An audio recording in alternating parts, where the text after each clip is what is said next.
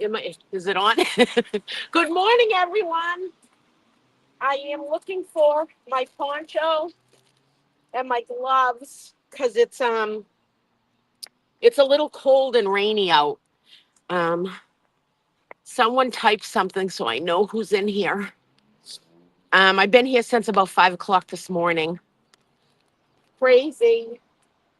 All right, hold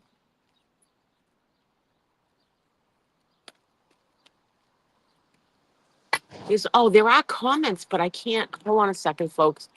You know me and technology. It's bad. Oh, good morning. There we go. Good morning, Anne Marie. Good morning, Heather. Good morning, Tina. Good morning, Muzzle. I got to try to carry everything. Maybe I'll put my gloves on after so I don't spill my coffee. Um, it is a little gray. It stopped raining though, thank God.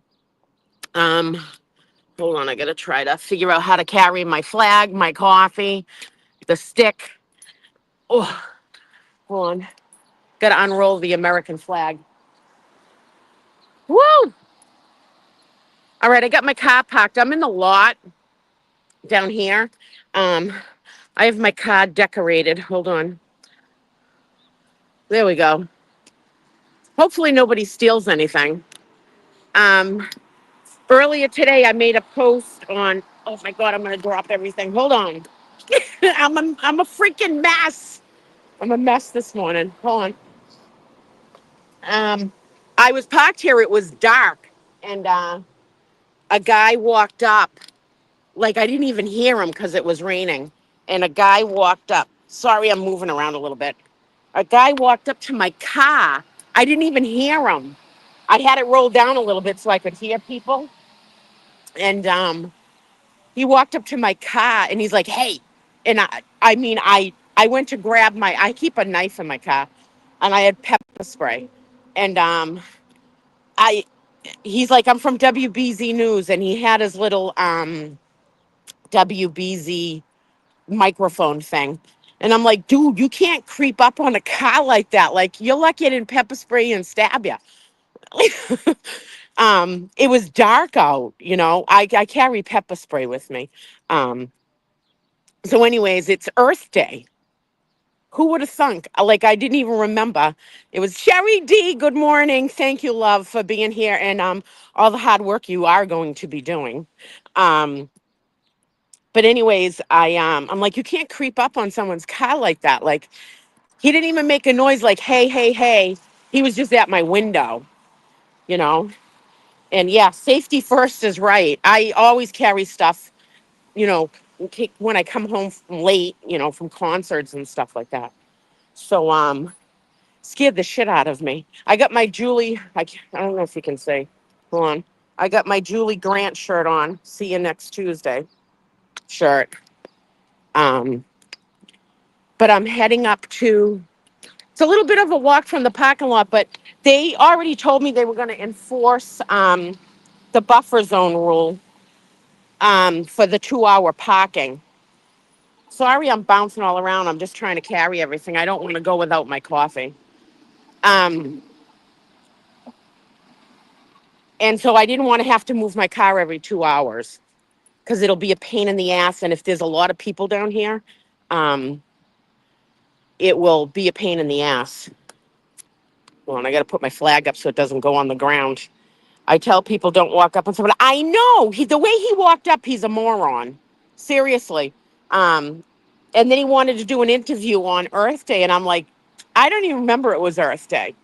Like we're too focused on this Karen Reed trial. So in the interview that I did on for WBZ News, I said that I'm like, you know, when he asked if Earth Day had sort of fallen aside and stuff, which it has. I mean, remember back in the day with Earth Day, like you went out and planted a tree and, I talked about that stuff. But okay, I can walk. And it was, he wasn't here for the Karen Reed trial. He was here for Earth Day. So he almost got pepper sprayed. What an Earth Day to have pepper spray put on you. Anyways, good morning, everyone. Did anyone even get sleep last night? I did a little bit, but I fell asleep during Glara's 12-hour stream, which they raised a shit ton of money. So, we all know how I feel about the Glera, but Glera is here for us, and it's amazing. Someone from Tennessee is putting all their time and effort into helping us change what's down here. So politicians ruined Earth Day with all their lies and propaganda became diluted. Huh, a little. Like, does anyone remember? Like, I'm old, so you youngsters might not know this, but back in the day, you used to have your milk delivered to your house in glass containers, and you recycled them. They delivered your cheese, your milk, eggs, all of that.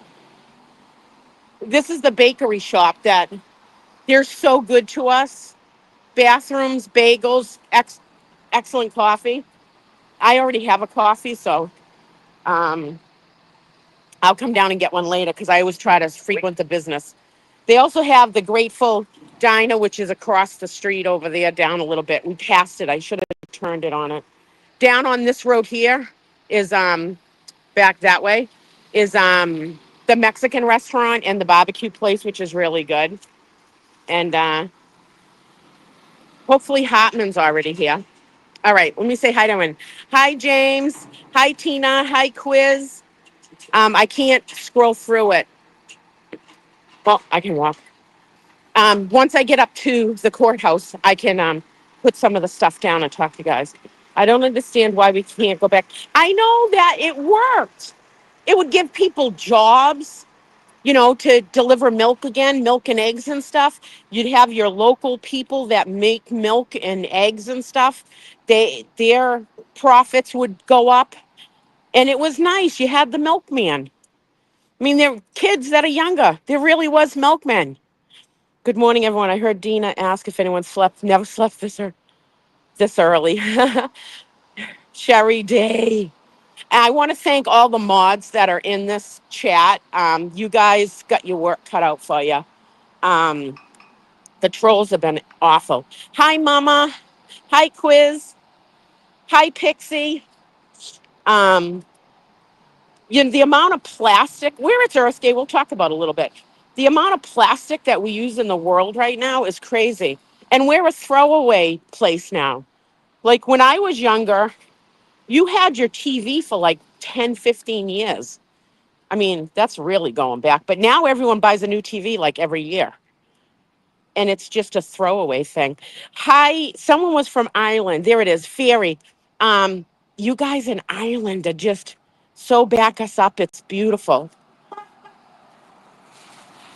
Oh, there's Minion Mike. I'm not late. I've been here since 5. Hold on, we'll cross over and say hi.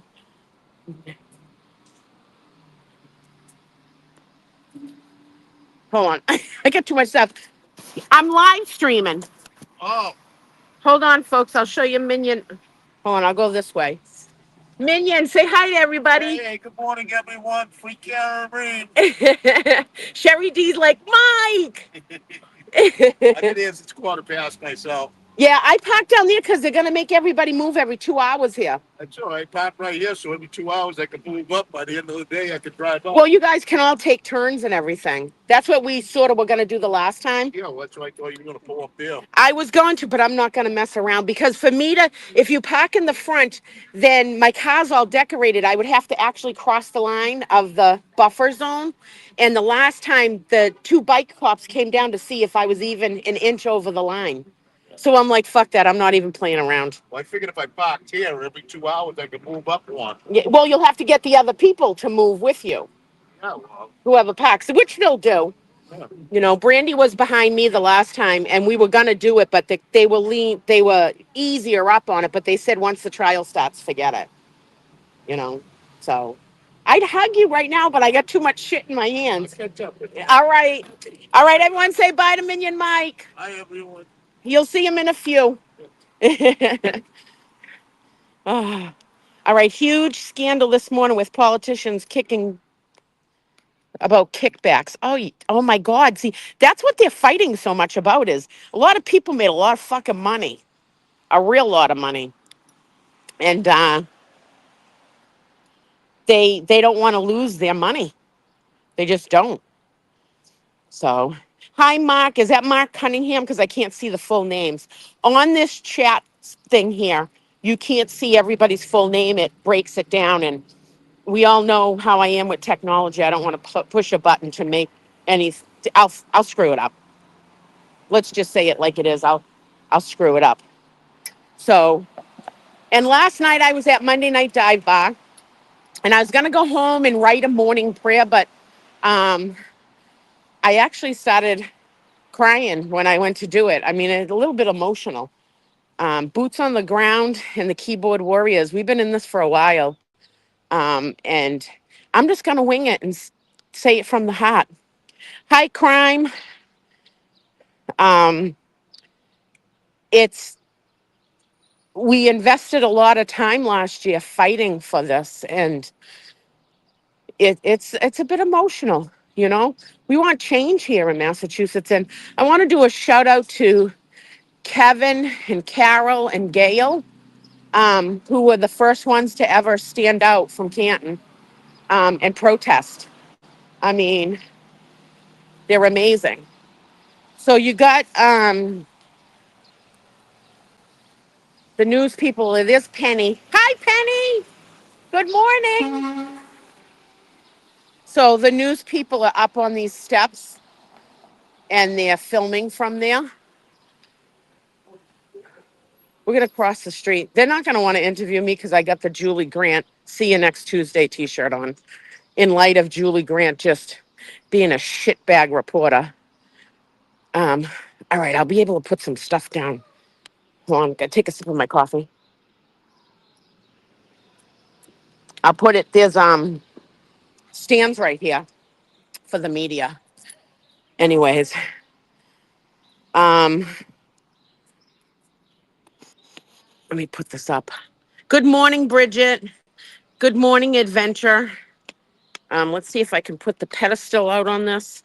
Dana and Tracy are gonna get me a better stand. This one's good, but it's not um the Cadillac of mic stands. Um, Boston Brandy and Leanne have like really ones. Ah, Nathan's here. Let's all say a prayer for boots on the ground. Yeah, say a prayer. Hey, Nathan, I don't have any food. Oh, I got the dog treats in my car. Okay. Yeah. There's dog treats in my car. I ain't walking back right now to get them. I'll get them after. Um, let's film this here. Huh? You live? Yeah, I'm live. Yeah. Yeah, good here. But but I'm down at the parking lot. Oh, are you? Yeah. I only see Minion Mike. I just Minion, yeah, I just saw Minion Mike. He's parked at the edge of the buffer zone, but I don't want to move the park every 2 hours and worry. Like I just don't know. Yeah, Tim is here. He is here. Good. So Minion Mike's here. Tim is here. Tim's here with Nathan. Hi, Mama. Is that Mama Fairy or Firefly? Yeah, it's traffic's, traffic in Dedham Square. You can see all the cars lined up. There's always traffic. It has nothing to do with us. They keep on saying like we're causing this traffic stuff. It's not us. It's not. Anyway, you can try to put your phone on landscape. All right. Dana, it's early morning. Hold on a second. I think if I turn it, hold on a second, folks. If I lose you, I'll come back on. All right. Is that better? Hold on. Is that better? They just buried the bomb for the bomb sniffing dog. Oh, did he? Nathan just buried the bone thing for the bomb sniffing dogs that you usually hear in the morning. Hi, G. All right. Now on the chats, it's just saying the first two letters of people's names. So hi, SH, hi, RO, hi. I can't see what the full names are. And my memory's shot to remember everybody. Sorry. But yeah, here in Massachusetts, we run on Dunkin's.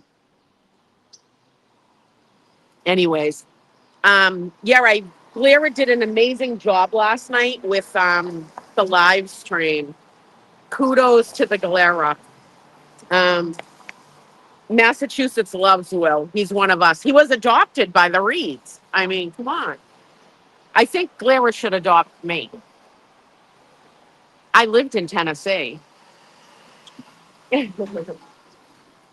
So I'm waiting for the first siren because it's never a day in Dedham until the first sirens of the fire engines and the ambulance go by. Ro, I couldn't even make it. I fell asleep. I did, and then I woke up early, put it back on, then fell asleep again. But that's okay. I'll be coming up from Rhode Island after work. Missed last week being in Florida. Oh, good. I'm gonna be down here all day every Tuesday. I'll live stream with everyone. But then I have to work. You know, they all think we're jobless. We're not. I'm giving up a day a week. Thank God my boss is really good. He understands how invested I am into change and freeing Karen. So I get every Tuesday off, and then when I get out of work at noon, because I go in early, 4 o'clock in the morning for work. Um, I like the Glare, but his mods are absolutely trash humans. Excuse me, I'm a mod in this thing. I got a wrench. I'm not trash. Get rid of that person. So you know what? I ain't dealing with this shit. Someone get rid of that person. Thank you. Get rid of them. No baloney today with this. There's enough. We deal with enough trolls and bad comments. We're not doing that. We're not. I ain't having it. This is about all about positivity. Um, So the rest of the week, I'll come down when I get out of work at noon. I'll drive down and try to make it into here to be down here for the afternoon crew. It's tough. It's tough. Last year, I people that have been watching know I injured my back pretty bad, and I spent 9 months getting injections and um, working out and try to strengthen my core to get back to work, which I did. So last year I was out of work. My work wouldn't take me back because it's a stand up job, and so I was out for a while until my back healed up enough to go, and I got a new job. Anyways, I can only see RTS comments. I wonder why. I have no idea. I don't want to hit a bunch of buttons. There'll be more as time goes on. There'll be more mods in the chat, or Dana or Dylan can fix it. I had to go in on this right now because when Dylan wakes up and goes on, it'll just automatically stream into his stream. So, like I said, we're just gonna film down here. There's gonna be a lot of people live streaming down here, and there's plenty of room for everybody. You'll have Erica, you'll have Kurt, you'll have me, you'll have Brandy, you got Scott McGinnis, and anybody else that wants to come on can take the phone for a little bit and live stream. That it's bringing you a view from right down on the ground here. Good morning, Spa. Good morning, Rob.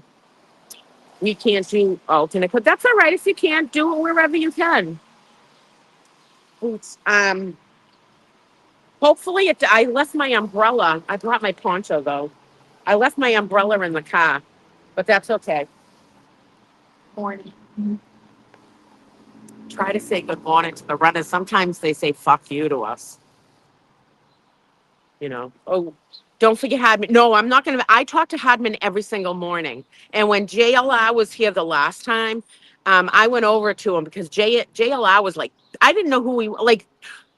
Will warned us, but I didn't see it for myself till he got down here. And then he was like, you could tell he was amping up. He was pacing and pacing and pacing. And so I went over to Hardman, and because Hardman always says, if you see something that's out of the ordinary, please let us know. Like they know our faces down here. And so I went over to Hardman. I'm like, this dude is his name's like JRL or JLR. I really didn't know him that much. Um, I said he's pacing back and forth. He's amping up to do something, and he was. He was waiting for Karen to come, so he was pacing and stuff. And so Hardman was really good about it. Another cop down here wasn't. He mouthed off to me, standing behind Hardman. He's like, "Oh, what is pacing illegal now?" little young punk Mass State Police cop. So I went off because it was just so disrespectful and rude. Like I have all the respect for cops too. You're disrespectful or you're a shit cop. They're not all shit cops. I'm not anti-police, but I mouthed right back up. Hardman pulled me aside. Like I'm not going to let anyone talk like that. I'm like you asked me to tell you when things were stood out. You know what I mean? Like if someone was amping up, and so that Mass State Police the next day they assigned him to me down at the chain link fence because me and Kurt were at the chain link fence to let Karen go in and out and stop people from trying to sneak in, and we donated our time to try to somewhat help protect her.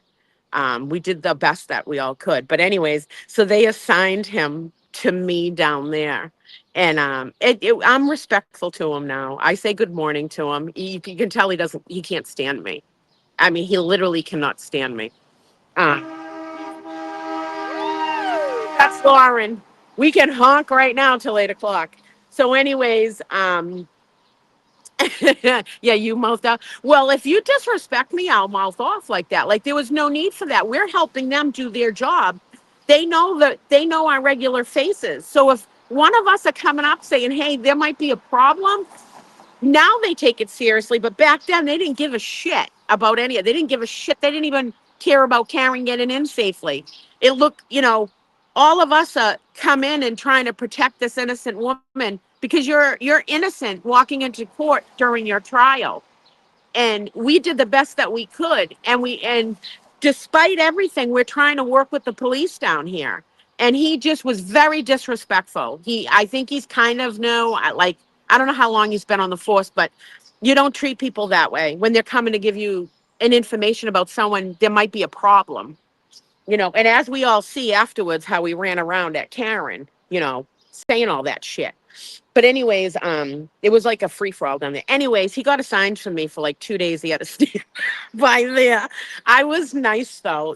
I can seem like a royal bitch sometimes, and I can be. We're all human, but I do have a big heart. So we all make mistakes. I try to be very forgiving of that. The best that I can do myself.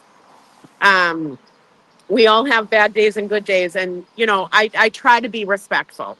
I really do. And you know cops need to think. You don't know what a day a regular civilian has.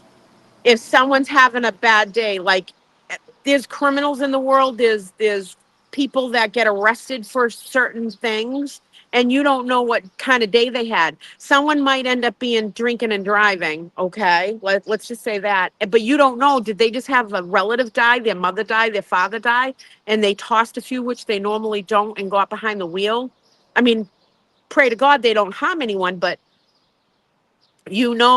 everyone can have a bad day. You don't know what people struggle through life, and why they are the way they are. So I try to be a good human. I'm there's days I'm not a good human, like we all are like that. You know what I mean? You just do the best that you can for that day. So anyways, cops need to look at that, and a lot of them do. A lot of really good cops, you know they really do. Um so hopefully they have a little patience today with people, especially if a lot of people come out here. Um, the media is all lined up the road up here. On They're all parked all up here and everything. They've been. What's funny is, no, it's not an excusable DUI. What I'm saying, I mean, if you get caught drinking and driving, there's consequences. But there's also, what I'm saying is, there's reasons behind people act out. Same with a lot of people that have problems with drugs. You don't know what their upbringing or their childhood was like. It could have been horrendous. So you're not making an excuse for them, but you have to have compassion for people too, because you don't know what they went through. People are the way they are because of how they grew up. So there's no criminal offense is completely excusable, but you have to look of why they act out. why they're on drugs, why they are alcoholics, why any of that is. So, and people change their lives, and it's just people are different. So, anyways, we're going to be held accountable for the 2 hour parking limit here.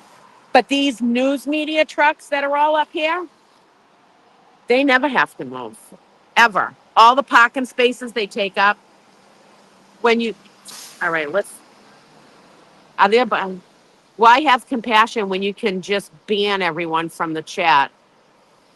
Um, One, keep it clean. We're not going to ban everybody, but if it's stupid, nasty stuff, then yeah, we are going to. You can't please everyone. That was a song. Can't please everyone. You just got to please yourself. Something like that. Hey, essay. No banning unless it's extreme. Exactly. We're not going to degrade anybody. We're not going to talk shit. We're not going to talk about um, when people come in here and talk about other things, like worldly things. That is kind of rude. Good morning, Joanna Marcy's iCloud, aka Denise. Hi, everybody. You can have an opinion, just keep it clean. Yeah, you can't please everyone. That's right, GF. Okay, look at what you're writing. Glara's mods attract. Like, do you have nothing better to do than sit behind a thing and just stay stupid?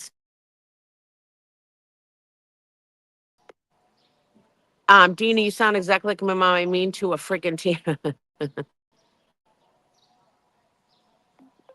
Thank you, Ro. Thank you, Sherry D. My mom. I mean a freaking T. I hear you and think every second time that my mom is in the stream. Aw. Thank you, mods, for doing what you do best. I just called to see if there's any pockets. I can't. Who's ever calling me? I can't answer the phone while I'm live streaming because I'm not tech savvy. Think Dana got him. Thank you. Yeah, so we'll do one thing about Hardman. Hardman, in case anybody's new, Hardman is the Mass State Police officer that's down here that's in charge of everything in front of the courthouse. The Mass State Police handle everything from road to road of in front of the courthouse. The rest of it, all through the buffer zone into the outside of the buffer zone, is the Dedham Police. Dedham Police have been wonderful us, especially Silver Fox. Whoever's been watching for a while, we all know about Silver Fox. Um, but Hardman's been good. He good to us. He knows we do morning prayer out here and the Pledge of Allegiance, and he's all for it. He now refers to us as boots on the ground. Um, he's got his job cut out for him. Oh, here comes Brandy and Ross. I'll be back later. Okay, have a good day. Everybody has good mods. I love Clara's mods too. We're live streaming. What does your shirt say? I was just watching you. Part of the Good Kid Club. Ah, good morning. Good morning, darling. Today's the day. Today's the day. We're here for it. Say hi to everybody. Hi, everybody. Where are you? Hi. Today's the day. Did you park down in the lot? Oh, so I'm just right there. Got three pocket out. Oh, all right. If anybody comes, those three spots. 2 hours gets yeah. Well, Minion Mike's here too, and he was because I told him about the 2 hour thing, and he's like, "No, we'll just keep on moving forward," and that's perfect. Yeah, where's he? Is he in the truck? Yeah, he's in the truck down there. Oh, so he's like 2 cars behind us. Yeah, I'll park right behind us. Yeah. When you pulled in, did you see my car out there decorated in the parking lot? Well, oh, you're down. I'm in the parking lot. Okay. I got my signs out. I got the banner out and everything. I didn't look that way. I was looking for you. We were watching you. And I'm like, I'll see her. Where's she walking? Well, did you see when the stream with that freaking guy from WBC News? I didn't hear him approach me. It was dark out. I got my pepper spray. I got everything. My knife. And all of a sudden, he's just at my window. And I'm like, dude, I'm like this. I'm like, dude, I almost just pepper sprayed and stabbed you. Like you can't creep up on someone's car. Exactly. We'll be ready. And Jude. He didn't even like approach the car going, hey, hey, like from far away, like, hey, because my window was down. He was just at my fucking window and I didn't hear him because it was raining. And then he's like, do you want to be interviewed about Earth Day? And I'm like, it's Earth Day? Oh yeah, it is. Oh, it's my friend Robin's birthday. I gotta say happy birthday, to Robin. Hi. Yeah. At least my concern right now is Earth Day. I'm live streaming you guys. I beat you guys the other night. Well, I got stuck in. I didn't threaten to stab him, but when you're in a car in the dark and some dude's just right at your window, I didn't even hear him creep up. Like, because I have this. Hold on a second. This is my pepper spray. I almost pepper sprayed him, and I keep a knife in my car just in case. I'm, by myself a lot. And I've had threats against me. Like, you can't do that. So, anyways. Fuck, if I had to bury it? The Glarus mods are trash. Oh, why are you guys saying this continuously? Stop. Have something better to do than just sitting here and write the Glarus mods are trash. They're amazing. Thank you. I don't know what Thank you. Even Scott. And Cherry's coming back, I heard. Thank God. Someone's got to keep the Glare in line. Come on. Hey, Maya. Thank you. Oh my God.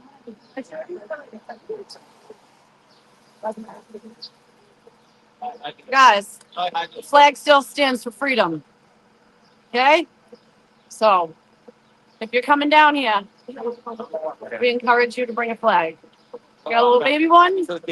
I gave my other ones away, but yeah, it'd be nice. Hi. Yeah, I gotta go get my gas. Yes, I'll be back from Poland. It's crazy. That's right. Let's be kind. Free Karen Reed, let's be kind. Oh, we got more people walking up with flags. I love it. I love it. Brandy just walked away. She's got to go back to her car to get stuff. So, oh, there we go. The Glarus mods are trash. Yeah, you have nothing better to do. What is happening in Massachusetts? You should be more concerned about that than just sitting there wasting the time. Hey, wasting the time to just type that. Why don't you type about police investigations? Why don't you type about how CDL license were given out by the Mass State Police? Why don't you type about Sandra Birchmore and what happened to her? Why don't you type about just en route? Like, you bother to write Glarus mods are trash. Okay, have a beautiful day. Do you need anything? We will be there. No, I'm all set. Like I said, when the warm weather comes down here, if people ask what they can bring, we are not taking any money. Let me make this clear. I've had people text me.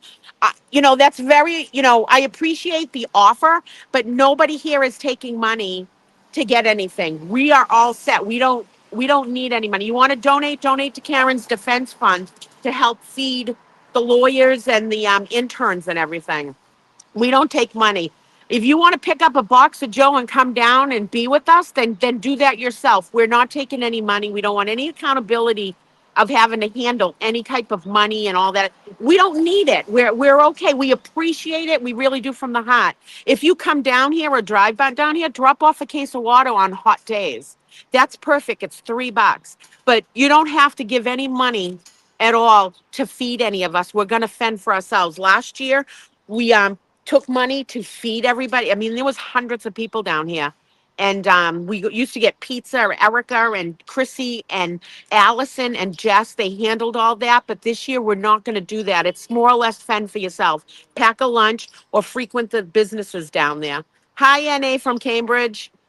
Like I said, from the heart, we appreciate it. But there's so much bullshit that goes on with collecting money. Don't even bother. Go on to the people that live stream, that run the live streams. You can buy merchandise that they sell, and that's fine. But we're not taking any money in Venmo or any other way for that. It's not what we appreciate it. It's just it just causes a shit show. You know what I mean? And let's make this as easy as possible. It's tough enough being down here for the day. So, like I said, very from the heart, we appreciate it, but we're not gonna take that. What all happened all of a sudden for people to have to declare mods being trash? I mean, what I'd miss. I'm over that comments. Really, stop. Um, Highlight, it won't let me because I had to turn this into landscape mode. It won't let me see the full names of everybody. So, yep, free carrier. Today's the day. Um, I got my Julie Grant shirt on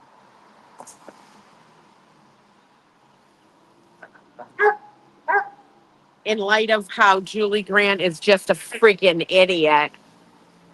The teal glasses are usually at the dollar store. They're $1.25 now, though, not a dollar anymore. Don't miss anything. Thank you for all you do. Oh, we thank you. You guys that we're down here because we live close and we're able to come down here. But you guys sitting behind the keyboards, you're just as important because you're keeping it all in the public eye of seeing what's happening here. Because it, like I said, it's become more than what Karen is. Karen's the face of it, but it's about police procedure. It's about corruption, and they've taken corruption way past what they should have. I've said it a million times. It's people expect people to fix parking tickets and morning, and they expect little things, getting maybe a family member out of jail for something minor. But this is a decorated Boston police officer laying in the front lawn of another police officer's house, and they just let him out there to die. And we all know there's way more than what happened. They try to frame, I think, Lucky Loughran. Um, they were going to blame it on him, and he's a stand-up dude. It's just way more than this, and we want change. Enough is enough, you know. Corruption on steroids, exactly. And now the people have spoken, and this happens everywhere. We're showing people too that in every state, in every city, every small town, it happens everywhere. But people, we've had enough. Enough is enough. Um, and there are people that have signs that say that on it. Enough is enough. It's you cross the line, and there's consequences for that. The Sweeneys will be here. We have Frankenstein, Lucky's truck, Frankenstein, exactly. Um, no, they'll be here. It's only what, 6:30? They'll be here soon. They'll be here soon. You wrong. You. Hey, Dina, keep an eye out for the ex-con. I know. Hardman should be here in a while, and I'm gonna talk to him about it. And Hardman remembers him from last year because we got word of it, and I had warned Hardman about it. The motion to, we need to talk. The motion means any demonstration going on. So, in other words, if I wear a Nike shirt, that demonstration. Right, right. Where are you going? Well, that's just like this shirt. I don't have Right. anything free Like, carry I ain't on gonna it, let you gave me shit about so. but I don't know. Free Turtle Boy too. Turtle Boy's got a lot of charges he's going through court with. Mark Betterow was on the Glarus thing last night. Melanie Little was, Nurse Kim, Auntie Dab, like they were all on there. I know. I love when she goes on like that. And you can see how confident she is. There's stuff in this case that we don't know about that hasn't even been released yet. And they know a lot more, like Turtle Boy said, than what we know right now. And it's all going to come out in the trial and things are going to change. I want to see if Bev takes every Friday off come, the warm weather to go down the Cape. I just spilled it up my nose. Dina, you be careful today. Absolutely. I'm not engaging in any negativity at all. Not at all with JLR or anybody else. This is positivity for Karen. Where I live, we had a bad police and police corruption in the 70s, 80s. It was stamped out by police whistleblowers. As this case goes on, more people, more police and stuff will come more publicly about what goes on. As you can see, there's been TikTok things on Brian Albert and stuff like that about, people getting beat up by him and everything else. It's coming out. let me tell you, folks, if you watched anything or you last year during the trial, we had Boston police officers dropping us off water, not on camera, just dropping it off, thanking us for being out here. I've gone to restaurants and had police officers come up and be like, "This is wrong. I believe she's innocent." Like, but they can't publicly come out like that. There's union stuff. There's all sorts of stuff. So it is what it is, you know. Good morning, H.E. Like I said, I can't see your full names. Good morning, D. From California. I said California's on my bucket list. I haven't been out there. I want to put my feet in the other ocean, other side. JLR showing up today. I imagine he's showing up because he's in Boston. He live streamed from Boston. Um, I imagine he's showing up, and if he does his antics, let me tell you, he'll be the first one in the paddy wagon because they're not messing around. And anyone that comes down here, just stay out of the buffer, in the buffer zone and stuff like that. They're not, when any of the prosecution or the defense walk up, they're not letting anybody near them. You can't come through, as well as the jury. Like, they don't let you in the buffer zone. So, and we want Karen safe. We want everybody safe. So, yeah, Glera did a whole stream on, talked for about an hour or two about JLR, so everybody knew and was warned. And we can't thank him enough. He's been so good with us with, you know, explaining stuff like that because no one knew who JLR was. I'm trying to get out of your way so I can see you. There we go. There's Nathan's daddy. Um, and he's been really good with informing us like that. And that goes to show you how much he's invested into this movement and about truth and about justice. And we need him. We need him. You know, Boston has adopted Glera. I could go on and on about Glera. We all know that, but there's a lot of streamers out there that are fully invested, and because they want change. Glera show was off the hook yesterday. When I got down here at 5 a.m, I was watching it almost to the end. I probably got about 10 minutes left. Nurse Kim and Auntie Deb, Jimmy, they had just gotten on it, and of course, Nurse Kim looked fabulous. That Waltham lady, she's from my hometown. Someone tell me Bullhorn is not with JLR. I have no idea if she is here or not. The lady that was with JLR yesterday in his live stream was not Bullhorn Betty. You can walk down and get a hot chocolate. You want anything? No, I just had a coffee. I'm good. I'm good. You guys want anything out there? Want a bagel? No, that's so mean. I'm just kidding. They're closed. No. No, the bagel shop's open now. Yeah, the lights were on when I walked by. They open at 6. Glera gave you a shout out too. I know he did. He made my day that day. Let me tell you something. He's smart. He's intelligent. He's friggin' damn good looking. We all know that. He's a looker. But his heart is in the right place for this movement. He has gone over everything. He talks to us. He's the people's person. And he's backing us and he's helping keeping us safe from Tennessee. He's keeping us safe from Tennessee. That's how invested he is into this. And a lot of the streamers are from here. You know what I mean? We're fighting the good fight. I will always have good things to say about Clara. And and he's adopted by the Reed family. So that goes to show you that family is so kind and heartfelt. So don't forget to go on the alternate corner stream and give Dylan a like. Yeah. So Boots on the Ground will be streaming with Dylan. He's going to be showing it and the trial and everything. So you can follow us if you want to follow anyone you want to follow. Okay. Good morning, Dean. We appreciate you all. Stay safe. I will. Hi.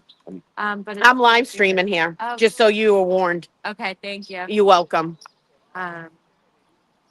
Yeah, he raised a lot. I think it was over $20,000 somewhere. I didn't get to the very end to know the exact amount. And he did that without having to take his shirt off. I knew about JLR years ago. I was never into the crime streaming stuff that everybody's into. I'm usually too busy. I'm more focusing on the music stuff. Um, South Africa. Oh, wow. South Africa. Wow. What countries are in here? I know Ireland always is. I really, they're amazing. Is that Aussie girl? Oh, it just went so fast. JLR is a little weird. I think JLR has some issues mentally, and there are people like that in the world. Um, thank God he's not physically assaulting people yet.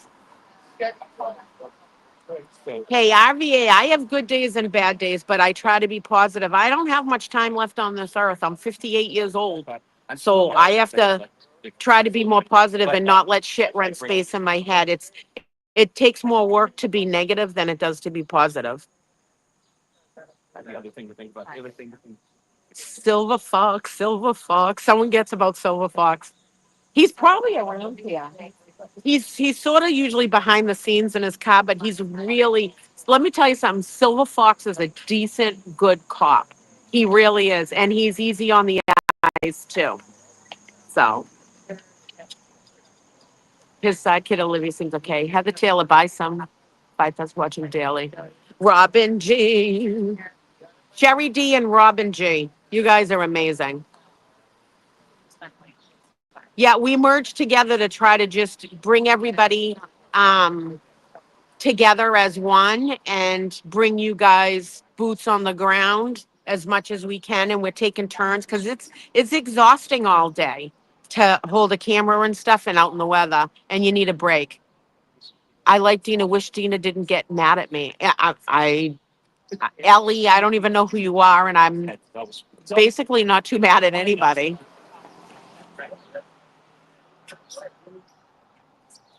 Yeah, we do love film. Boots on the ground, Dina Kerr. Hey now, Facebook TV. Oh my God, it's going so fast. I can't even read everything. Catching up, but try to hear about back trouble and chronic illness. That sucks dealing with that. You know what? You can't let it rule your mind. I have a couple herniated discs that are pretty bad. Um, and I have to get injections like every 6 to 8 months now. They're lingered out now. They're not good to get the injections all the time. So having all the weight loss too really helped my back. I'm so glad I did it. And that helps my back a lot. I just got to keep strengthening my core, and that'll help.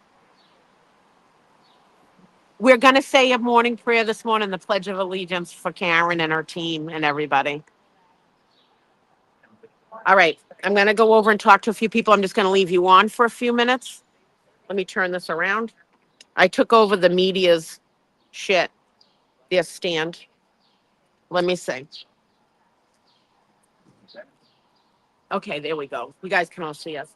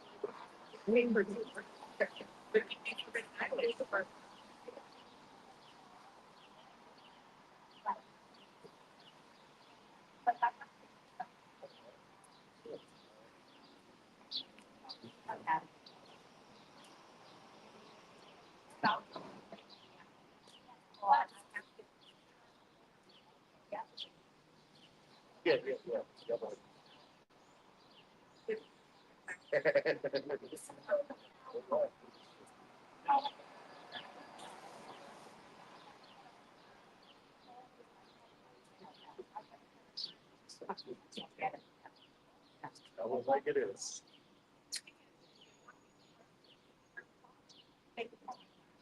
Oh, yeah.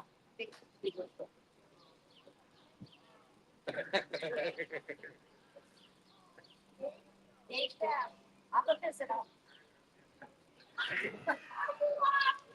What did you say? Oh, very dusty.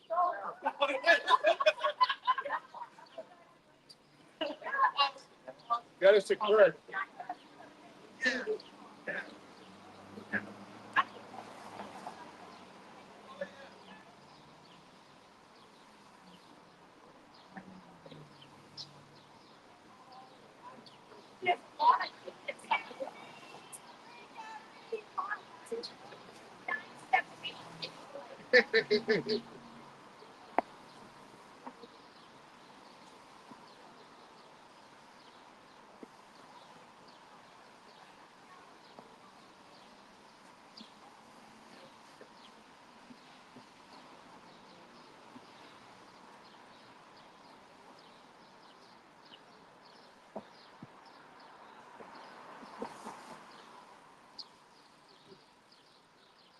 Yeah, right.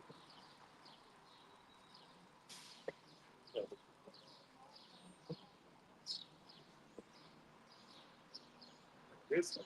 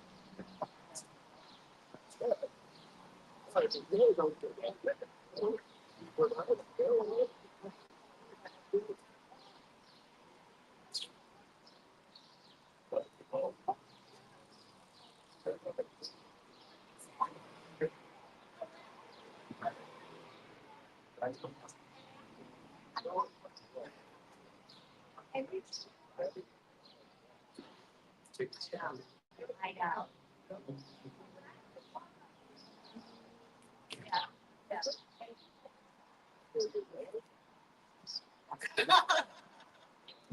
I know.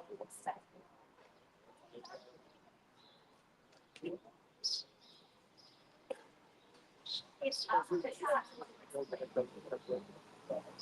Oh my God. I thought.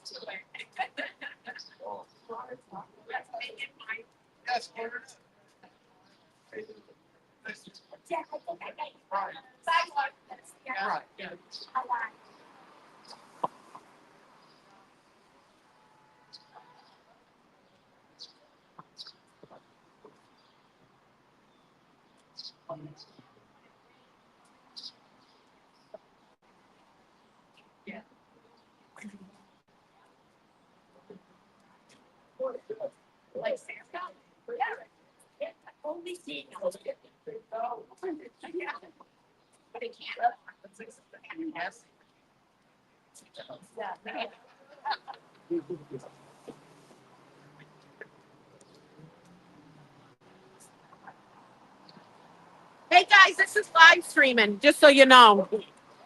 We're all just chit chatting. I'm meeting people that are online, and now I have a face to their name, and it's so freaking awesome. It really is.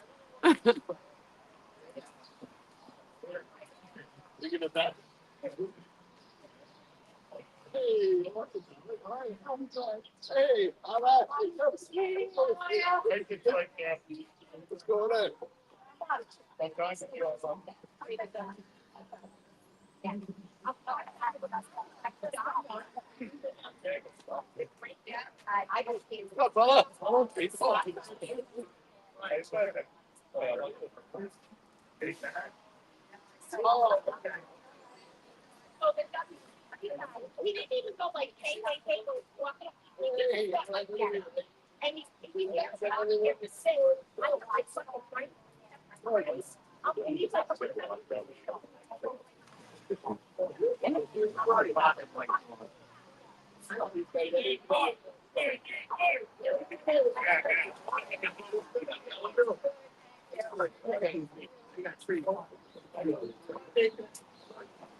Hi, how are you? I'm live streaming.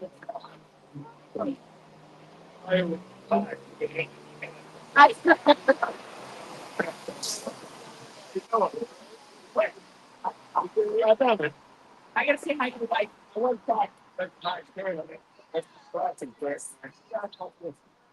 Like at the I got tape. I'm not gonna stop this. Kind of that off data relationship with the we don't want other people to get it. You tell us what you want. We have, yeah, well, he's a Marine and everything, so it's like, hey, you guys know we were Americans. You gotta build a 81, they have to go to my phone. When we gonna tell them, oh, he's gonna stay here, he's down the road. The ball, the man say that, oh, I see on the road. I didn't fucking, I didn't even hear from the yeah. Yeah. Yeah, put a stick down there.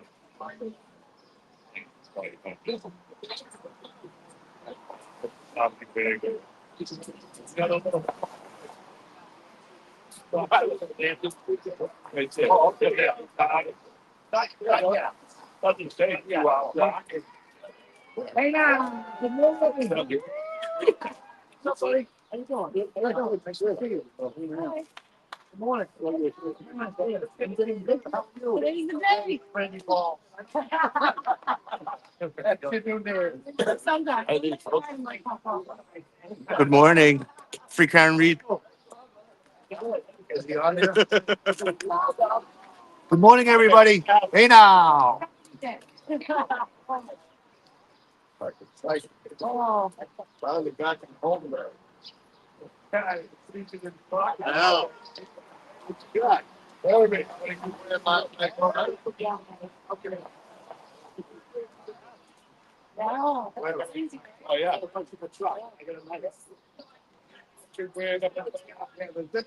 This guy's great. Good job. You all go find out? No. Is it?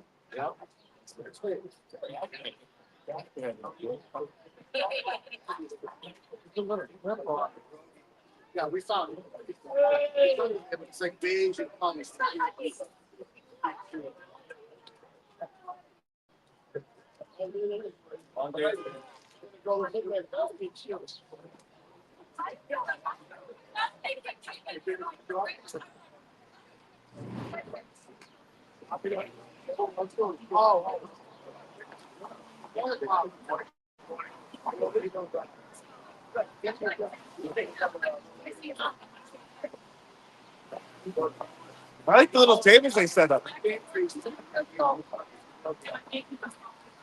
Hey, Tim. Wow. How are you? Hey, how are you, darling? I heard you found someone's phone. Shallow. Right now, he just put That's right. Justice. I'm gonna let you know. I agree. Oh, Oh my God, it's only 7 o'clock. Go now. No, it's live for you. It's live for you. Way too early. I don't know if Dylan's on yet. I don't think he's here because usually he's in the corner here. Let me see. Let me see if he's on. There you go. Yeah. Hold on. There we go. Thank you, Michelle Smith. The flag doesn't stand for. It's going so fast. Where's Rita? Rita focuses on Canton. I don't know if she'll be down or not. Tonight's a really important meeting, though, in Canton. It's about Helena Rafferty's renewal. Dylan in the. Oh, there you are, Dylan. Good morning, Chappie. Hey, guess who this is? Jerry Garcia. Brian, good to see you, Dylan. I can't wait till you come down here. I know he did. Pretty soon, pretty soon. It's pretty cool. You get to meet people that you see online all the time. Now you put a face to them, you I know? had to come down here. I had to come down here. Oh. Dylan's in here. I He said no. Uh, I'm sorry, it's Dana. Because we're Hi, already on Dylan's channel so that they don't have to shut down and then restart Right. back up again. So Dylan will be here in a while. Well, I can say hi to Hi, chat. Brian, Hey, chat. Jerry. Yeah, you can talk to them. That's awesome. Tell them what you think. Yeah. Free Karen Reed. I came down this morning because I couldn't help myself. I was sick of watching this on TV. I got to go to work in a little bit, but I'm going to be down here through the second trial. So, cheers, everybody. I hope we have a great day.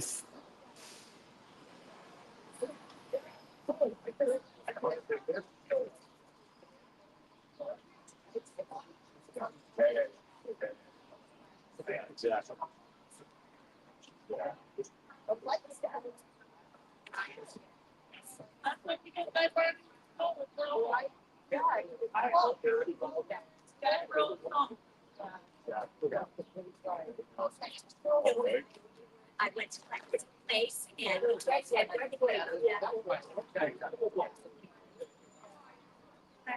I stayed alive for a little bit.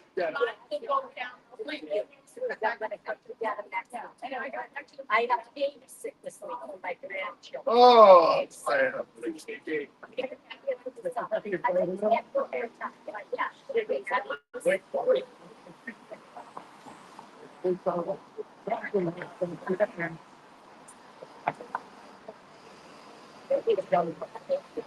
I got to be a girl when he cut the flag and they call up the offensive. They changed it to 9. They don't need a 9 anymore. Well, they got people to fuck a couple go before 9. They don't keep it like a photo.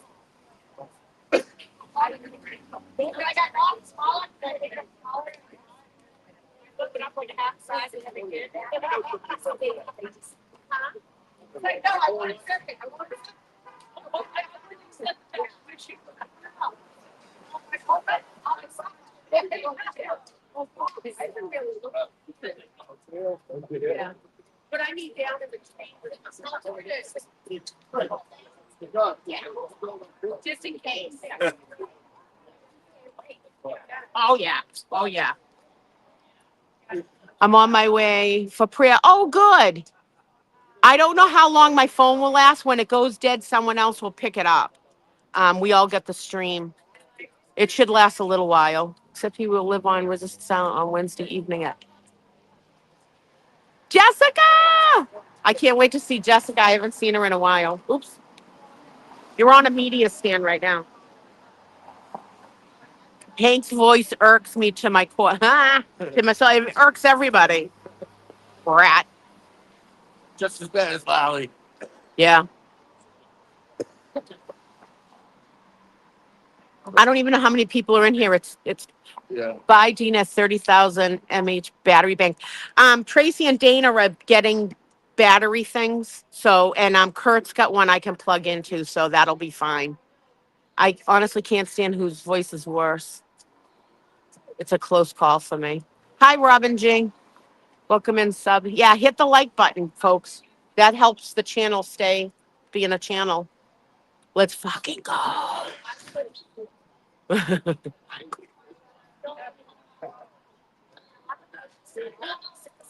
Get the back end. There you go. 5 seconds.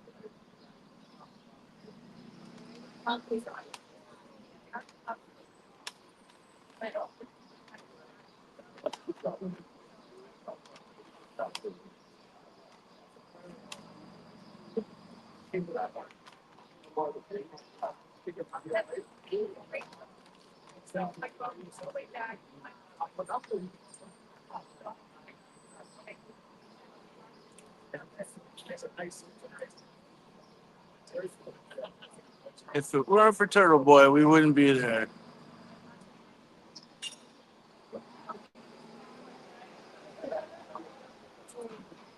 He was injected by corrupt state actors. No, he was just pissed off. He was just as pissed off as everybody else down here.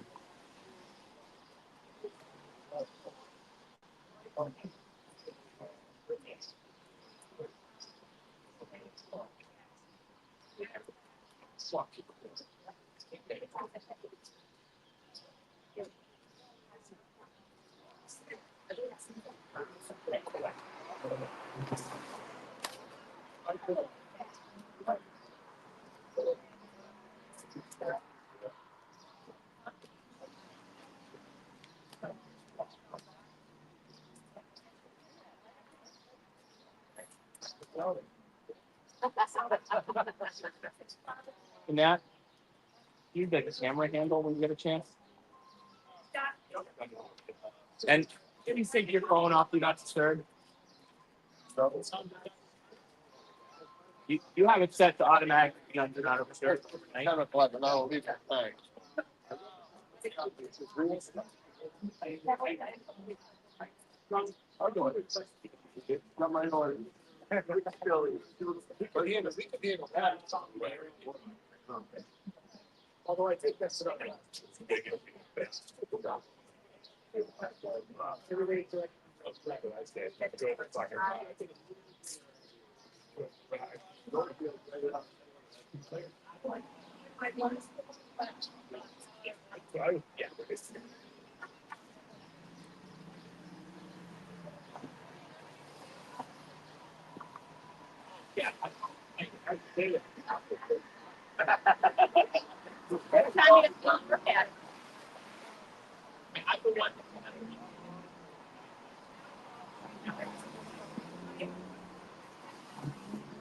They talk about what they've been expected to do. Yeah. Yeah.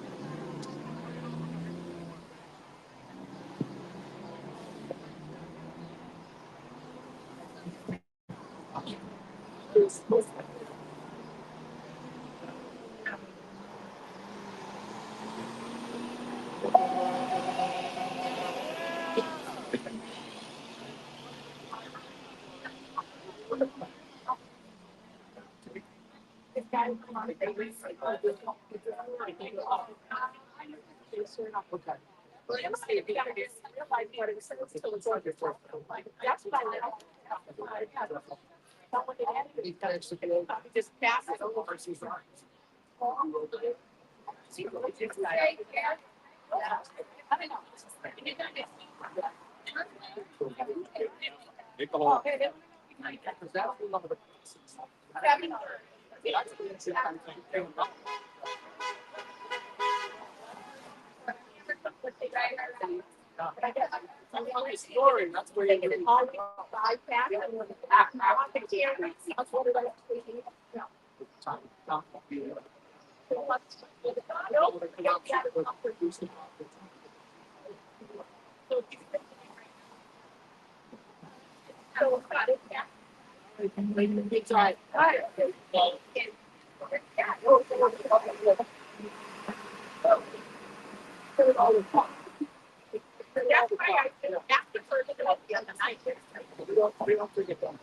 Basically, will be it's not either way, and then they'll walk down.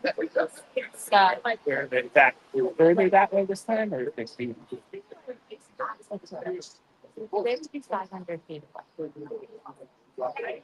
So last time I was here, it was 200 feet, and it was at the They were, they just said 500.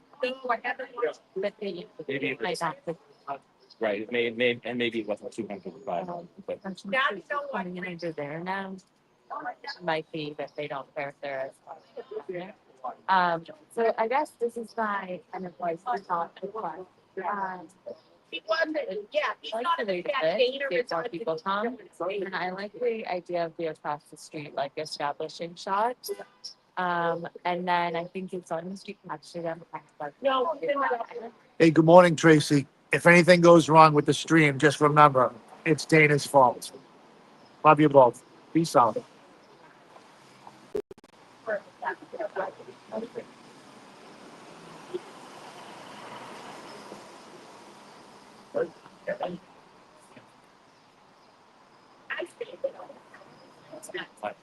Thank nine. Or hey now. yeah. Still wet out here, guys. The rain stopped, so that's good. Fastest. Got Channel 10 here already. And what this is.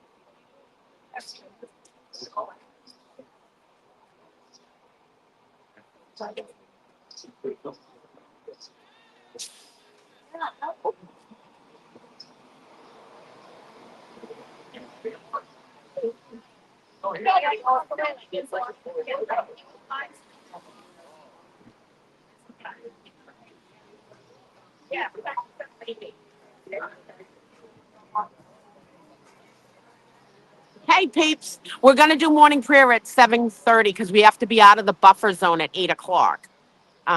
Rest in peace, you must not be paying for something's wrong. Anyone know what time the buffer zone is for? It's 8 o'clock. We have to physically walk out here at 8. So we're gonna do morning prayer and then we will do the Pledge of Allegiance. Brenda's not here, she had an appointment. So Dennis is gonna do the Pledge of Allegiance to start us off with the Pledge of Allegiance. You can't come in and chat and trash TV. No, if they're trashing TV, get rid of them. Ain't gonna happen.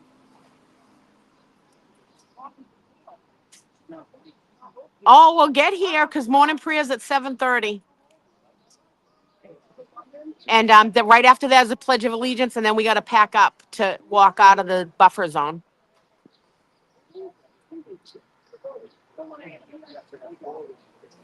Yeah, if they're talking trash about TV, then get rid of them. If it's just normal questions, that's okay. But if they're talking trash, then get rid of them. Oh, Scott McGinnis, we're missing you here. I know you can't come down today, but we miss you. You're here in spirit. I wish I had your stand-up thing. I thought it was funny Janie answered my question. I love you too. Yeah, there's days that people can't come down here with work and stuff. Like I said, I'm going to be here every Tuesday. Same thing. I'll be here early in the morning, and then the rest of the week I'll be here after work. And I got to see how the traffic flows for that to try to make it here. Because traffic is awful, awful in Dedham. It has nothing to do with us. It always is awful. They like to blame us for it, but it's not us. Thank you for the people that are standing up for TB. Okay, as long as no one's, I just walked up to you, so as long as no one's trashing him. Regular questions are fine. There's no trashing. It's about positivity.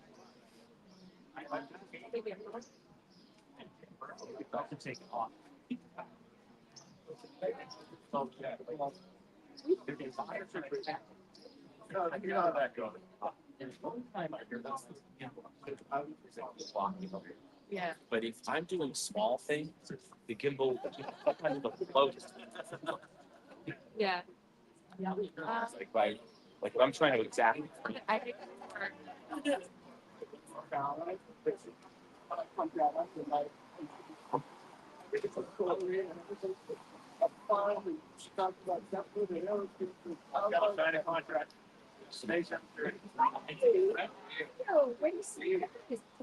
yeah.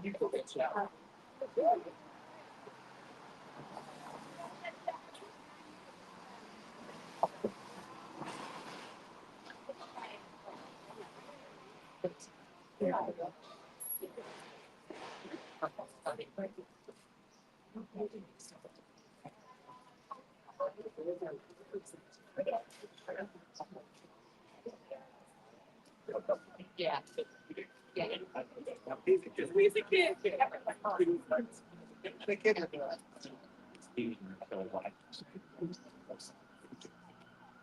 Yeah, yeah, yeah. Yep.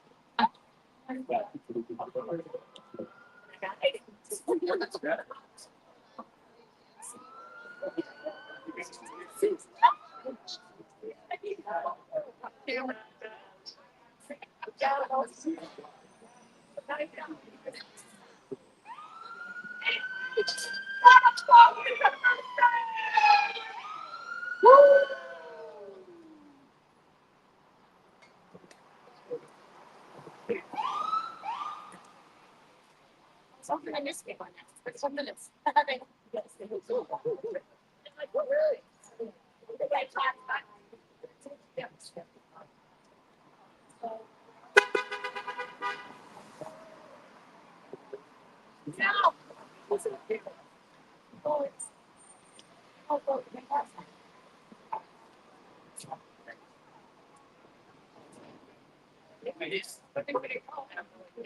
I'm not gonna be down there.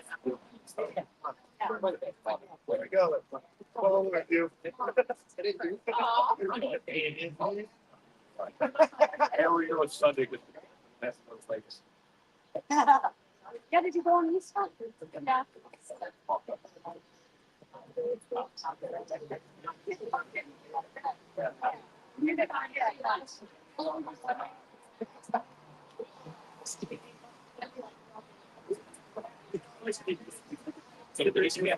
So every time you go to somebody, you go to graphics, it's so good.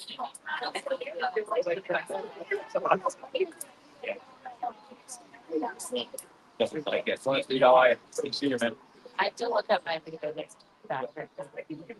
What's that? Game on. They want. I go can bring.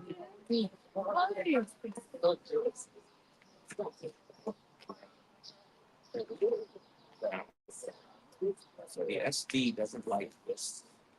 This was fast. So yeah, this one also is.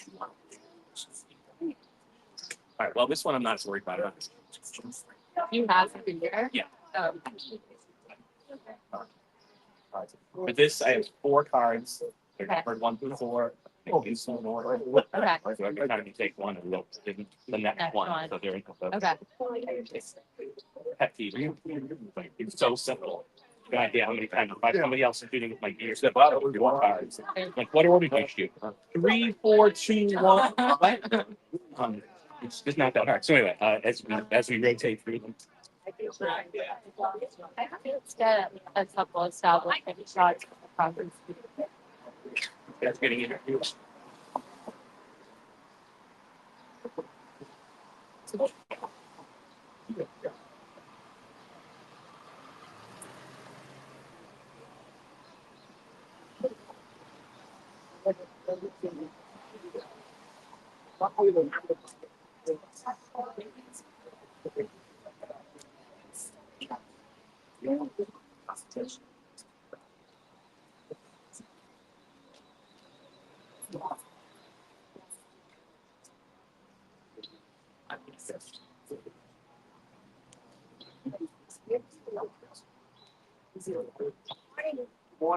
morning. How are we doing? How are you? Nice to see you. Yeah, I saw you all dressed up the other day. You were looking pretty sharp.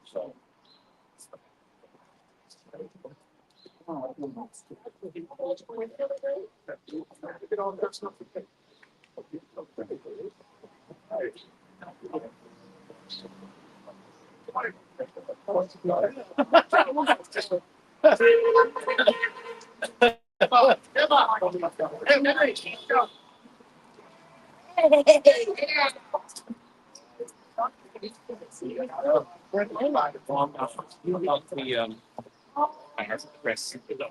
Oh, I'm not here for Chris. When I'm shooting with this, we got to get them set up because they're going to be. I'm doing your sound. But oh, but thank you for the sense. But now she was there. I think you're working for.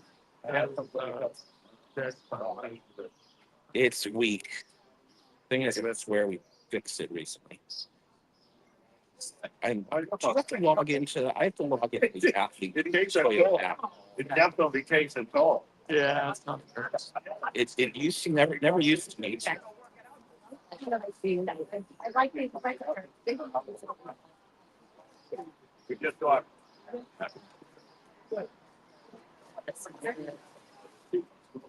Oh, so just be careful because we're on the live stream. And we're saying. Yeah, I looked at it as good as he thought, and still don't.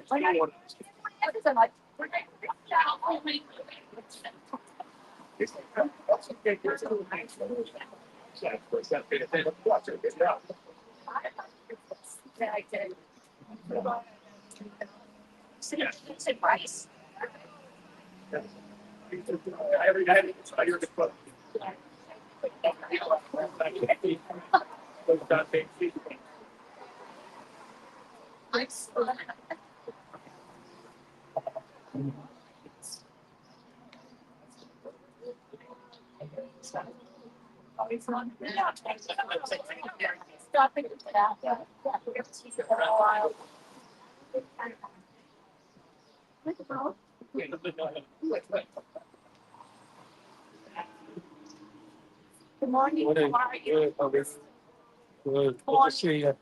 Good. That's good. Not yet.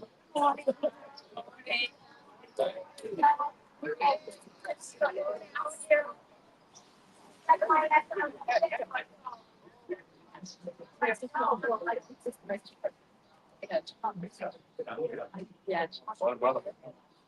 Yeah, exactly. That's what I have to do. Don't worry about it. Don't be-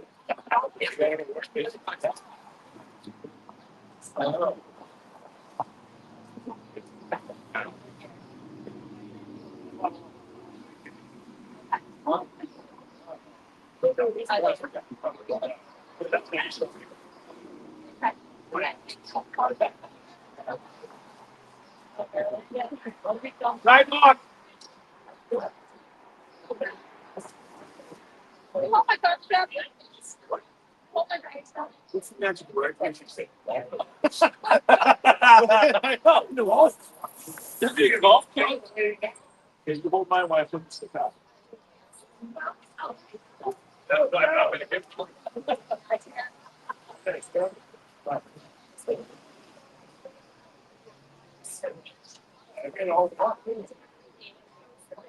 No, it's a little. Oh, my God. Grab it up.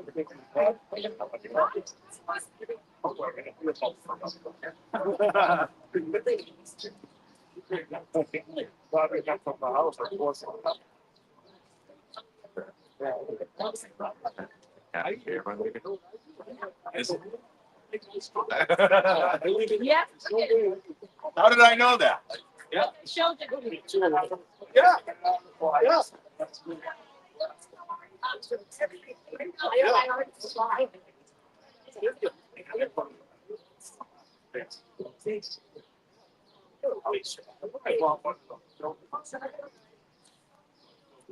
Oh, yeah. You never know. Every time I feel something, good morning, young lady.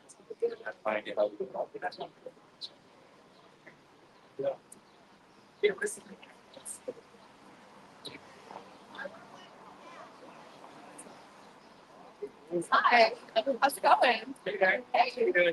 Yeah.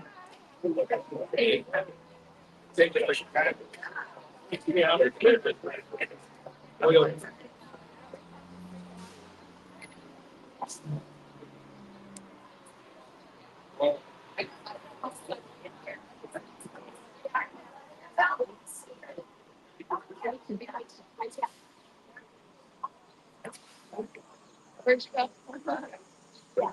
Yeah, we don't stop. We're going to be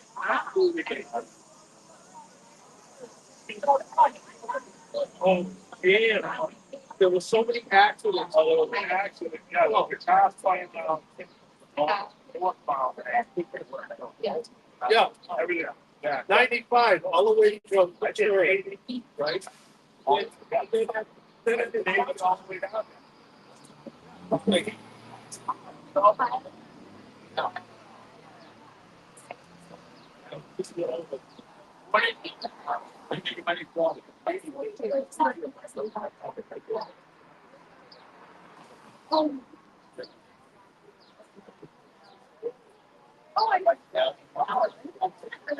Why? I know.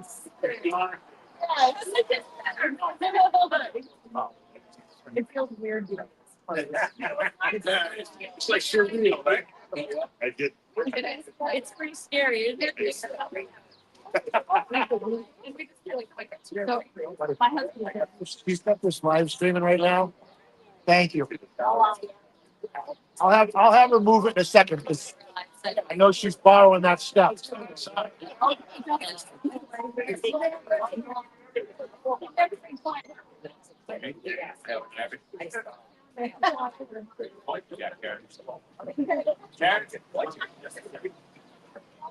All right.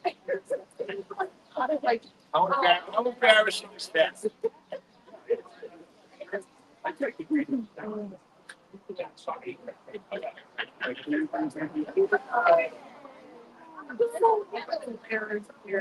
We're almost ready for. We're almost ready for morning prayer. I heard that somebody was standing in front of this for a long time, so sorry about that, guys. We were getting interviewed by one of the news stations. So, hi, how are you? So there's a bunch of them down there. So this message is coming through.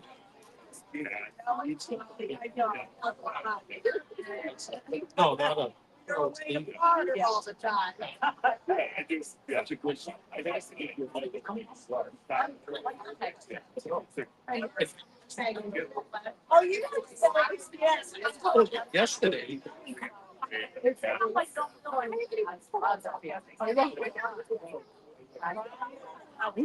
have to Yeah. yeah, I'll tell you.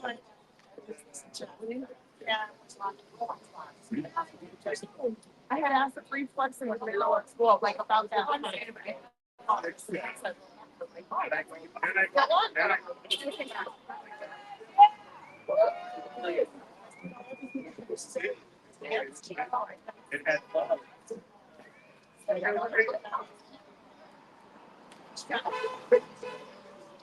Oh, I sure.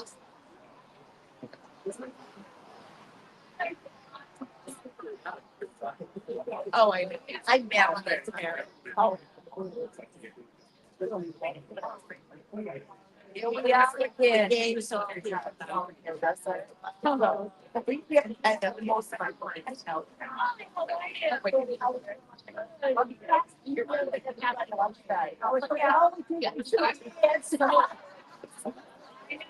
I don't know if I'm so tired. Like,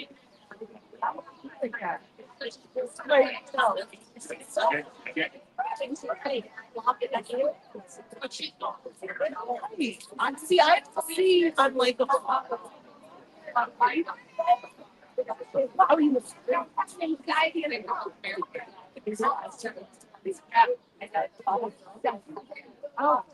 I don't know.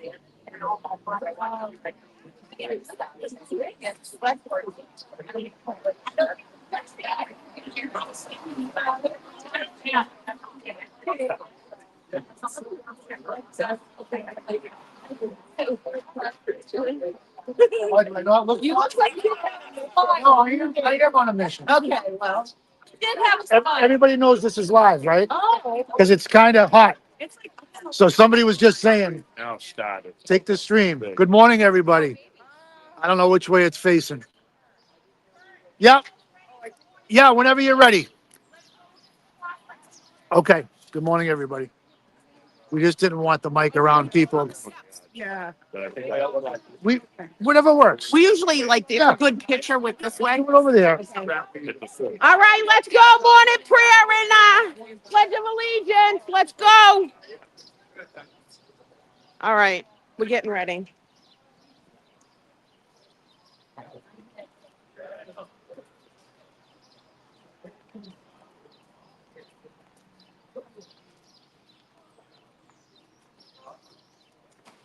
All right, you guys have to do what you come up here and say a few words and then you do the pledge of allegiance. So if you're wearing hats and stuff, you take them off.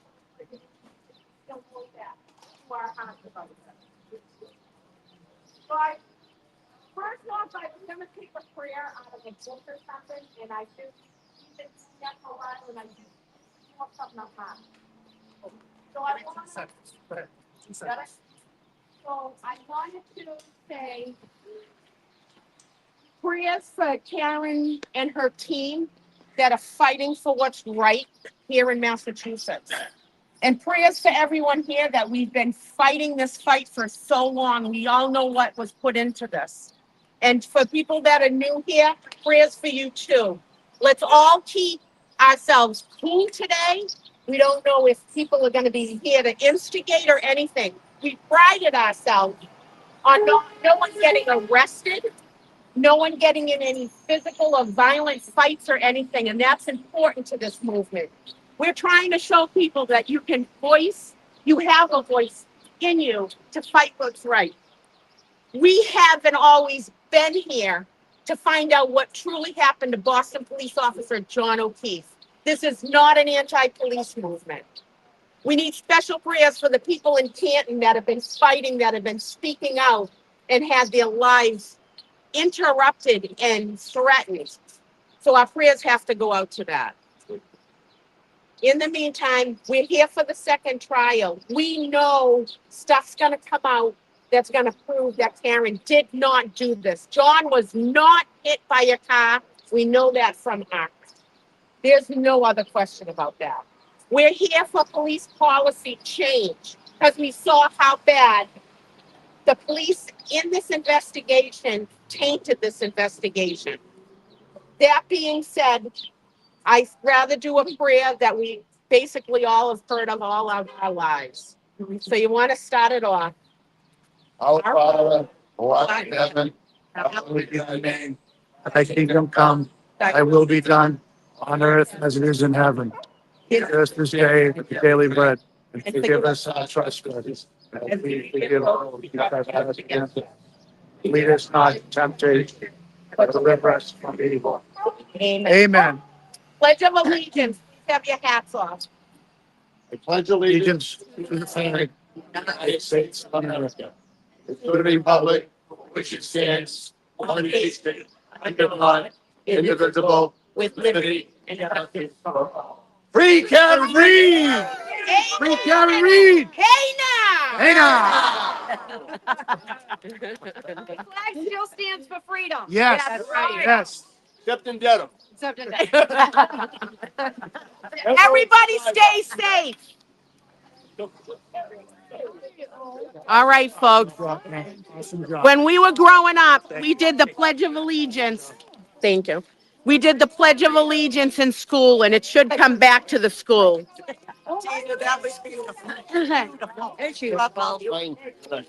Love you too.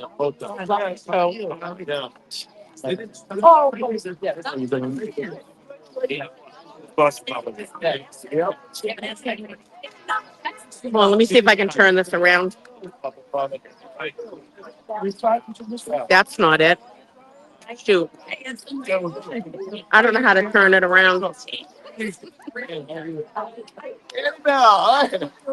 I love that.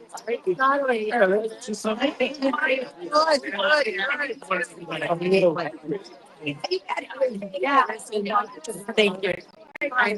We're all here for a fight. I know. Nice to meet this selfie. I have. Yeah, I saw. Yes. I mean, you were driving over. Thank you. I see I'm going to be there.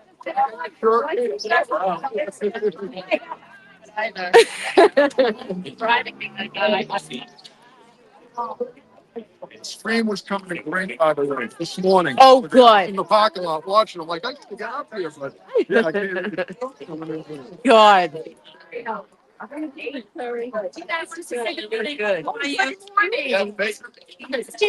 Yeah. I'm good. I'm good. Hopeful. Hopeful. Thank you. Okay. I'm good. How are you? I know. I know. Hey, how you doing? I'm like my favorite karaoke partner. Where's Brandy? See Brandy. Right there. I get your face. Didn't even stay there.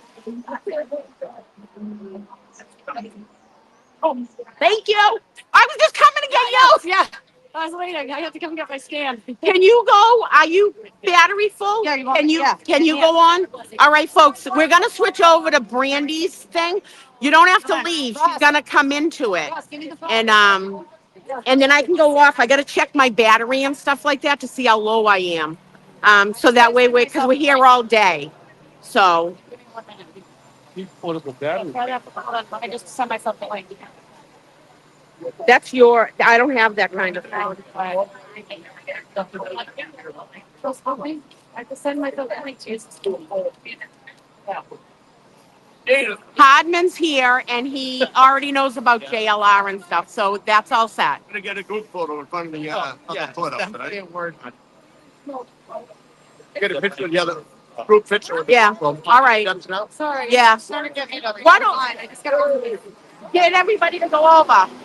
Hey, everyone, we need to do our group photo before 8 o'clock across the street in front of the church. I mean, the church, the fort. Oh. The brig is good. The brig's work. Hold on, I'm going to put you guys down here.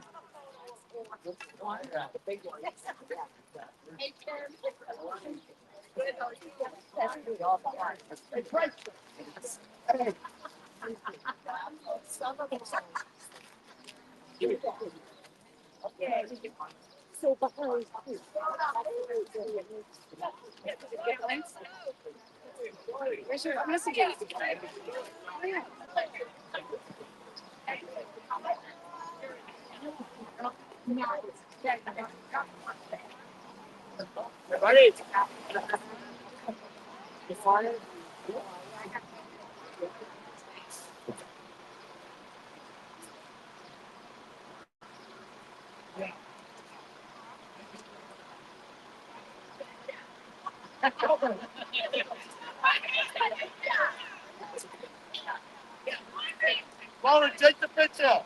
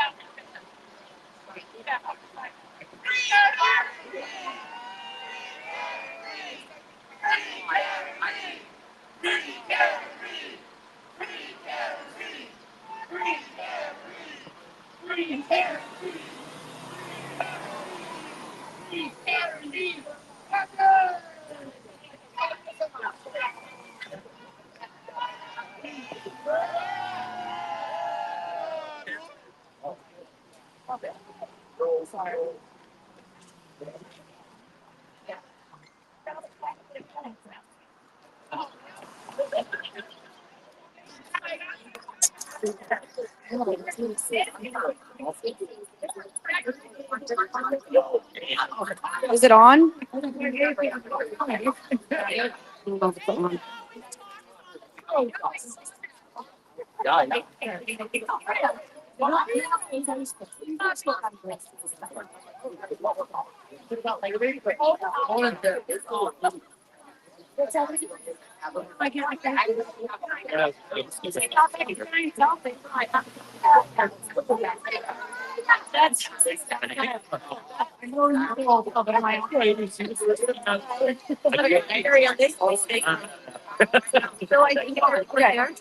Yeah.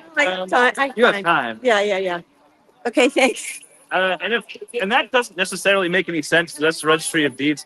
So I was like, should I? I guess at 8, maybe just go back up the steps and see. All right. Nah. Oh, good. Brandy's on. Wait. Yeah, I just got on. I gotta go on the. All right, I'm getting off. I'm gonna try to like on the link.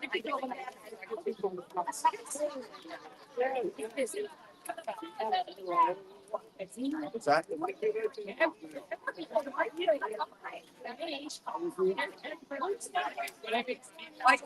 Oh, I gotta get out of there. Good. Yeah, I did. I did. Yeah. Get me all set up like a press. I gotta get out of there. Check. Okay, now I can get my husband.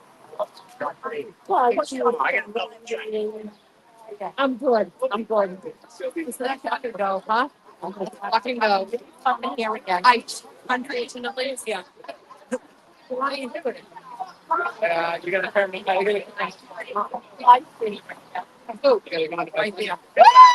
Free Karen You guys scared the shit out of me. That's why I almost freaking pepper sprayed him.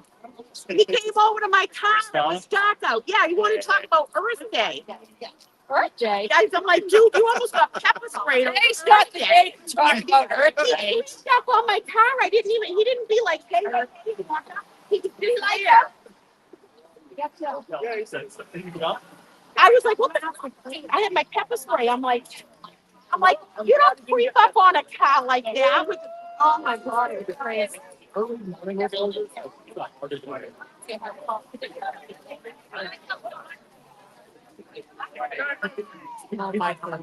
But sorry, that's great. No, that's all. I will be putting that in the vault. Yeah, like if you're gonna come up to a car, like slowly walk up to the car. Be like, hey, hey, hey, so people know. Notice that it's 4 a.m, too. 10 minutes of 5 this morning. Oh yeah, Quarter of 5. that's early. Jeez. Yeah. Okay, good for you. Well, we That's didn't know what it was to turn out. Oh, that's all right. Sorry, I just gotta get a hotspot, so I gotta shut this camera off for 1 second. Okay. How are you? settings. Anyway, sorry about that.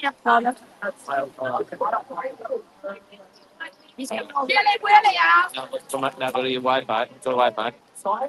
Now my name should come up. Oh, there it is. Now what do I do with this? Now you're on the. Now you're on my Wi-Fi. Hey, on there you go. So now I can have anything. I think so. Oh, hold on, go back. I don't think you can. Oh, Oh yeah, now you are. See those little buttons. alright. Get me back to the screen. Okay, sorry, thanks. My signs are on the car. They're on the car. Well, because of Julie Rand, what she did the other night on TV, I'm like, oh no, it's going. Crap. Like she done.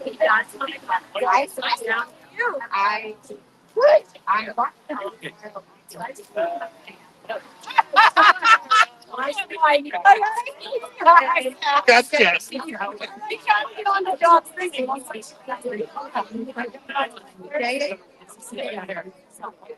I came up today, I said that. And then it came.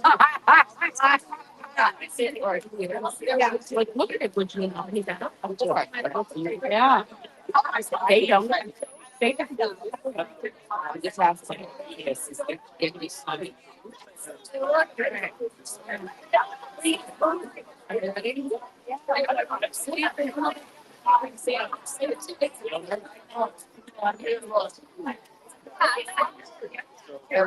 Well, for that.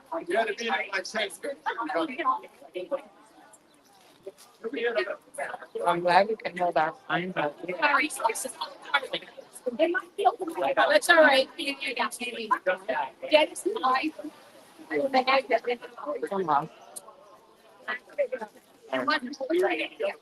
Whose phone is that? That's what is. Oh, you guys are live? Yeah, right there. We're live. We're about to be live on this one too. But I can't figure out the camera. I just had one of the, I don't know which one, but one of the media people got a picture of this. I'm like, if you got to put this on the news, that's great. I said, this is what we want the jury to know. What channel is this? What channel do you guys have? He's on silence. Oh, okay, okay. Yeah. Yeah. And the alternate. Jerry Garcia's phone. All right. Oh, okay. Oh, hi. From the chat. Oh my God. It's so good to see you in person. Hi. Sorry. He's That's going it. right now. Hi. I'm just trying to figure out the camera of how to turn it around.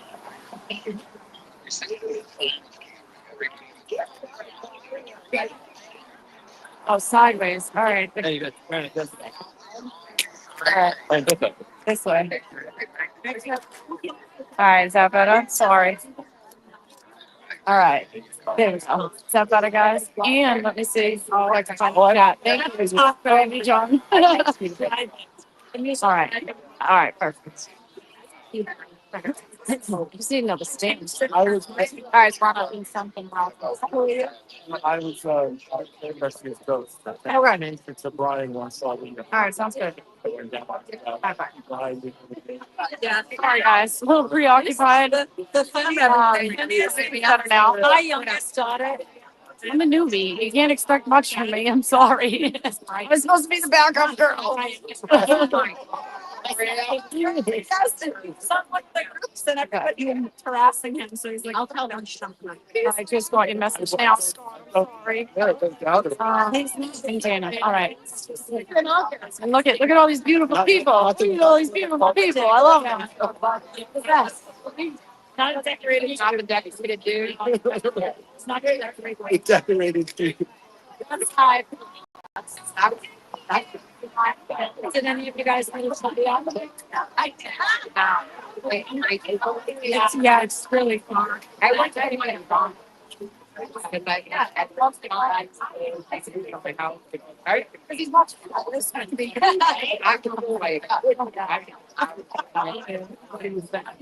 and I don't know. I'm not exactly driving at night. Yeah, I agree. Yeah. And I got actually. You should have seen me this morning in the rain. And I was like, thank you. And you watched me. Just in B-roll? I think we're just gonna get a little bit of that. I just sit down. I know.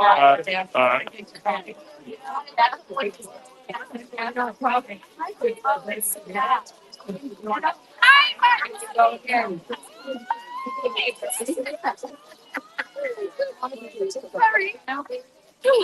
Oh, I know it's my time. I'll be at that.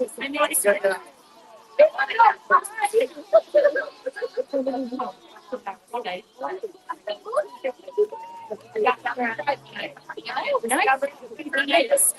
Yeah.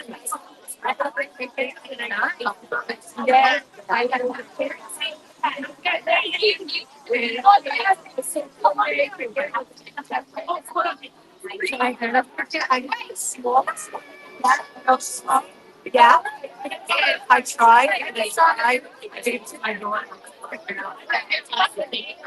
I knew you before. You probably could have helped me. Pretty heavy stuff. Oh, it's okay.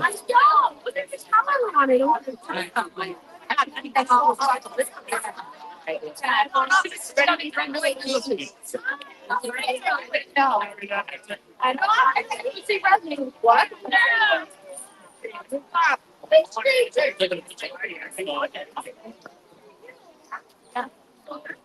I know, like. Here, get out of the way. I know.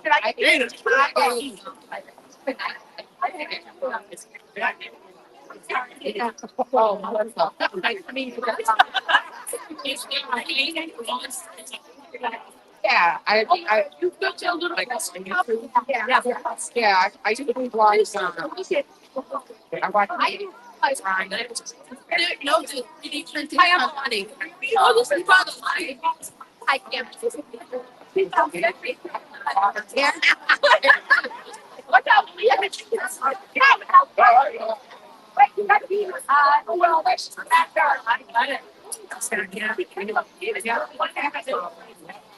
I'm out on the ground. Oh, I got them at a stand up. Someone had them. They made them and I just gave them. I'm down there. But they said, it's that we're back in for second trials. Because the evidence and if they say, well, what is happening? Try out the dawn, and I wanted to explain this. That's what brings it back. It's bringing evidence. So make it up. Oh, I'm missing that. Yeah. You're in front of someone's phone.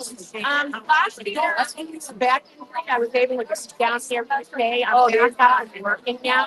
So I have every dose all, and then I moved part of the night. I know that after this. So last year I was the morning. I was here talking. I speak at the end. I want to. I didn't recognize you with you. We have a lot of problems here in Massachusetts, and we're fighting for the right now. So I'm not, we're not. Free category! Woo! My name is Dean. You can yell it as loud as we can for the next 15 minutes. Hey!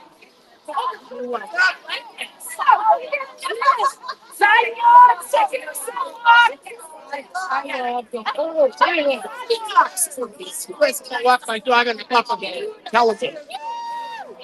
Idiot.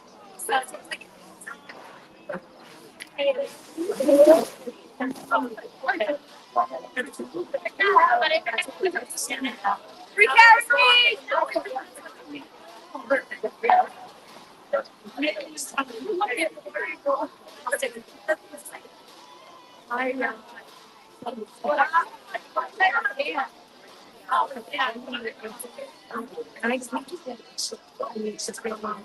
Why? He works for a commercial day and he learned to play bagpipes. He got his more televisions. He got married, he married her, yep. Then after oh yeah, I just did that. Yeah. And I was just there. I tried to fix it. That's got a girl there. Honestly, he was doing really good. I was proud of him. Good to me. Stand up.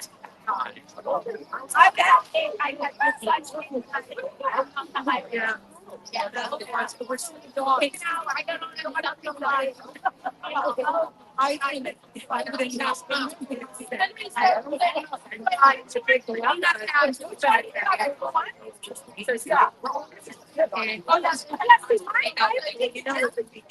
oh my God. All right, I'm gonna bring you over here. 6 people. Here. Well, they have a shutout. So, hi. Yes. Rodney, say hello. This morning. Yep. Good crowd today. Yeah. Oh, thank you. Yeah, this is the other one. All right, I'll put you down for 1 more second. Well, face you this way so you can see the cars for a minute. All right. I don't know which one's the favorite. I don't know. Hi, you're amazing. All right. So, yeah, I want to be. Yes. Yeah. Oh, cool. Yeah.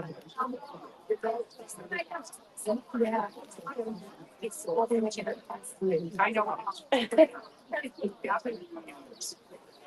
And that has the remote for it.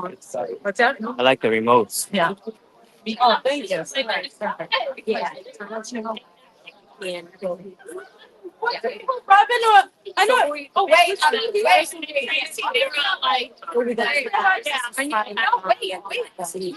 Yeah. I need a picture. On any 5 minutes. I'll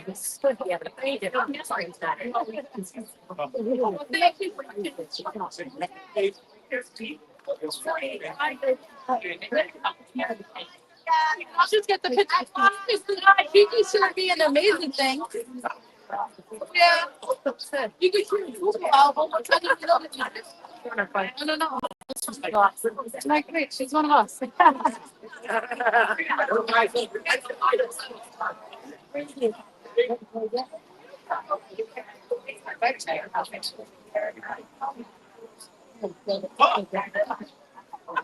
I knew I missed having you. I'm good. How are you? Yeah.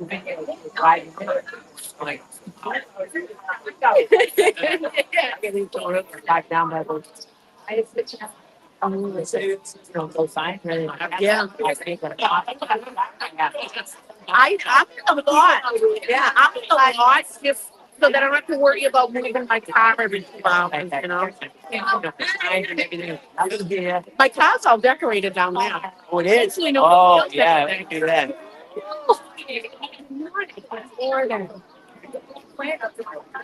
I could see that. We see some people. Yeah. So I yelled here for the weekend, guys. Yeah, we did it. See? Yeah. Yeah. They will just. Here. Like, Gabe? Oh, it's good though. Sorry,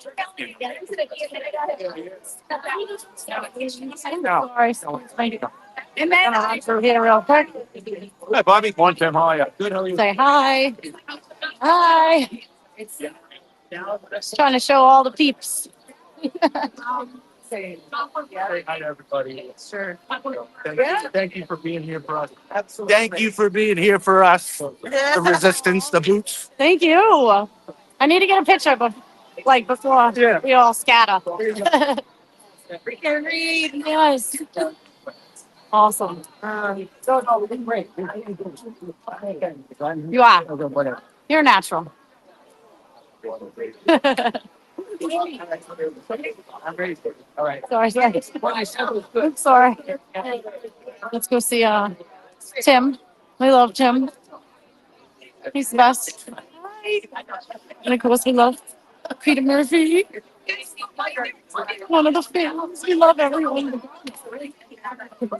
Capturing you, capturing them.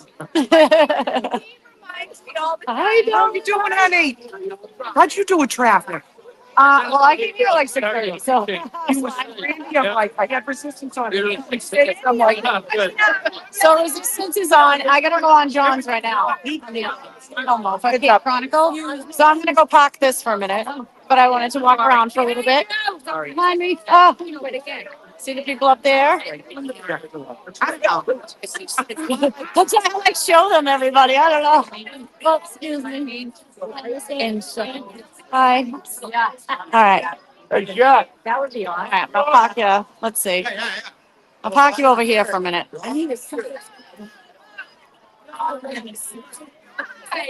Yeah, so you can see the courthouse. And I'll be right back.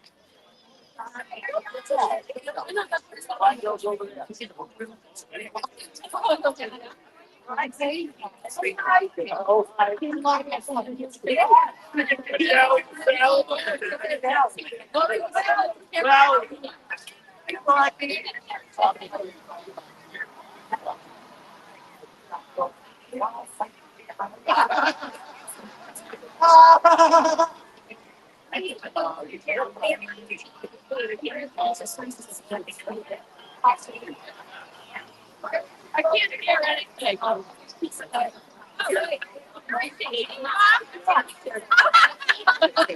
My friend. Hey! Everybody mute. Oh shit. I was muted. Yeah, I know. Oh, now oh no, Danielle's muted. Yeah.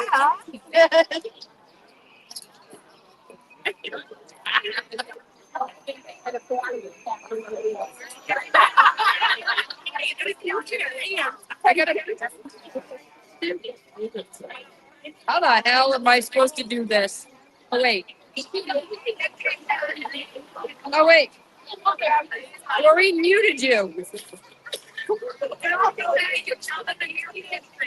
Oh, okay. Hold on.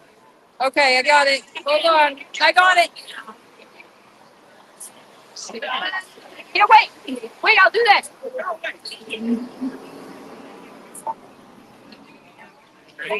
What are you? Are you muted? Yes.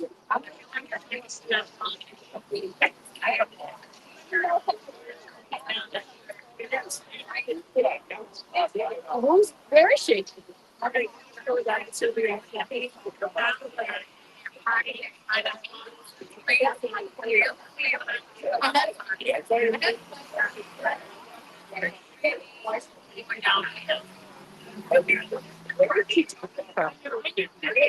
Who is this?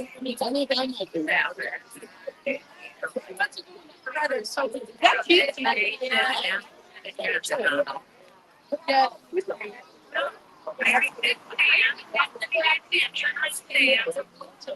All right. What the hell? And there are all you people.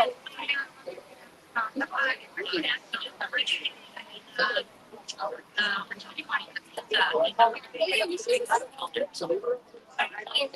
I'm being stalked.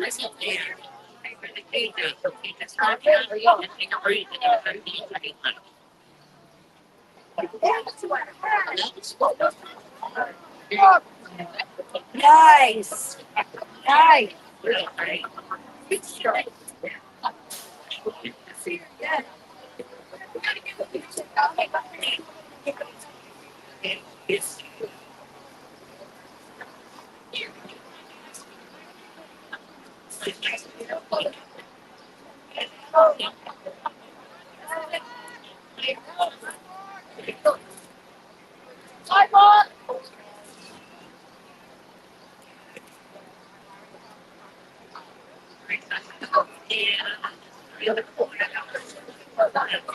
Down here. Yeah, down here. And then I wait the camera to go by. She'll drive by down here. And then you walk down there. And then, yeah.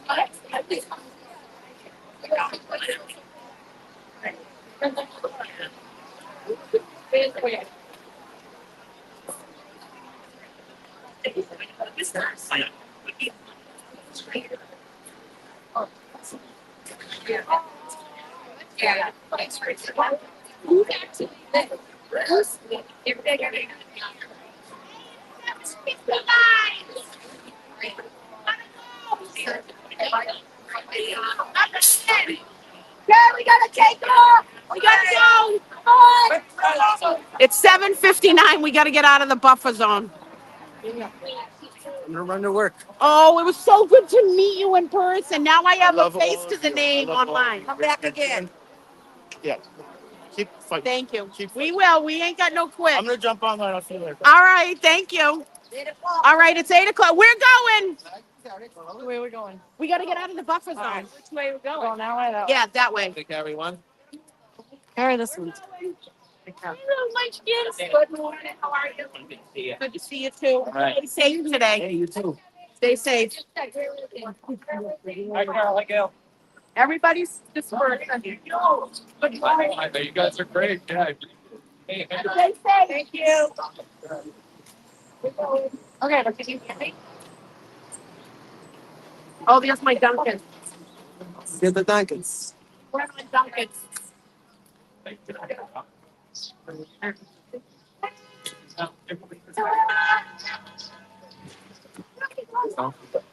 Yeah, that's on. Okay. Crazy I can't see. That's on. I got it. I got you. Crazy.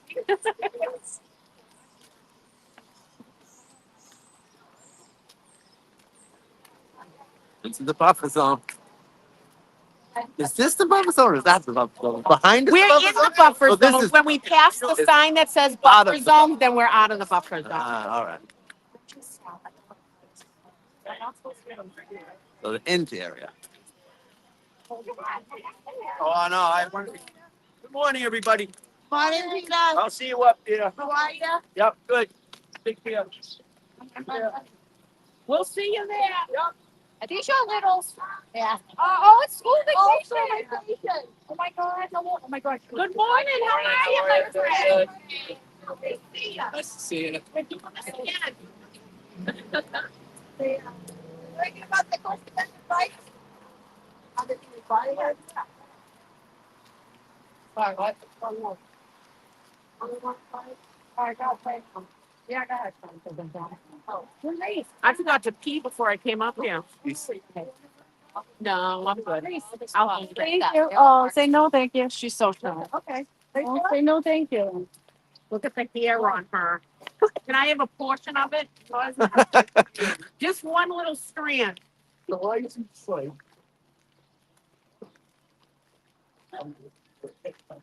Oh, You're on. Yes, I went to your town.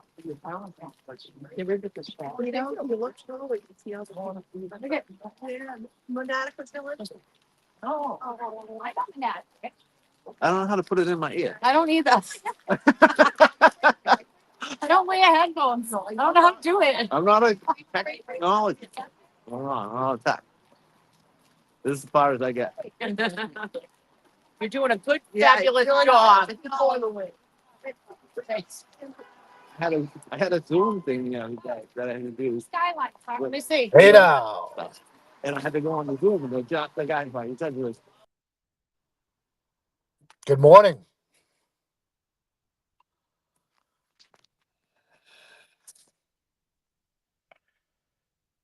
Good morning, everybody.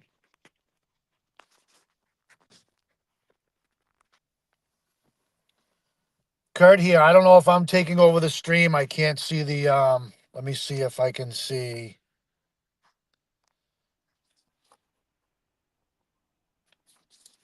I'm trying to put there we go. All right. Good morning, Maven. Somebody say, yeah, Kurt, we can see you. I'm just getting out of my truck. I guess somebody else has to take off. So I'm gonna take control of the stream for a couple of minutes. Everybody's just walking outside of the buffer zone. Thank you, Scott. I got you.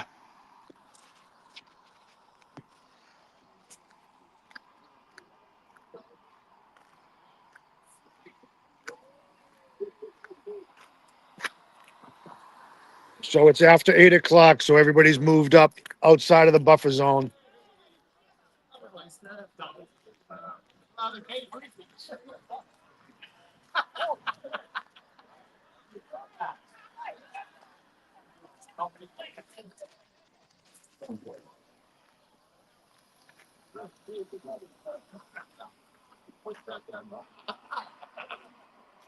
I don't know. Did Brandy go? Oh, Brandy's on for somebody else. I got you. Okay. Thank you, Zach. Henry, good morning. Kizzle. I believe 9 a.m. are the start for the opening statements. We'll see. We'll see. Hey, Tony, how you doing, buddy? Nice to see you, buddy. How's everything?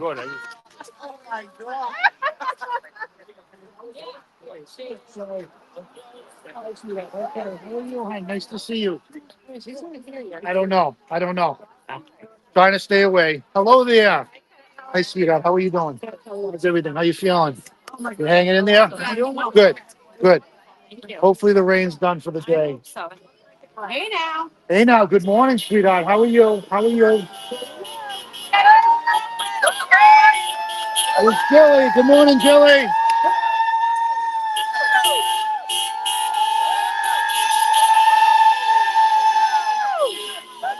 That's great. She's the best. I got the regular stream. All right, mine's over there on my other phone. I got two phones. All right. Just be careful. Oh yeah, okay, thank you.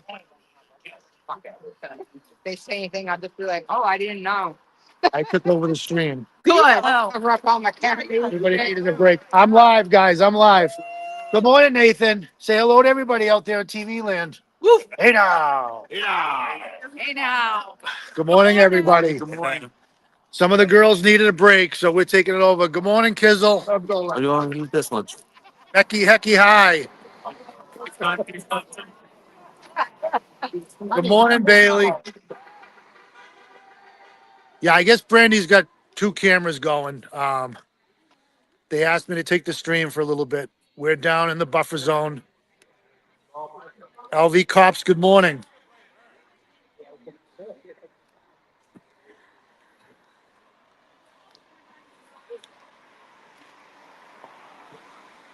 Robin G, good morning. Hey now.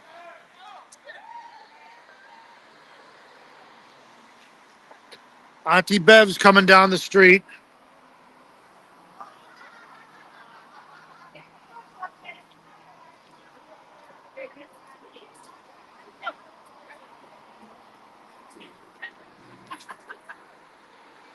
Good morning from Minnesota, Rejected J. Triple G, good morning.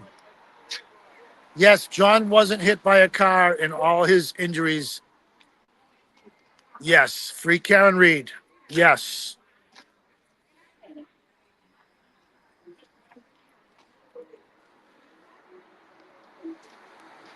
We got quite a crowd here this morning. Good morning, Crystal. Nikki S. Caroline F. Good morning. Good morning. Albert. GM from Michigan. Let's go.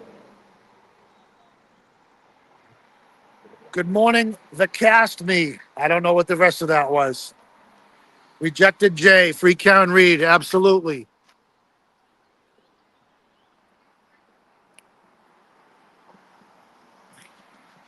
Sorry for the thumb over the camera.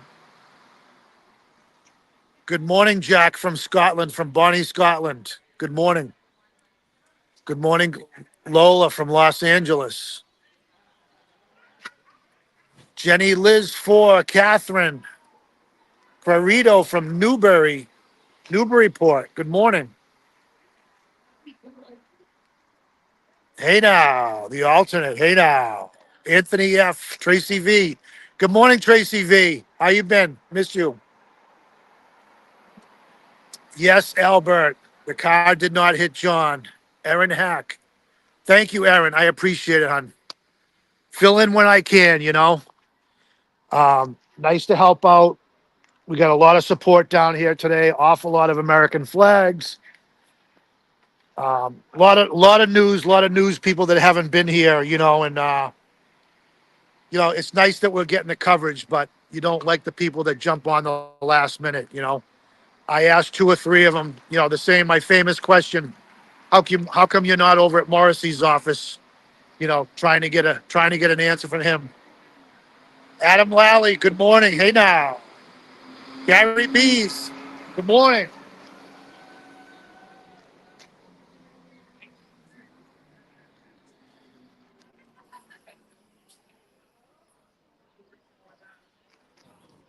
Jennifer, good morning. JFK's girl, Little Rock, Arkansas, good morning. Robin G. Yes, everybody, please, if you go to the alternate corner, we stream live on two different. We stream with Resistant to Silence and we stream with Dylan on the alternate corner. Please go and check out his site and like it. Thank you very much. Shop Mom, Bob MB, Gary Beasts.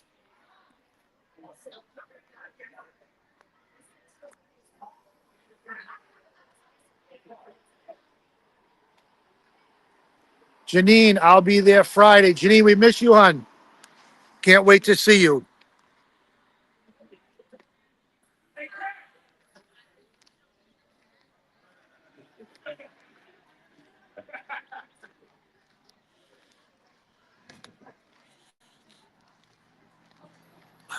I got to go down and get my picture with Jay.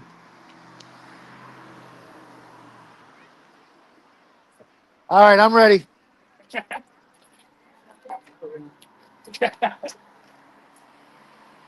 Here, there we go. What's up? How you doing, brother? Good morning. Starting to clear up, starting to get some nice weather. Favorite girls are here. Listen, good morning. Good morning. We're live. We're live, just so you know. Karen Hey Reed. now. My kids are watching it. Put it on in the kitchen. Hour and a half. Yeah, yeah. What did I have? Dennis picked me up. The agreed time was 6:30. My truck was in here. He was there at 6:21. I was still putting my Speedo on. Oh, lucky us. Go back. Crazy Con, good morning. Hope to get there this week. Hope to see you, Crazy. Catherine B. Aaron Hack, good morning. That tree's huge, huh? Yes. Get over to Resistant to Silence and hit the like button. Yes, Aaron Hack. Yes, yes. J Mac. Hey now. How many people are over here this morning? I would say we're close to 50 already. I would say, yeah, definitely right around 50, but they're coming in strong. Hey now. Got a lot of hey nows. Can I get a hey now? Couple of hey nows out there. Hey, hey now. Coffee Girl, good morning. From Canton.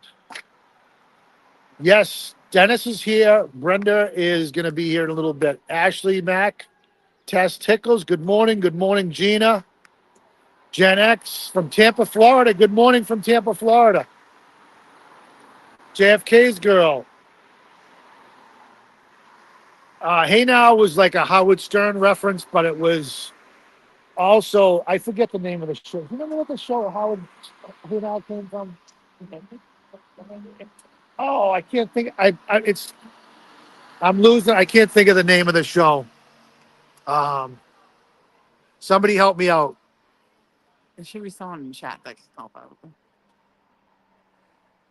Hello from Italy. I just barely saw the stream went through. Coffee girl. Yes, it is good to see the kids here. Yep, kids learning that this case is going to be famous for a long time, and people are going to be studying this case for a long, long time. Holbrook, good morning. Norfolk County, South Carolina. Liz Judy from Georgia, good morning. Thank you, Gen X. Yes, thank you. We appreciate your support, and we appreciate you reaching out. Um, that keeps us going. Good morning from Situate, Rhode Island. Carlene, Robert J. Hola. Say hi to Lauren, Kurt, blah, blah, blah. Yes, I know, but she snuck up on me. That wasn't my fault. Yes, thank you. Thank you, test tickets. It comes from the Larry Sanders show. Hey now. The guy always said, hey now, hey now. And then Howard Stern took it over. I was a big Howard Stern fan back when I used to drive tractor trailer. He kind of jumped the shark, in my opinion, but we won't get into that. Good morning from Philadelphia, Pamski M. Pamski M. Vic Splay Worldwide.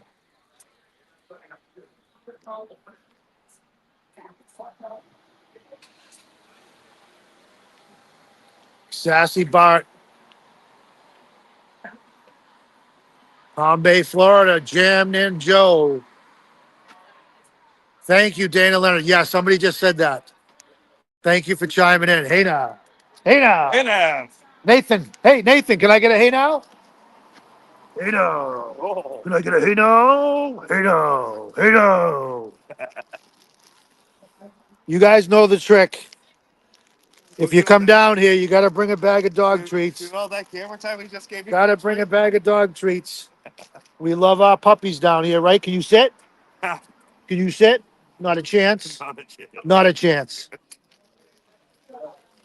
Yeah, guys and girls, if you're coming down to the buffer zone to hang out, we love our dogs down here. You got to bring a bag of dog treats. The preferred treat is Pupperinos, but I carry milk bones for the bigger dogs. Nathan is awesome. Henry is awesome. We got a lot of dogs down here. We got the neighborhood dogs that come by. Kimberly B. Miss you, hon. Thank you. Hopefully you show up soon. Yes. Cat lives matter. Yes, they do. Unfortunately, cats don't usually come down here, but everybody, we love our cats too, right? Hank's bro. Free Karen Reed, Justice John O'Keefe. Yes. Officer John O'Keefe. Remember, let's all remember, it was Officer John O'Keefe. It was not some guy in the snow. If they really wanted to get the police and the ambulance down there quick enough, they would have referred to him as Officer John O'Keefe. But instead, they choose to refer to him as a man passed out in the snow. So we all know how much BS that was. Good morning, Lynn Dalton. I knew you're on my. Yeah. Good morning, sweetheart. How are you doing? Good morning. You want to Good say day. you want to say something to everybody? Hello, Resistance. Dylan. Hello, Dylan. Dylan. Dylan's not on this morning, but Not yet. What? He's still celebrating his birthday. Yes. It's birthday week. He gets them. he's in. Supposedly he's in Dublin or he's at the doctor's somewhere. We don't know exactly what his MO or his agenda is, but exactly. Couldn't K. Officer down. Everybody knows. Everybody knows. Everybody and their brother knows. But supposedly Jen McCabe, who was such a good friend of John O'Keefe's, kind of forgot that he was a police officer and did not say, "Officer down, please send help ASAP." Good morning, one great. Yes, beautiful Trisha. Yes. Viola Harvey, good morning, LV Cops. But it ain't Trooper Proctor. You're absolutely right. You're absolutely right. Citizen Proctor, random citizen.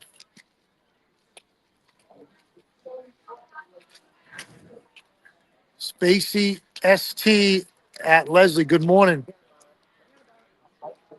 We're slowly running out of room, but there's still plenty of room. We'll make room for everybody on the sidewalk. There is plenty of room. Good morning. Hey now, Linda from Ball. Hey, Linda, how you? Good morning. How are you? Leslie. Good morning. How are you, darling? Yeah, it was good. How was yours? Kamsky, yes.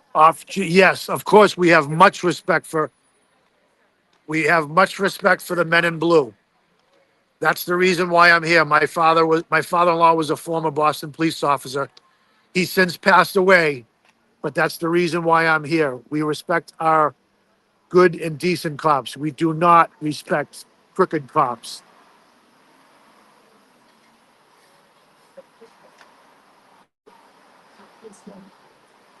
Vixen Blay, J Mac again. Hello, I hear Erica. Yes, Erica just got here, I believe. Yes, Edward, disgraced former trooper Proctor. Exactly, exactly. Good morning, Leslie. Herbie W. J. Coop. Have not seen Turtle Boy yet this morning. Nancy Daly, hi from Cambridge. Good morning. Jess, I'm live. Good morning. Scott McGinnis, how are you feeling? I don't know who that was. Sorry, I missed it real quick. Um, Hank the Tank, LV Cops, morning, Leslie. Good morning, y'all, from Gilly Girl. Putting the miles on already.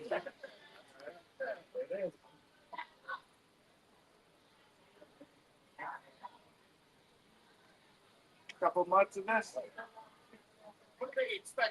I believe Trooper Paul is a witness again. I'm not 100% sure, but I believe he is.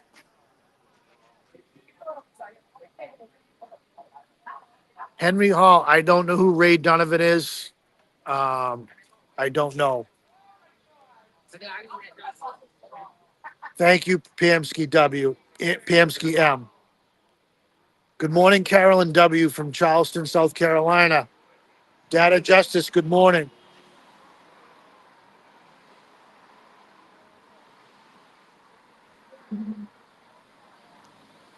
China. Tim, do you know what time it is? 8:21. JFK's girl, yes. Good cops, cops' daughter, yes, yes, yes. We support our good men in blue, men and women in the blue, yes. Stephanie, good morning. Yes, hope to see you in a little bit. Vixen Blay.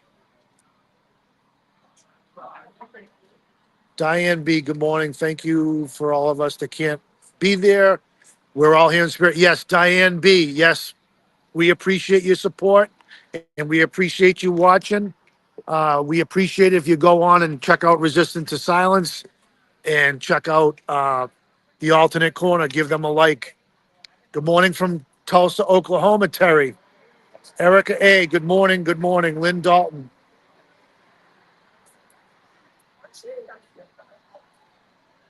I'm not 100% sure about Trooper Paul. I don't have the list in front of me. Yes, Zach Essex from the UK is saying the CW isn't calling them, but the defense more than likely will. Yes, Becky, smash the like button.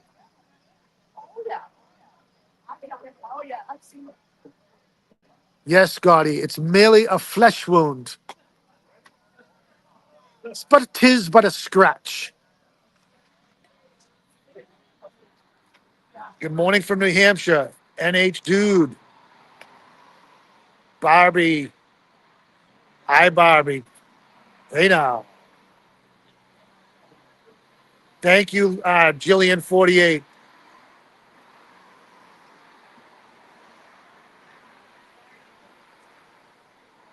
No, you're absolutely right, Henry Hall. They didn't mention John was a cop by design. They didn't want, if they had mentioned that John was a police officer, you know that every single cop on the force in Canton, and they would have called all the surrounding towns. It would have been all hands on deck, but they did it purposely. They left out the fact that he was a cop purposely because they didn't want all the attention. That was their plan.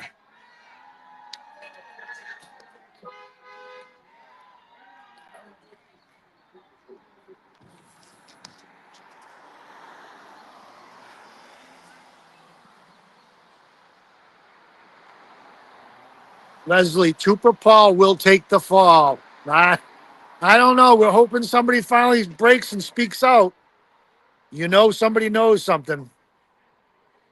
Reese, stay warm, everybody. Thank you. 100,000% Henry Hall. Thank you. Thank you. Thank you. Good morning, Cheryl. Truly sad, Henry Hall. Yep.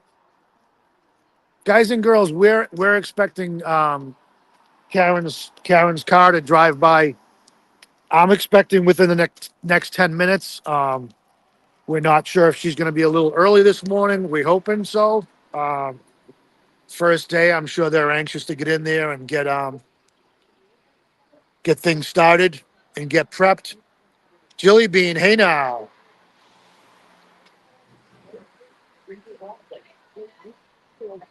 Yeah, hopefully Trooper Paul took a couple of extra courses on physics and bodies in motion. Yes, Jilly Bean, traffic does suck.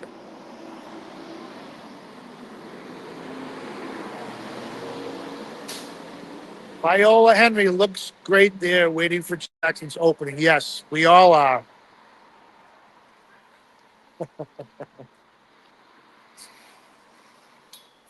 Heather B, good morning. Thanks for checking in. Becky Mack and stuff. Good morning.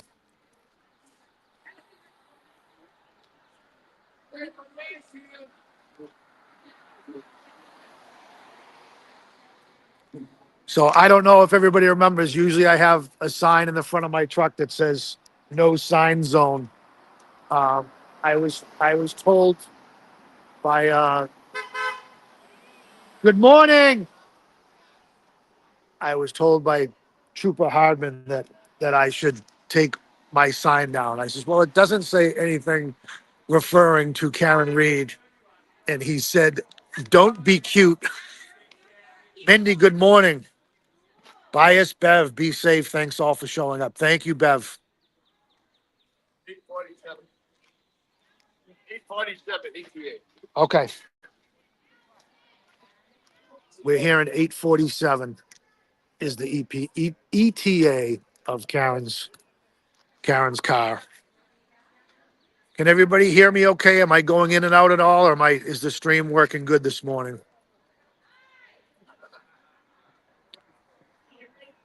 Good morning, Mindy. Hey, I don't know where you are. Hi. I'm way down the other end. Oh. I'm all the Oh, the way book. down the other end. All Where right. so I want Yeah, to it's be the been busy first. now. I want to be the first one she sees when she comes down. Yeah. I want to be the second. Well, Dina's down here with me now. Hi. I had to run up to go pay. Hi, Leslie. Hi, Wicked. I don't know, Pissa. Hi, Ray. Hi, Yeah. Jelly Bean. Hi, Maven. Hi, Zach. SX. Hi, Brandy. Hi, darling. Hi, I'm gonna stick Jeannie. you. I'm gonna try to stick you guys somewhere where you can see everybody. There's tons of media. I just came from the I had to go pee, so I came from the Registry of Deeds. There's tons of media out in front. Hi, Stephanie. Hi, Barb. Hi, Becky. Who else was that? Hi, Viola. Hi, Vixie. Hi, everyone. Stephanie. Hi, Jilly Beans. Hi, Audrey. Hi, Dean. I miss you. So glad you're there. Love you. Be safe. Oh, thank you. Good morning, Kate. Oh, Erin Hack. Hi, Bev's bladder. I don't know what that is. Bev something. Hi, Trip. Hi, Laura the Floor. Hi, Erin. Hi, Kathy. Wicked pisser. Yeah, Dina, she starts off my day in a positive direction. I try to stay positive. You don't want to see my ugly side anyway. This is gross. Hi, Catherine. Hi, Wendy. I missed Dylan's music, though, this morning. Well, we can sing a song. You don't want me singing. Good morning, Indy. Indy, hi from Australia. Michelle W. Everywhere. Yes, we have a good I don't crowd. know about this one down there. Thank you for stopping by. Shop Mom, hi, Dina. Thank you. NH Dude, good morning, Dina. Woohoo! Can we get a woohoo, Dina? Get a woo, New Hampshire guy. woo. Woo. Oh, New Hampshire. What part of New Hampshire? New Hampshire Dude 603. Where is he? Where is he? Where is he? Right down to. Down to, oh, New Hampshire Dude 603. Good morning. I had a place up in Campton, right by Livermore Falls. Hey now. I loved it. There was a That's dirt Maine, isn't track. it? No, it's New Hampshire. There's a dirt track speedway. It used to be called the Pine Speedway. It's called something else now. It was awesome about there. I don't know where you are, New Hampshire Dude, but I love Hey now. She really perks the mornings. I won't trip. Derry, New Hampshire. Nice. Oh, New Hampshire's going to be busy pretty soon because it'll be Laconia. Bike week. I need to go back up for bike week. I haven't been in 2 years. I can't wait for Karen Reed movie. Derry. Anne Hathaway will New play. Hampshire Dude is from Derry. Derry. Yeah, he said that. Couple more hours and I. It's New Hampshire Dude, so it's a dude. Oh, it's a dude. Sorry, dude. Yeah. Or else it would be dudette. Right. Hi, Katie. Can you see the courthouse from there? Not really. You can, but you We can't. can see the globe, but we can see the gold top of it. But Hi, Sazmaz. Hi, Bev's. Bias Bev. Connecticut stands with Karen Reed. Yes. We need, I tell you, you keyboard warriors mean so much in this movement. Anyways, all right, I got to go walk. I got to get my steps in for the day.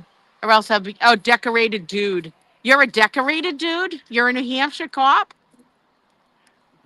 If you are, thank you for your service. you want to say hi to Resistance? Dylan Stream. Dylan's Hi, Dylan. Mike Caputo. Good morning, buddy. Good morning. Liz 888. Yes, thank you for the prayers. Somebody said It won't affect me. Scott McGinnis said big hugs. Dina.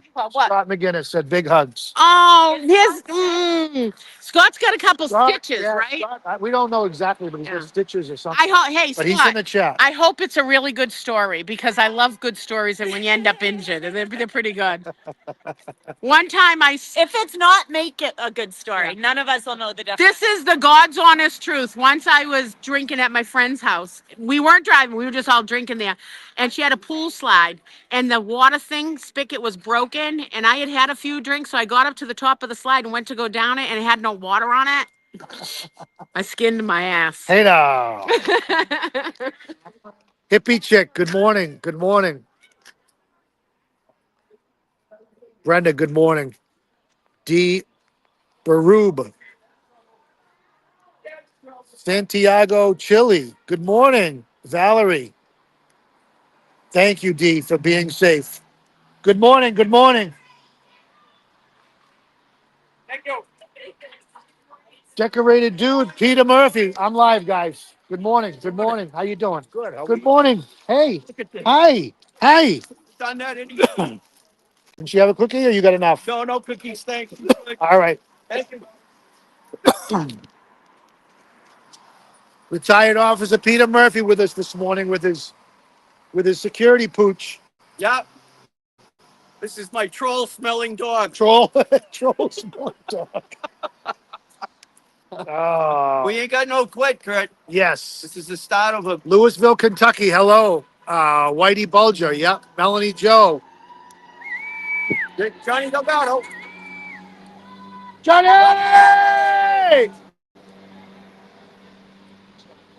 Yeah. Yes, good turnout, Melanie. Lot of Bob. TB is on the sidewalk. I haven't seen him yet, but I'm way down the other end, so maybe he just got here. Troll Patrol. Yes, Scotty. We got the troll sniffing dog.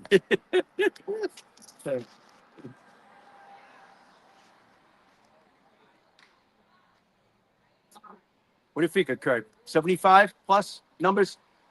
I haven't. Good morning. Good morning. Hey now. I haven't been down that end, Yeah. but they've been just coming in nonstop. Sure. Yes, Sergeant Murphy. Yes, Peter is the man. Yes, yes. Oh, sorry. That's okay. Good morning. How are you?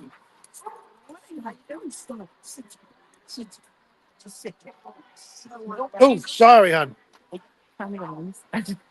Sassy Bart, hippie chick, blah blah blah. Hello, hello, hello. I can't read as fast as Dina. I'm sorry. Stacy Cakes. Good morning from Brookfield, Connecticut. Robin, Lynn, Yep, TV is TV is there. there. Yes. Okay, we just heard. Yeah. Henry Hall. I don't think it did anyone any great favors. Aaron Hack. Happy birthday, Chappie. Yes. Sidewalk. Sidewalk coming through. Good morning. How you doing, buddy? Good, brother. How are you? You want to say hello or you? You see, I got my troll smelling dog with me. My troll smelling back. Sidewalk. Sidewalk. Make some room, buddy. We'll make some room. We'll open up for Good morning. Good morning. How you doing? Big day. Good, yeah, I'm gonna go head on in now, but I just wanted to say hello to everyone. Look at this crowd. Yes. So yes. much for the fucking buffers, though. Right. Huh? Yeah. You don't awesome. Hey, we're gonna show up no matter I what, don't right? see how this is that much different. Yeah. When a lot of people get here, you set up chairs over there. Yep. Look at a million of one of these. Yep. We'll make it work. Yeah. We'll make it work. All right. Solo cups for everybody.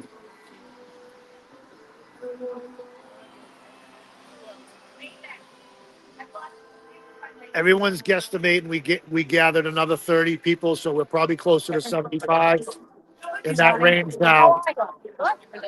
Jersey, thanks. North Myrtle Beach, South Carolina. Hey, give me your phone for a second. 1 second. Sidewalk. All right, watch out. Oh, no, it's me. There, boss. Yeah. Wait, Highest Bev. go ahead. PB. All right. I wanted to get a picture, but her phone was in the phone. Here, take it. Forget it.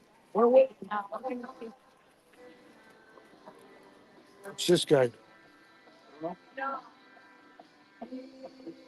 Oh, they're dropping people off. As long as they get the right color shirts on, you know what I mean? Yep, Yeah. they do. We got some more people getting dropped off.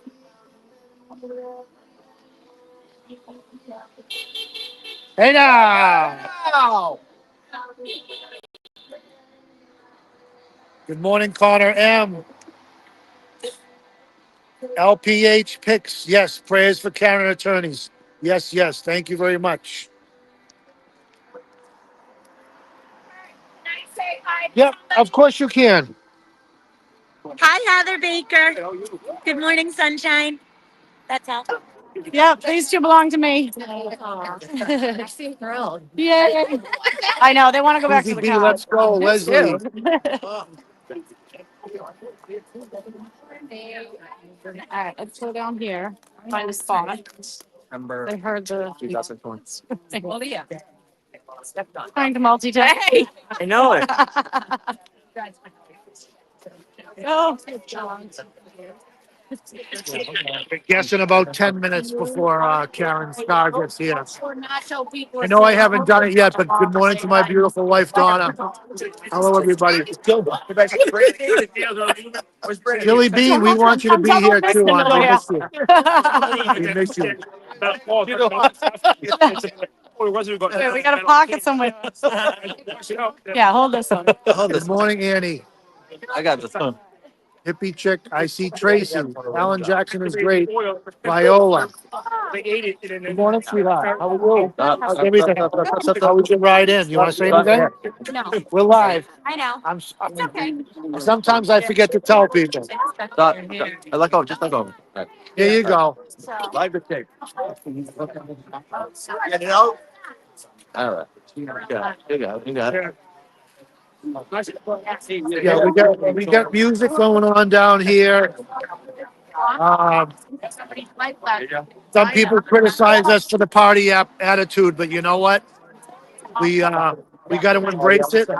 We got to embrace the friendships that have been made down here. And if we just concentrated on the doom and gloom, we'd all be miserable all day long, and we don't want to be that way. Okay. Trying to show positivity. Yeah.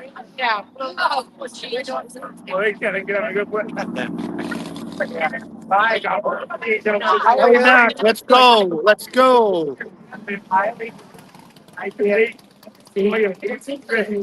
Linda Darling. Hey, now from Baltimore, Maryland.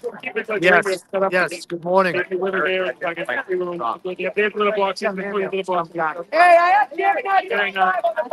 have a free car. Can you do it? All right, ready? So on three. One. Ready? 1, 2, 3. It's over. Take it out. Like,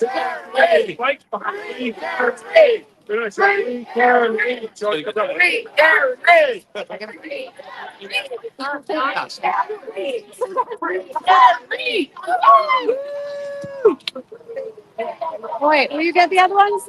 Get the other one.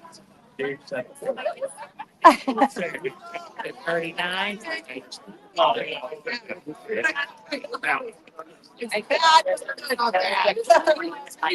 We are at High Street in Bullard. High Street and Bullard are the cross streets. Good morning. You say I'm backstage still? That's what I found. Hey now. Better late than never. I know. Traffic's horrible. Horrible. She should be here any minute. We gotta, do you want to take over? Or you want a couple minutes to relax? Yeah, I gotta leave at 9 anyways. Yeah. Not an hour ago. Yeah, it's been crazy. So who's that? Is that Dina? Oh. That's Randy, I believe. Get over here, Randy's on the girl. other end. All right. I had a picture with you with the live. Yeah. What's up, So she Anne could Marie? be- Okay, ready? How do I? I'm like, we'll just do this. Anne Marie, what's going on? Hey, Steve. We gotta take a selfie real quick. Get in. Oh, good. Hi, girl. Tabby XO, you're welcome. Thank you for watching. Got it. There's a fucking look back. Is Chris here? Because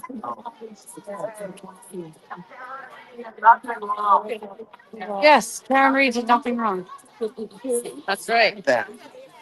I did see. I forgot your name. I know you're right. Listen. Well,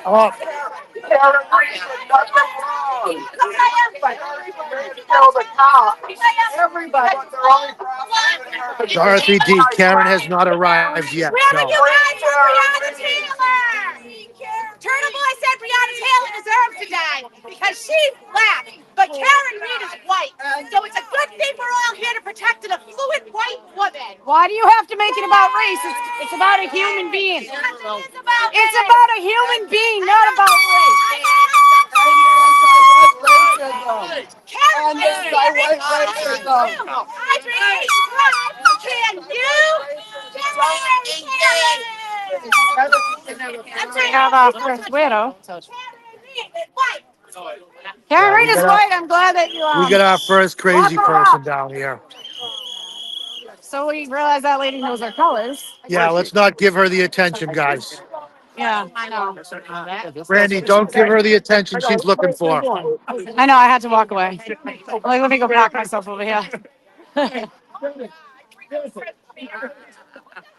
I thought she was cheering for her at first. Yeah, no, if she wants to make a fool out of herself, let her make a fool out of herself. Yeah. Let me see that. Still says backstage. Still says backstage. Yeah. Oh, I sure one. Huh? What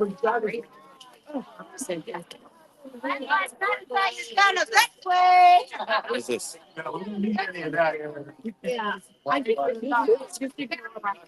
She's gonna bring it in. They closed them all Yeah, down. we're in the we're outside of the buffer zone, so get them police out there. Oh, that's enough for it's probably yeah. Did? Here she comes. Here she comes, guys. 1 minute. Look at, you can't go past 9 o'clock. It's almost 9 o'clock. 8:43. Here she is, everybody. Good morning. Good morning. Good morning. We love you. Be good. Good morning. Karen just arrived. No, no, you're fighting Karen. JRL.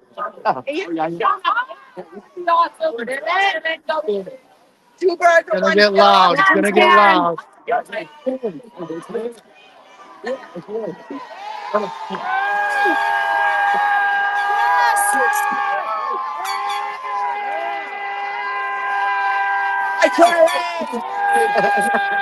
Hey, Karen. Love you. Hey, sweetheart. How are you? Good. Good luck. Karen Reed. Free Karen Reed! Karen Reed. Free Karen Reed! Just ignore him. Just ignore him.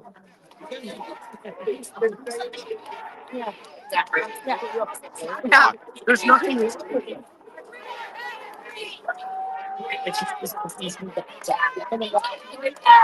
Yeah. She's right there. Come on, let's go sit down. Right Good there. morning. Hi, sweetheart. How are you? Good. Good. Hi. Good luck. God bless you. Oh, isn't she so beautiful? Yeah, you did wave. Oh, she saw you. That's so cute. She's the sweetest, isn't she? Take care of your mom. It's her birthday Friday.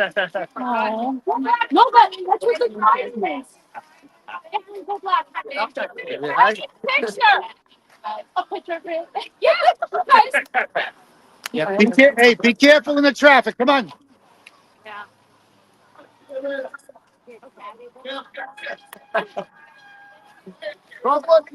Bye. Everybody go. Oh, she's awesome. She reminded me.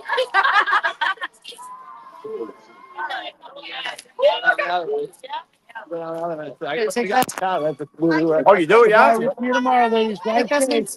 So, well, See you tomorrow.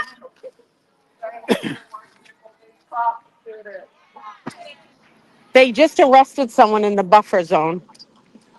Where was Someone that? just someone just got arrested in the buffer zone. How far down, Dina? Right by Jessica has the film of it. So Oh, okay. yeah.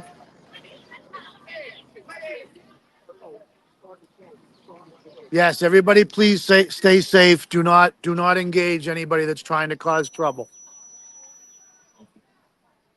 Did they? Was it? I don't know. I don't know.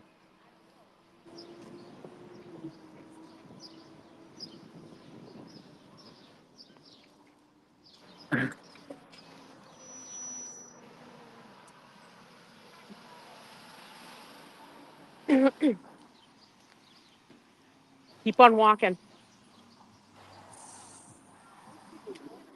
I don't know. Yeah, I don't know how far down it was. Dina's on the stream, but I don't know. Just stay Everybody there. in the morning. Bye, Kurt. Thank you. All right, sweetheart. Yeah, soon. Not right away. I gotta go to a funeral. yeah, I'll be over tomorrow morning. Okay. See you tomorrow, Mr. I can't zoom in. I don't know how to zoom in. Let me go to landscape. No. There's one officer coming up asking questions about the white girl that was screaming crazy stuff. Good Good. morning, They sir. How should. you doing? How you doing, All buddy? right, Karen's Good. walking in. Very Shh, good. Karen's walking in.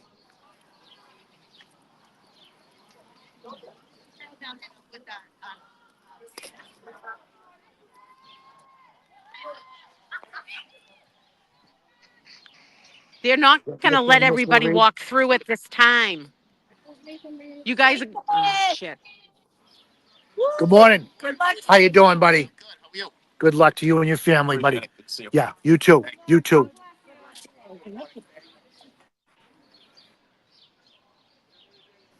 Oh, I apologize. I didn't turn the camera around. Hold on. Nathan, I'm sorry. I had the camera facing the wrong way. Hey, good morning. How are you? Hey, we prayers for your family. We wish you the best today. Thank you. Nathan, these are magnets. I'm hitting you guys. Oh, I didn't see it. Nathan! Are you pointing that thing at me? Keep on going. No. Hey now. Which thing? Hey now. Which thing? Dana, she asked me if I'm Oh, pointing that they got thing at another her. one. They got another guy they're pushing out. He's not here. Well, the cat's away, the mice will Yeah, play. Dana's. Yeah, everything that goes wrong, it's Dana's fault. Here we go. That's the first thing I He's heard. walking in. Oh, she's walking in.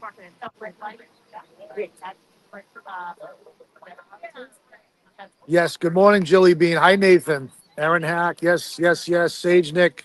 Cheryl with an S is here. It's her right to protest. Cheryl with an S. I can't keep up with it.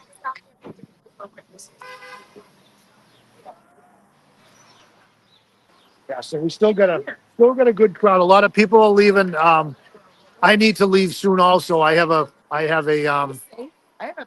wake and a funeral to go through. Unfortunately, my wife's uncle passed away. So,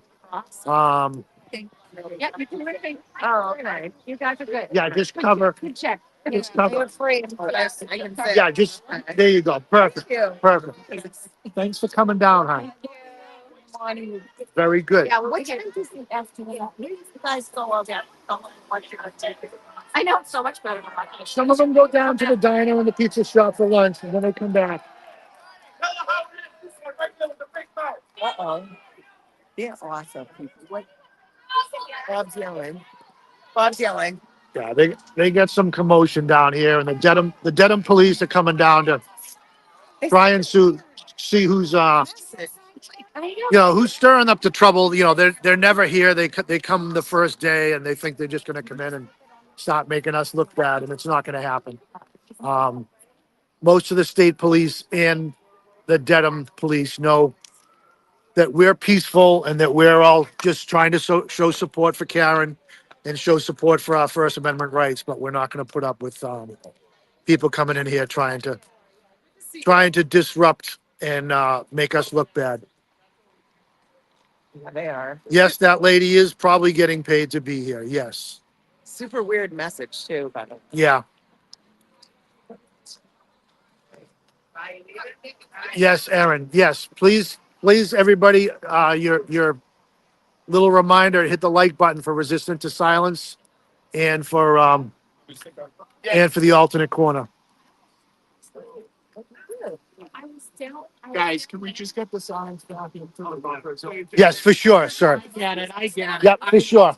I know. Thank you for being patient with us, sir. Thank you. Come on. What the hell was that? Almost stuck.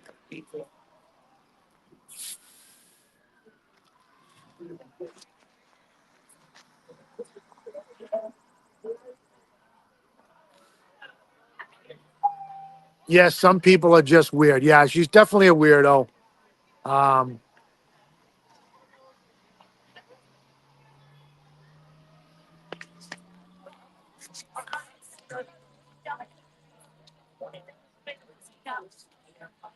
Depends on where you're going. Yeah, you can get there. Yep.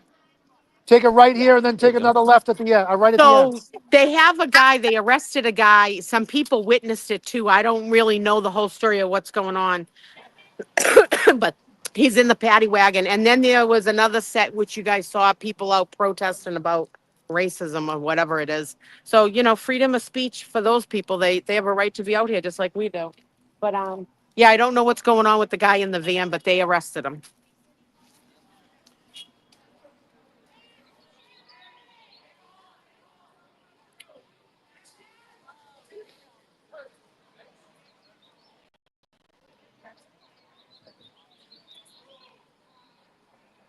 Good morning, Patty Murphy. Geo Jews. George, Georgia. I'm sorry. I was trying to read two names at once. Michelle W. Yes, you're absolutely right. Turbulence. Yeah, we don't know yet. They'll show their true colors. The Dedham police are down here keeping an eye on her.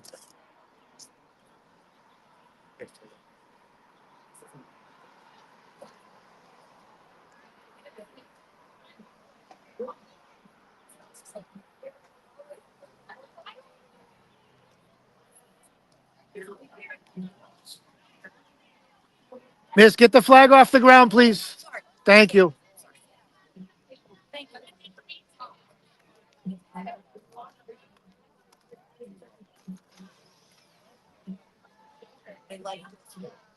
Who? Oh, Judy? Is that who it was? Was it him? Sure. Ah, that's what I'm saying. I didn't see it. I was. All right. Well, I can't confirm. I can't confirm it, but rumor is it was JLR that got arrested, but I cannot confirm. Did he? Jacqueline, hello from Martha's Vineyard. The dude in orange is a YouTuber. Yeah. Well, they got their eye on him. They got their eye on him. Just another nice. Yes, we hope so. Well, that's what he came here for. He came here to cause trouble, and they warned everybody they're not going to put up with the trouble. And if he got arrested, he got what he deserved. And he's going to try and make a case out of it and say they singled him out, or, you know, one of his other, thousands of court cases he's got going. So here comes the wacko.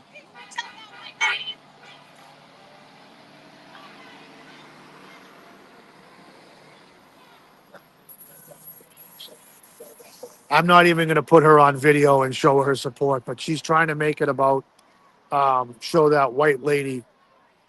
I don't know. Just another good morning. Thank you. Thank you. Thank you. Glad to help out. Glad to help out. Yes, Vixen Blay. Yeah. Well, I hope what I said was correct. I hope. Unconfirmed. Yeah. I would say unconfirmed. Yeah. But Unconfirmed. says But that it did happen. yeah, So. everyone say it did happen, but we can't confirm it yet. We've got some people going down there to look and see, but I'm sure we'll find out in an hour or two. Sorry now. Christine. Hello, Christine. Yes, I'm not giving her any attention. No. She's trying to get other people riled up. We're not giving her attention. The only attention I'll give her is when she finally gets locked up.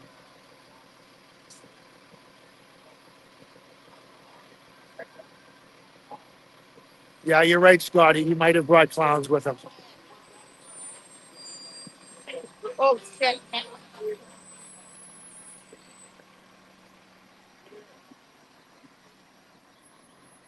George Soros. George Soros paying 100 now. So that makes me wonder if Nick Pingarello sent her down. Hey now. Hi. Hey now. Hi. Hey now. I said you don't pay attention to the trash that No, goes by you we're- on the street, right? No, we're So not paying attention to that. don't pay attention to that. No, we're not paying attention. Maureen C., love your dogs. Face on the pictures. Hi, Jilly. Jilly Bean. Hi. Hello. What's her connection? I know. She said she's getting $100 an hour from George Soros, which makes me think that maybe Nikki Fiorello sent her down, but who knows? Stephanie, good morning. Hi, Steffi. That's my girl. That's my nick. She calls me Boots. She said, that's my name for you, Boots. Heather B, I love you. Said great job on Jam. Ah, thank you. Thank you. I made sure to spell our name correctly, too. I told, I'll text you. I'll tell you what I told Tracy. Hi, Patty. Yeah, so Noodles, we were just informed, I don't know, I didn't see it firsthand, that what is it, JLR was thrown in the back of a paddy wagon. He was arrested. Yeah, we got rumors of that. We can't confirm it yet. I would like to see the body camera footage on that one, so I might FOIA that. Thank you, Katie. Yes, we are trying to ignore the drama. Yes. D. Olney is saying Erica with hearts. Hi, D. Hi, Gail, I love you. Jody, Bullhorn Betty, yes! Yes! Yes! Is that, all right, I'm gonna go see if her name's Rita. I'll be right back. Yeah. I'm not sure about the parking. I got here, actually, I'll tell you a little secret. I put my truck here overnight last night. Jody 617. Yeah, Erica just went down to see if yes, Trailer Park ML.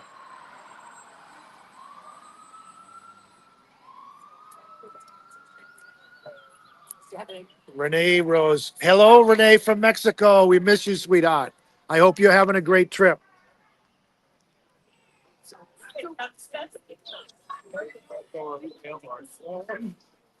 I'm gonna charge it too.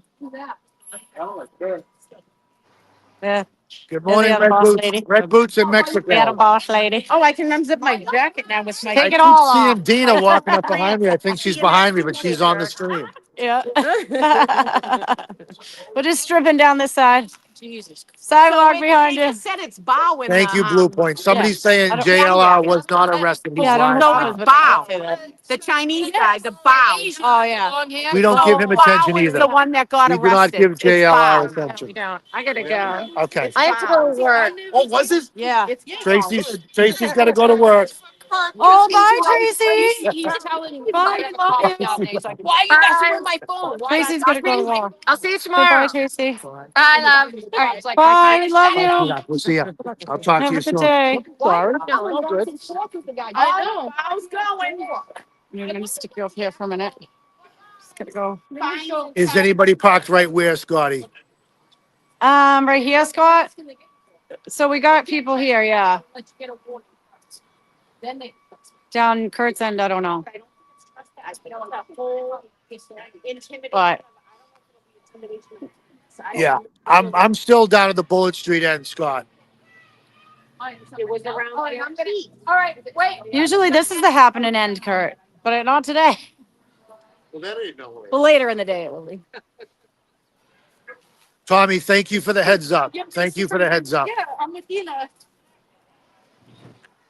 Yeah, I'll see if I can. Dana, I'll see if I can get somebody to stream while I take off. Yeah, I'm still good for another half an hour or so. I am going to have to go use the boys' room. Oh, he's not even coming over. Kelly Garcia, hey now. Tell us exactly what You taking off? Like, what is All right, we'll see you tomorrow. Hey, now we'll see you tomorrow night. Tomorrow? Yeah. All right. Stay out of trouble. I will. I know you will. JLR is a tool. That's from Brenda. Brenda, I agree. Anybody that can't say John O'Keefe and calls him John O'Keefe is a tool bag.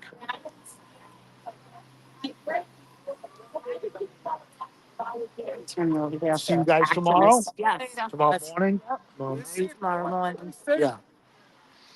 Is there court Oh, I don't know. See, You I'm taking- gonna leave you here for a second. Boozy, We'll if you see can you. hear me, All right. I'm walking to the Deeds, but we're down by Boston General Store. right now.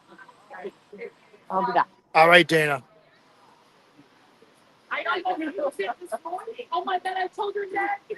Yes, thank you, Kelly Garcia. We're watching out for him. We're keeping distance from him. We're not giving him any attention. There's a couple of officers down here now. They're closing in. Thank you, Jamie. Yeah, we're being safe.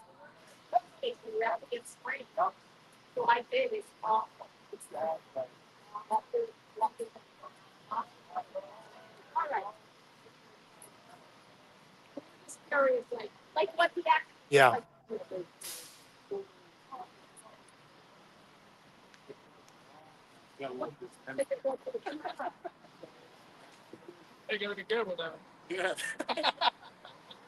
Mindy, you're absolutely correct. They're just here for attention. They're just here for likes and clicks and subs. See some more people coming down.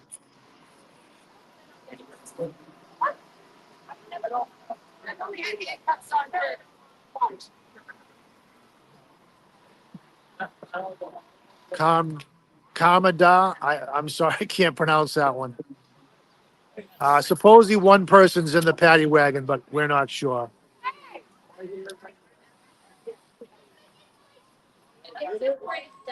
Thank you for the bail money. Thank you. Good morning, ladies. I'm live if you guys want to say hello. Good morning, puppy. Hey, Shay. Look who I got, everybody. You want to say hi? Hi, everybody. Look who we got. Shay's here and Janine's here. And Minion Mike. on the other end. Good morning, sweetheart. How are you? Good, how are you? Nice to see you. Same here. All right, Shay, you have a great morning. Hey, Shay, put your flag off the ground on.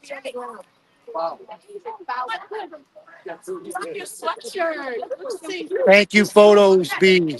Thank you very much.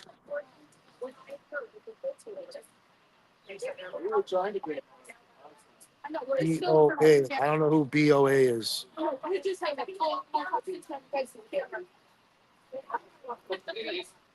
Oh, BOA.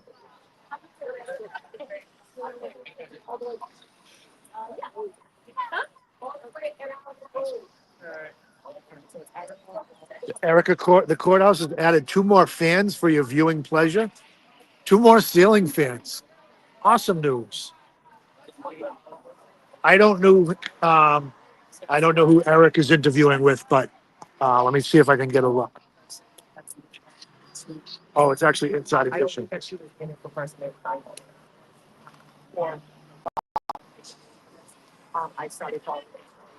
I'm sorry. Outside the sign. You taking off, sweetheart? Oh, was she? Yeah, but I agree. Good morning, everybody. Good morning. Good morning. Hey. You taking off, hon? I don't know yet. All right. Maybe see you tomorrow. All right. Crazy people on there. Yeah. Try not to give him Yeah, attention. we'll take You know? We'll get walk down the other end. Thank you, Crystal. Yes, we're hearing that he's still alive. You taking off, sweetheart? I'll see you soon. Yeah. Call me if you need that. Take care of. I will. Yeah. We'll go from there. Let's go. Has he already had cookies? Kind of, a little bit. Henry.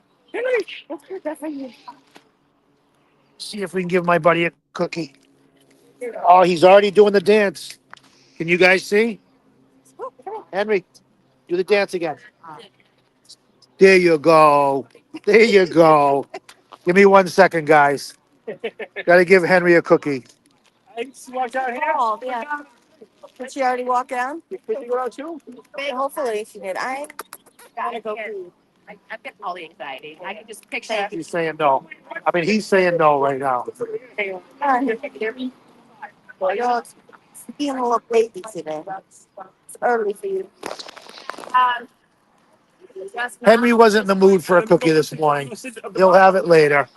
I gave him one, though. It's 9:05.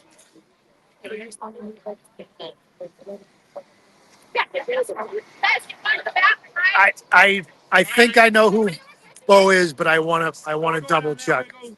Walk down there. How you doing, brother? Good morning. How are you? Yeah. No, Jerry. Yes, Henry. I guess he's already had a couple, so he didn't want to have another treat. But I gave it to Sammy, so he has it. I would look I know we get it.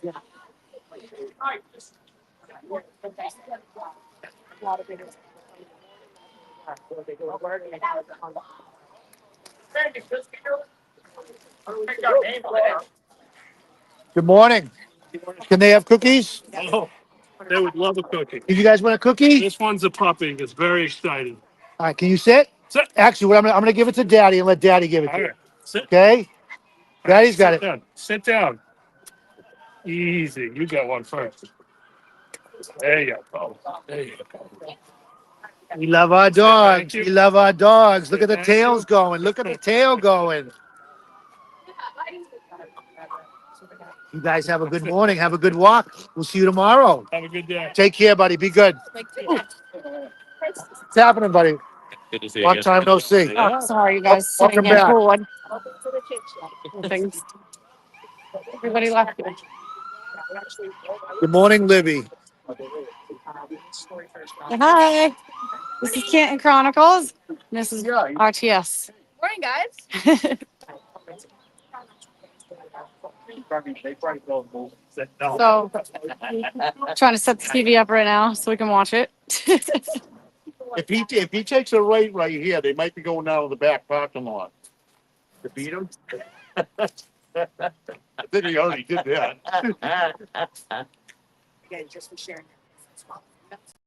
Good morning, Kimberly. Yes, I have a cockapoo.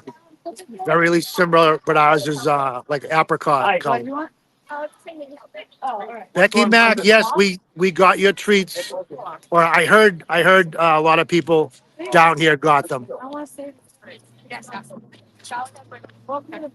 Yes, Brenda, we love our dogs. We love the fur babies. Diverse backgrounds and personalities, unite to the justice.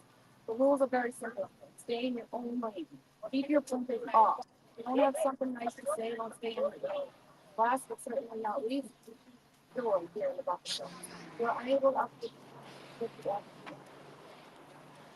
I think.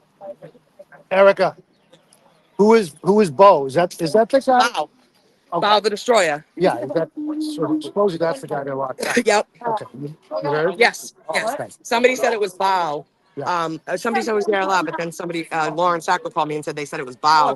And then Jess said it was Bow, I think. Yeah. Yeah. Yeah.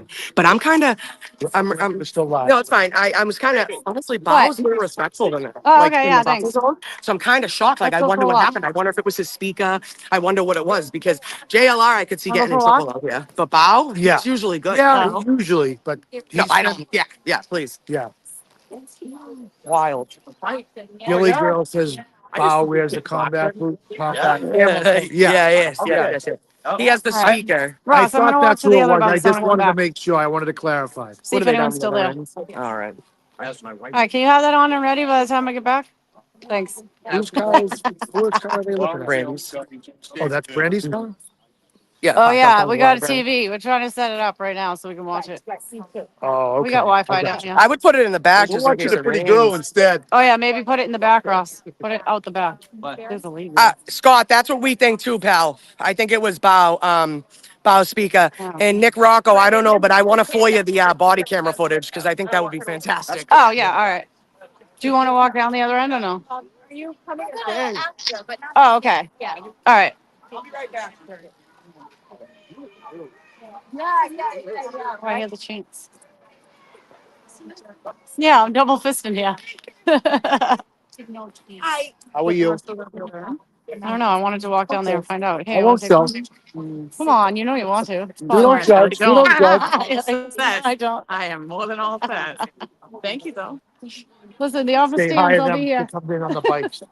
They Who's still, it's Yeah. only Quincy? I believe it's Quincy.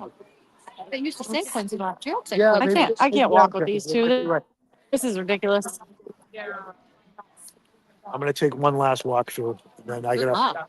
a Her to ask funeral to Erica go if to. she wants to go on down there. Yeah, I will. I'm just giving her a minute. I got no internet down here. Oh, you don't? One phone does, the other one doesn't. Yeah, I'm trying to think of it. Yeah, so it's 9/11. Yeah, Till I'm tomorrow. gonna I get just going in a little bit. know the payment went through, but I won't get good service too. Tomorrow. Oh, great. Thank you, Teresa Wynn. Thank you for the update. I think it's 22. See, it's Yeah, in I don't. backstage. I don't want to give this wacko any. I'm fine right now. I don't feel it. I don't want to give this wacko any. I'm live, by the way. Oh, you okay? Resistance to Silence Your and phone? the alternate corner with Dylan and Wales. Yeah, I apologize. I didn't mean to sneak up behind you. We don't like to do that. We don't like when other people do it to us. Dina this morning, right? What's I that? saw that someone on the news channel went to Dina's car. Yeah, yeah. Good morning, Tim. Good. Give them up. Yeah. So these are the two shit stirrers that we don't want to give attention to, but right. now they want to walk through the buffer zone with their signs. So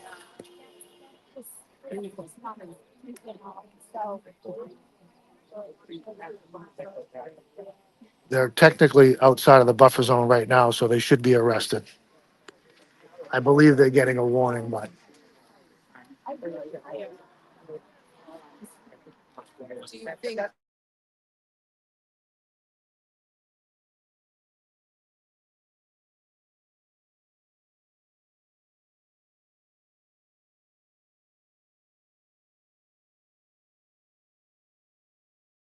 children.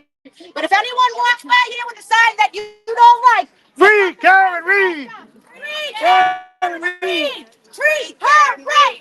Karen needs right. Karen needs right. Read. All right, don't give her what she's looking for, everybody. I know, no. You guys know. Don't give her what she's looking for. The one that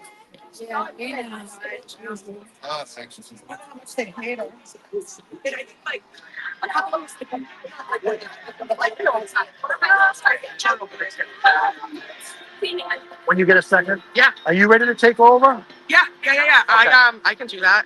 All right, let me know when you're ready. Good morning. Good morning. How we doing today? You girls know you can't go past that sign with the signs, right? Yeah. Couple.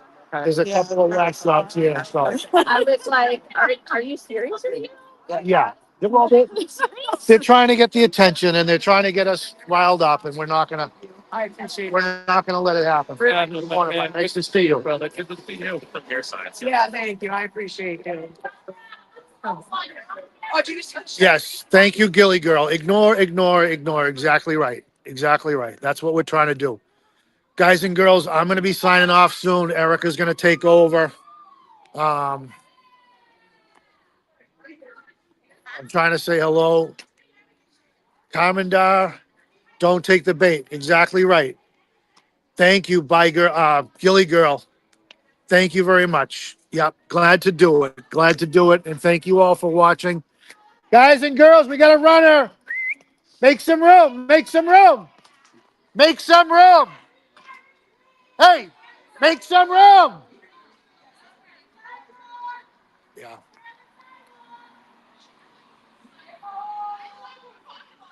There's two more coming. There's two more coming. Erica, there's two more coming. Make a hole. Make a hole. We always try to be courteous to the people walking and running down here, and they don't give us much room. So, Linda Darlin, thank you. Thank you. Yes, free Karen Reed. Terry, thank you. Thank you.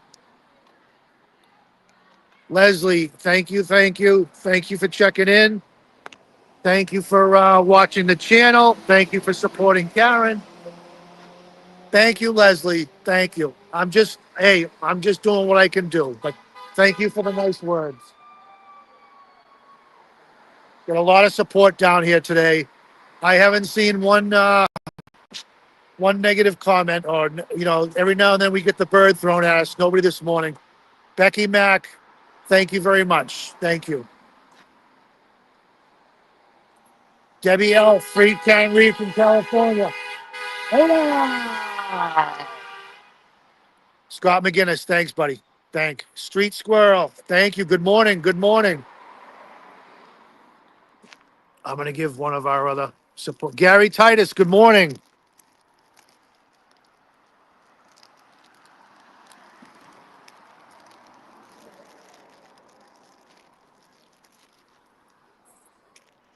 You walked away before I could give her a treat. I'll take a rain check. Can I throw it? You think you'll get it? Huh? Do you want a cookie for the dog? Okay. I'll see you on the flip side.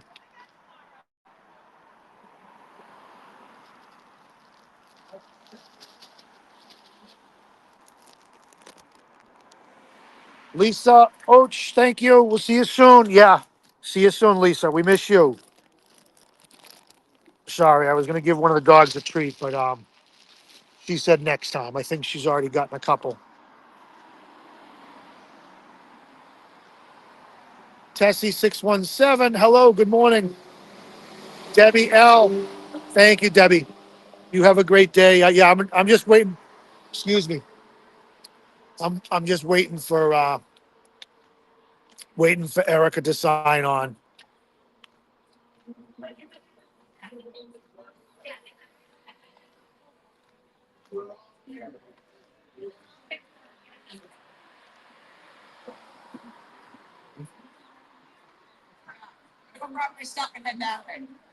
All right, because I got to pass it over to you. I'm back in, so I can't just wait. I can't just click the link and log in. I honestly don't know, but I'm the only one on it right now. All I right. just don't want to give them any attention. Yeah, I know. So yeah, if you want to log out and stop your camera, I'll go stop mine and walk that way. I'm not doing it down here. I'm gonna go that way. Yeah, 'Cause I don't want to but fucking how long? I like can wait 10, 2 minutes. not even 10 minutes. But where are you leaving now? Like you're gonna? My truck's right. I know. So I'm Yeah. gonna grab my bag and head that way. I just don't want them to see me doing that because I don't want them to know we have other places to stand. Does that make sense? Yeah. Yeah. I'll just stay on till you're ready. All right. But just All right. I'll say bye to you. No, sorry. Yeah. I just have to click the link. So if you log out, I should be good to go back in anyways. But you don't want to end it. That's what it is, right? Yeah. I'd rather one of us be on. So I'll stay on till I see you. All right. I'm gonna go Yep.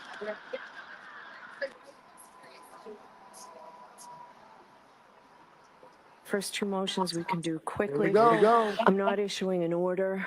Mr. Brennan, the defense knows third-party culprit will not be in the opening. If you think that their opening goes beyond it, you can object. Defendant's opposition to the Commonwealth's request for use of independent readers, because there's an objection, the defendant's motion's allowed. So you will not have an independent reader. Is it fair to say that the third and fourth motions, Commonwealth motion to enforce compliance with court's April 16th ACA discovery order and the Commonwealth's motion to preclude new expert testimony or alternatively to continue the trial date, that those motions will take a little bit of time, Mr. Brennan? I don't think I'll be long in my argument. I think that I need more information on one of them, and I think we'll do that at the end of the trial. I mean, at the end of today, we'll hear both these motions. Mr. Jackson, I did see that a list of text messages, 100 or so, is in your response to my order on Friday. Did you provide the text messages themselves? All right. In light of that and the fact that we don't have time, this juror's been waiting for some as many as 3 weeks now, I'm going to prohibit you from mentioning ARCA in your opening statement. And then we'll deal with this later today. I ordered those text messages and they weren't delivered. So we're going to be bringing the jury in. I'll be in recess for 5 minutes. On that, I think the court respectfully may be factually incorrect on a key assumption of what Your Honor is ruling. 5 minutes, Mr. Alessi. Mr. Jackson couldn't give the facts. I would like to hear the law. That's more than 5 minutes. I'll see you at Sidebar. Come up here.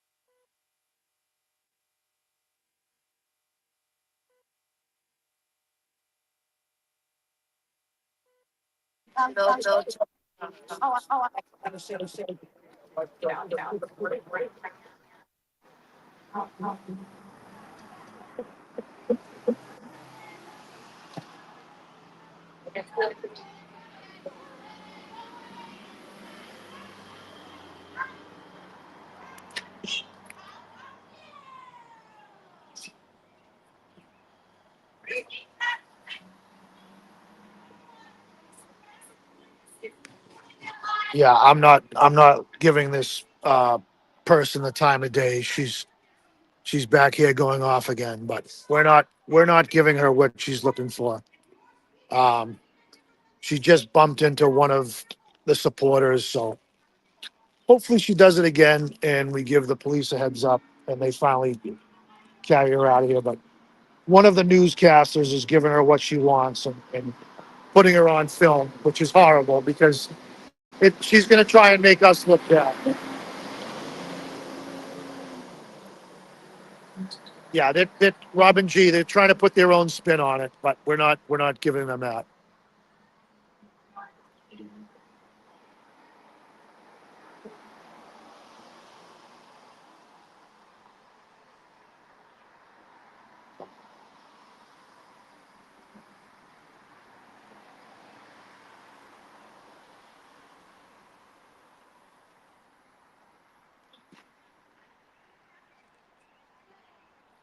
Yeah, I don't even know who we're talking about, but there's some freak here, and they've got a camera.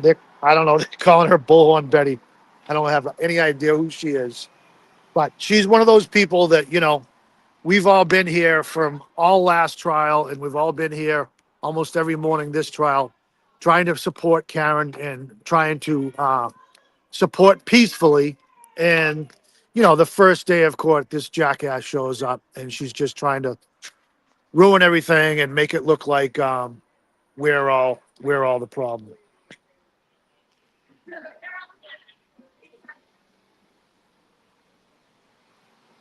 Yeah, yeah. Like I say, we're not gonna.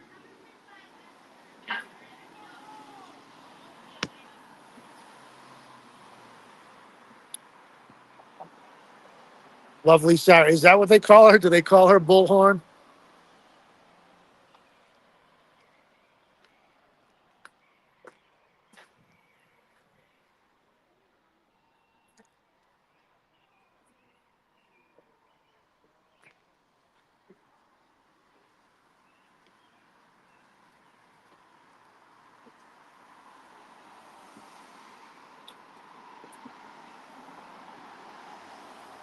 Good morning. How we doing today? I'm live, just so you know. All right. Yeah. If you want to say hello to anybody in TV land. Are you guys supporters or are you just walking down the street? Oh, you are? Okay. All right. Well, if you want to go on and say hello. Are you a supporter? I am. Yes. I'm on with Resistance to Silence and Where's Rita? Rita is not, she's doing stuff in Canton. Oh, Yeah. okay, good. Resistance to Silence is Tracy and Dana host the show. Yeah. And then we're also And on. where's Tom? You haven't seen him either. Tom? Yeah. But we're also on with Dylan, the alternate corner in Wales. Oh, yeah. Yeah, so we're on with Dylan. He's Dylan's not on here right now. Right? Sean Yeah, McDonald's friend. Yeah. yeah. Dylan, yep. That's cool. I just gonna let the How is this? girl can just slide the carriage over. We got a runner coming down. Guys, we got a runner coming down. Clear the sidewalk.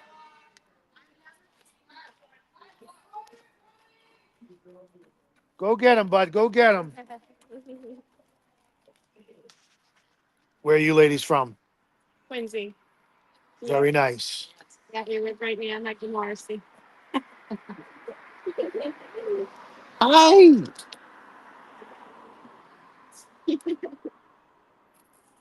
A mini supporter. Yeah.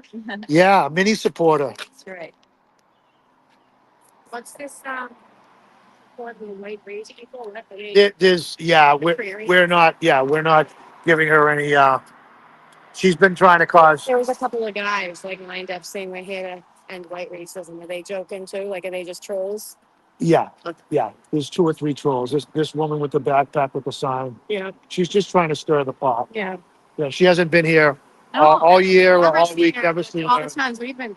This is what they do. They know that the cameras are on them, and they come in. They come into the supporter crowd Right. and they try and make us look bad, but Right. we're not. We're not buying. No, and the police already know who she is. So Good. Think we have a little more class. yes, Runner coming. Another runner. yep. Guys, another runner coming down. Clear the sidewalk. Good morning.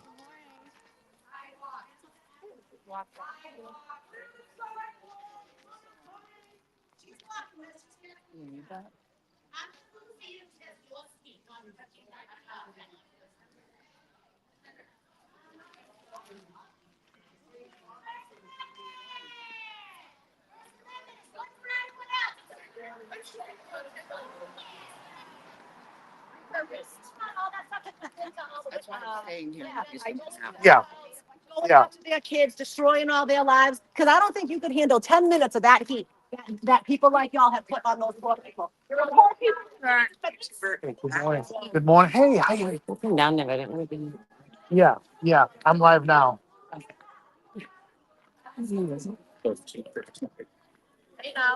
Hey now. Hey, okay. Good morning. That's the second person. Second person. Appreciate it. You guys do. Well, you know they're gonna come out of the woodwork. And there's another one in there's another one that she's gonna have to get a chest pump to. Please don't touch me. Back away from me. Please don't touch me. I thought she was gonna go right back in. Anyways, thank you, sir.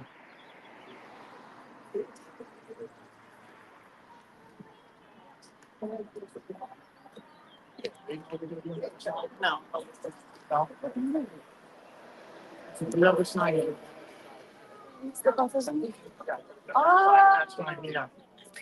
All right. Yeah, we don't want anybody getting arrested that doesn't want to get arrested. Thank you. Oh, that's freezing. Yeah. I'm taking off. Looking around. Yeah. You and him. One. With Rita. That's been on. Yeah. Brian Dirk, yes, we are ready. We've been long overdue for justice. Yes. Well, it just is.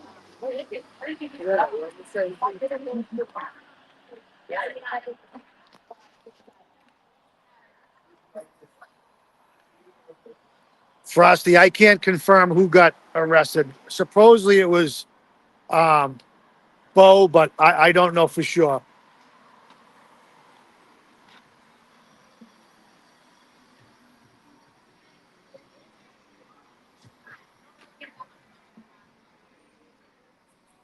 Good morning, Heather T.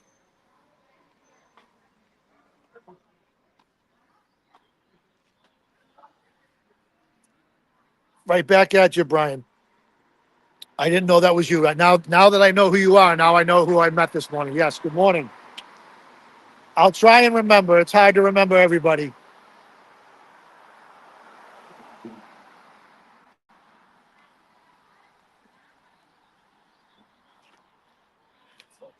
Yeah, I'm just waiting for Erica to come in because I've got to get going to my service.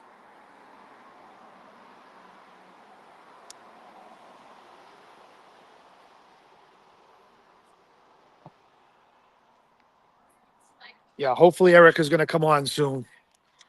Hey now. Yeah, I didn't realize how late it was getting. I'm actually going to have to take off.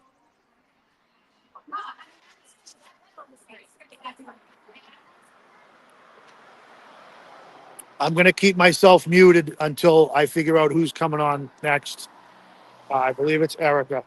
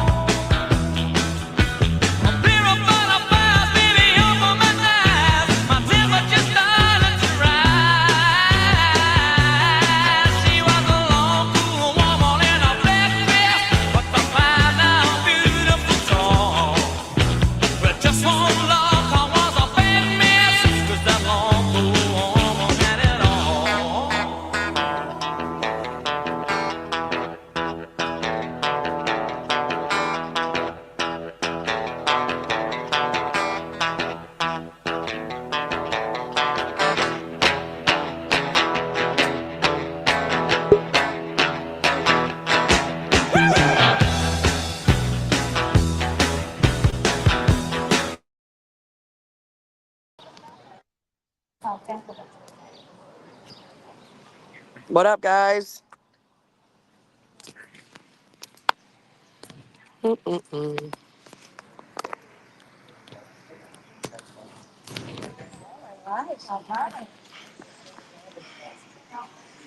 Let me see the chat. Can you guys hear me? Hi, Vixie. Kurt, you can sign off if you want. Hi, Scotty. Hi, baby. How are you? Good, thank you. Good morning. Who's this? I just went down there this morning to give hugs. Hey, guys. And support Erica. I missed you this morning. Oh, damn, Brian. I'm sorry. Hi, honey. Good to see you. Good to see you. I'm just going live just because Kurt got to go. Oh, yeah. I think Dina is in front of the courthouse, maybe. I'm not sure. It looks like her screen's locked. Can you guys hear me? I just want to make sure you guys can hear me. We can hear you. All right. Thanks, Erica. Erin, rather. Yes, Erica, you're good. You're good. I All can right. hear you. I'm All taking right. off. Bye. I'll talk to you guys soon. All right, babe. Be safe. All right. Have All a right. good day. Thank you. Scotty, we love you, kid. Miss you. Scott not down here this morning? No, he's not feeling well. So he'll be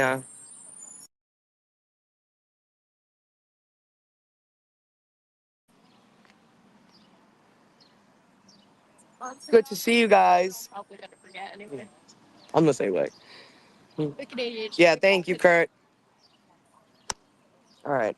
I got you guys. So I'm currently down here in this side of the buffer zone.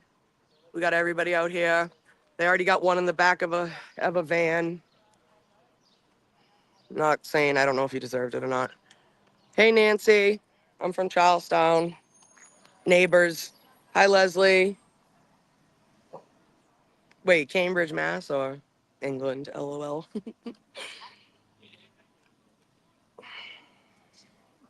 My hair is a disaster today, guys. I did blow dry it, but it looks like a mess. I don't even care at this point, to be honest with you.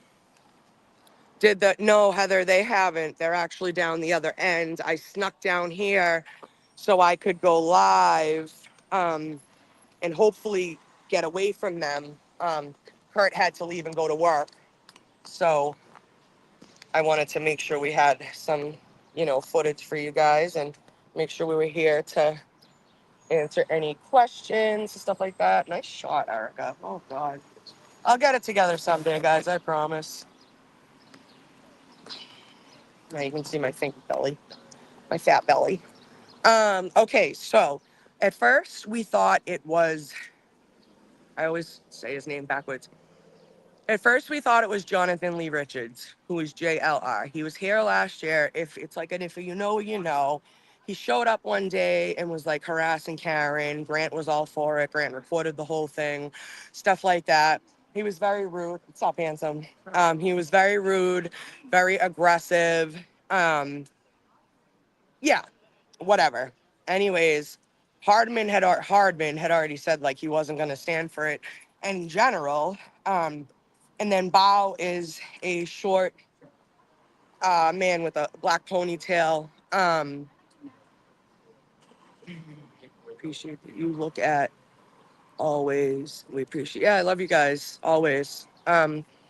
So, anyways, Bao is another guy that comes and just to cause a ruckus. We have proof that he was paid by Kate to come and kind of cause a ruckus too.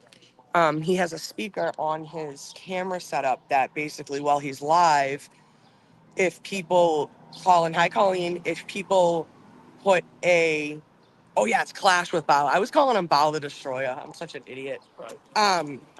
But he would come and he would put in a super chat. Hi mama, what's going on? I was like, is she over there?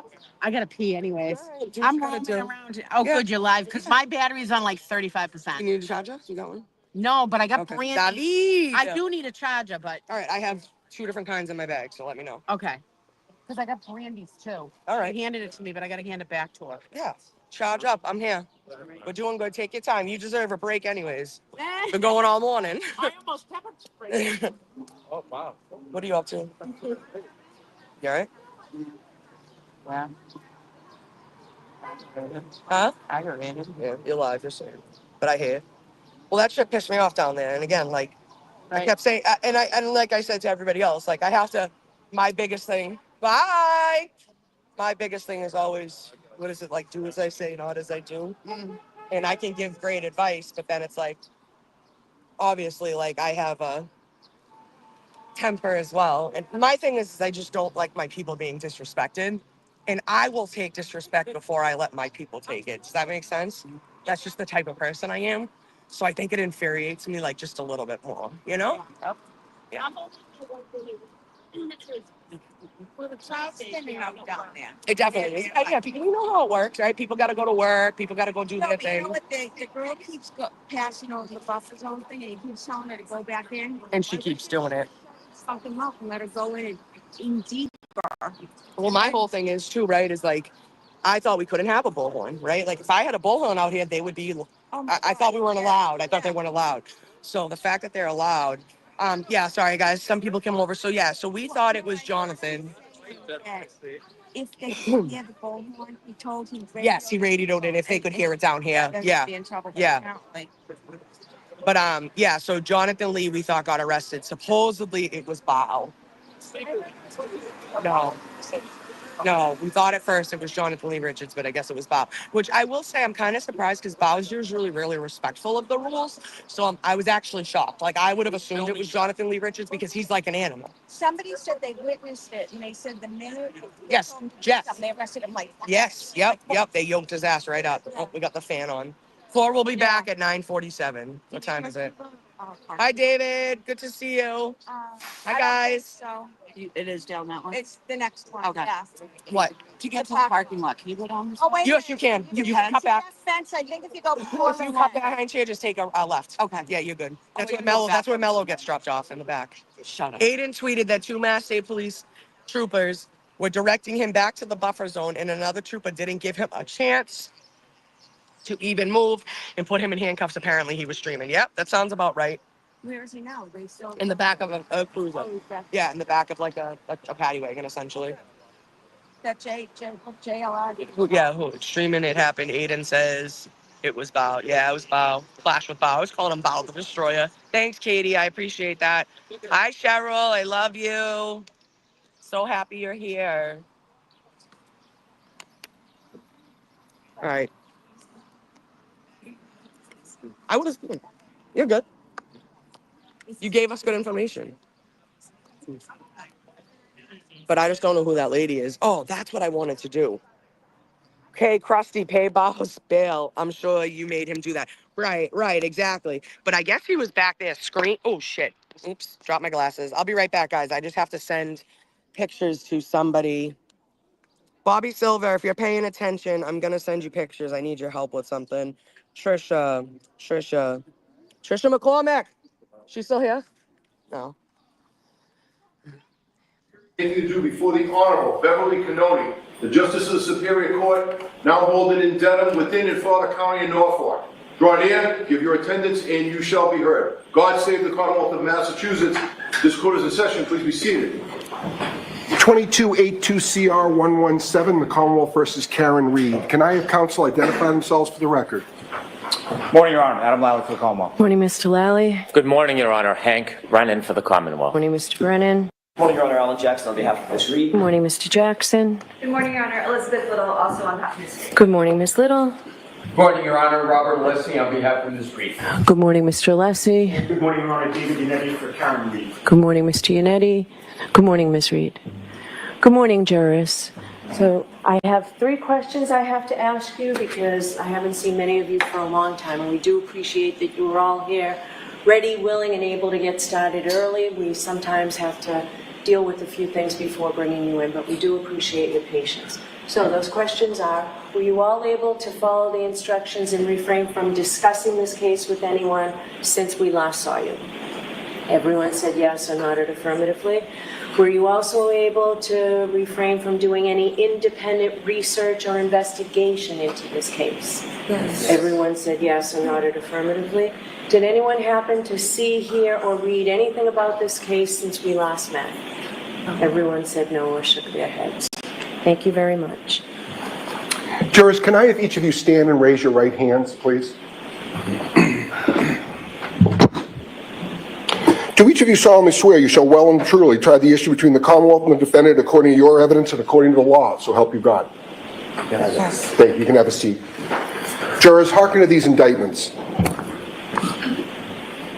Karen Reed of Mansfield in the county of Bristol, on or about January 29, 2022 at Canton in the county of Norfolk, did assault and beat John O'Keefe with intent to murder such person, and by such assault and battery did kill and murder the said John O'Keefe, and is guilty of murder in the second degree and not in the first degree in violation of Massachusetts General Law, Chapter 265, Section 1.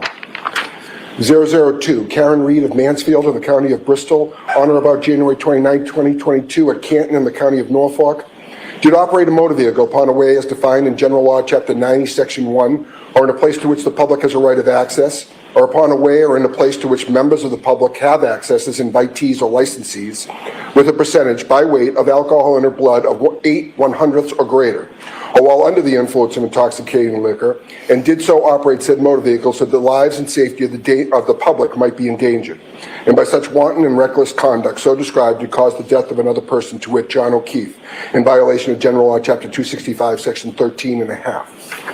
003, Karen Reed of Mansfield in the county of Bristol, on or about January 29, 2022 at Canton in the county of Norfolk, did operate a motor vehicle upon a way or in a place to which the public has a right of access, or upon a way or in a place to which members of the public have access as invitees or licensees, and without stopping and making known her name, residence, and registration number of her motor vehicle, to go away to avoid prosecution or evade apprehension after knowingly colliding with or otherwise causing injury to John O'Keefe, such injuries having resulted in the death of said person in violation of General Law, Chapter 90, Section 24, Subsection 2, Subsection A and a half, Subsection 2.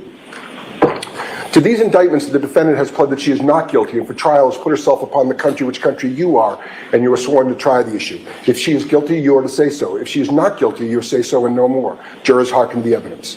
All right, thank you.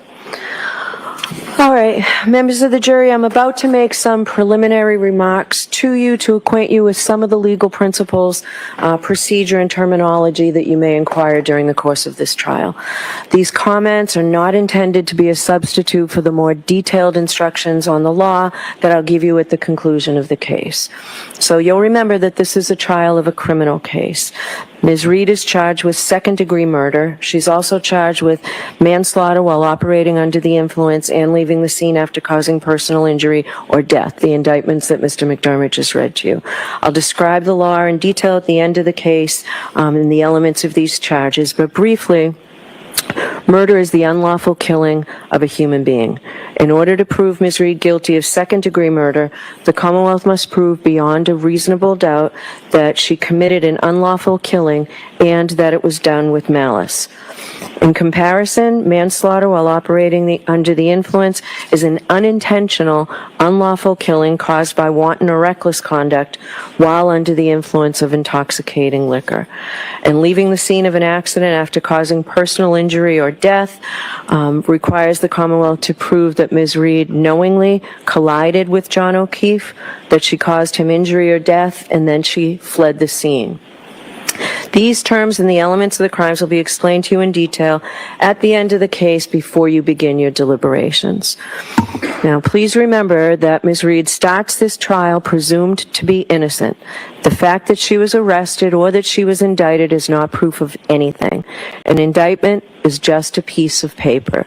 It just makes an accusation. It is merely a formal manner of accusing a person of a crime and bringing that person to trial in the Superior Court. But it is only the jury, in other words, you folks, who can decide whether the prosecution has proved its case beyond a reasonable doubt. If the Commonwealth does not do that, then the presumption of innocence alone requires you to find the defendant not guilty. The law never requires a defendant to prove her innocence, to produce any evidence whatsoever, or to do anything other than attend the trial. This presumption of innocence remains with the defendant until you, the jury, make your determination after listening and considering all the evidence. Now, what is proof beyond a reasonable doubt? The term is often used and probably pretty well understood, though it is not easily defined. Proof beyond a reasonable doubt does not mean proof beyond all possible doubt, for everything in the lives of human beings is open to some possible or imaginary doubt. A charge is proved beyond a reasonable doubt if, after you have compared and considered all the evidence, you have in your minds an abiding conviction to a moral certainty that the charge is true. When we refer to moral certainty, we mean the highest degree of certainty possible in matters relating to human affairs, based solely on the evidence that has been put before you in this case. I have told you that every person is presumed to be innocent until he or she is proved guilty, and that the burden of proof is on the prosecutor. If you evaluate all the evidence and you still have a reasonable doubt remaining, the defendant is entitled to the benefit of that doubt and must be acquitted. It is not enough for the Commonwealth to establish a probability, even a strong probability, that the defendant is more likely to be guilty than not guilty. That is not enough. Instead, the evidence must convince you of the defendant's guilt to a reasonable and moral certainty, a certainty that convinces your understanding and satisfies your reason and judgment as jurors who are sworn to act conscientiously on the evidence. This is what we mean by proof beyond a reasonable doubt. Now, our system of justice depends on judges like me and jurors like you being able and willing to make careful and fair decisions. All people deserve fair and equal treatment in our system of justice, regardless of their race, national origin, religion, age, ability, gender, sexual orientation, education, income level, or any other personal characteristic. You have agreed to be fair, and I am sure that you want to be fair, but that is not always easy. One difficulty comes from our own built-in expectations and assumptions. They exist even if we're not aware of them and even if we believe we do not have them. Some of you may have heard this called implicit bias, and that's what I'm talking about. Of course, we judges have the same problem as everyone else, so let me share a few strategies that we have found useful. First, slow down. Do not rush to a decision. Hasty decisions are more likely to reflect stereotypes or hidden biases. Second, keep an open mind. Avoid drawing conclusions until the end of the case when you and your fellow jurors deliberate. Remember that when you deliberate, you will have all the evidence and all the time you need to make a careful decision. So there truly is no need to stop making up your mind before then. Third, you should listen closely to all the witnesses. That is the best way to ensure that you decide this case based on the evidence and the law instead of upon unsupported assumptions. Fourth, as you listen to the testimony about the people involved in this case, please consider them as individuals rather than as members of a particular group. And finally, I might ask myself, would I view the evidence differently if the people were from different groups, such as different racial, ethnic, or gender identity groups? At the end of the case, I will remind you of these strategies and ask you to focus on the evidence instead of any unsupported assumptions you may have. All we ask is that you, individually and as a group, do your best to resolve this case based upon the evidence and the law, without sympathy, bias, or prejudice, to the best of your ability as human beings. Now, when I finish these initial instructions, the Commonwealth, Mr. Brennan, will make his opening statement, then Ms. Reed's lawyer, Mr. Jackson, can choose to make an opening statement or not, because again, remember, the defendant has no burden of proof and doesn't have to prove anything. Her lawyer does not need to make an opening statement. An opening statement is a summary of what the lawyer expects the evidence at trial will be. It is intended simply to introduce the main issues in this case to you. Next, the prosecution will introduce evidence in support of the charges in the indictments. After that, the defendant may present evidence on her behalf if she wishes to do so, but she is not obliged to do so. Remember, the burden of proof is always on the Commonwealth to prove that the defendant is guilty. The law does not require any defendant to prove her innocence or to produce any evidence at all. After all the evidence, each side will have an opportunity to offer you closing arguments about what conclusions you might draw from the evidence. Like the opening statements, the closing arguments are not evidence. They're merely intended to help you understand the respective contentions of the parties. Finally, after all the evidence and the lawyer's arguments, I will instruct you in detail on the principles of law which you are to apply in your deliberations when you retire to consider your verdict. Your verdict must be unanimous. Let me speak briefly about our respective roles in this case. As the judge, my responsibility is to see that this case is tried orderly, fairly, and efficiently. It's also my instruction to decide any questions of law that come up during the trial and to instruct you about the law that applies to this case. It is your duty to accept the law as I stated to you, whether you agree with it or not. Your function, you folks are the most important people in the courtroom. Your function is to determine the facts. You are the sole and exclusive judges of the facts. You alone determine what evidence to believe, how important any evidence is that you do believe, and what conclusions all the believable evidence leads you to. You will have to consider and weigh the testimony of all the witnesses who will appear before you, and you alone will determine whether to believe any witness and the extent to which you believe any witness. You can believe all of what a witness says, some of it, or none of it. It's entirely up to you. It is part of your responsibility to resolve any conflicts in testimony that may arise during the course of the trial and to determine where the truth lies. Ultimately, you must determine whether or not the Commonwealth has proved the charges beyond a reasonable doubt. The lawyers have their own important role in this trial. They are, of course, advocates. Their job is to bring to your attention the evidence and arguments that best support their position. They may also object to evidence offered by the other side that may not be admissible under our rules of evidence. Similarly, we may engage in sidebar conferences out of your hearing. These sidebar conferences are not intended to keep secrets from you, but to allow the lawyers a little more time to argue their points so that I may rule on what you may consider as evidence. If I agree with an objection to a question, the term I will use is sustained. You are to disregard that question and you're not to speculate as to what the answer might have been. In the same way, you're to disregard any evidence that I tell you is stricken from the record. If I reject or overrule an objection, I'll permit the witness to answer. This happens a lot. You'll find this during the course of the trial. If I let the witness answer the question, but you're not allowed to give the answer any more weight than you would have no objection had been made. Please do not hold it against the lawyers if they make an objection. That's the important part of the lawyer's job. The lawyers have to let me know when there is a potential issue about the admissibility of certain evidence under our law. You must decide this case solely on the evidence presented in this courtroom. This will include the sworn testimony of witnesses and may also include any exhibits that are admitted into evidence, any facts that I tell you have been agreed to by both sides, and any facts that I indicate to you may be taken as a matter of common knowledge.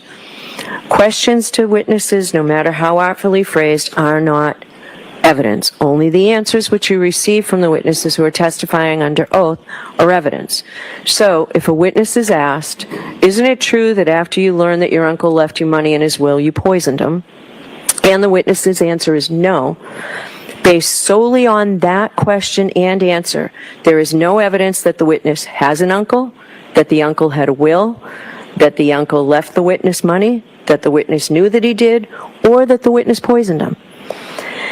Any information that you may have read, heard, or seen about the case outside of the courtroom is not evidence.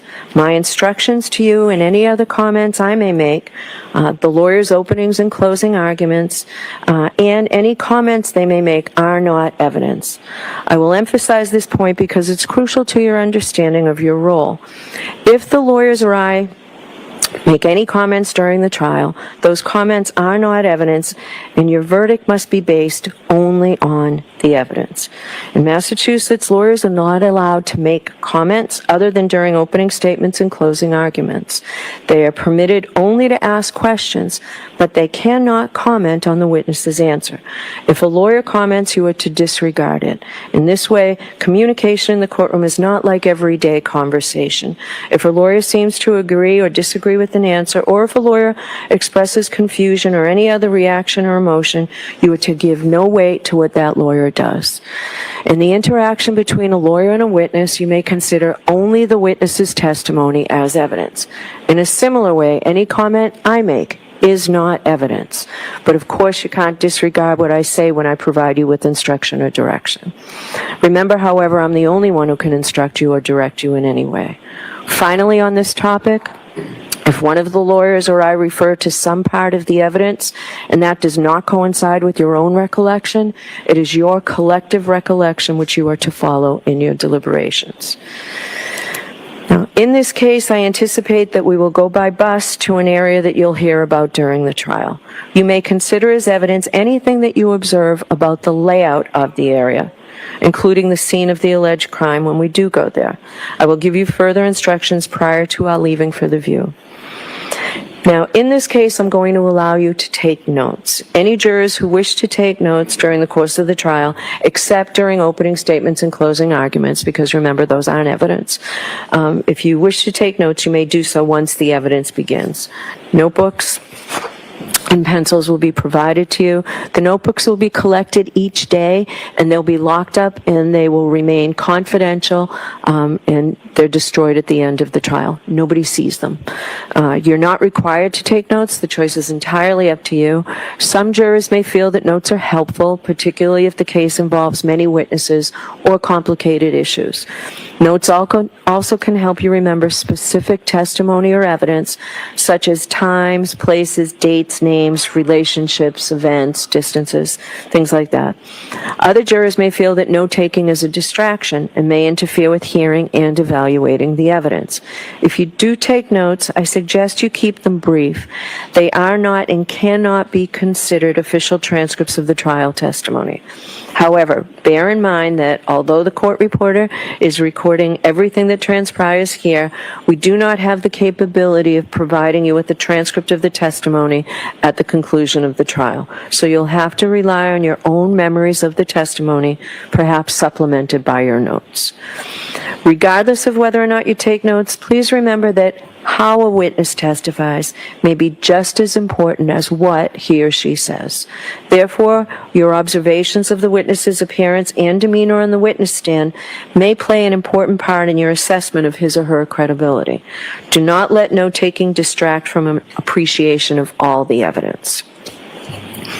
If you have any trouble hearing or seeing during the trial, please raise your hand or let a court officer know, and we'll make any necessary adjustments.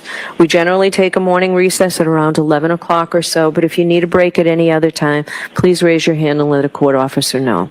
We'll take a break. If you need to communicate with me during the trial, and I'm not suggesting for a minute that you need to, but if you do, please speak with the court officer or give the court officer a note to bring to me. Now, I'm going to address the issue of public interest in this case again, and the duty of this court and this jury to adhere to the rule of law, because it is so very important. John Adams famously said that we are a government of laws, not of men, and that the law must be deaf as an adder to the clamoring of the public. He meant that while public opinion about a given subject may ebb and flow, the law must be steady, reliable, and even-handed. We know that on the subject of this case, there are people advocating for one outcome or another with great intensity, but unbound by any oath or even any inclination to follow the actual evidence. The law works in a different way, and the difference is crucial to our system of justice. This jury, selected for this trial, will hear and judge the evidence. You will decide what the facts are. Where the evidence is contested, you will determine where the truth lies. Ultimately, this jury will decide whether the Commonwealth has carried its burden of proving that the defendant is guilty of any crime, beyond a reasonable doubt. People outside of this building have rights, and we know that they have voices, but this trial will be decided by you. An independent jury, free from outside interference, based only upon the evidence presented in this courtroom and the law. This is the only way to ensure that every person who comes before the court receives a fair trial. It is just that simple and that important. So, while public comment will likely continue, you must ignore it so that the rule of law will be upheld. Which leads me to the fact that it is very important that during this trial, until you deliberate, you must not discuss this case with anyone. This includes your family and friends, and even your fellow jurors. Nor should you allow anyone to communicate with you about any specific aspect or any aspect of this case. You must not conduct any independent research about this case, the matters in this case, and the individuals involved in this case. In other words, you must not consult the internet or do anything else to try and find out information from any source outside the confines in this courtroom. Please be very careful with your social media use. Please do not use X or Twitter, Facebook, Instagram, or Reddit.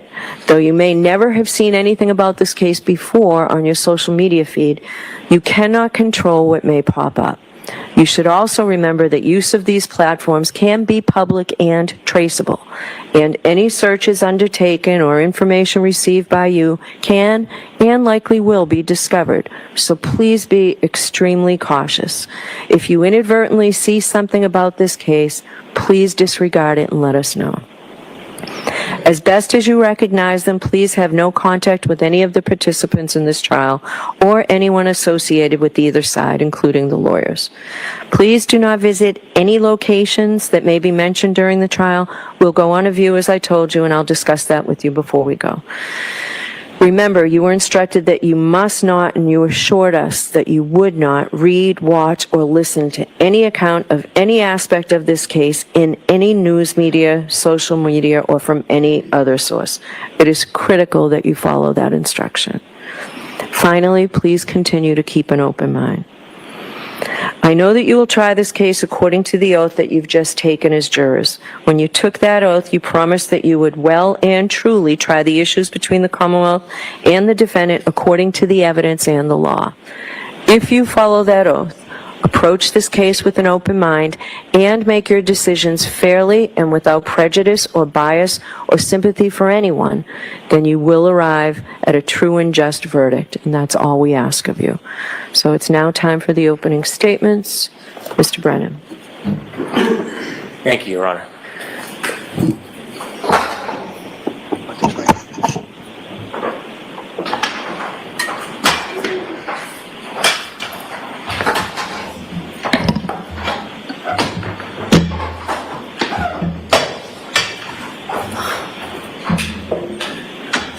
At 6:04 a.m. on January 29, 2022, the alarm bell sounded in the Canton Fire Department. Firefighter paramedic Timothy Nuttall knew what that meant. His heart skipped a beat, he raced to his equipment, and he picked up his bag, which was meticulous. There was a sign and a signal, and then there was a voice commanding that there was cardiac arrest. The most serious of calls for a firefighter and paramedic, that means that a person's heart has stopped. He didn't know who it was, he didn't know where it was, he took his bag, he had just gotten to the station, and he rushed to the ambulance. He was one of the most senior paramedics that morning. Another paramedic, Anthony Flamati, would be running this mission. He jumped in the back of the ambulance, the door shut, and they headed off to 34th Fairview Road. As they drove, firefighter Nuttall could not see anything. He couldn't hear anything other than the engine of the ambulance. He could feel it sliding across the road. It was near blizzard conditions. He calmed himself, he steadied himself. This is what the firefighters and paramedics are trained to do, to focus. And he focused on his task. He looked around the back of the ambulance to make sure all the tools were in place. The ambulance was meticulous as well. This was Anthony Flamati's ambulance, and it was well stocked. He calmed himself and he thought about what was going to happen. What should he be looking for? What is his next steps? He played the scenarios through his mind, and every calm was above him. As the car pulled up to 34 Fairview, the ambulance, he stood at the back door, the doors open, and he stepped out into bedlam. He could hear a woman screaming and shrieking, the cold, hard air slapping on his face, and the wind, blizzard conditions swirling around him. You will hear him tell you how he trudged towards those screams in the darkness to snow, and when he got there, he saw 3 women surrounding a man lying, not moving on the ground. He walked up to the man, and he reached down, and he tried to find any signs of life, pulse, anything, and he found nothing. And he got up and he walked over to the woman, and he walked over to that defendant, Karen Reed, and he told her that he thinks that that man is gone. And then he heard the yell from Anthony Fomati, the chief, and he said, "Come back, let's go." Because you'll learn that in the cold, even if somebody's heart stops, even if they're presumed to have passed, sometimes you can still save a life. So you'll see on a dash cam video, you'll hear from testimony, he went back to that man who was John O'Keefe. He went back to him, and that crew, coordinated effort, they did everything they could to save his life. They got on their knees, they began CPR, and firefighter Nuttall will explain, as he knelt over John O'Keefe, he looked up, and the defendant approached him, and you'll see it on the video. Now, he wanted any information, because when you're trying to save someone, you want to know, are they on drugs, medication, do they have a heart condition? And he looked up at Miss Reed, and he said, "What happened?" And you'll hear her words through firefighter Nuttall. She said, "I hit him, I hit him, I hit him." And it was at that time, with the words of the defendant, that she admitted what she had done that night, that she hit John O'Keefe. Now those words didn't mean anything to firefighter Nuttall. They weren't in context, they didn't reconcile with the injuries, it didn't help him in his treatment, so he ignored it. Now, firefighter Nuttall is not a police officer. He is not an investigator, he is not a detective. He's a first responder. And so he takes that information, it was useless to him, he continues to work on John O'Keefe trying to save his life. You'll see the team put him on a stretcher. And when they lift him from the ground, even though there is snow accumulating, underneath John O'Keefe is simply grass, hard, brown, frozen. And beneath his body lay his cell phone. They bring him to the ambulance, and while they bring him to the ambulance, you'll see on the videos that other first responders speak to the defendant. One first responder, Mr. Fomati, she will say, "I hit him, oh my God, I hit him." And then she was interviewed or asked questions for background information, not a criminal investigation, just background to try to help John. And she was asked questions about his background, and during that conversation, you won't hear her see the defendant was a person by the name of Jen McCabe and a firefighter McLaughlin. And she tells Fire McLaughlin, the third first responder, "I hit him." They bring Mr. O'Keefe to the Good Samaritan Hospital, and his body is cold. The doctors work feverishly. They treat him, trying to save him. They try to warm his corpse. And unfortunately, firefighter Nuttall's first instinct is accurate. John O'Keefe passes. So why are we here today? We are here today because John O'Keefe was killed by the actions and conduct of that defendant, Karen Reed.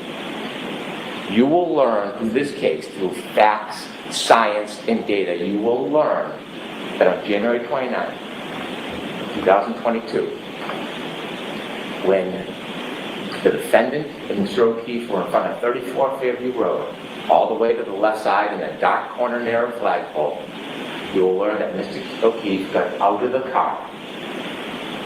He got out and he stood by the side of the road after an argument with the defendant. That argument, that anger fueled by heavy intoxication, You will learn from the science and data as he stood by the side of the road. The defendant in her SUV drove away. She drove at least 35 feet away. The argument was over. It had ended. But then she stopped.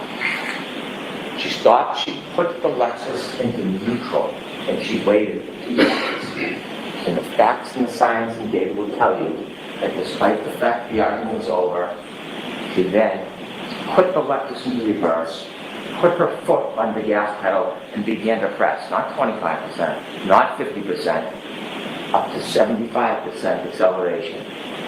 There was a light dusting of snow, the Lexus tires spun backwards, she went backwards at least 70 feet, she clipped John O'Keefe, he fell backwards, hit his head, broke his skull, and there he lay at the corner of Fairview Road, on the ground, lying on top of his cell phone, alone.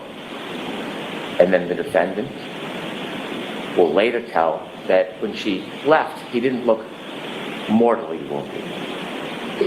Yet he was. And she simply drove away. Now, before I tell you about the data and the facts and the science, and I walk you through that, I'd like to tell you a little bit about John O'Keefe. John O'Keefe was a young man, a local kid, very well liked, loved. John O'Keefe is the son of Peggy O'Keefe, John O'Keefe Sr., and the brother of Paul O'Keefe. Grew up in Canton, worked hard, he became a police officer. But what you're going to learn, the fact that he worked for the Boston police officer, as a Boston police officer, was just a fraction of his life. It was a small, really unimportant part, because the biggest part of John O'Keefe is he was a family man. Not in the traditional sense. You see, John O'Keefe never had biological children. John O'Keefe was never married. But John O'Keefe had a sister, and she had 2 children. And when the children were 6 and 3 years old, his sister unfortunately died. And shortly after, his sister's husband died. John O'Keefe was a help. He didn't sit by. He saw these 2 recently orphaned children, and he stepped in and he said he was going to raise them. So he put aside his career, he put aside his job, and he moved in with the children and raised them like they were his own. They were his passions, his love. He was a new parent, successes, failures, like all parents. And he raised the children with the help of people in the community, with the help of his brother, with the help of his family. And they led a good life. Enter Karen Reed. Around COVID, the defendant and Mr. O'Keefe reacquainted, and they started a relationship. And you'll hear that even though the defendant had her own home, she was staying with Mr. O'Keefe a lot, 4, 5, 6 times a week. And to most of the world, it was a pretty good relationship. They spent time together, they did activities with the children together. She helped with driving the children, feeding the children. It was a steady relationship until about the beginning of 2022. And then things began to unravel. There was tension, there was arguments. In fact, just a few days before this incident, you'll hear that Mr. O'Keefe asked her to leave. But she wouldn't. You're going to be able to read text messages of their conversations on January 28, 2022, and you will see the tension and the unraveling of the relationship. You will read about the discord between the defendant and Mr. O'Keefe. You will see that when he would ignore her calls, they would become incessant. When he would try to push away, she would come closer. You will read those text messages and you will realize that this was the beginning of the end of this relationship. That night, they decided they would go out together. I want to tell you something about data and science before we get to that night. I mentioned that underneath John's body was a cell phone. A cell phone is an amazing piece of technology. It is like a computer. It carries extraordinary data. And when they found the cell phone, the only companion to John O'Keefe that night, They studied the cell phone, and there'll be some remarkable data that you will use in this case to find the truth. I want to mention 3 different things you will find in a cell phone that are critical to this case. The first is called location data. Waze we've all heard of, Google Maps. Well, at some point that night, John put his Waze on, and Waze is like a breadcrumb that will show exactly where the phone goes, second by second. It is the strongest, most accurate location data that you can have. And that night, John was using Waze. It also will have healthcare data. Healthcare data will show when somebody is moving. Sometimes it's qualified as steps, but it doesn't necessarily mean somebody's stepping. Moving their arms, walking, turning. It doesn't show what direction or how far, but it shows movement of a person. Healthcare data.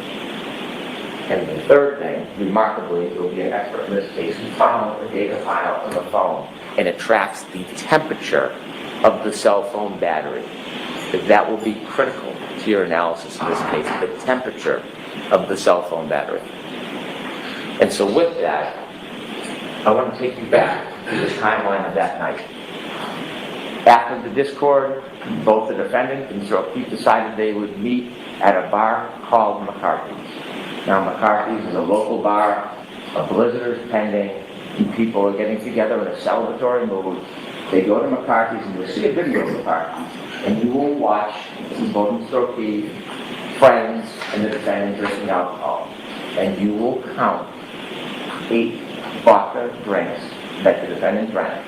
They arrive at 8:50, they stay till 9:45. She consumed at least 7 of those drinks in less than 2 hours. The last drink, you'll see when they leave the bar, she puts it under her jacket, and they walk out and they go to another bar to meet other friends called the Waterfall. They reach the Waterfall sometime around 10 p.m. And when they go into the Waterfall, you'll see a video. And when I said celebratory mood, you will see a group of friends of John O'Keefe, many who are friends with Karen through John, and you'll see them clapping and happy and joyous as they're there. You'll see many hugs between John O'Keefe and his friends and the defendant and many of the people there. And they spend some time together, they're drinking, and they all do a shot. And that will be at least the 8th drink within 3 hours that you consume. You will see from the data, not just the cell phone data, but there's some other very important data, and the other piece of data that goes hand in glove with the cell phone is information on the defendant's Lexus vehicle chips. You might have heard of black box in an airplane, or there's some type of event that captured a small amount of time. Well, that was captured in the defendant's Lexus. That black box information with the cell phone data will tell you everything you need to know in this case. It will bring us step by step through the entire night to the death of John O'Keefe. And so they leave the Waterfall Bar at 12:12, and you'll see that the ignition goes on to the defendant's Lexus. And both John O'Keefe and the defendant in the car, and they decide that they're going to go back to 34 Fairview Road, that we talked about earlier. They're going to go there for a get-together for one of the homeowner's sons who's having a birthday party. And so as they drive back, you will be able to follow them with this location data. When they go back to Fairview, they don't know exactly where it is, and they get lost. And so John O'Keefe makes a phone call. Has a phone call with one of his friends, Jen McCabe.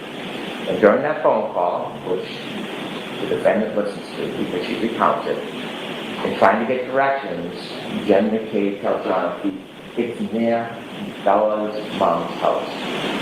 You'll learn that Bella, or her mom, was somebody that John had dated before the school. And so as they make their way to Fairview, you will see there's a road that comes down like a loop and that leads to Fairview.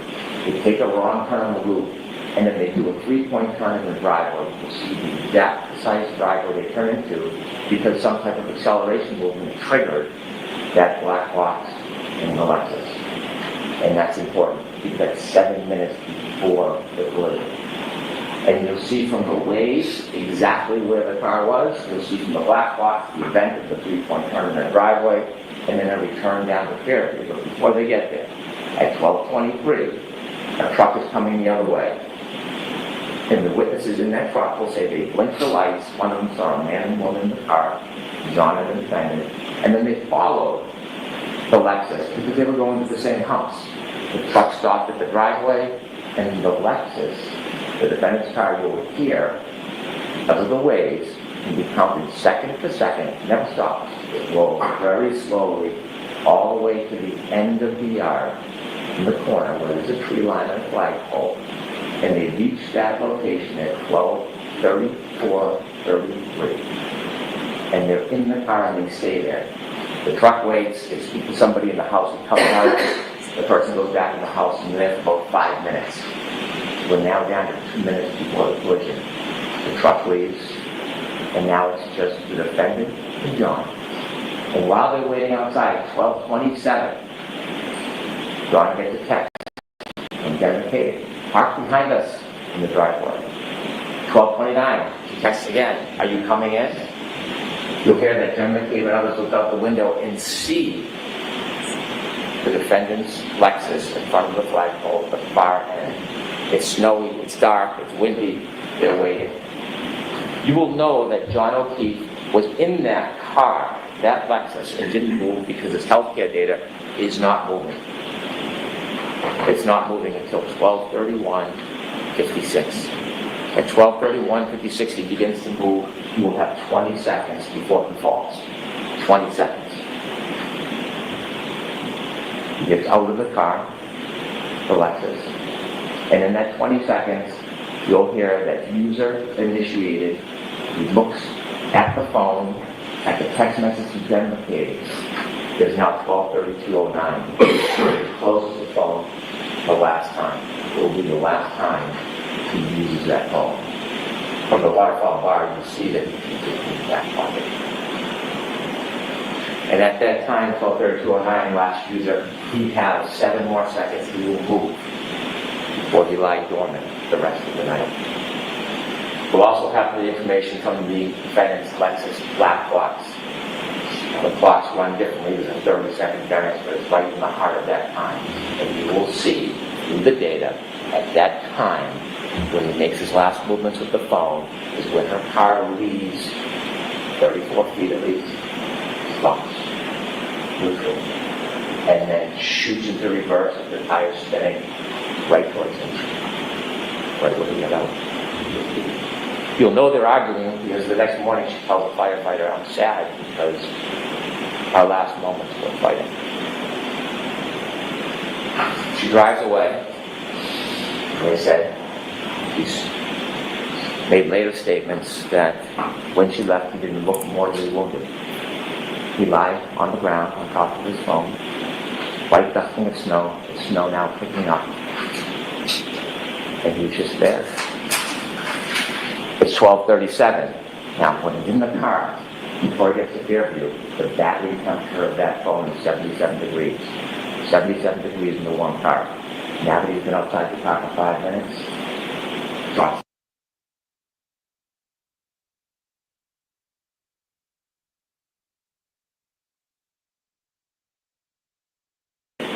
She calls again at 12:36:33 and leaves a message. You'll hear it.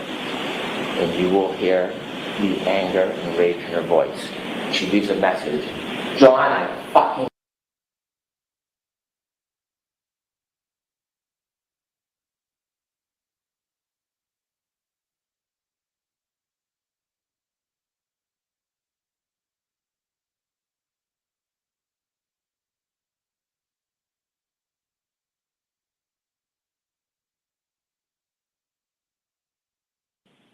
degrees in the warm car. Now that he's been outside the car for 5 minutes, drops to 72 degrees. She drives to his house. She makes a phone call at 12:33 after she's left there. She calls again at 12:36:33 and leaves a message. You'll hear it. And you will hear the anger and rage in her voice. She leaves a message. John, I fucking hate you. Pardon my language. You will hear the simmering. And she leaves that message. He lies on the side of the road. He gets another text message. It's unanswered. He's on the page. Where are you? 12:45. Battery temperature, 61 degrees. So, he gets almost 40 calls from the defendant that night. His phone rings, but it never answers. You'll hear from an expert that the light never initiates, the healthcare data never moves. He's John alone with his only companion, his phone. At 12:53, cell phone drops. It's almost 60 degrees. 12:59, the defendant leaves another message on John's phone. Now, she hasn't spoken to anybody. Nobody has spoken to her, but her message is out. You'll learn the message says, John, nobody knows where you are. And this is where the plot in the cover-up begins. The evidence will make clear that she knew he was there. She did not call 911. She did not go back to him. She did not leave an anonymous tip. She left him. The night wears on. It's now 1:07. Battery temperature 55 degrees. 1:14, she calls her mother. No answer. 1:14:53. Battery temperature 50 degrees. The defendant had healthcare data on her phone as well, and you'll hear that it stops around that time. And you'll later learn that she admits to falling asleep or passing out. But then she wakes. 5 o'clock, she is frantic. She wakes up John's niece, and she is unintelligible. She is yelling, she's screaming, she asks for the niece to call Jen McCabe. She calls Jen McCabe, and you'll hear Jen McCabe recount. Out of her deep sleep, she wakes up and she hears, Jen, Jen, Jen, screaming Jen's name. John's dead. Hangs up the phone. Jen McCabe calls down. And then what's going on? And she's told, well, I left him at the waterfall. At the beginning of the cover. She tells Jen McCabe, I left him at the waterfall. Jen calls back and says, he saw you up front. You did leave him at the waterfall. She hangs up. She then minutes later calls another person, Kerry Roberts, a friend of John O'Keefe. Someone who's not friends with the defendant, but they know because they helped raise the kids and they interacted. She had nothing to do with the night before. Wasn't at the bars, was home with her family. She calls her and says, I think John got hit by a plow. I think he's dead. Now Kerry, with that information, calls 911. She calls hospitals. You can hear her voice. She's concerned. Not him.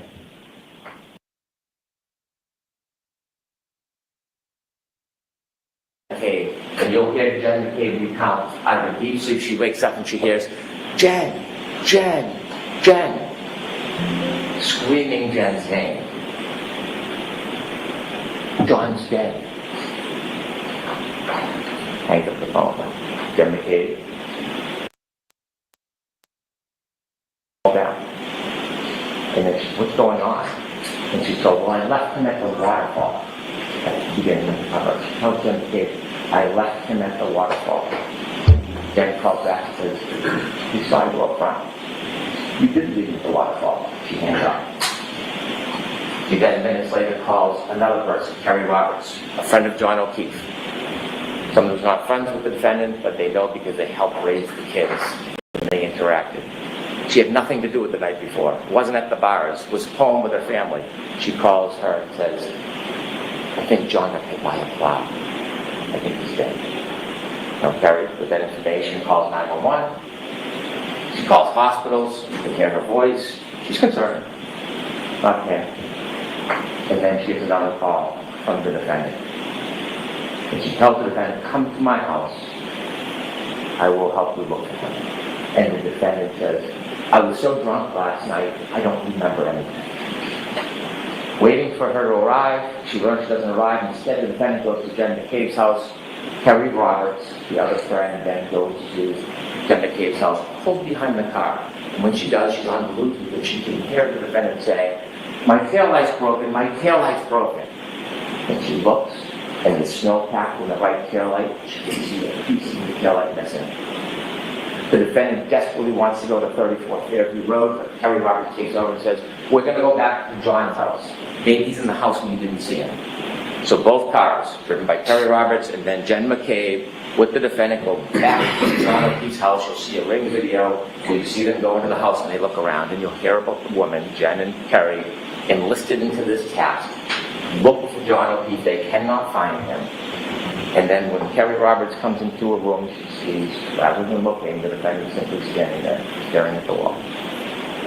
At that point, the defendant insists they got to go back to Fairview Road. They decide to take one car. Kerry Roberts is taking charge. She's going to drive. They leave Miss Reed's Lexus and John O'Keefe's driveway, and they drive back towards 34 Fairview Road. You'll hear it is blizzard-like conditions. It is dark. They can barely see a thing. And when they get close to the edge of 34 Fairview, you hear the defendant start to scream, "There he is!" Both women look and they can't see anything. She starts kicking the door. The defendant's kicking the door. "Let me out!" Kerry Roberts stops the car and lets her out, and she sees the defendant run exactly to where John O'Keefe is in the darkness. Just where she left him. Kerry gets out of the car, starts to walk towards where the defendant is, and she sees the defendant lying on a body. She can't tell who it is because the face is still covered with snow. And she comes over and looks, and she wipes off the snow from John O'Keefe's face. She realizes he's one of her best friends in the world, is John O'Keefe. And she starts to try to do first aid. They start to move him, and coincidentally at 6:06 when they start to move him, the cold air hits that cell phone battery. It drops from 50 to 43 degrees. And they try, Jen McCabe calls 911. And that's when a police officer arrives, firefighter Nuttall and his crew. And when they lift him, that cell phone battery that is shut down to 37 degrees, Kerry Roberts picks it up and puts it in her pocket, and it immediately starts to warm as she moves to help get a data showing movement starts again.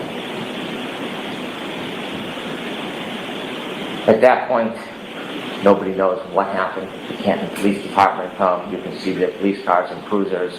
They're not sure, so they look in the area where John's body is and find a glass from the bar near his body. They find blood spots. They try to put the blood spots in plastic containers. They don't know what they're looking for at this point. There's no information.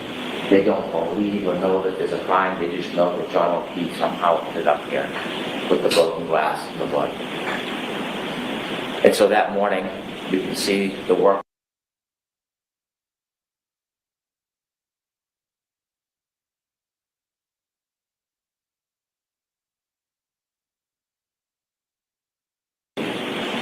Also the news, and they go to the hospital.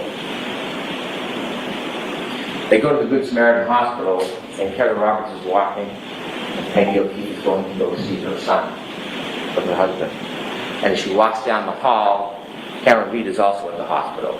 See, there was some reports of maybe she was upset or suicidal, so they sectioned her. They put her in for evaluation to make sure she was safe. You'll hear Peggy O'Keefe tell her she walked.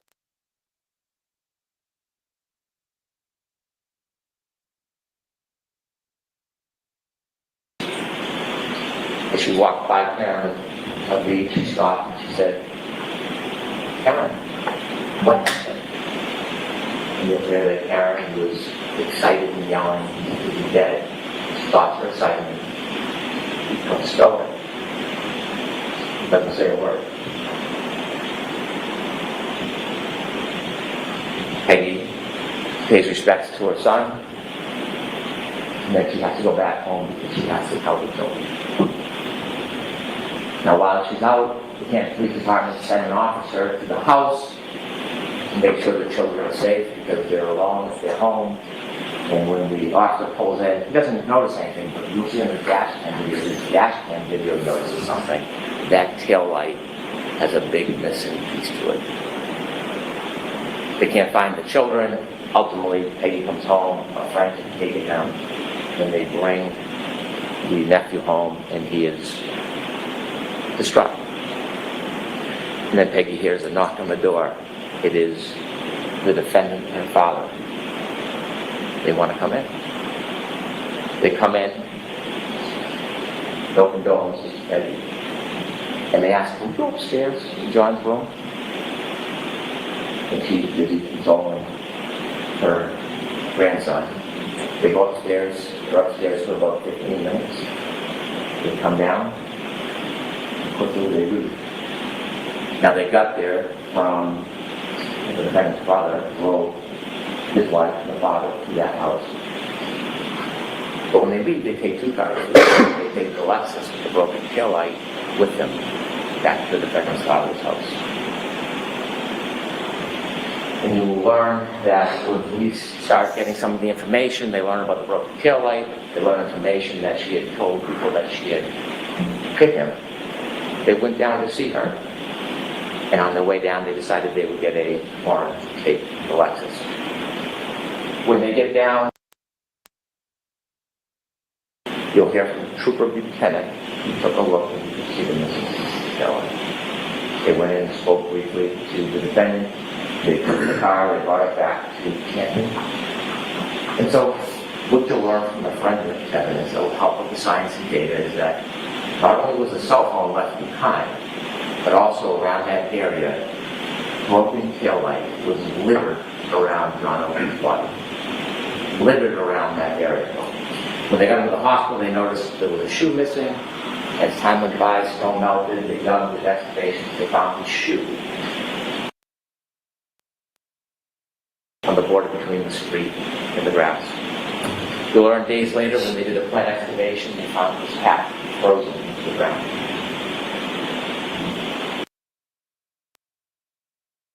Over the course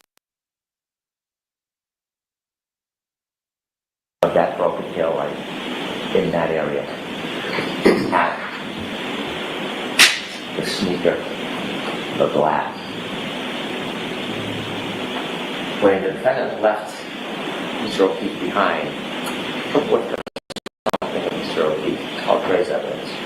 You'll learn on the back of her Lexus, around the taillight area, was John's DNA, and stuck to the side, grasping one last piece of John O'Keefe's hair.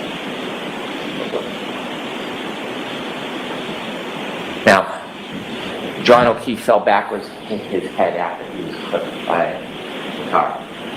And you're going to hear from a very renowned doctor, a neurosurgeon, who has treated thousands and thousands of head injuries. And the wound on the back of the head, when he fell backwards, on the cracked skull, it's called a basal fracture. It created an injury called counter-coup. After he was clipped by a car and fell backwards and hit his head on that hard rock ground, remember there's no snow, it's just a dusting at this point, the back of his brain hits the back of his skull and bounces up. When it bounces up, it leaves marks showing that impact. And this neurosurgeon will tell you, treated thousands of patients, that this injury, to a reasonable degree of medical certainty, is counter-coup caused by falling backwards and hitting your head. When the medical examiner for the state looked at it, they generally said blunt force trauma. They had it undetermined. So we brought it to the renowned neurosurgeon who does exactly this. You're also going to hear from an active reconstruction.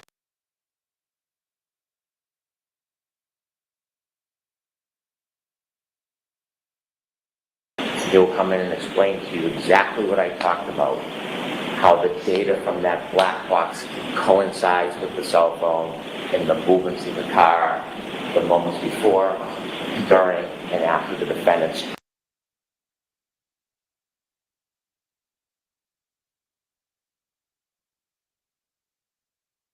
There are 3 charges against the defendant in this case. The first one, second-degree murder. When most people hear murder, they instantly think shooting somebody, stabbing somebody, bringing, deliberate premeditation. Or I will instruct you on the law. I'm not going to trample in that area, but I can tell you clearly, we are not going to try to prove that Karen Reed tried to kill John O'Keefe. We're not going to try to prove to you that she intended or wanted him dead. That's not second-degree murder. What we will prove to you is she engaged in an intentional act, driving back at him at that speed, in the storm, in the darkness, knowing that he had just gotten out of her Lexus. She intended that act, which would cause a plain and strong likelihood of death. That's what will prove to you second-degree murder. Also, operating under the influence of alcohol, manslaughter will prove to you that she drove her Lexus recklessly. She hit John O'Keefe and because she hit him and he fell back, she caused his death. The third charge is leaving the scene after knowingly causing death. Again, she hit Mr. O'Keefe with a car. She knew he was injured. She left him behind. And he died. That's the whole group. This case will come down to the science and the data. The science and the data, the cell phone is the best of historians. It doesn't suffer from intoxication. It doesn't suffer from memory loss. It doesn't suffer from emotion, pride, or prejudice. It is facts. It is data. And that facts and data will lead you to the truth in this case. But after Ms. Reed was charged, she began what you'll learn as a campaign. A campaign to make public statements. 2020 Nightline, Fox 25, a documentary. And we had an opportunity to get many of her statements in the footage, and we're going to show much of it to you. And her statements to you will confirm what you already know from the science and the data, what you will already conclude from the facts independent about what she did that night. Her word simply confirmed. Lips in many of her statements, her admissions to extraordinary intoxications, her admissions to driving the Alexis, her admissions to being angry at John that night. And I dare say her admissions that she told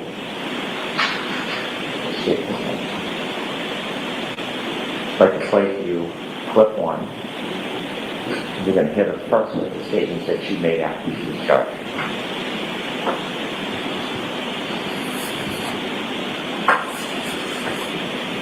I mean, I didn't think I hit him, but could I have clipped him? Could I have tagged him in the knee and incapacitated him? He didn't look mortally wounded as far as I could see, but could I have done something that knocked him out and in drunkenness and in the cold didn't come to again? And this would have been the moment you dropped him off at the party. Yeah, would have had to.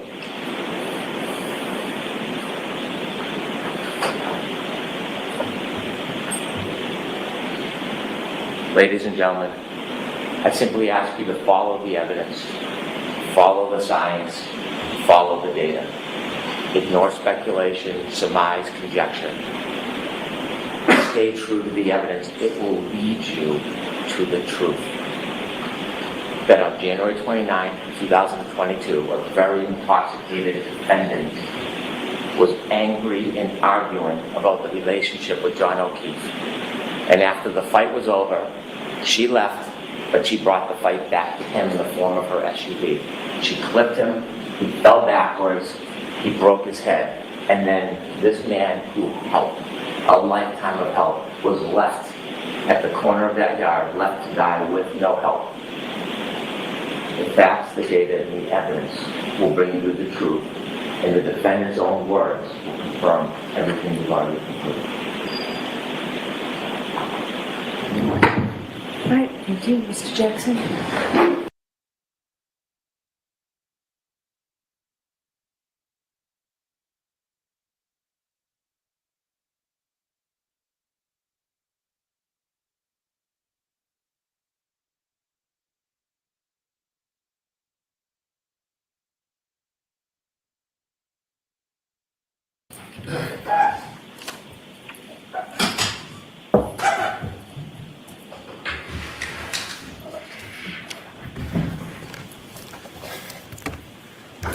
May I, Your Honor? The evidence in this case will establish above everything else 3 points. There was no collision with John O'Keefe. There was no collision. There was no collision. John O'Keefe did not die from being hit by a vehicle. Period. The facts will show that. The evidence will show that. The data will show that. The science will show that. And the experts will tell you that. You'll learn that the Commonwealth has pinned its entire case on a brazen and a flawed assertion that is untethered, unconnected to the facts and to the evidence. And their assertion is contrary to science. Because at the end of the day, folks, there was no collision with John O'Keefe. So how did we end up here? How does Karen Reed end up sitting in that chair on trial for an event that literally never happened? Well, the evidence is going to explain it. And it can be summed up in the following text message at the very beginning of this investigation. A text message of a now fired Massachusetts State Police officer named Michael Proctor. He was the lead investigator on this case, and he was talking about a fellow officer, a fellow cop, who owned the property where John O'Keefe's body was found. Text message with a buddy. Question, is the homeowner going to catch any shit? Answer, nope. He's a Boston cop too. That quote defines the lack of integrity of the Commonwealth's entire case, its entire investigation, and this prosecution. During the course of this trial, you'll learn much more about Mr. Proctor, why he said that, and what it really means. What you'll see and hear in this courtroom in the coming weeks is not just a story of a tragic loss. And make no mistake, John O'Keefe's death is and was a tragic loss. But the story you'll hear is about an investigation that was riddled with errors from the beginning, a rush to judgment, conflicted and corrupted from the start. Corrupted by bias, corrupted by incompetence, and corrupted by deceit. Finally, it was corrupted by a deliberate effort to avoid and to cover up the very truth that you are seeking. You'll find when you hear the evidence that the Commonwealth's case is the literal definition of reasonable doubt. They won't be able to talk their way out of it. They won't be able to explain their way out of it. They won't be able to excuse their way out of it. And they can't meet their extreme burden of proof, which the court will tell you is beyond any and all reasonable doubt and to a moral certainty. Members of the jury, Karen Reed found John O'Keefe dead on the front lawn of a Boston police officer, Brian Albert, at 6 a.m. on January 29th, 2022. Picture the scene. Blood-curdling screams, ambulances, emergency lights on, fire engines, ladder trucks, paramedics, patrol vehicles, patrol cruisers, police officers, first responders, firefighters, all swarming all over Brian Albert's lawn, literally feet under his bedroom window. Yet Brian Albert, a sworn peace officer, a first responder himself, never came outside. Never went outside to see what the chaos was about, never went outside to see if he could assist a man in need, never walked outside his house to see if he could help a fallen fellow officer on his own front lawn. More shockingly, you'll learn that lead investigator for the Massachusetts Police, Michael Proctor, never set foot inside Brian Albert's house that day.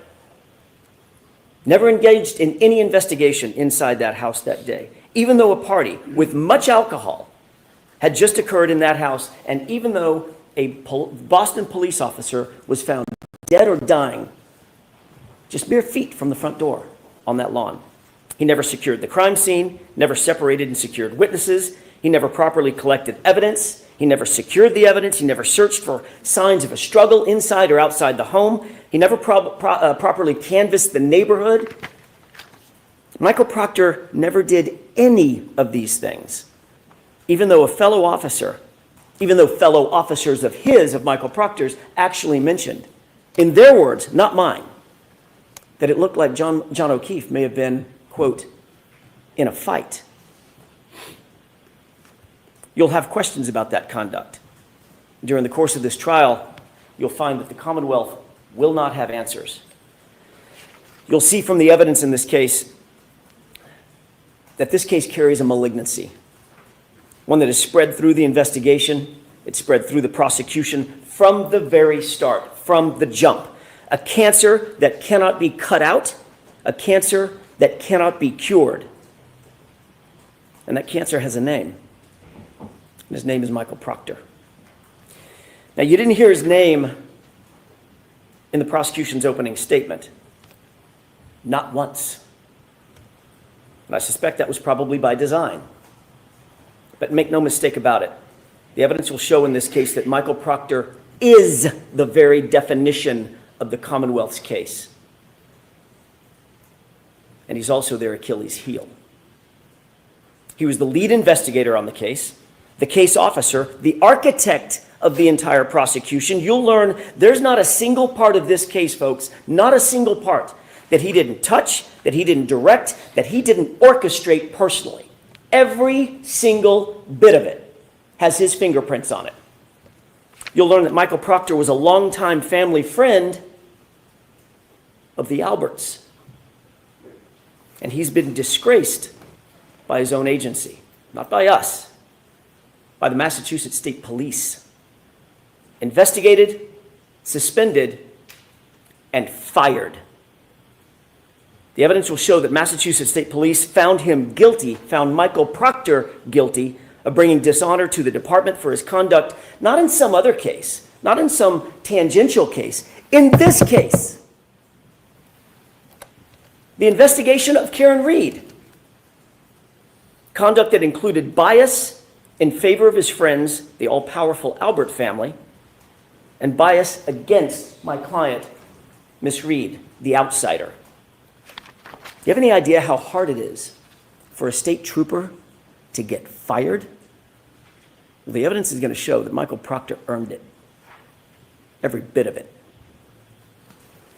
You'll hear that within hours of a Boston police officer being found dead on Brian Albert's lawn, Michael Proctor, the lead investigator, who had investigated exactly nothing up to this point, right at the beginning, made an early pronouncement that Brian Albert himself was not going to, quote, catch any shit, end quote.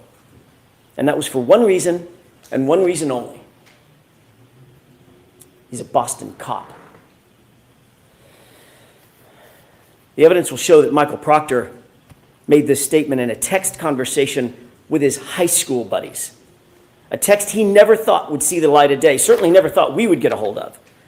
And when he thought no one was looking, he actually said the quiet part out loud. He's a cop too. We'll give him a pass. You'll learn that in Michael Proctor's world, rank has its privileges. And the evidence will show that's privileges that you don't get and I don't get. But apparently a Boston police officer, Brian Albert, and his friends, they do get. You'll learn that in Michael Proctor's world, he didn't care about finding the truth. In his world, his priority was to protect the brotherhood, to protect that blue wall, to protect his friends who were at the Alberts' house that night. I want to take a step back, if I could, and spend the next few minutes talking a little bit more detail about what the actual facts in this case will show, not based on speculation, not based on surmise, not based on guesswork or conjecture, but the actual true facts that you will learn through the course of this trial. On January 28th, 2022, it was a Friday night. John and Karen had made plans to meet up with friends for drinks. It was a happy and normal night for them. They were affectionate, they were loving, they were in good spirits, nothing out of the ordinary. They started at a local watering hole called C.F. McCarthy's. You've heard that name before and you'll hear it again. And eventually they made their way over to the Waterfall Bar and Grill, another bar where they ended up.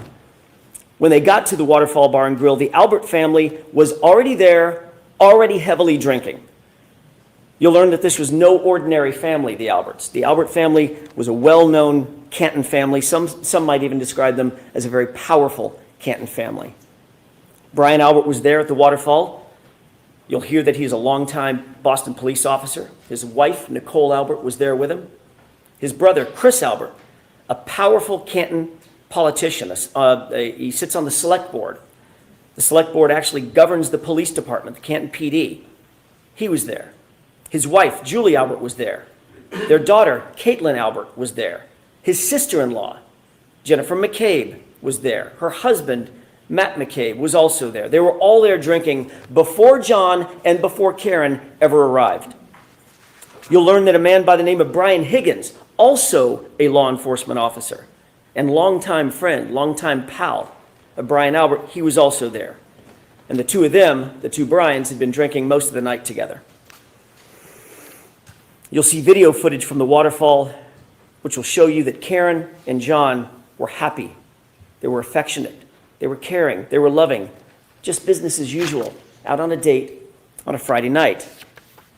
But that exact same video footage which lead investigator Michael Proctor plainly chose to ignore that video footage. It paints a very different picture of Brian Higgins. You'll learn that Higgins had romantic designs for Karen. That becomes important. Brian Higgins had engaged Karen in flirtatious texts, but days earlier she had put a stop to it. She had ghosted him, in common parlance. In other words, just ignored him. The evidence will show that the first time he saw her and was in her presence after being rejected by her was when she walked into the Waterfall Bar and Grill along with her boyfriend, John O'Keefe. At 11:58 p.m., just minutes before John ultimately arrived at the Albert residence, you'll see a video at the waterfall of an unsettling interaction, troubling interaction between Brian Higgins and John O'Keefe. And unlike the lead investigator, Michael Proctor, in this case, you won't ignore that evidence. As the bar was closing around 12 midnight, the Alberts invited everybody back to their house for a get-together to just keep the night going. And you'll learn that Karen and John ultimately pulled up to the house. They got out of the SUV to make sure they had the right address. You see, neither John nor Karen had ever been to 34 Fairview. They weren't even sure they were at the right address. And the evidence will establish that John got out of the SUV and went into the house. Let me say that again. The facts unequivocally, the data, the science, the witnesses will all unequivocally establish that John O'Keefe went into the Albert home that night. Eyewitnesses and forensic data will establish that fact. When he didn't come back out, you'll learn that Karen grew increasingly frustrated. She got upset. She was left alone in a car, in the cold, in the middle of the night, with the car idling. John had gone into the house. She expected him to come right back out, and when he didn't, seconds turned into minutes, and minutes started to clock away. She left John a voicemail, then another voicemail, voicemail after voicemail after voicemail, text messages. But he was unresponsive. He didn't pick up a single call. He didn't respond to a single text. The longer he didn't respond, the more upset she got. The Commonwealth will intimate, as they already have in their opening statement, that these voicemails are evidence that the two were fighting. The actual evidence in this case, however, will show the exact opposite. You'll hear that Karen was very agitated. You'll hear some voicemails where she's swearing. You'll hear voicemails where she calls him names. There's name calling. But you'll also hear the context of those voicemails. And every single one of them, every single one of those voicemails was left for John after he failed to come back out of the house, after he failed to respond to her voicemails and to her texts. Karen believed John had just left her sitting there, grabbed a beer, was partying with his friends. The evidence will actually show that John and Karen never had a crossword, not a single crossword that entire evening before he left that SUV and went inside the house. And you will learn what Karen had absolutely no way of knowing at the time. It wasn't that he wouldn't respond to her. It's that he couldn't respond to her. And the evidence will show you why. Let's talk about that. We'll introduce you to a doctor named Elizabeth Lopesada, a renowned forensic pathologist, a medical examiner, and a professor at Brown University. She will tell you that the injury to the back of John's head, first of all, was immediately incapacitating. And that has meaning. At the moment he suffered that fatal head injury, he couldn't walk, talk, grab his phone, cry for help, nothing. He was completely incapacitated, completely unconscious from the moment he suffered that injury. He was completely still and incapable of interacting with anyone or anything. But the doctor will tell you something more, and just as important.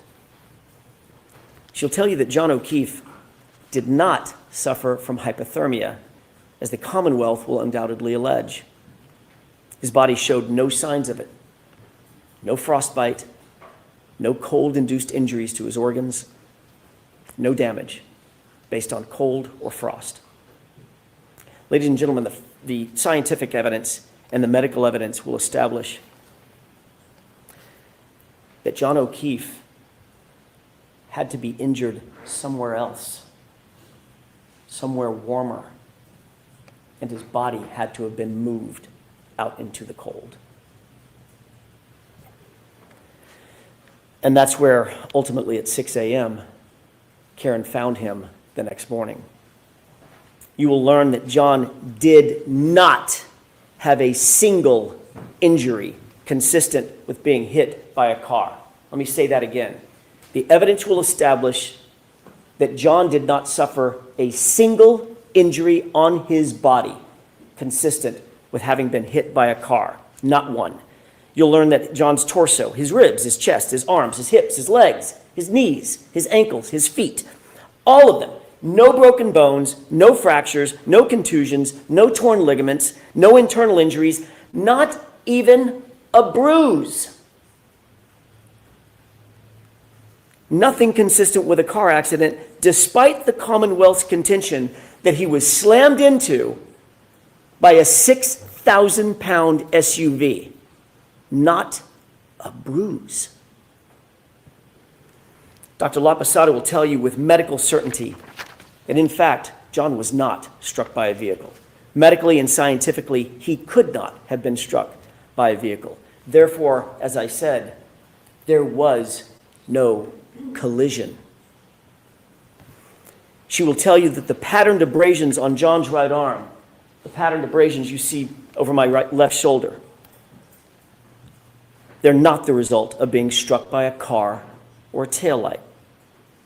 You'll take one look at these injuries and you'll agree with Dr. LaPosada. The evidence will show that these injuries are from an animal, like a large dog, like the large dog that was inside the Albert house that night. You'll learn that Brian Albert has actually admitted that his large dog, the family dog, is, quote, not good with strangers. And of course, John, never having been to the house before, was a stranger that night. You'll also learn that oddly, very oddly, after having their family pet for 7 years, a short time after this incident, the Alberts got rid of that dog. They called it rehoming her. But she was gone. Dr. LaPosada will also tell you that the injury to John's head was not the result of falling backward onto a flat lawn, cold or otherwise. Rather, Dr. LaPosada will tell you with medical certainty that the injury pattern to his scalp was produced by an impact from a raised or ledged surface, a surface that does not exist on Brian Albert's front lawn where John was found. The medical evidence will establish no hypothermia, no injuries from a car strike, no collision with a motor vehicle. And forensic analysis of John's cell phone, Mr. Brennan mentioned that in his opening statement. The Commonwealth's own expert will ultimately support the exact facts that I just told you, including the temperature data. John O'Keefe was injured someplace warmer, and he was moved. That alone is reasonable doubt, but there's much more. You'll also learn that there were many people at that after-hours gathering at Brian Albert's house who would have left by the front door just feet from where John O'Keefe's body would have ultimately been, had he actually been there, right after 12:30 a.m. which is what the Commonwealth's claim is. There were nearly a dozen people who walked out that front door directly adjacent to the precise spot where John O'Keefe would have been lying. Not a single person, not one, not a single person, saw a 6'2", 216-pound man laying sprawled in the front lawn in dark clothing on a light white dusting of snow. Not one. Then the evidence will also show that every one of those same people drove by that same spot, not walked by it, drove by it to leave the house, and still not one of them saw John laying in the yard when they left between 1 a.m. and 2 a.m. in the morning. But you know who else you'll find never saw a body on that lawn? The snowplow driver, a completely independent witness charged with plowing the streets in Canton that night. You'll hear that Michael Proctor, oh, he's not done yet, Mr. Proctor. You'll hear that Michael Proctor wrote a report where he claimed that Fairview had not been plowed that night. You'll learn that that was completely false. That was a lie. Michael Proctor did not want any more witnesses. He didn't want the truth, and he falsely claimed that the road was never plowed. You'll learn that he wouldn't look for the plow driver, but we did, and we found, and we'll introduce you to, Brian Loughran. He plowed Fairview that night, and what he's going to tell you is that there was no body on that lawn at 2:30 in the morning. You'll learn that Brian Loughran passed by 34 Fairview, traveling right next to Brian Albert's front yard, and at 2:30 a.m., John O'Keefe was not there. But you'll see that the plow driver also provides some other troubling information, troubling testimony for the Commonwealth. You'll learn that after making that pass at 2:30 a.m., he showed up with his plow an hour later. He stopped at the entrance of Fairview. He was looking up Fairview to decide whether or not to plow it, but he saw an obstruction. At 3:30 a.m., he looked down the street, and in the very spot precisely where Karen would later find John's body laying at 6 a.m., there was a car parked in front of it, a Ford Edge. You're going to ask yourself, who's moving a car at 3:30 in the morning into a blizzard on the side of the road? You'll learn that Michael Proctor, the lead investigator, intentionally ignored this fact as well. He did no investigation to find out who owned a Ford Edge, but again, we did. And the evidence will establish that Ford Edge happens to be a favorite model of the Albert family. More than one Albert owned a Ford Edge at the time. You'll learn that those facts will add to the mounting and the overwhelming evidence that there was no collision and John O'Keefe's body was moved onto that lawn.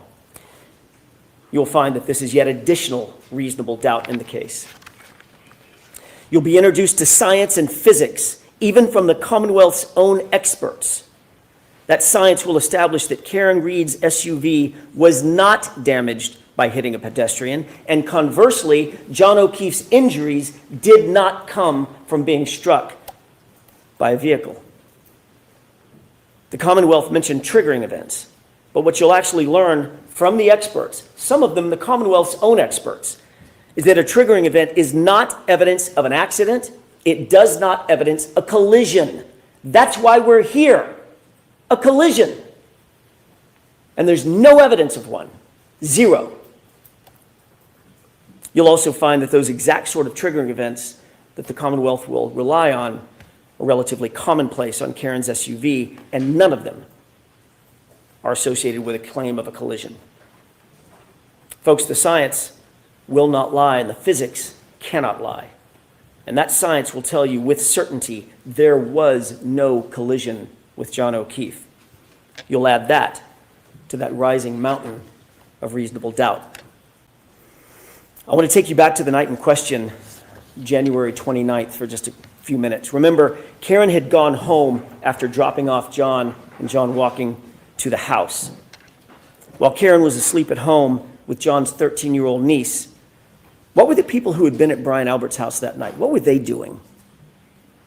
While she slept, what you'll find and what the evidence will show is that they were extremely busy.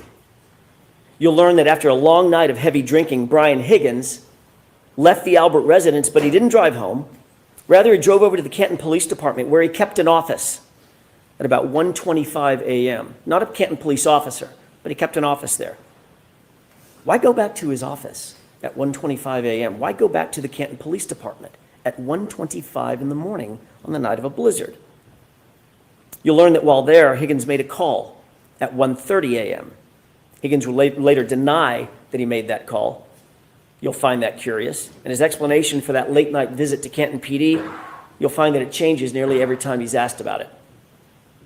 You'll learn that after everyone left Brian Albert's house, Brian Albert actually claimed he had no contact with anybody else except his wife. No contact. Until he woke up the next morning. So he says.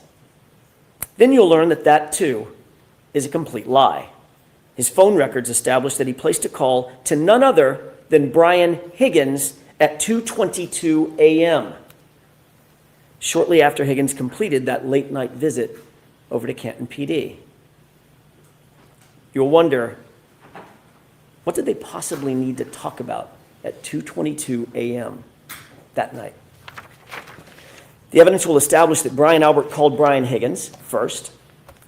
Brian Albert then disconnected that call when Higgins didn't answer it. Seconds later, Brian Higgins returned the call. Brian Albert then did answer that call. They spoke for 22 full seconds, had a conversation, then they both hung up their respective phones. You'll learn that when they were asked about these calls and conversations, both Brian Albert and Brian Higgins lied about it. Both of them. They said they never had a call with each other. But then ultimately, when they were confronted with their own cell phone records and they could no longer deny the calls, they were asked independently, explain yourself. And they both came up with the exact same explanation. A butt dial. The evidence will make you question, why did Albert and Higgins speak at 2:22 a.m.? And why did they both try to cover up that phone call? You'll also learn after this incident and within days of one another, both Brian Higgins and Brian Albert, both police officers, both trained investigators, got rid of their phones. Both of them. And what else you'll learn Brian Albert got rid of? Shortly after this incident, Brian Albert got rid of his house, the whole thing. Just sold it. His childhood home, a home that had been in the Albert family for generations, he literally sold it mere months after this incident. Dog rehomed, phones destroyed, house sold. You'll learn that all these things happened shortly after the incident where John O'Keefe was found unresponsive and dying in Brian Albert's front lawn. And you'll also learn that Michael Proctor looked the other way. He did not investigate any of what I'm telling you. He pre-selected Karen Reed from the start, and he ignored everything and everyone else. Let's get back to what was happening with the others while Karen slept. What you'll learn during this trial is that Brian Albert's sister-in-law, you've heard her name before, Jennifer McCabe, she was at the waterfall that night and she was over at the Albert. She left the after-hours gathering about 2 a.m., a little before 2 a.m., got home around 2 a.m. And you'll learn that according to the Commonwealth's own evidence from a forensic software program called Physical Analyzer made by Celebrite, it's considered the gold standard for forensic tools. You'll learn that a Google search was discovered on Jennifer McCabe's phone. A Google search that Michael Proctor and his investigators never revealed to us, but we found anyway. A Google search that was time-stamped, according to their own data, at 2:27 a.m.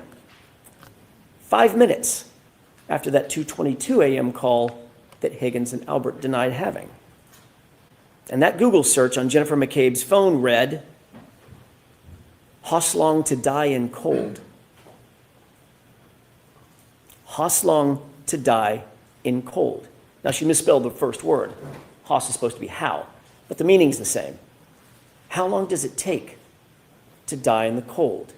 Time-stamped 2:27. And then that search was also noted by the same Celebrite program as having been deleted.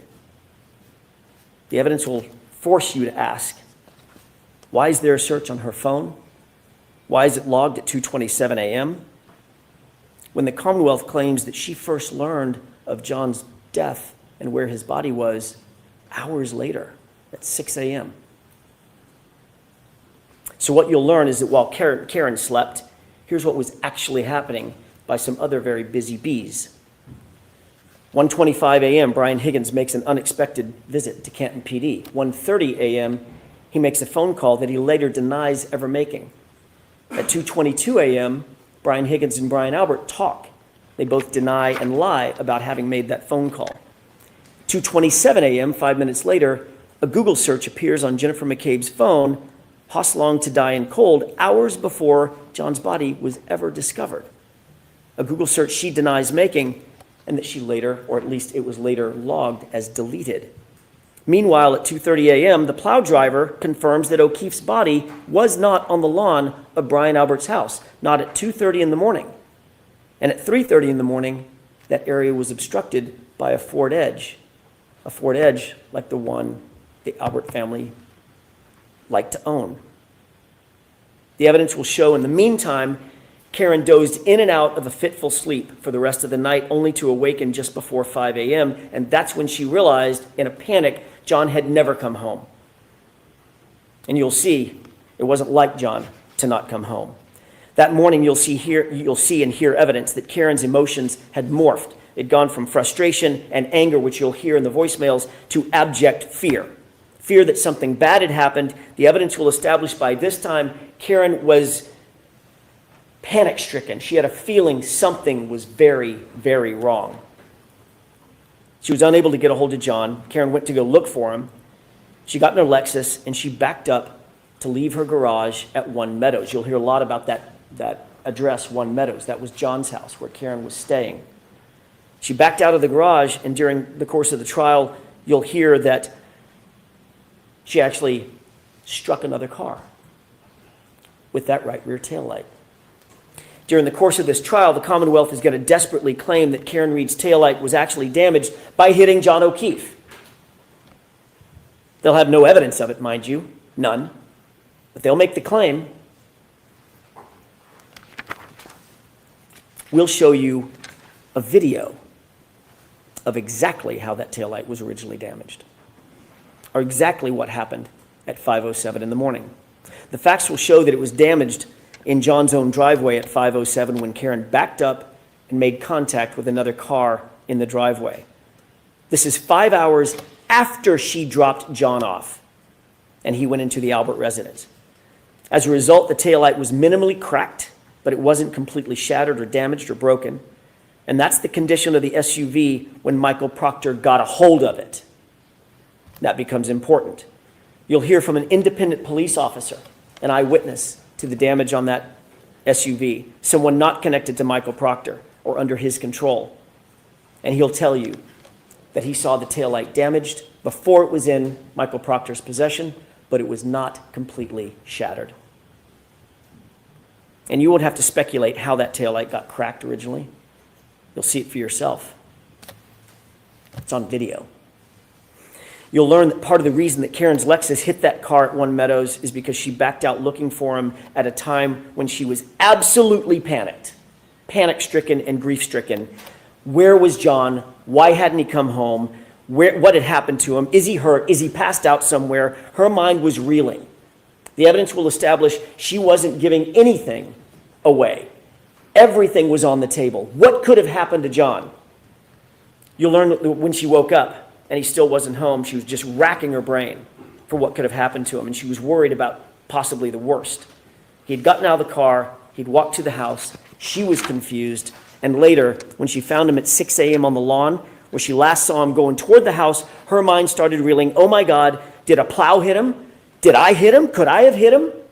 What could have happened to him? And that video clip that you saw, out of context, when she said the words, he did not look like he was mortally wounded, she's not talking about at midnight. She's talking about at 6 a.m. when she found him. That's what she was talking about. Your job will be to make sure that the evidence isn't presented to you too cute by half. She was saying all those things. Did a plow hit him? Could I have hit him? Did I hit him? She was saying that to herself and to other people. And the Commonwealth, very obviously, will try to seize on that panic and twist this into some admission. But here's the actual truth. That's not a confession. Could I have hit him? Did I hit him? Could a plow have hit him? That's a person trying to make sense of an unexplainable circumstance, a natural concern of a bereaved significant other, a woman desperately trying to piece together what could have happened on this tragic night. John didn't come home. And the evidence will show that Karen Reed never said, "I hit him." Never. Not in the background of the 911 recording, not on any dash cam video, not on any audio, not on any police body cam, not to a first responder. It's never mentioned in a single report. It's never reported in a single report from January 29th, not by one person, because it never happened. The evidence will show that there were at least 13 members of law enforcement or first responders and 2 civilian witnesses that were intently focused on what was happening at that scene. They were all over the lawn. They were all over Karen. Officer Sharaff, Mullaney, Good, Lank, EMT Nuttall, Flamati, Kelly, Walsh, Woodbury, Whitley, Becker, Robery, McLaughlin, Carrie Roberts, Jennifer McCabe. They were all there, watching and listening. On January 29th, when John O'Keefe was found, not one first responder reported having heard Karen Reed say the words, "I hit him." Not one. Not one civilian reported having heard Karen Reed say, "I hit him." The facts will show that the first time this improved statement was ever claimed to have been made was some 24 hours later by a single EMT in an interview. Now listen to this. In an interview coordinated by a Canton police detective named Kevin Albert. Brian Albert's brother. And remember, Chris Albert, the other brother, is a board selectman to whom the Canton Police Department reports. And what's more, you'll learn that Katie McLaughlin, that's the EMT, that's the single EMT, the first person to have claimed to have heard this unrecorded and unreported statement, is years-long close personal friends with a young woman named Caitlin Albert. You heard that right. It's Brian Albert's daughter. During the course of this trial, you'll become familiar with and you'll realize that the Alberts are indeed a powerful and indeed an influential family. And that will mean something. You'll learn that there are other major problems with the prosecution's case. The evidence will establish that Michael Proctor himself, the lead investigator and architect of this entire case, has a long-standing and personal relationship with the Albert family. Yes, that same Albert family. His sister was close friends with Julie Albert. He personally sat at head tables at weddings, or at a head table at weddings with the Albert family. He entrusted the Alberts with babysitting his own children. You heard that correctly. And yet he was the lead detective assigned to investigate the circumstances of a Boston police officer laying dead on the Alberts' front lawn. That's not just bias, you'll learn. That's not just coincidence. That, folks, is corruption. And you'll see how far it went. Michael Proctor was alone with all the critical evidence in this case, alone with Karen Reed's phone, alone with John's phone, alone with video footage, alone with the taillight material, alone when he claimed to recover evidence from 34 Fairview. He wrote the search warrants, he transported the evidence, he secured it, he submitted it, he did it all. That's Michael Proctor. And he did it without any reasonable oversight. You'll see during the trial that he intentionally lied and fabricated evidence during the course of this investigation. He lied in reports, warrants, he lied under oath. He lied about the time that he actually secured Karen Reed's vehicle. Why? Why would he lie about that? The evidence will give you the answer. He lied because he did not want it revealed that he had access to that vehicle and he had access to that taillight before any taillight fragments were found at 34 Fairview. Appreciate that. He had access to the vehicle before a single piece of taillight material was ever found at the scene. You'll find that there were 2 searches. The first and second search found 0. Nothing. Nothing around John's body.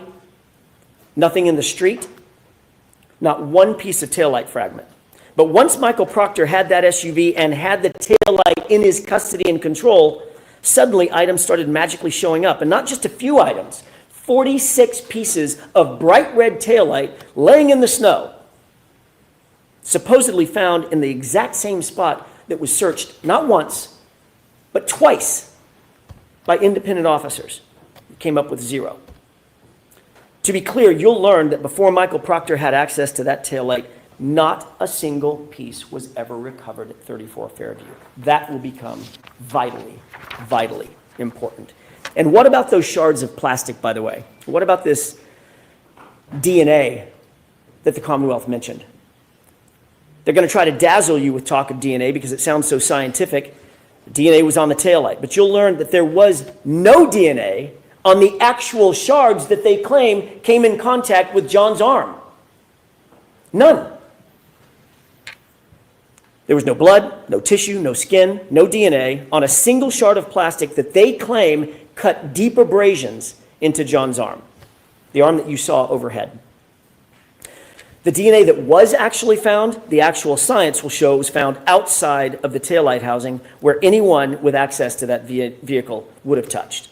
And it wasn't just one male's DNA. In that exact same sample, there were 3 men found, John and 2 unidentified males. So unless the Commonwealth is going to shift their theory that that SUV hit 3 men that night, their entire theory falls apart.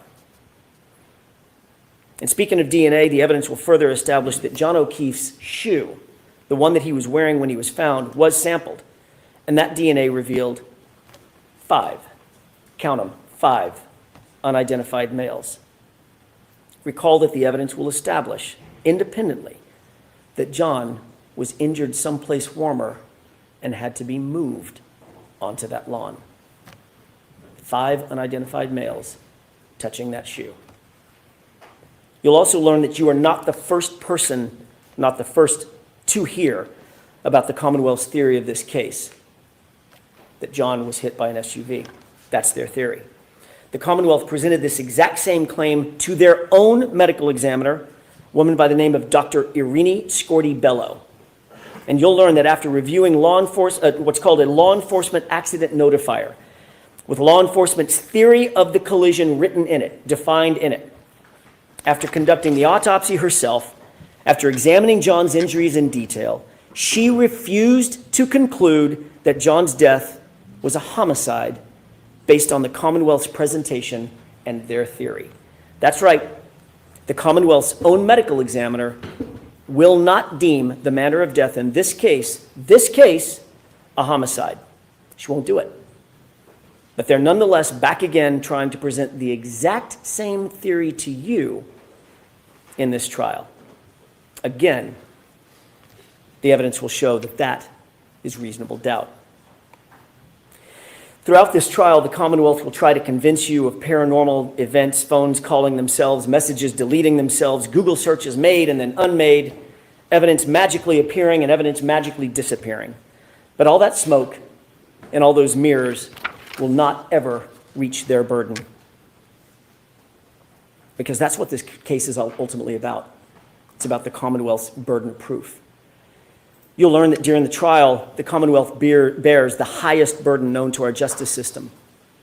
They must prove every element of every charge beyond a reasonable doubt and to a moral certainty. And you'll learn that moral certainty means the highest level of certainty known in human affairs. It's not a small thing. They're not going to be able to do that. Not when every piece of this case was handled by a disgraced investigator with a motive to protect his friends, not when the physical evidence contradicts their very theory, not when their own medical examiner won't call this case a homicide based on the exact theory that they're presenting to you, not when the conduct of those in the house and the utter lack of investigation speaks volumes about those who actually have something to hide. By the end of this trial, you'll conclude that Karen Reed is not guilty of hitting John O'Keefe with her SUV. There was no collision. She's the victim of a botched and biased and corrupted investigation that was never about the truth, folks. It was about preserving loyalty.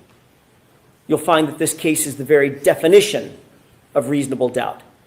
And at the end of this trial, we'll ask you to return the only verdicts, all three of them, that are consistent with the evidence, the science, the truth, and justice.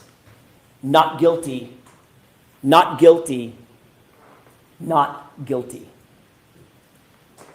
Thank you. Thank you, Mr. Jackson. Folks, why don't we take our morning recess? About 15 minutes. First roll call, me. You are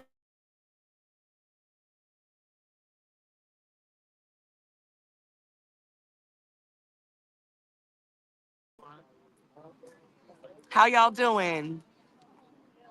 How we living?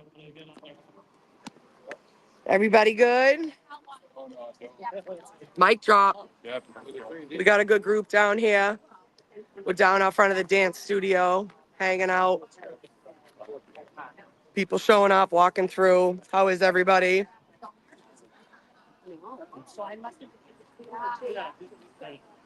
Can you guys hear me? Hey, Toodley. Trip G, I'd say so. Hi, Dennis. Sassy.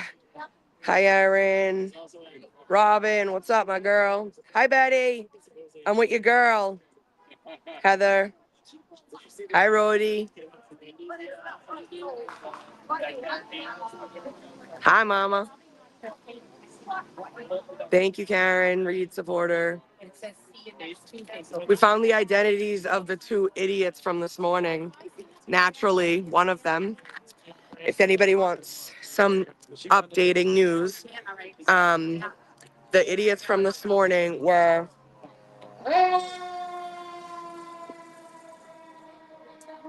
Rita Fiorello, who, if you go to her Facebook page, you'll know it's her. And then Michael Picard, Picard. He was a blog subject. So again, the people that are against us are either mad at Turtle Boy, mad at somebody else, or whatever. They never have a valid reason. Hi, my love. How are you doing, darling? Good, how are you? Not bad, not bad. I thought I'd drop in for a second to say hello. Hello. Because I'm gonna go for a little walk while did they say how long the break was gonna be? I didn't listen to that bit. Okay. Oh my god, I came out, it's starting to rain now in Dublin. Oh, no shit. Yeah, just as I came out. Bollocks. Oh, of course. Honestly, I love the rain. It's my favorite, and that's, I think, the Irish in me. Hey, well, Oh, that's why are I'm you in all right? Dublin. I'm losing So, you. Hi, I'm live. I'll be right the back, Irish, okay? you see all the, Yes, you see all the shops there, sorry, you you love went it, out for a shopping, yeah, second you there. love I it. can see it. That's cool. Thank you, Dennis. Right. Appreciate it. Right. I'm just going for a walk through the buffer zone. Hardman's pretty cool about it. He said that if we're... Oh, hold on. Who's that? Who got Oh, my arrested, by the God. way? Oh, my God. Oh, my God. Oh, my God. Shit. Lally's out here having a cigarette. Have one with him. Huh? Sorry. No, I don't want to take this. No, sorry. I wasn't trying to, yeah. Yep. Oh, Lally's out here ripping butts. Ripping butts. And just kidding. Wait, can I not? I wish I could zoom in for you, but I can't. Anywho, so yeah, just taking a stroll on the little break. There's a lot of people down there, so I figured if anybody was able to hop on, you guys could hear me better. Hi, guys. What's going on? No, Oh, same shit, different day. it's good that you hopped on. Yeah, no, I've been on. I just make sure we muted and stuff like that. Yeah, I don't know. Is anybody down at this end of the buffer zone? I don't think so. Did you happen to catch the two idiots this morning? No, that's what. Who were they? What happened? So one of them, his name is Michael Picard. I'm telling you right now, Dylan, I said like 10 times, I know these people. I've seen these people's faces. Like they look so familiar, especially the kid, the boy, right? So I anyways send some information out to a friend. It comes back. He's the blog subject. Aiden wrote about him. So he was like sexually harassing a right, more like conservative congressional candidate. Rayla Campbell, her name is. She's cool. I liked her. But anyways, he was doing some weird shit with her. And then the other one is Rita Fiorello. We're not sure of the connection there yet, but we have the names. So I think it's funny that they came down here and tried to give fake names. And like I always say, if you have something to say and you have pride in it, then say it with your chest. You don't need to lie about it, you know? Yeah, true. Sorry, there's bus right there. Mother. Hey, I'm going to hop off because I can't hear anymore because my thing. But I just want to say hello to you, Erica, and everybody. So hello, everybody. All Hello to right. all. Love Love you you. all. Enjoy your time, okay? Mwah, mwah, mwah, mwah. See you later. Bye. Mwah. Be safe. Okay, I'm going. So what's up, guys? Golden rule. What's the golden rule, my friend? Anybody down there?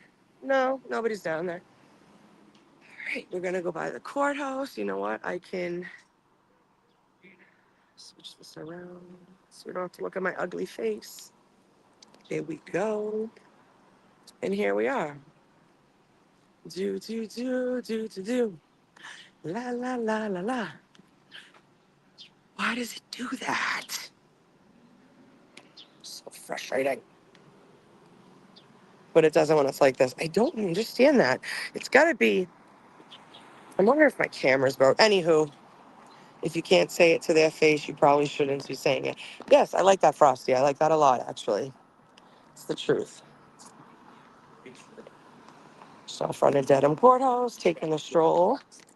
Oh, I missed him. But yeah, ripping butts. Oh, let me get back to the comments. Sorry. They actually let you walk in front of the courthouse. Yeah, why wouldn't they? Again, I'm not doing anything. I'm not congregating. I'm not protesting. I don't have a sign. I don't have a Free Karen Reed shirt on. And as long as I keep it moving, and then we're all set. That's it. Those are the rules. Don't bring a bullhood down here and a whistle and try to get us in trouble. Right? Right. I just walked by some cops too, so there's that. Alrighty.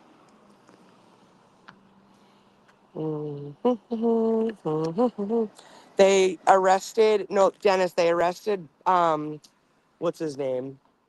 I was calling him Bow the Destroyer, but it's Clash with Bow. They arrested him, I guess. He posted the whole thing. He live streamed his whole arrest, I guess.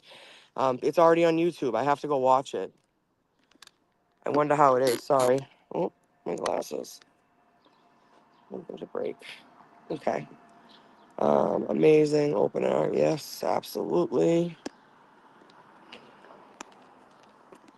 Let me see. Get a picture of the squad over here. Yes, thank you, Aisha. It's on YouTube. So he was definitely live when they were yoking him up, huh? That's wild. You're lying, hippie chick. No frickin' way. All this time later? Oh, I hope they don't have any hot mic situations. Can you guys see everybody? Got a little good crowd over here. TV set up so people can listen and watch what's going on.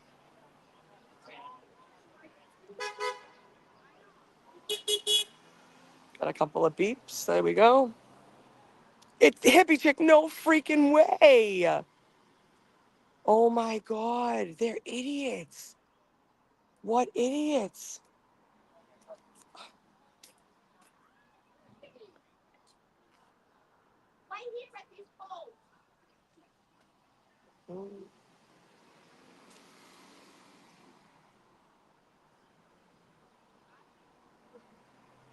Holy crap. That's wild. Got to cross. Look both ways. Zaddy, zaddy, dee. Daddy, daddy, da. I might go down to grab a bite to eat real quick and charge up when they come back. Dear God, please let them. Right? No shit. Or in general, like just in general, like what a bunch of idiots. Hold on 1 second, guys.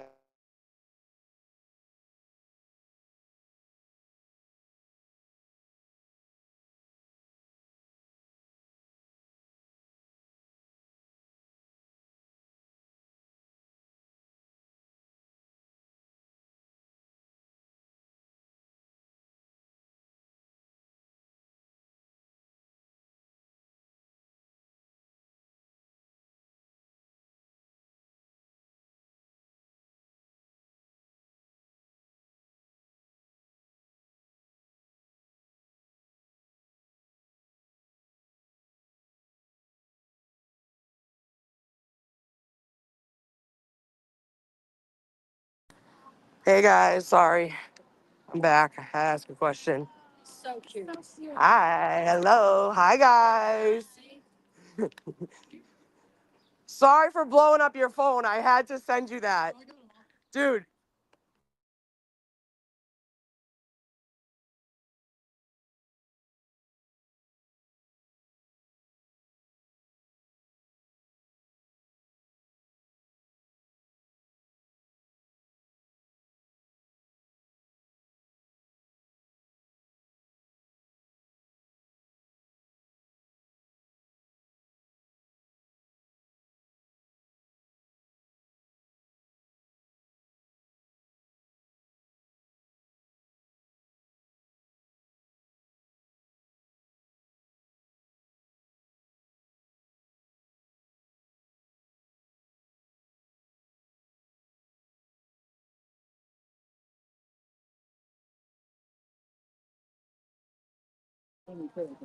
oh, is it? Okay.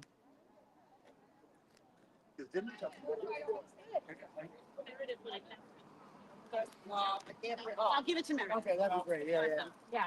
I meant to give it to you that night and I forgot. Oh, okay. Well, thank you. How's it going in there? Going great. I thought it was very good. Jackson seems Yeah, good. Brian. Yeah, Jackson is awesome. Awesome. This is okay. This is cool. We're past it, but they don't really bust our balls. Like I sit on the wall peacefully, because this is it right here. See the pole whistle back there, but Yeah. they're good with us. Yeah. There's some snacks over there too if you're hungry. Great. I'm good, thank you. AJ was awesome. Yeah. What did you say? Yeah. Oh yeah. Hey, the guy that was running against Morrissey was here for a little bit too. Oh, was you? Yeah, I didn't get. He might have grabbed some. I didn't get to meet him yet, but yeah, I don't know where he went. He's a young kid in a suit, but he said he's running against him. What's his name? Barracat. Barcott. Okay. Yes, ma'am. Hi, I'm Aiden. Nice to meet you. How are you? Oh, okay.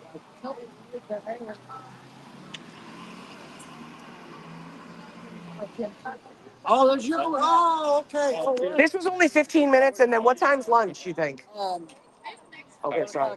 nice to meet you too. Oh yeah, hold on. Wait. 1 o'clock. You said. Head back in. All right. Bye. We'll see you later. You have kids, right? Take a snack. Not that many. Just say, I can some of take it's them gone, but take it tomorrow. or give it away. No, I can bring it down tomorrow morning too for the buffer zone. I appreciate it. Thank you. I really do appreciate it. Thank you so much. Look at you, always brings snacks and stuff for everybody. Yeah. So yeah, and Scotty has them in his car too, so that's good. Friggin' Scotty. Does he? Yeah. Oops, sorry guys, you're in the bush.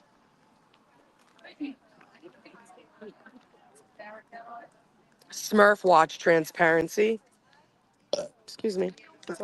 The redhead's in there today. What's his name? Oh, fucking the angry ginger. All right, put it on mute.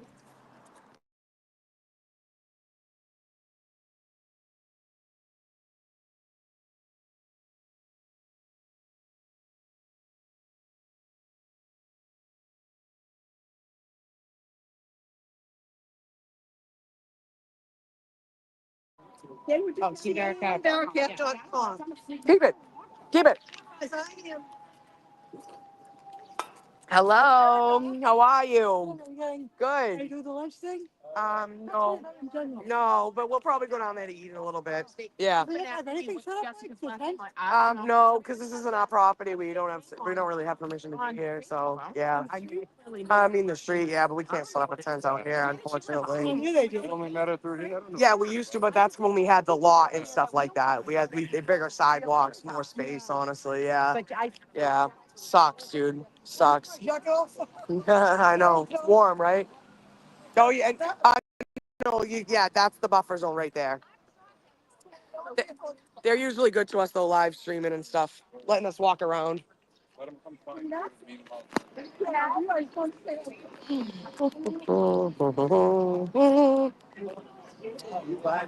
I am.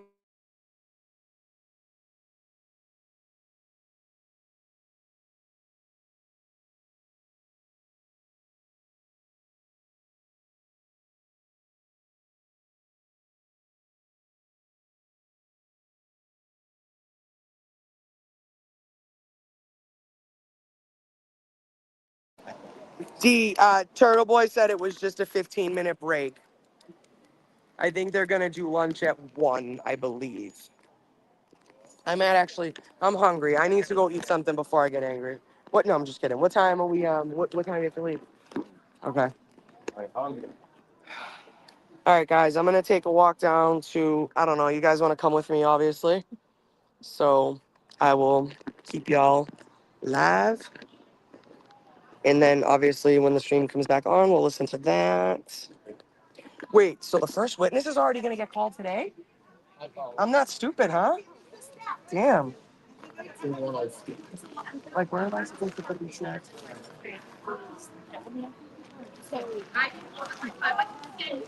It's a bunch of stuff, honestly. She's great. It's nice. She goes to like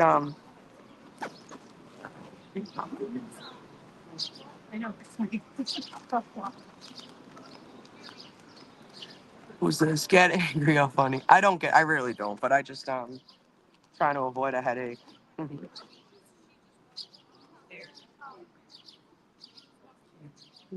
Take us with you. You got it, Spanky. All right. I'm live. Beautiful view of the bushes. Mm-hmm. How many people are on? Oh, that's what it looks like on your end. Yeah, because this is StreamYard? So this is StreamYard streaming into YouTube. Can somebody help me? Huh? No, I'm not walking all the way back to my car like that. Um, honestly, I'm just gonna leave. I'll leave them at the big spot for the Braden's house. You know what I mean? You've got our stuff right here. So. Yeah, I mean, I'm sorry. You're not buying shit.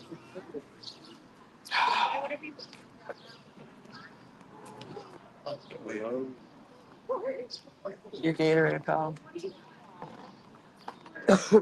All right, folks, let's do this. See?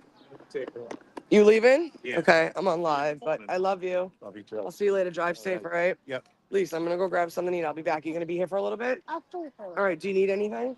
You sure? All right, I'll be back shortly. See you soon, all right? It was nice meeting you. Seeing you again, rather. Huh? I know. I just need to get something. Taco Tuesday. Yeah, that's true. I forgot. Oh, shit. We should go to the Mexican place. Let's do it. I'm doing it. Taco Tuesday. You got like $2 tacos. Yeah, at the Mexican place. Can somebody just carry this? Can somebody come with me? Can you watch your back? Driveway. Steph. All right, now we're gonna walk this way. All right, we're gonna go to Taco Tuesday if anyone wants to come. I'm half listening to all of you. Grab your Gatorade. Oh shit. We're gonna go to Taco Tuesday down at El Centro. If anybody wants to join us. Yeah.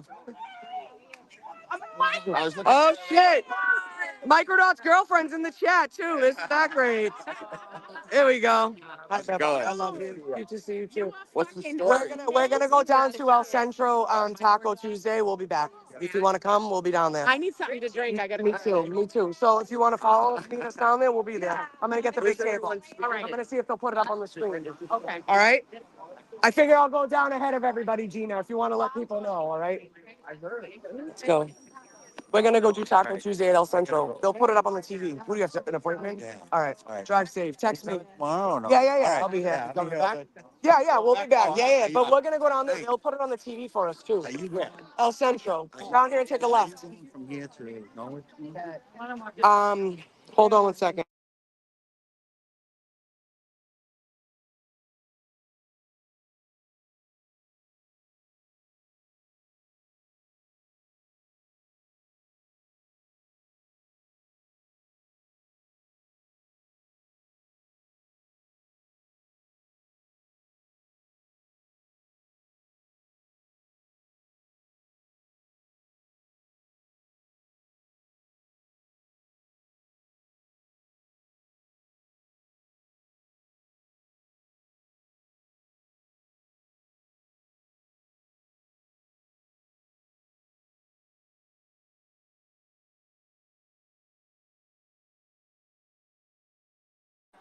All right, guys. Good, good. I'm on the live, so no, don't be sorry. It's fine.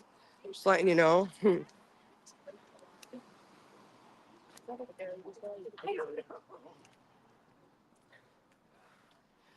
Just a couple of us walking down to El Centro. Tell Tim to shave his legs. You're funny.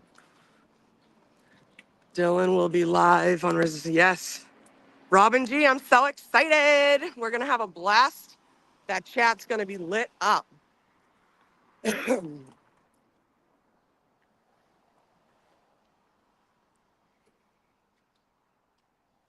How's everybody else doing today? I don't want this wobbling on y'all. There we go. All right, so wait, what's 90? All right, so me and my husband tells me this all the time. So 93 is south to north, right? North to south, right? Yep. 90 is east to west? Yes. Where's 95? 95 is on. Okay. North to south, but where? Like in central Mass more? I don't get it. Yeah, it's like. No, I know it's not. I'm saying, like, where does it go to? Like, can't you drive Mass Ave to Florida? Yeah. Or something crazy like that? Oh, well, you look at this, a free show.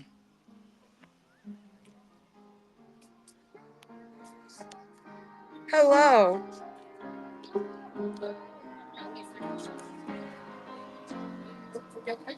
Oh, there he is. The best part. Love it. Is he saying strumming my pain with his fingers? Oh my God. Hi, guys. 95 to Florida. Okay, thought so. Yeah, I take that one all the time. Erica, you're live on the Glare right now. Oh, what's up, G Money? I don't know if he's going to see that, but we're going to El Centro for Taco Tuesday.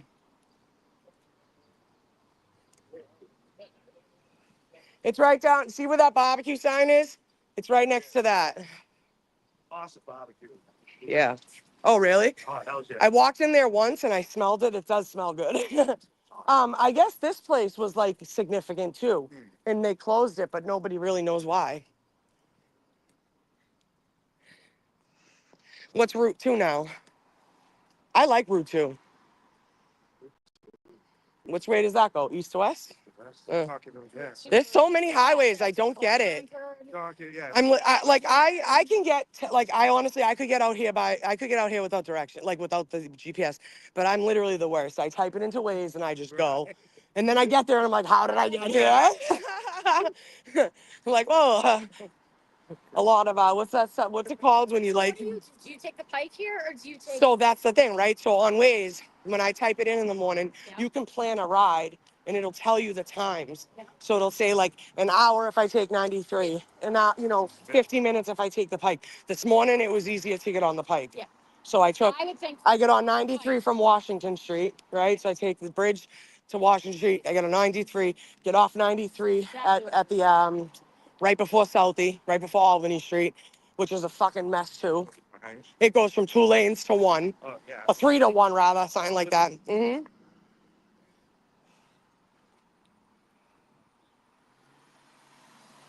Yeah, I can see from my balcony, I can see 93 actually. Go ahead, love. Thank you. Karen Ridge reporter. Yes. Me too. Awesome. We appreciate it. I forgot the try was on today. Yep. Started today. Thank you. Hello. Hi. Yeah, we might have some more coming. Do you mind if we just sit here? Yeah, thank you so much. Yeah, right down back. I'll set this up here. Is Raul here? No. No, okay. Let me see. I'll be right back, guys. All right.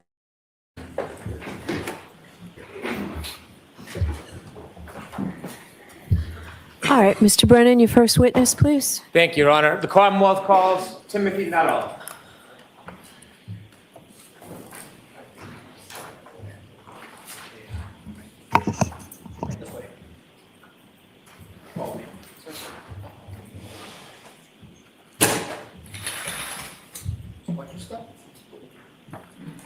And stand and face the clerk. Raise your right hand. You solemnly swear the evidence given to the court and jury in the case now and hearing should be the truth, the whole truth, and nothing but the truth, so help you God. Sir. Thank you. You can take a seat. Sir, could you pull the microphone down a little bit closer to you, please? Yes, sir. Or yes, ma'am. Excuse me. All right, whenever you're ready, Mr. Brennan. Thank you, Your Honor. Good morning. Good morning, sir. Could you please introduce yourself to the jury? So my name is Timothy Nuttall. I'm 28 years old. I've been a firefighter paramedic for ever since I graduated high school. I graduated in 2015. I took my EMT class and got my certification while I was actually still in high school. From there, I moved on to the BLS transfer side of EMS. There's 911 EMS, and then there's transfer, which is basically back and forth from hospital to hospital. I was brand new and very young, so I started on the transfer side, kind of learning the job. I started primarily in the city of Chelsea, Everett, Malden, Somerville, up there. And then after a little while, I got my feet wet in the 911 side. So I was running BLS 911 in those cities as well. And then I progressed on to become a paramedic. So Why do you have such an interest in being a first responder at a young age? I kind of grew up in a first responder household. My father was a firefighter in a local town. So we spent kind of a significant amount of time at the station when he was on shift. It's just kind of how I grew up, kind of learning the ins and outs of public safety. That's just kind of how I came to be interested in the profession, and then I took it from there. So I want to take us back just a little bit. When you first became interested in training to be a first responder, did you share with us your first training was as an EMT? Yes, sir. Can you share a little bit with the jury what that entails? So to become an EMT, there are two sides of EMS, and then there are two sides of providers. There's EMT basic, and then there's paramedic. To answer your question, sir, to start as an EMT, it's about a 4-month process. You take classes. I believe mine was Tuesday, Thursday, every other Saturday. Learning just anatomy and physiology, basic pharmacology, and kind of how medications interact with the body and different disease processes. From there, you start learning basic interventions, backboarding, C-collars. As part of your work in learning to be an EMT, are you active in the field? The initial training is, that's mostly classroom-based, but once you sit your national written tests and you're able to pass all that and pass practical, then you're able to progress into the field. And did you succeed through the EMT training? Yes, sir. At that point, did you decide you wanted more training? You wanted to proceed through the profession? Yes, sir. So after a little while, I worked for about 1.5 years in the field and decided that I genuinely enjoyed the work that I was doing. I then made the decision to progress to the paramedic level. That's a significantly more challenging academic portion. And can you briefly share with us a little bit of the training that you needed to complete to be a paramedic? Yes, paramedic training is about, I would say, generally takes people about 2 years to complete. There's about 1 year of classroom. It delves far deeper into not only diseases, but how they interact with multiple body systems, multiple different treatment modalities that we can pursue, multiple different interventions, a whole host of medications, far more medications than a BLS. As a paramedic, I have a much wider range of drugs that I would be able to select to treat different patients. As you worked through your training and got this experience, did you ultimately become employed by the Canton Fire Department? Yes, sir. What did they hire you as? They hired me as a firefighter paramedic. And so you were both a firefighter and a paramedic? Yes, sir. Does the Canton Police Department, in their units, do they include paramedics and firefighters in the same division? The Canton Police Department or the Canton I'm sorry, the Canton Fire Department. Canton Fire Department, the vast majority of the employees of the Canton Fire Department are paramedics. I believe there are I want to say 5 EMTs, but now as a requirement to remain employed by the Canton Fire Department, you have to become and maintain a paramedic certification. So when you would go to work as a firefighter or paramedic, was it always the same, or did you get assigned as a firefighter one night and a paramedic a different night? So we would cross-man trucks. We were always fire suppression personnel, but we were also cross-trained as paramedics. So for example, if a fire call were to come in the town of Canton, and I was assigned to Ambulance 1 for the day, I would take all my equipment off Ambulance 1, and I would transfer it to Ladder 1, and then we would take Ladder 1 to the fire call and operate as fire suppression personnel. If a medical call were to come in, I'm assigned again to Ambulance 1, then we take on the role as EMS. I take my paramedic skills and put them to work in the town on Ambulance 1. Let me ask you one more background question about how the Canton Fire Department works.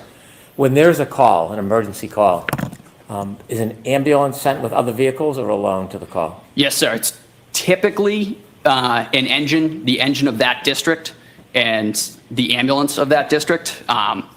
Depending on call volume, that can change. But if all is not to use the word quiet, it's kind of a taboo word, but if all is everybody's in quarters, and there's a dispatch in District 1, it'll be Canton Engine 3 and Canton Ambulance 1, and they go as a unit together. Mr. Nuttall, I want you to take us back, if you would, to the early morning hours of January 22nd, 2022. I want you to bring us a little bit before 6 a.m. Do you remember what you were doing? Yes, sir. So that particular morning, I arrived at work earlier than I normally do. There was inclement weather that morning. So I left earlier than normal just to get in before the roadways got particularly difficult to travel, and to relieve anybody that may need to get out if they needed to get home before the roads got particularly bad. I arrived just before 6 a.m. I was walking in. I was assigned to Ambulance 1 for that oncoming 24. I was scheduled to be there at 8 a.m. Could you share with us a little bit about how the weather was as you arrived around 6 a.m.? It wasn't great. I was driving. It's about a 35-minute ride for me to get to Canton. The roads were starting to they weren't great. They had been treated, but they weren't pristine. The wind was starting to pick up. The snow was starting to come down a little heavier, which is the reason that I left at the time I did. And so I may have misspoke. January 29th, 2022, that morning, around 6:04, did you hear a tone or did you hear an alarm? So the tones went off right as I entered the building. Tell us what a tone is. So the tone is the emergency alert tone. In the town of Canton, we have 3. We have one for fire, we have one for investigation, and we have one for EMS. The EMS tones went off and the lights came on. Whenever the tones go off, the lights come on as well. I was just walking into the building when the tones went off and the lights came on. And is there information that accompanies the tone, information about the call that needs response? Yes. So after the tones had cleared, there's an overhead dispatch, which is our dispatch center, communicates to us before we get in the trucks and on the air responding. Basic nature of the call. In that particular instance, we were dispatched to an unresponsive male in a snowbank. with no real further information to follow up on. So what do you do? So as I said, I arrived pretty early that morning. But hearing that dispatch and that nature of the call, those typically tend to be more involved, both personnel-wise and work-wise. The crew that was working that morning was getting on the truck, and it was firefighter paramedic Anthony Flamati and firefighter EMT Matt Kelly. Matt Kelly has since become a paramedic, but at the time he was an EMT. So off the bat, that crew, not to say that they were at a disadvantage, but paramedic Flamati was the only paramedic on that So ambulance. what did you do? So I made the decision. I checked with the shift commander, and I jumped on ambulance 1 to just give a second set of hands as being a paramedic myself, just being able to hopefully help if there was any advanced interventions that needed to be done or needed to be performed. What And happened? just a second set of hands. What happens next? So I got in the back of the truck. I was actually still in civilian clothing at the time because I had just walked in the door. So I got in the back of ambulance 1 in the patient compartment. The other 2 gentlemen were up front driving to the scene. I actually had to don my turnout gear because, again, I was in civilian clothing. I wasn't quite ready to go. So I had to put all my structural turnout gear on and then my Canton Fire jacket. Once I was sufficiently dressed for the call, I started prepping all the gear that we might need for a call such as that, for an unresponsive male in the snow. In this case, it was our first in bag, our airway bag, and our cardiac monitor. Everything was all together. They were all in 3 separate bags. But on the way there, I just got in. I didn't know how their night had gone. So I just took a real quick look at everything just to make sure everything was there and everything was exactly how it needed to be. So I was able to just grab all 3 bags, put them on my person, and get ready to, so as soon as the ambulance was on scene, just step off and go to work. Not knowing much information about what you're going to confront, what goes through your mind as you prepare before you get off the ambulance? Just basic scenarios. I mean, again, unresponsive male in the snow could mean several things. Not having much to go off on the dispatch was, it left much to be desired in terms of what we might need. So in gathering all the equipment together, it can kind of cover all the major bases, if you will, in terms of what we were expecting to meet once we got on scene. How was your focus before you get off the ambulance? I was ready to go. A dispatch like that, any unresponsive male in the snow, it can kind of up the level because you just don't know what you're walking into. You know, it could be anything. In the back of the ambulance, you can't see outside. Could you tell anything about the weather conditions based on the way the ambulance was moving?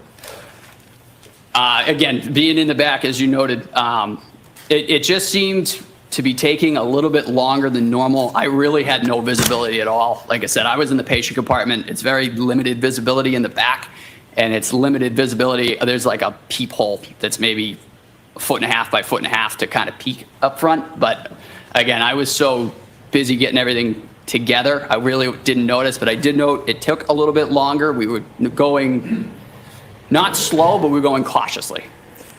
When the ambulance finally stopped and the doors open, tell the jury what you see. So as I mentioned, I had the 2 bags and the cardiac monitor. So 3 pieces of equipment with me. And I stepped out of the back of the side of the truck. There's a back compartment, or a back door and a side door. I stepped out of the side door. And I immediately noted the wind had picked up and the snow seemed to be heavier. And I could hear like a distant screaming off in the distance. Wasn't exactly sure where it was coming from.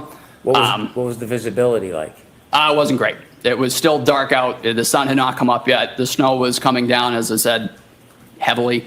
And it wasn't great all around. Was it cold? It was cold. Yes, sir. And so when you hear the screams, what do you do next? I started making my way kind of towards the sound, following the sounds. I couldn't see anybody yet. So I just kind of followed the sounds. And then once I was able to get around the side of the truck, that's when I was able to see a group of 3 individuals with Canton Police. And I started making my way over to them to see where the patient might be located and what was going on. As you get closer, tell us what you see. So as we approached the scene, as I said, there were 3 individuals, and Canton Police were on scene as well. And then there was what appeared to be a human figure laying supine in the snow. I'd say about 6 to 8 feet, kind of where the sidewalk met the front lawn of a residence. What does supine mean? So that he was laying on his back. From there, I made my way directly over to that individual and started checking for signs of life. How do you check? Do you get close? Do you get down on the ground? Yep, so I knelt right at his head. Typically, to check for any signs of life, it's just as you see in TV or anything like that. You check the carotid pulse, and you check for any signs of breathing or anything like that. Where's the carotid pulse? So the carotid pulse would be right in the neck. Like just real quick, 2 seconds, you can check either side. They're on both sides. Those are the strongest pulses that you can grab quickly. So I just real quick went right to that gentleman. Like I said, I looked for any signs of breathing. I found none. I checked a carotid pulse, and I found none. How was his skin to the touch? He was very cold to the touch. He wasn't warm? No. And so after you touched his cold skin and you felt the carotid artery, is that how you Yes, sir, carotid artery. Did you come to any initial quick assessments or conclusions in your mind? So I found, like I said, I checked for signs of life, the carotid, the signs of breathing. I found none. From there, we had ascertained that there is no signs of life. As I was checking that, the other 2 individuals on the ambulance came and met me, and they began doing the same thing, just to check. Sometimes you can look and you can miss. So the other paramedic, Anthony Flamati, started checking my work, and then we kind of went from there. But I found no signs of life in my initial. So firefighter paramedic Flamati arrived to this person after you did? Yes, sir. I was the first one to actually put hands on the individual and check for signs of life. Did you later learn the name of this man? I did. And what was that? John O'Keefe. After you found no signs of life for John O'Keefe, did you get up and go to speak to anybody? I did. So as being a second set of hands on the call, it's really not my call, like in terms of treatment modalities and how we want to progress. So after I found no signs of life, I kind of got up to kind of look around real quick. I went over to the individuals, the 3 individuals that were there, and just said, hey, I just have found no signs of life. We're gonna see the next steps. And as I was saying that was when Anthony Flamati, who is the lead paramedic on this, made the decision this is a workable cardiac arrest. Let me ask you 2 questions. The first is, as a paramedic firefighter, are there times when you're the lead paramedic on a call? Yes, sir. And so it changes call by call, but this one was firefighter or paramedic Flamati's lead? Correct. He was the lead paramedic on this call. There are other times when you're the lead and firefighter or paramedic Flamati is on your crew and you lead? Yes, sir. So we typically switch off. We'll do one, and then once my rotation is complete, we'll do the next one. So it's patient for patient, typically. When firefighter paramedic Flamati called you back and said it was a workable situation, can you explain to the jury what that means? Yes. So in medicine, there is a term that is, you're not dead until you're warm and dead. Meaning your core temperature, your core body temperature has to be within normal limits for it to be considered a futile attempt at resuscitation. Noting that, Tony, the other paramedic, Tony Flamati, realized that this gentleman was very cold to the touch and that this was now a hypothermic cardiac arrest, or a cardiac arrest in a hypothermic setting, which means as providers, we have a duty to initiate life-saving measures, CPR, ventilation, and continue those efforts until we get him to a hospital and a physician is able to take over and they are able to monitor his core body temperature for a certain amount of time. I want to ask you about a term you used. You said a hypothermic situation. As a firefighter paramedic treating a patient at the scene, you're not diagnosing hypothermia, are you? No, sir. So you're not making a medical diagnosis, you're just saying it's a hypothermic situation because of why? Just because of the conditions, he was extremely cold to the touch, and he was in the elements. We didn't know how long, so taking the fact that he is extremely cold to the touch and he had been outside for an unknown amount of time, that quantifies it to us as a hypothermic arrest or a cardiac arrest in a hypothermic setting. Is there anything about Mr. O'Keefe's fingers or hands or his face that gave you any indication if he had been there just recently or had been there for a while? His fingers were quite cold. They were not well perfused at all. They were very, very. Mean? I don't know. What does not perfused mean? Sorry, there did not appear to have been any blood flow at all. Just because he was, again, presumably being outside, his fingers were very, very white. They were very stiff, which can be signs of hypothermia and frostbite. And again, touching the neck. So typically, when you get cold, you kind of work back from your extremities in. So again, I noted his fingers were quite cold, but also when I checked his carotid, his neck felt quite cold as well. That just kind of tipped us back further down the road of a hypothermic cardiac arrest. I see. When firefighter Flamade called you back, yep, where did you go exactly? So when I was told that this is what we're doing, I turned around and I went right back to where I previously knelt, which was right at Mr. O'Keefe's head. And then I took over the ventilation aspect of a cardiac arrest. So I was in charge of the airway. So I began giving him positive pressure ventilations with a bag valve mask, which is just a glorified balloon that you can push oxygen through and down into your respiratory tract to get oxygen moving. While I was doing that, I believe firefighter EMT Kelly had begun CPR. So is this fair to say it's a team effort?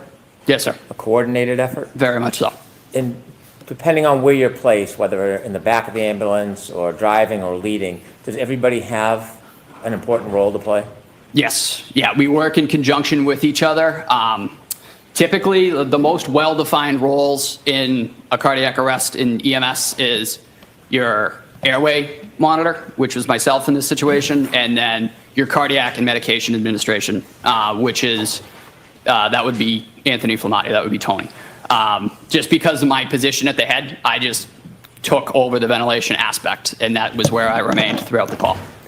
You said you went back to try to help Mr. O'Keefe, and you were giving, helping at the airway. Do you have to actually get on the ground to do that? Yes, sir. I was kneeling at his head.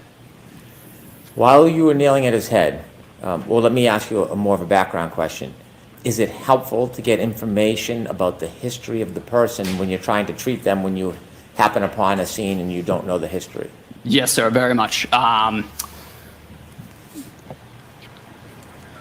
Getting information on medications, history, and allergies is our top priorities in any call, not even this call, just really any your run-of-the-mill fall or chest pain. Typically the first questions that we ask: what medications are you on? What medical history do you have? And do you have any allergies? The medical history is important because if you've had heart attacks in the past, or just using a generalized example, if you've had heart attacks in the past, does this feel like a previous heart attack? It kind of gives us something to go off of. As you were nailing, I want you to take us to that moment. As you're nailing, trying to help Mr. O'Keefe, did you have a chance at any point to look up? I did. And when you looked up, when you were trying to help Mr. O'Keefe, can you tell us who you saw? I saw a middle-aged middle-aged female with blood on her face. And real quick, as I was in the process of providing ventilations, I said, do you know this person? The person that you looked up and saw that was standing over you with blood on her face, do you recognize that person in this courtroom? Yes, sir.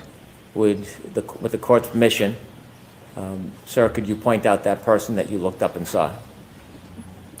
In between Mr. Jackson or next to Mr. Jackson. I see. And when you looked up and saw that person and asked about any background, what did she say to you? I hit him. How clearly do you remember her words saying to you, I hit him, I hit him, I hit him? I remember it very distinctly. You've been to a lot of calls over the years and since. Yes, sir. Would you say hundreds or thousands? Thousands. Do you remember all of them? I remember aspects of various calls, but not all of them, no. Do some stand out more than others? Yes, sir. Did this particular moment stand out more as compared to your typical or most calls that you've been to? It did, just because of the setting. I mean, it was the weather, it was the unknown factors, and it was the attempting to try and get information and not really being able to glean anything from that. After the defendant said to you, I hit him, I hit him, I hit him, did you ask any follow-up questions? I really didn't get a chance to, because following that, the individual just kind of walked away, or just kind of went in a different direction. I wasn't able to ask any follow-up questions. Have you ever received any police training? No, sir. Are you a police officer? No, sir. When you're helping a patient, do you have any interest in detective work? No, sir. Do you have any interest in investigating potential crimes? At that time, in this particular instance, because I was at the airway, that is a pretty critical aspect of a cardiac arrest. I was stuck there. I couldn't get up and kind of follow up on that at all. I was there doing that ventilation. Is it your job to investigate cases or simply to get information to help treatment? Just the information. When you go out as a firefighter paramedic, do you have a purposeful cause? Yes, sir. And what is that? To save lives. And is that your only focus? In this instance, it was attempting to restore circulation and breathing. At some point with your colleagues, did you lift Mr. O'Keefe from the ground? We did. When you lift him, what do you put him on? So we put him on, it's called a scoop stretcher. It's basically just a hard plastic moving device with some seatbelts on it, just to get the patient up and onto the stretcher. And then from there, we can move from the stretcher to the ambulance. After you lift him to the stretcher, tell us what happens next. So we put Mr. O'Keefe on the scoop stretcher, and we were able to get him onto the stretcher itself and then off to the ambulance. From there, I maintained my role as the airway individual on this call. So we made our way to the ambulance. I got in the tech seat, which is directly behind where the stretcher locks in. So I had access to the airway again. I was continuing to provide positive pressure ventilations to Mr. O'Keefe, and we had put in an OPA as well, which is just a plastic hook, if you will. It just keeps the tongue from falling back into the airway, so we can continue to provide positive pressure ventilations. Once we got him in the truck and we continued that effort, we set up a suction system, and we prepared to intubate Mr. O'Keefe.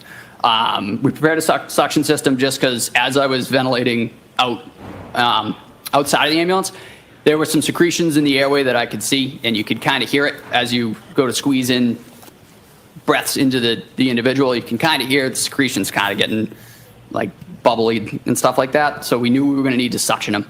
So we got him in the truck. We really quickly suctioned him, and then we were able to intubate him successfully to definitively give him an advanced airway and give him better ventilations, get more oxygen into his system. Now, you mentioned that he wasn't warm, he was very cold. No, he was still very cold. What does the team do to try to assist with that? The most basic thing that we did, we turned the heat on as high as it would go.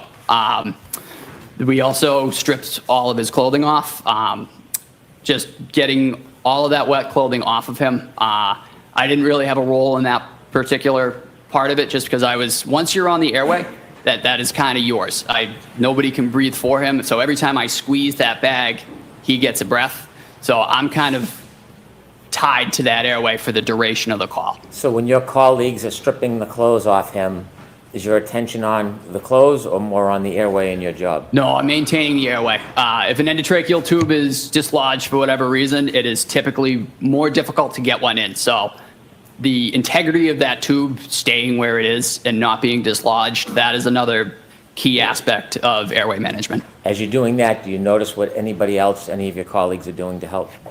Like I said, they were working on clothing removal. I believe they were also getting intravenous and intraosseous access on this individual to begin medication administration. But again, I was quite focused on that airway, just making sure that it was maintained and we didn't lose any tube. We didn't lose any end-tidal CO2, which is just another monitoring device that we use to confirm that that tube is in place.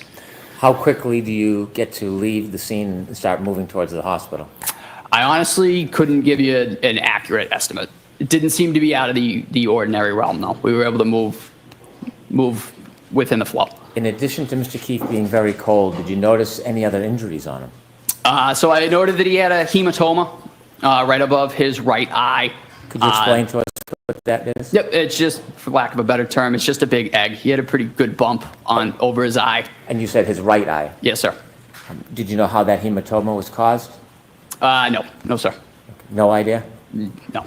In addition to the hematoma above his right eye, what other injuries did you see? There were also several scratches on his right arm, just below his shoulder and traveling down his right humerus. They terminated right about his right elbow, just above it. Those scratches, have you also described them as abrasions? Yes, sir. Is there any difference in your mind, difference between scratches and abrasions? Nope. These were they were deep and they were not bleeding, but they were notably deep. Did you ever describe it as furrows? I did. And in describing those scratches, do you have any idea how they were caused? No, sir. Okay. And did you notice any other injuries on Mr. O'Keefe? No, sir. Those were the only ones that we noted. As I mentioned, we suctioned a little bit of blood out of the back of his airway as well. I believe it was blood, mucus, and saliva. But those were the extent of the injuries that I was able to note. Did you notice anything about the back of his head? Actually, yes, I did. I apologize. There seemed to be a little bit of matted blood around in his hair around there. Really didn't see anything too obvious at the time. He was also placed in a cervical collar as well, following intubation, and that was kind of there just to maintain his cervical spine. But there was, like I said, there was noted to be a little bit of dried blood on the back of his head. At some point, did you finally make your way with Mr. O'Keefe to the Good Samaritan Hospital? Yes, sir. And just share with us what happens when you get there. So after we got there, we handed off care to Good Samaritan Medical's physicians and ER nurses. We were able to give a report to the physician of just basic what we've done, what we've given for medications, in my case, what he was intubated with and how he was being ventilated, how well he was being ventilated, and any other further pertinent information. Typically, we noted that Tony was the lead paramedic, so that is typically he kind of holds the room for a minute when we get in there and gives a big rundown, and then we back off and let Good Samaritan take over. Okay. When the defendant told you that she hit him, did that have any significance to you? No, sir. Did it reconcile with the injuries that you saw before you that Mr. O'Keefe was suffering from? No, sir. And so at that point, was that information insignificant in perspective of your care? Objection. Sustained. Okay. What role did that information play in your care after the defendant told you she hit him? How did that contribute or not contribute to what you were doing? It really didn't help at the time. Again, I wasn't able to chase anything down from that. I just kind of took it, noted it, and moved on with my aspect of the cardiac arrest. Okay.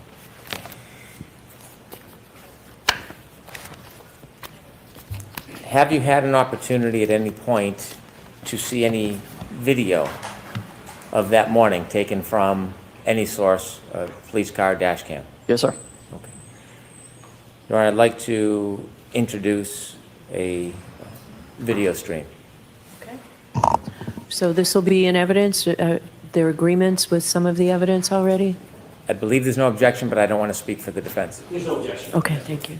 Yes, you can show it. And for the record, if I may note, this is Cruiser 683 Stream 2. I'm sorry, I'm sorry. It is Cruiser 683 Stream 2.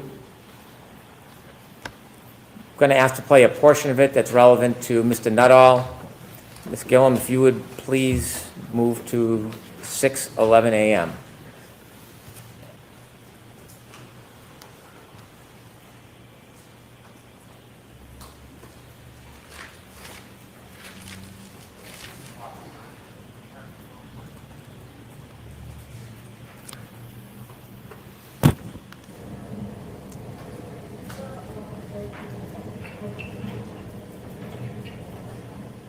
Please stop the video.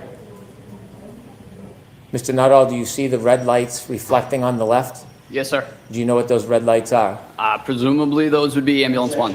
Yeah, so not what you presume. Do you know what they are, sir? And those are the lights for ambulance 1. Do you see the weather conditions as it's depicted on this video? Yes, sir. Oh, as you stood outside, was it same or different to how it appears on this video? That is the same. When you look to the left, you see a straight line about an inch or two from the left of the screen. Do you know what that item is? Sorry, sir. Repeat the question. If you look to the left of the screen, you'll see a straight item from the bottom halfway up the picture. Do you know what that item is on the Believe video? that's a flagpole, sir. Do you see a little bit of movement of bodies near that flagpole? At the present time, no. Okay. Could we continue to play, please? Yep, there they are.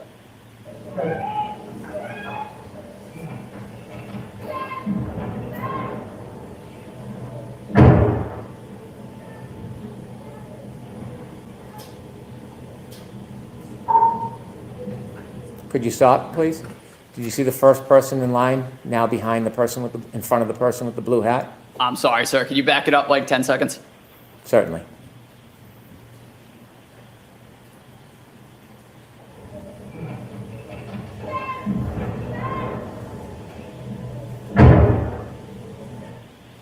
Keep going, please.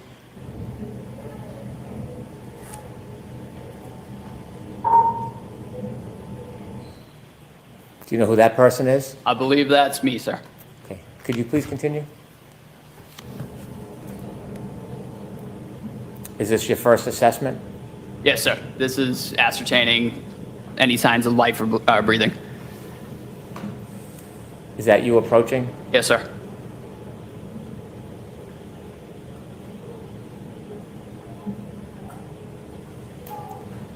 Could you stop, please? After informing you return, is that after firefighter Flamati called you? So right after that, when I turned around, that was when Tony said, "Hey, we're working this." Okay. Please continue.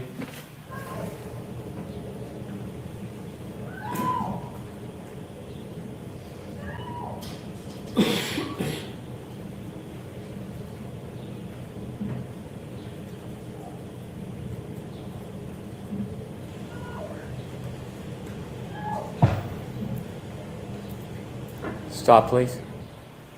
And do you see a person come over to where you are? Yes, sir. Is it at that point or another moment when the defendant said, "I hit him, I hit him, I hit him"? It was right there, sir. Could you continue, please?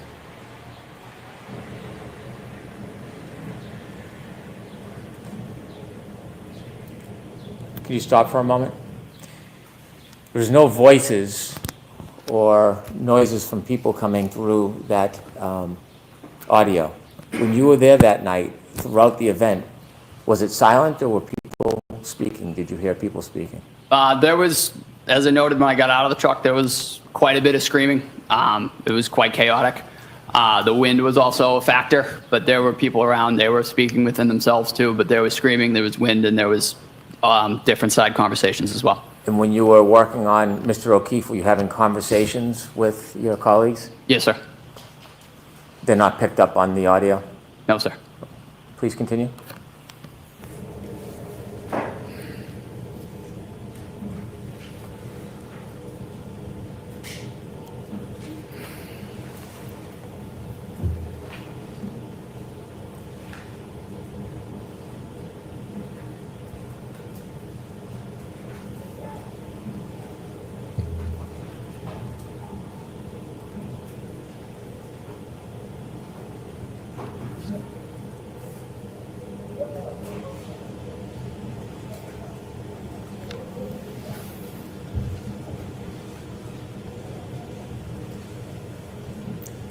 Sir, are you still at the flagpole? Yes, sir. I'm kneeling at the head of the patient.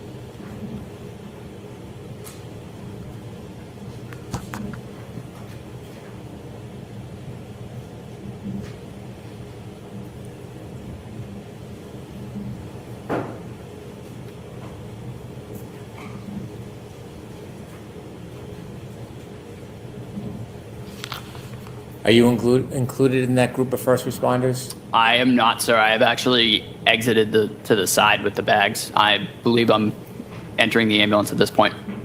Okay. Thank you. We can conclude the viewing.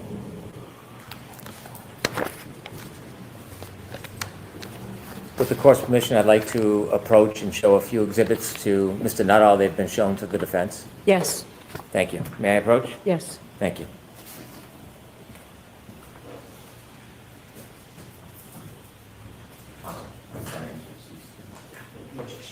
No objection. Okay. I'm going to show you a photograph. Yes, sir.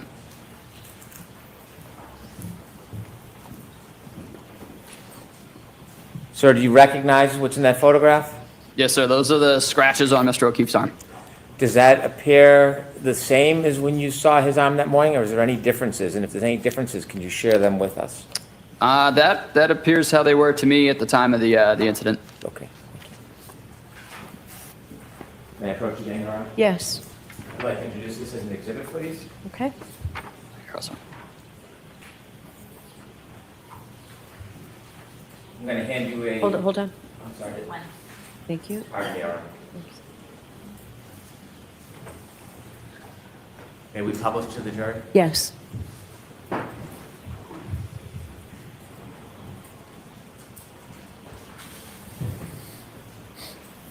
Is that the photograph you just identified on the screen? Yes, sir.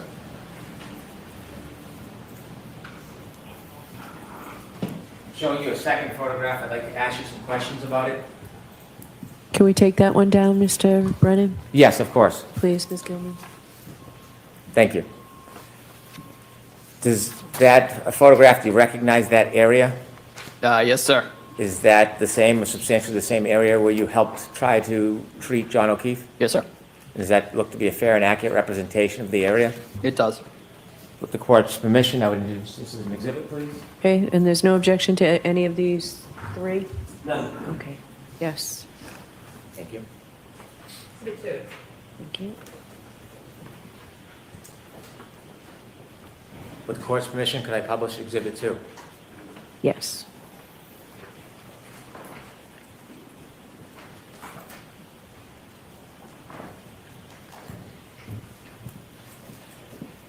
And sir, that's what you recognize as the area where you were helping to treat John O'Keefe? Yes, sir. I've left one last photograph in front of you. Yes, sir. And do you recognize that? I do. Tell us about any differences between when you were there and what you see in that photograph. The street appears to be plowed. There's bare pavement. The weather conditions are significantly better. It is also daytime. Okay. If we could take down that exhibit 2, Ms. Gilman. May I approach, Your Honor? Yes. I would move to introduce this as exhibit 3. All right.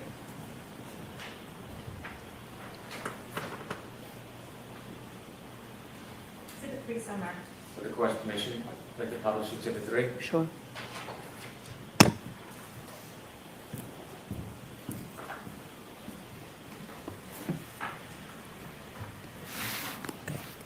Is that the photo you just identified? Yes, sir. Okay, we can take that down, thank you.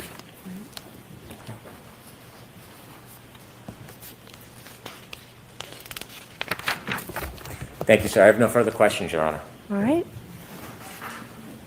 Jackson?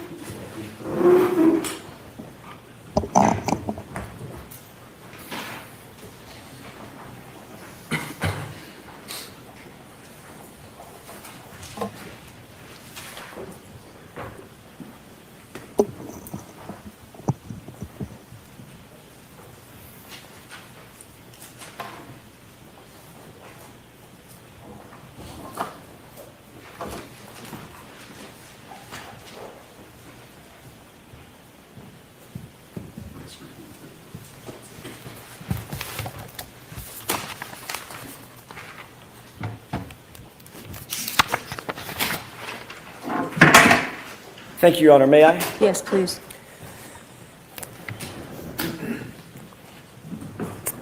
Good morning, good afternoon, Firefighter Nuttall. Good afternoon, sir. Nice to see you again. You as well. Before your testimony this morning, how many conversations had you had with any member of the prosecution team in anticipation of your testimony today? I believe it was 3, sir. When were those? I could not give you dates off the top of my head. Give me a time frame. Within the last 3 weeks, within the last 3 months, last 3 days? Within the last 3 weeks, I believe one the week after that, and then one last night. One? Last night. Last night. What you did discuss, let's take them in order. First of all, who'd you meet with 3 weeks ago? I met with Mr. Brennan and his staff. And when you say his staff, who else? I honestly couldn't tell you, sir. Mr. Lally? No. No, sir. Male, female? One female and one, I believe, state trooper. Okay. Had you ever met State Trooper Tully previously? Yes, sir. Actually, I believe that was him. It was State Trooper Tully? Yes, sir. Whom you've met with several times, correct? Prior to that, I believe only once or twice. He was the one that he has formally interviewed you previously, correct? I believe he arranged the meetings with Mr. Brennan, but beyond that, I can't speak to. What did y'all discuss 3 weeks ago? The first meeting, going in order, it was mostly just kind of an introduction. I had not met Mr. Brennan yet. I really didn't know him. So it was mostly that, and then just kind of seeing where we were at with testimony, going over previous testimony and in that sort of realm. Prior to today, how many times have you testified under oath concerning the incident on January 29th, 2022? Once at a grand jury hearing and once last year. All right. As a matter of fact, last year in this courtroom. Yes, sir. Okay. Did you look over your testimony at the grand jury 3 weeks ago during that meeting? No, sir. What about the testimony from last year? We did go over the testimony from last year. Yes, sir. Were there any issues that Mr. Brennan or anybody else in that meeting brought up concerning any of your testimony? There was just a question of how many times the I hit him came up. It was 3 times. And were you advised that that's not what you said at your testimony last year? No, sir. 2 times? What was that? You said it was 2 times last year? I honestly can't recall, sir. Okay, but you just saw that, or you just read that and went over that 3 weeks ago? I believe so, sir, yeah. But you can't remember, as you sit here today, just 3 weeks ago, what y'all discussed in terms of how many times you previously testified that you heard the phrase, "I hit him"? So previously testified possibly to 2, but it was 3. Okay. Your memory is clearer now than it was, for instance, a year ago when you testified. Repeat that? Sure. Your memory is clearer now, as you sit here, that it was 3 times you heard that, than it was a year ago when you testified that it was 2 times. Yes, sir. Okay. Does your memory get better with time generally? Your memory. I'm not talking about the royal you. I'm talking about you. In certain settings, I mean, there are certain things about different aspects that I recall better than others. Okay. And does your memory tend to get better, or does it fade over time? That's my question. It can fade over time, but it depends on the context. But in this case, you're telling this jury that your memory is better now than it was a year ago when you testified about the exact same circumstance, correct? Yes, sir. Okay. You then met about a week after that, which would be 2 weeks ago. Yes, sir. Who'd you meet with then? The same group. And what did you discuss at that meeting? Again, just prior testimony, and that was really the gist of it. And tell me the specifics of the prior testimony that you... Again, it was the how many times we had talked about saying I hit him. Again, it was 3 times. And then there was also the video that was just played for me. If, I'll take the video in just a second. If y'all had met 3 weeks ago and you indicated to Mr. Brennan that it was actually 3 times, not 2 times that you heard the I hit him, why did you need to discuss it again a week later to verify the 3 times versus 2 times? Not sure, sir. That was just the way that the conversation went. And I just, again, repeated what I said and what I remember from that morning. Well, tell me about that conversation. Did Mr. Brennan say anything like, well, are you really sure that she said it 3 times? It was that morning what was said to you. And I said, I hit him. That was how it went that morning, and that was how I remember it. Okay, and did Mr. Brennan say, well, that's not consistent with how you've testified previously concerning the number of times you heard the I hit him phrase? Yes, sir. He did say that. He wanted to, he acknowledged that I had said it twice. However, again, as I mentioned, it was said 3 times to me. So now you do remember last year that you only said you only said that it was repeated twice. One more time, sir. So now you do recall that last year when you testified, it was inconsistent with how you're testifying today. Let me put it that way, correct? I believe I said I hit him twice on the stand last year. Right. And if you're saying I hit him 3 times instead of twice, that, firefighter Nuttall, is inconsistent with your testimony today, correct? You Yes, agree sir. with that? But that is how it went that morning, though, sir. Okay, that's not my question. Let me see if I can do it again. So I'm asking you, if you testified last year, Yes, sir. that you heard the phrase twice, and now a year goes by and you're testifying in front of this jury this year that you heard it 3 times, those 2 statements are inconsistent with one another, correct? Yes, sir. Okay. Did you talk at the meeting 2 weeks ago about any other inconsistencies with your testimony? Not to my knowledge, sir. Well, you were there. You No. say not to my knowledge, meaning? No, sir, we did not. Okay. So it was just about the number of times that you heard the phrase, I hit him, correct? Yes, sir. All right. You cleared that up in the 2 meetings, 3 weeks ago and 2 weeks ago. What did you talk about last night? Mostly just making sure that everything was as it had been. I mean, and by that, I mean, it was 3 times, and that we were continuously making sure that everything was the way that it had happened that morning. Everything was the way that Mr. Brennan wanted it to be. No, sir. The way that it was I remember it, and I recall it happening. Okay. So he asked you 3 weeks ago about how many times you heard that phrase. Yes, sir. You changed your testimony at that time and said it was 3 times instead of 2 times. We agree on that, correct? Yes, sir. Then he called you a week later, or met with you a week later, and again reiterated, making sure you stick with that testimony that it's 3 times, not 2 times, correct? Yes, sir. And then last night he called you just to make sure one more time you're going to stick with that testimony that it was 3 times, not 2 times, correct? Yes, sir. Hold on just a second. May I have just a moment, Your Honor? Yes.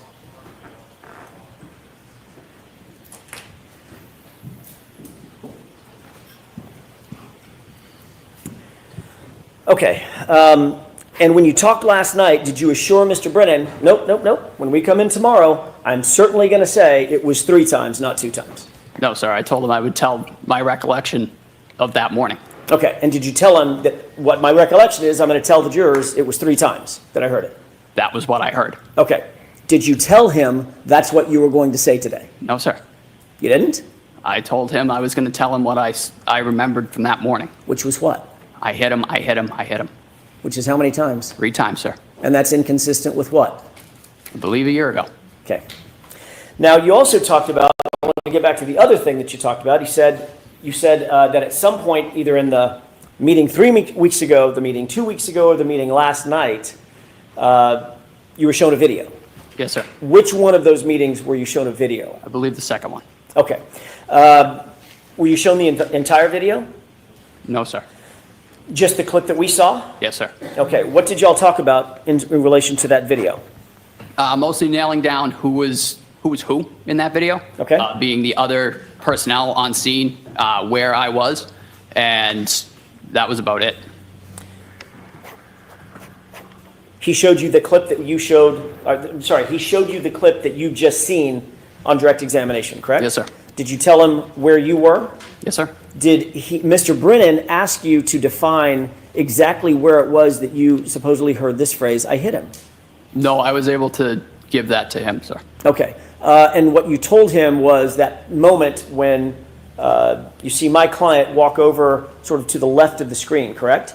Yes, sir. And you defined, that's the point at which she said, "I hit him, I hit him, I hit him."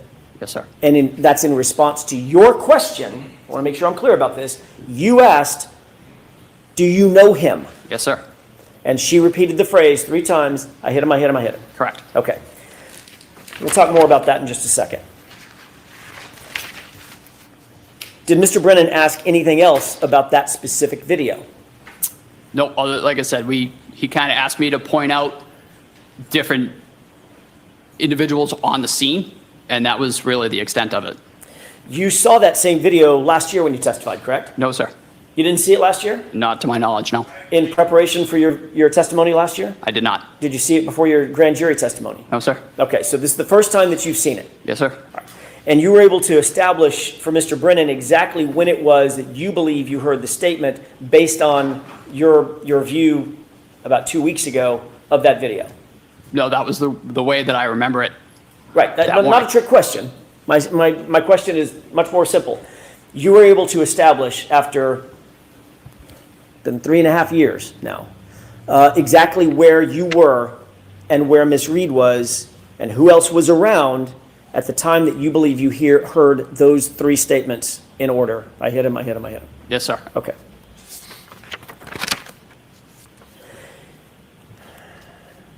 You testified last year as well that there is a normal protocol for removing clothing from a patient, and it's essential to just discard it and get it away from the patient so that you can concentrate on the life-saving measures that you're undertaking, correct? Yes, sir. That could be done you said in the ambulance, it could be done in the hospital, it could be done in situ, out there in the field, correct? Yes, sir. But the point is you want to get as much clothing off of the person as possible so that you can assess that person's physiology. Yes, sir.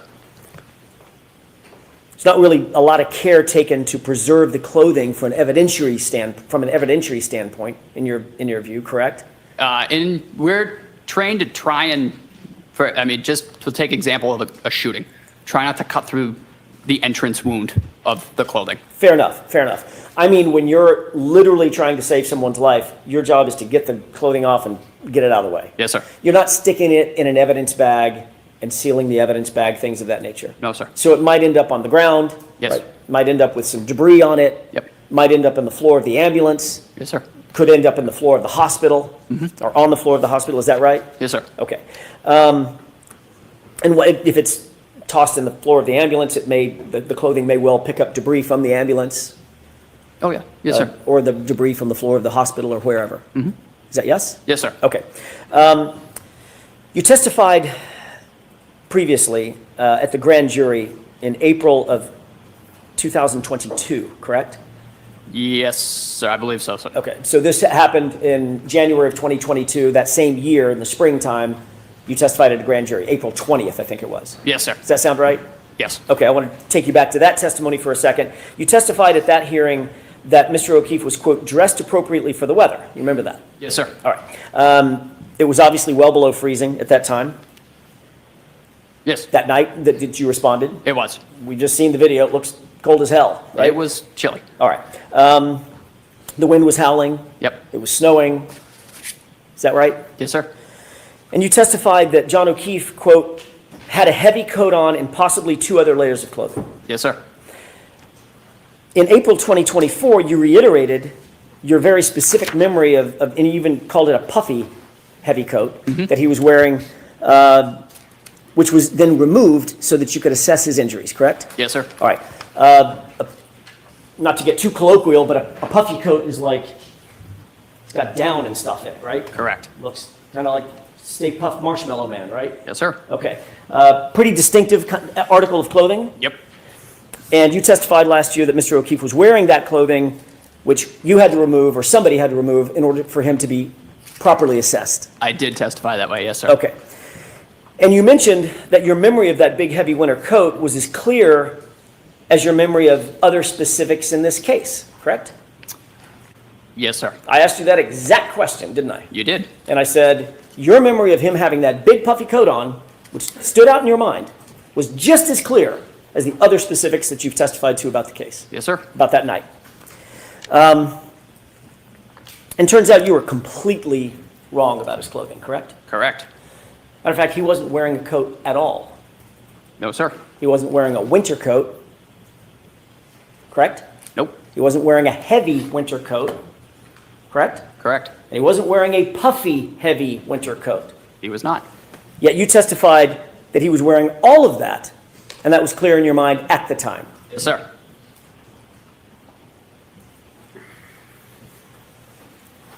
Did Mr. Brennan bring that up during the meeting 3 weeks ago? He asked about what I had meant when I said appropriately dressed. So you did talk about something other than just the I hit him, correct? Yes, sir. When I asked what y'all talked about, why didn't you tell us that? To be perfectly honest, sir, I did not remember until right now. So your memory is fading even after 3 weeks. Yes, sir. Got it. The fact is, well, let me ask you a different question. Did Mr. Brennan tell you what Mr. O'Keefe was actually wearing? No, sir. Actually, I believe you did. Last year, didn't I? Yes, you did. It's a short sleeve t-shirt and a little thin wool hoodie, right? Yes, sir. Okay. Wasn't wearing a hat. No, sir. Wasn't wearing, as a matter of fact, didn't even have a shoe on, correct? Not to my knowledge. And obviously, goes without saying, but I'm going to ask it anyway, that's not being appropriately dressed for the winter. No, sir. Yeah. You indicated that you did notice certain injuries on Mr. O'Keefe's person. Sir. Once you got him back in the ambulance, obviously it's lighter, meaning brighter lights. You have more equipment in the back of the ambulance. You can better assess somebody's well-being, correct? Yes, sir. And you indicated you had a, quote, much better picture of what we were dealing with, correct? Yes.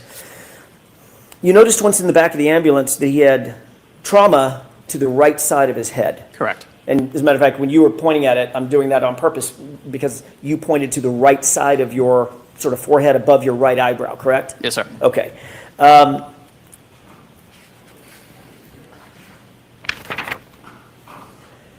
The majority, or the worst injury that Mr. O'Keefe suffered was actually to the back of his head, which you indicated, you noted, was quite matted with blood, correct? Yes, sir. I want to talk about the injury to the right side of his head as distinct from the back of the head injury for just a second.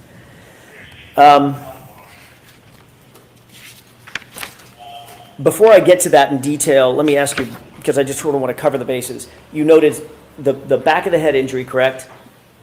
Is that yes? Yes, sir. You also noted the front right side of the head above the right eye, correct? We did. You noted some injury to his eyes. They looked blackened. Yes, sir. But primarily the right eye was blackened? Yep. And there was a golf ball size egg, I think you put it, over his right eye, often called a hematoma? Correct. And you also noted when you got his shirt off that he had scratches along the right side of his arm. Is that right? Sir. You indicated on direct examination today that you believe those scratches ended where? Meaning from top to bottom? And I'm not using anatomically correct language. So from shoulder to wrist, where were the scratches that you noted? There were several. As I noted, they were on his right humerus area. Tell me what a humerus is. The right arm. Biceps. Right about here. Okay. No, a little further, like between where your bicep and your tricep kind of meet. Got it. Right about in there. Okay. And what did the scratches look like? They were deep, infamously referred to them as furrows.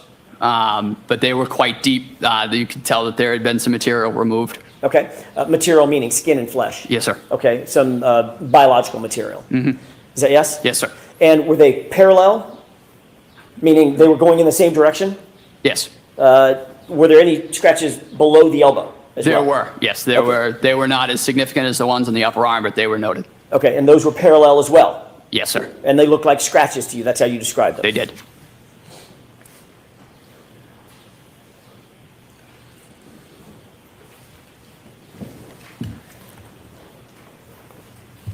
Last year, when you described those scratches, you curled your fingers up, exposing sort of the nails, and drew it across your biceps. Is that what you were using to describe what the sort of scratches looked like?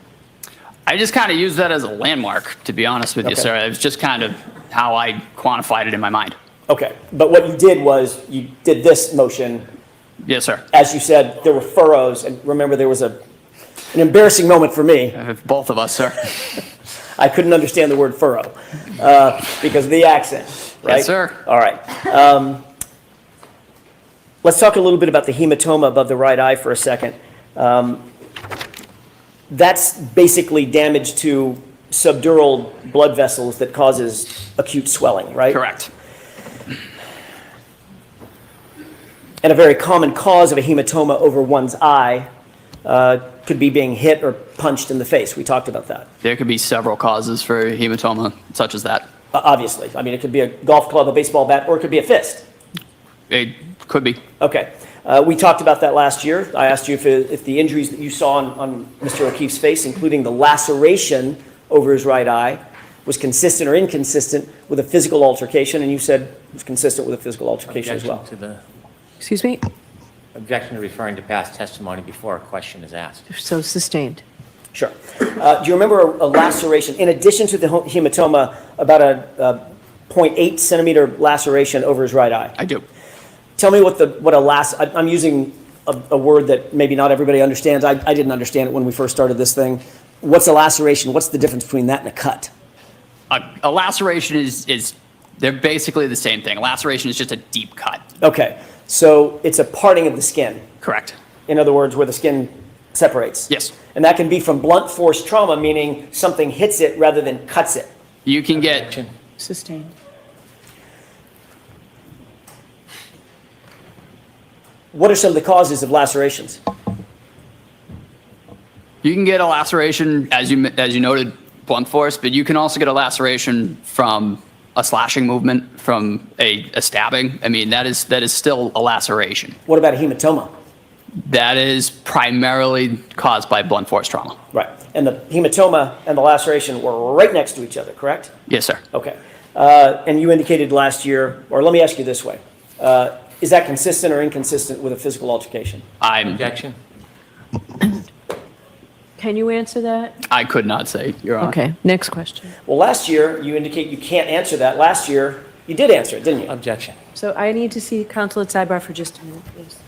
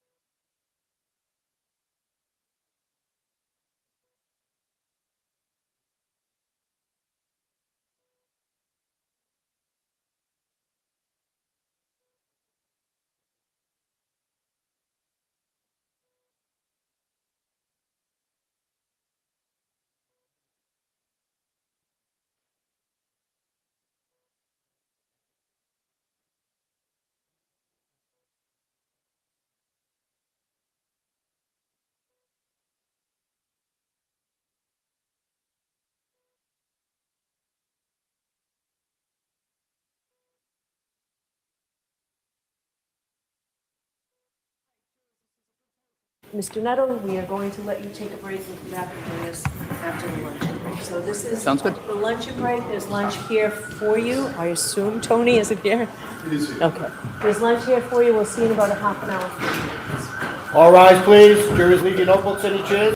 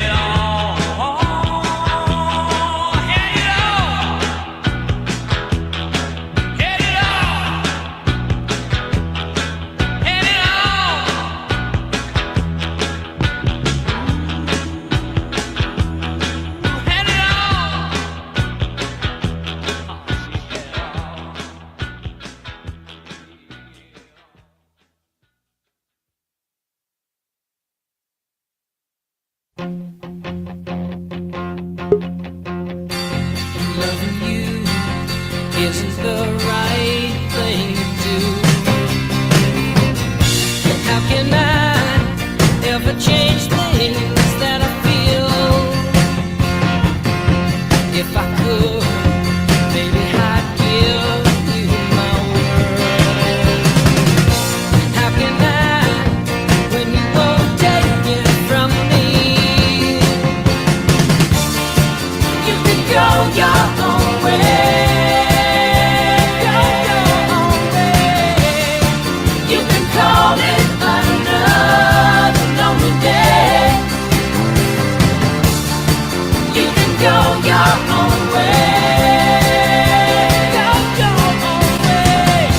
Tell me why everything turned around.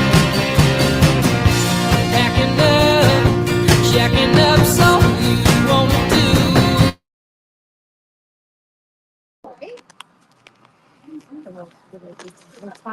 Incredible. When I saw you hooking it back to the pot, I sure can't feel. Hey guys, what's going on? They air it. That's what I would want. How we all doing?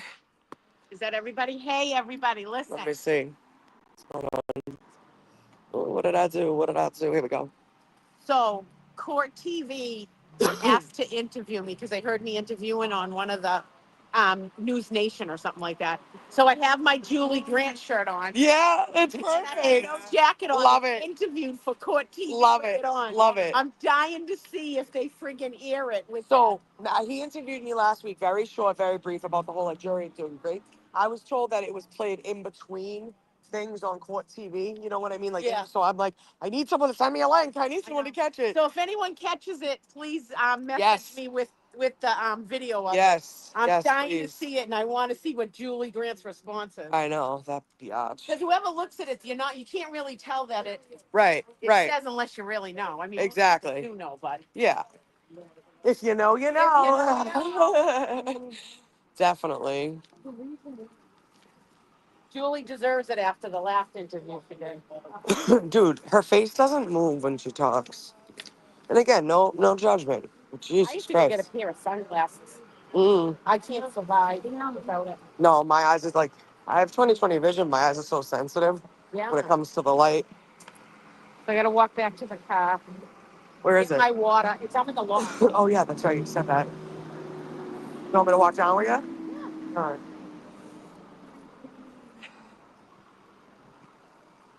I'm going to walk with her. I'll meet you back up there, right? I'm gonna go get sunglasses.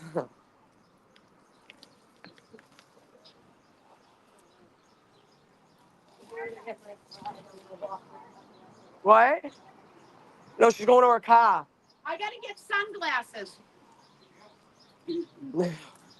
Yeehaw! Yeehaw! Ride the blue bunny. That'll get everyone going. That'll go on back. Wow, look how busy it is down here. This lady's turning around. Dedham sent, well, you know what? They always used to blame us, like, that we were causing the traffic. And I'm like, dude, it's always busy down here. It's not just us. Where's you? Go to the Are you, next one. are you in the lot or?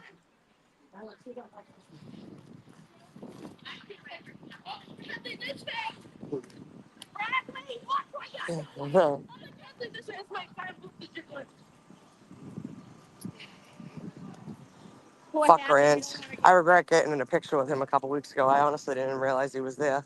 I got in it for another reason, but you live and you learn. Oh yeah, I need sunglasses. This is a good choice. Yeah. No, I put my readers in. Yeah, I think I'm Oh, you were talking Julie Grant. I meant the other Grant, but still. I can get them every time we do a storage unit or something like that. I grabbed all the sunglasses that are there. Oh, great. Because I think I have my Marc Jacobs fixed. I have Marc Jacobs. I have Coach glasses. The Coach ones are my I'm favorite. gonna go get real. They let us take up a lot of spots. That's good. The whole spot of it. Oh, Yeah. Karen needs time. Oh.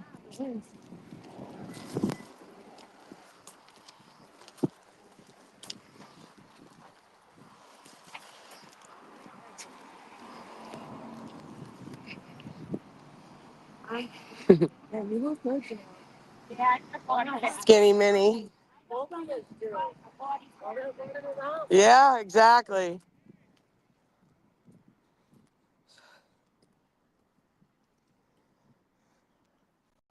Here we are at Dina's car, showing it off. The wind took one of her. Here we go. How do you have it tucked in, Mama?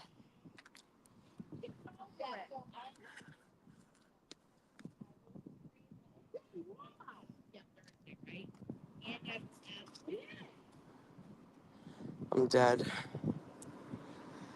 Oh, I'm so dead.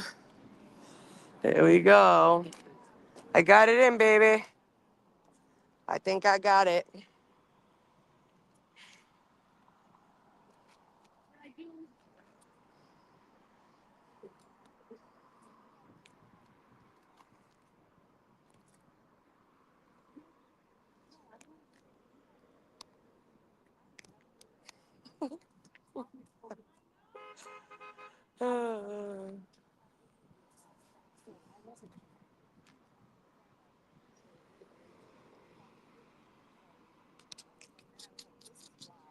We're at Dina's car.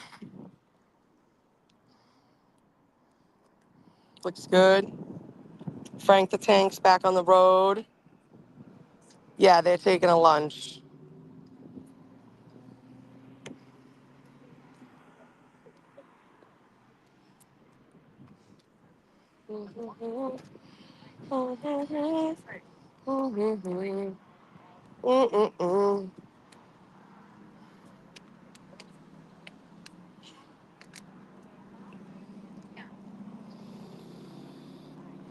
Ape, I think they started a little after 9. I know that's what time she got here.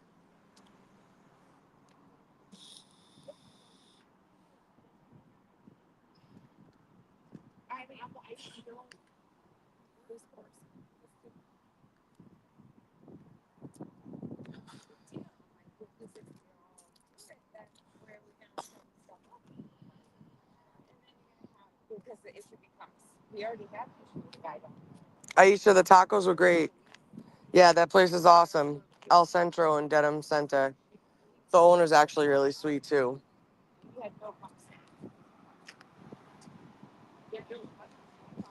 Through, and I was like, "Oh, you're here for me." He's like, "No, I just really like this setup."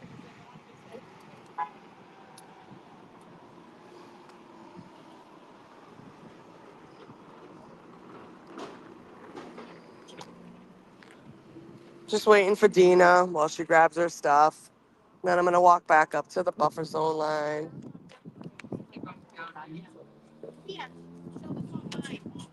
So one of the Karen Reed supporters, Nice. Becky McElroy, sent these for all the dogs in the movement, and they're homemade dog treats. Oh, we'll have to get one for Roxy too. So I'm gonna take some down for Nathan, but I'm gonna give them to Jeff to pass out because I'm not down here all the time. Yeah. Oh, you know, would you mind if I take one for Red Jen's dog? Thank you. Did the fence? You're gonna in front of me. I know, that's awesome. Marg's at lunch. No, Frosty, not today. And once it really I'm too tired. people come in, I mean, I think that's where we can probably set up. yeah, with the shade. Because you can already tell the shade's starting to come in. It's hot out So there. it is hot out in the pavement. And that's what they're hoping for. Yeah, I know. I know For what it they're to be doing. hot. Oh, yeah. Play their game. All right. That's done. I got to get my water. Thank you. Like your shirt. No, I did that the other night. Put your car in here. It's got all the shit on it, but.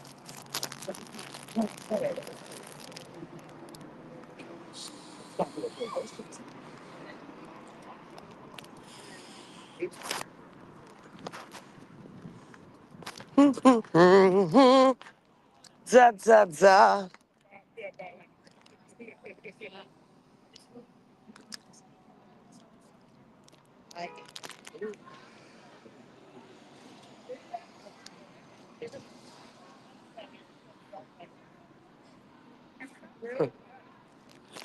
Oh, God.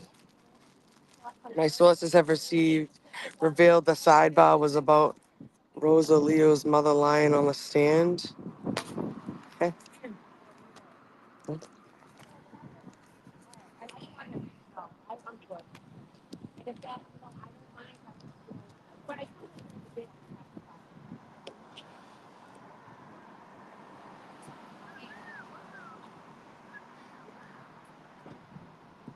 I don't know if I ever signed that, Dina.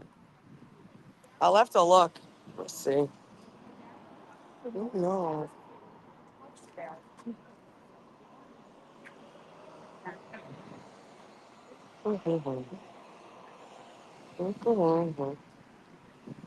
Oh, there I am. I did sign it. No worries. No. No, it's How's it up there? good. There's a lot of people. All right. To be do. We're going back up where the TV is. Where you going back down? Yeah. We'll be there. Yeah. Get some rest. Love you. I'll be right back, guys.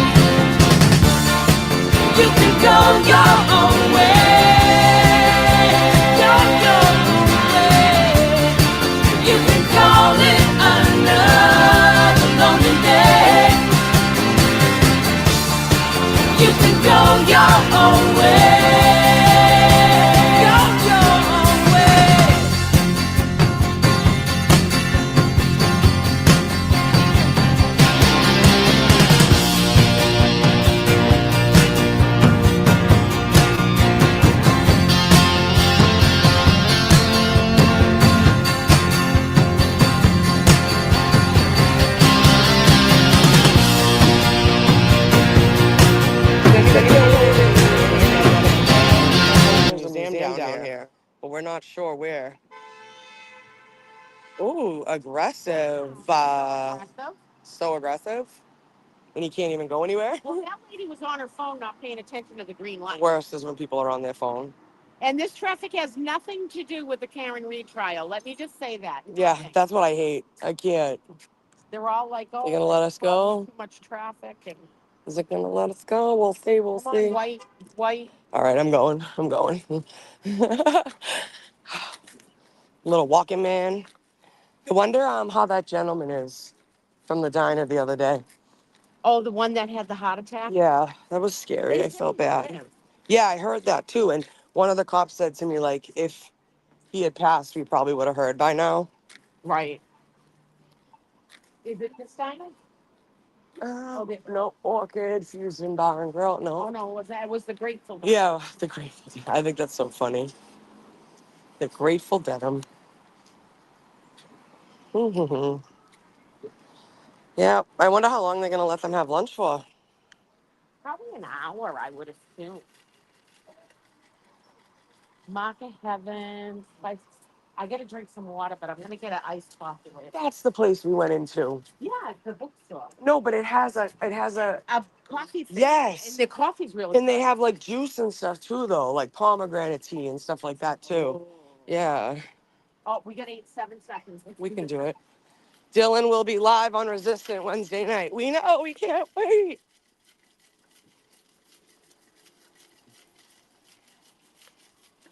Almost positive I broke a bone in my foot when I twisted my ankle that day with Kurt. No, I'm serious. I was talking about it earlier, Dina. It hurts so bad. Still to this day. Yep, it's on the outside of my foot. That's why I think it might be. I probably did just like break a bone or whatever. I used to know how to play. What up? Yeah, hold on. Hold on, guys. I have to say hi to somebody. Oh, wait, you know what? Here we go.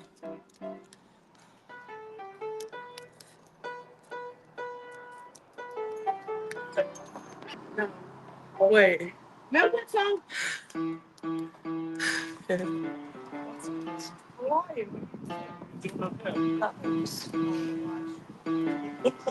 That's not it. I forget how it is. Nice. What?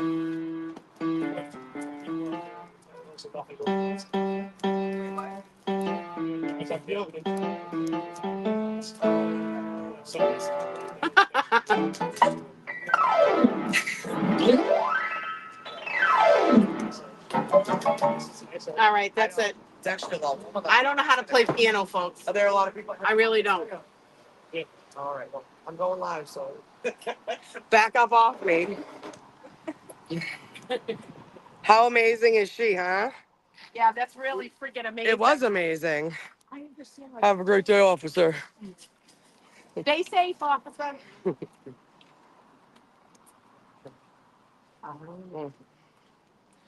What is he doing hiding in the bushes? Is that the No, he's not. He's not. He was doing something else. I think he's at the post office. Yeah. Well, it said what, but you went up.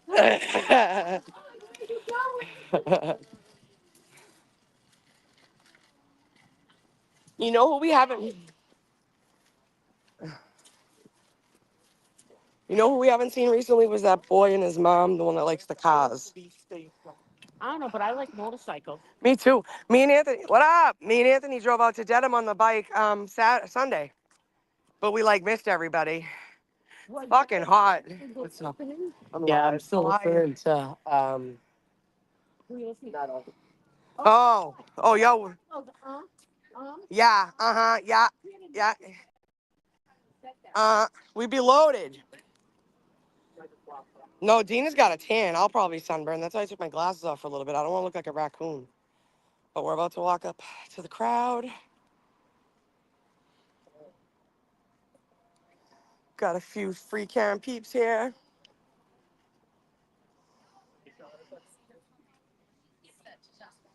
Got the young bucks out here on vacation. But it ended up being. Hello. Got the pups. And then we got the wall. I'm about to go sit on it. I know they said about an hour, right? Let's see. Son of a gun. But when it faces me, it looks fine. So wild. No, I am live right now, yes. But,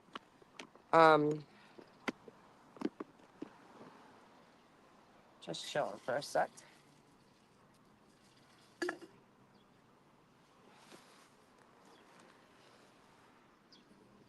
Oh, it's facing the other way. Ah, let's see. It's ready. Ready.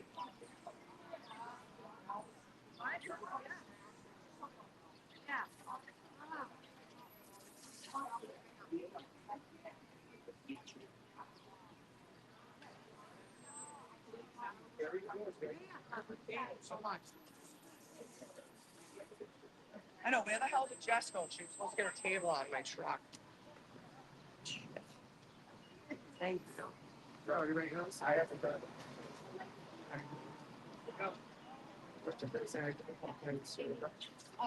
And at the end of the day, if I can hear. Yeah. Cookie.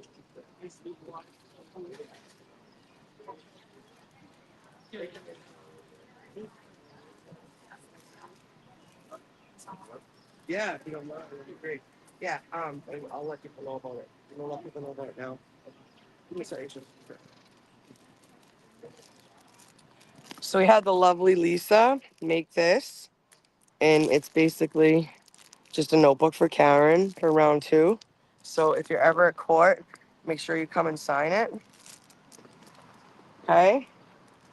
I'm gonna leave it here for right now, and then I am going to go on a walk. So I'm gonna leave my camera on, but I don't want to leave it in the sun. Huh? Right? Yeah. Yeah, I was gonna say right there. Let me see. There.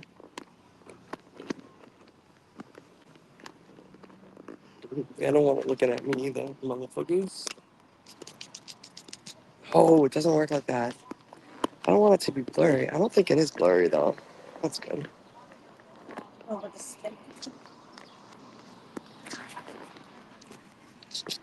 Yeah, I'll put it right there. Suckers. All right, that's perfect actually. And then put the mics on, so just remind people of that stuff you're in. I don't want to be in it. Well, I know, I figured. I know. All right. Are you gonna be long? Oh, that's actually a good idea, right? Because we can leave the book right there. I'll announce it to everybody. Hold on 1 second, Tim. Sorry. Oh, no, yeah. Oh, Dina. Where's Dina? She got a biscuit for Nathan. Oh. Playing, Where is camera Nathan? over there. I took him home. Yeah. Oh, We were here. Yeah, they were here. I was there. We got here at 5. oh. Yeah. 6 hours of him walking around is enough. Yeah. 6 hours of me walking up is enough. Holding down the He's fort. a handsome boy. Yeah, dude, He this is the doesn't stop. best. Hey, give me 1 second. Hey guys, lovely Lisa, we had a book from Barry. So we have the signature book, Florida writer, a little note and stuff like that. It's right over here on the wall. The camera behind it is live, it's behind it. I'm gonna go for a walk.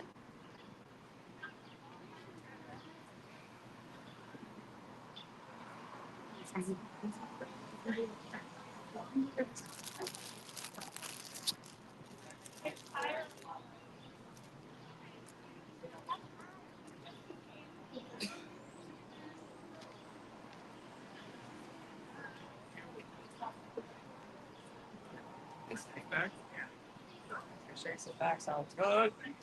I'm about to set a tent up in the bottom.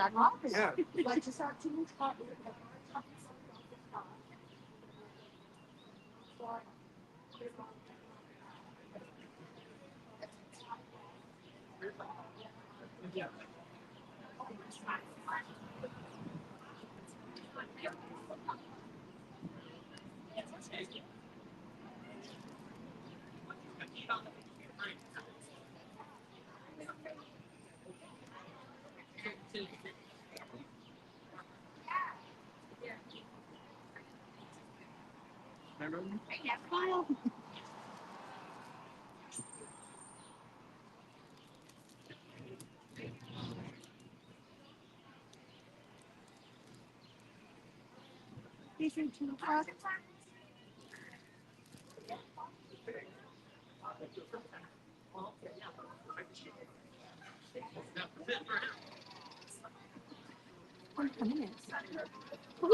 You were right on the border.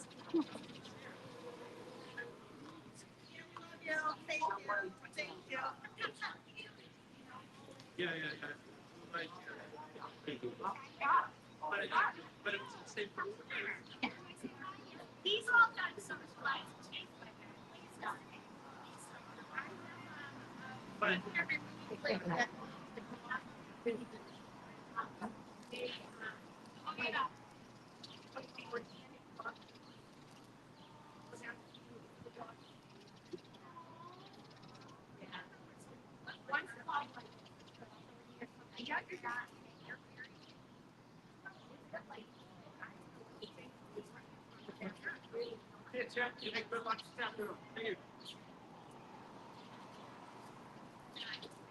Kind of skips. Kind of skips. Oh, and that. Maybe I was holding on to the wrong end.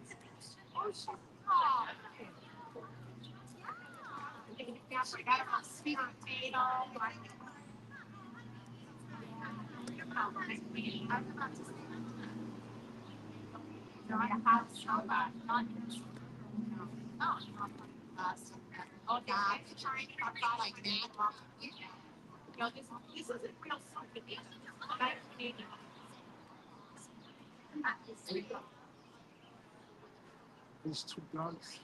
Gotta go.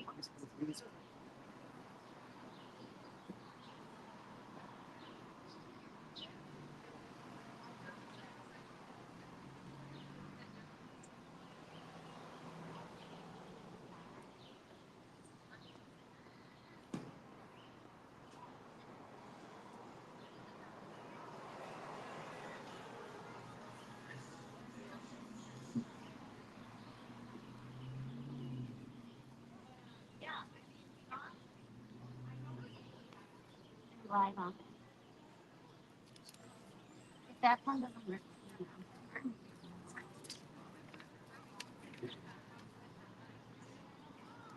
I'll eat that.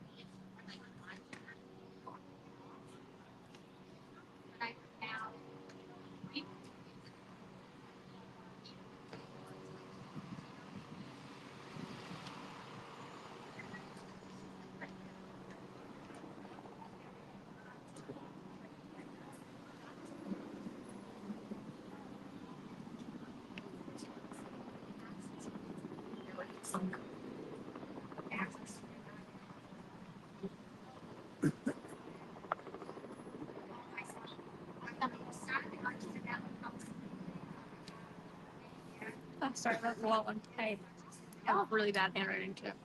I don't know.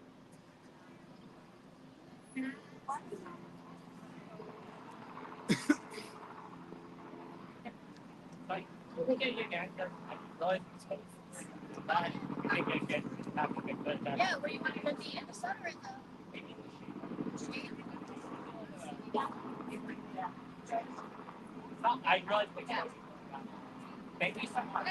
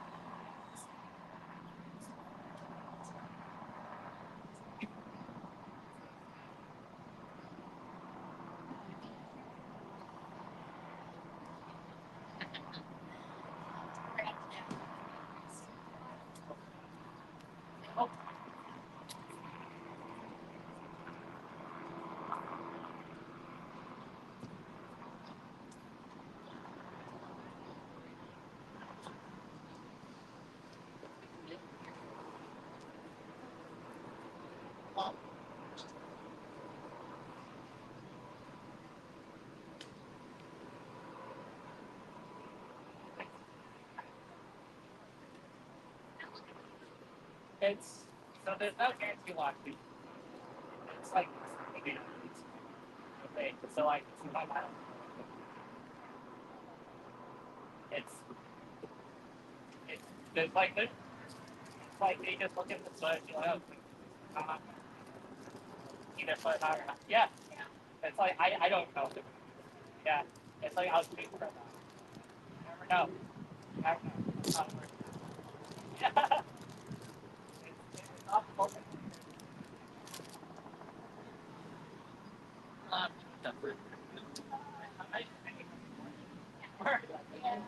Yeah.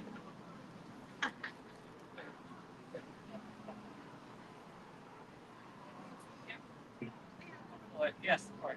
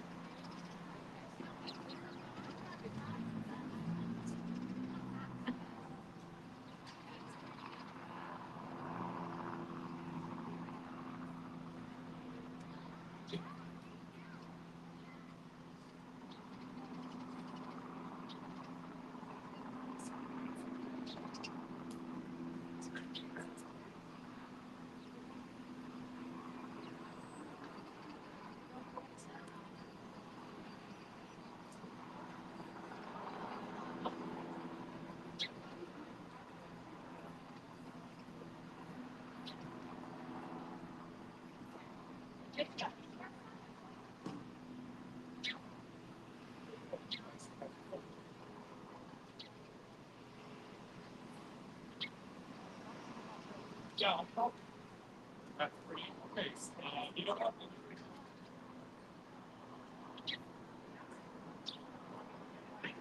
No,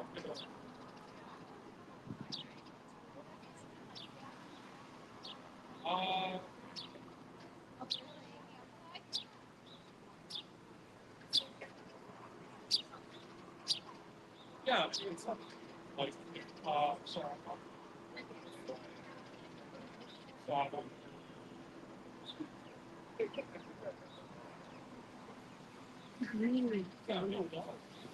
So many people. Trying to figure out these dogs are like twins. One has his ears. I think she's a camera. How fun. Oh, you're online. Everywhere I go, there's cameras. Yes, it is. Wonderful.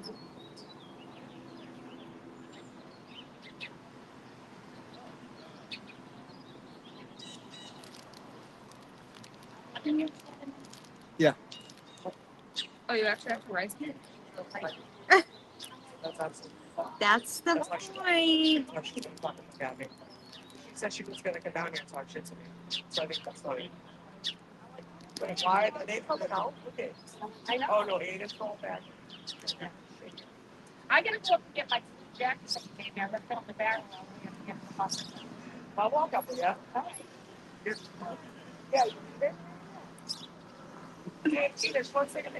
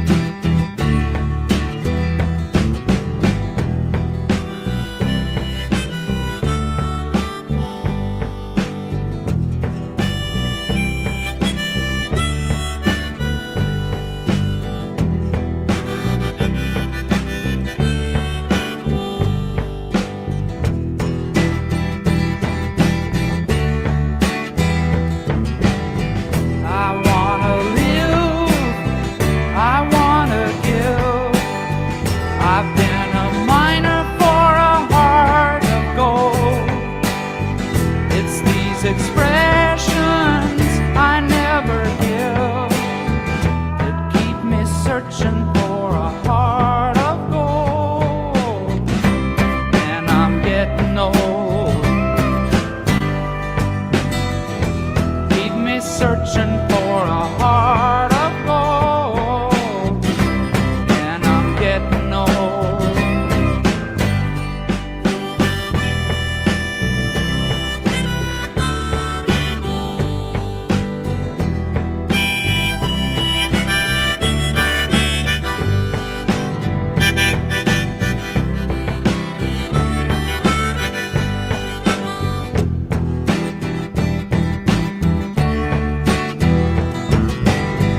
I've been to Hollywood, I've been to Redwood, I crossed the ocean for a heart of gold. I've been in my mind, it's such a fine line that keeps me searching for a heart of gold. And I'm getting old. Keeps me searching for a heart of gold.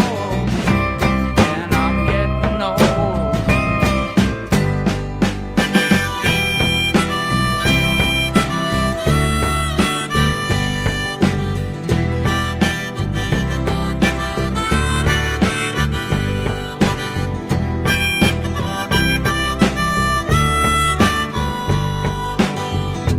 Keep me searching for a heart of gold. You keep me searching and I'm growing old. Keep me searching for a heart of gold. I've been a miner for a heart of gold.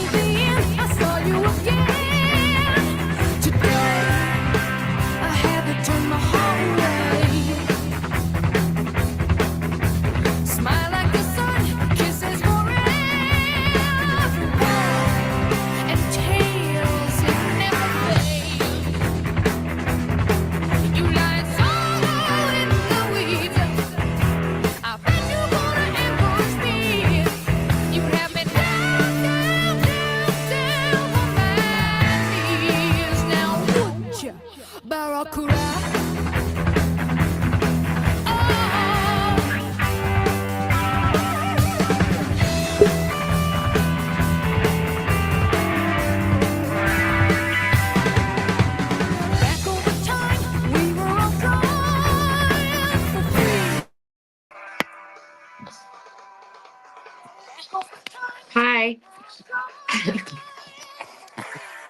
Sorry. Hi, guys. I figured I'd come on because no one's around because I'm at work. Hi, guys. Oops, wait. Let me lower this. Sorry. All right, how's that? Hi. Well, that was Dana's exciting. She supposed to caught be us all joining off me guard. for some commentary, but I don't know where he is. Hi, lovely Sarah P. Good job today. Hey, Robin G. Good job. You guys are doing awesome. Thank you for all your help. Oh, is that Dana? Oh, hello, Dana. Hold on. There we go. Oh, I'm turning the volume up because I can't really hear you. Please hold. Yes. All right. What's going on? Nothing.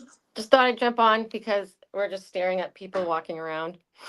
Yes. I saw that Karen just drove by, but there was no one there to get it. But whatever. How's your day, Dana? It's going all right. I was just getting ready. I was going to cut my hair. Oh. Well, Yep. this is a fascinating afternoon. It is. It is.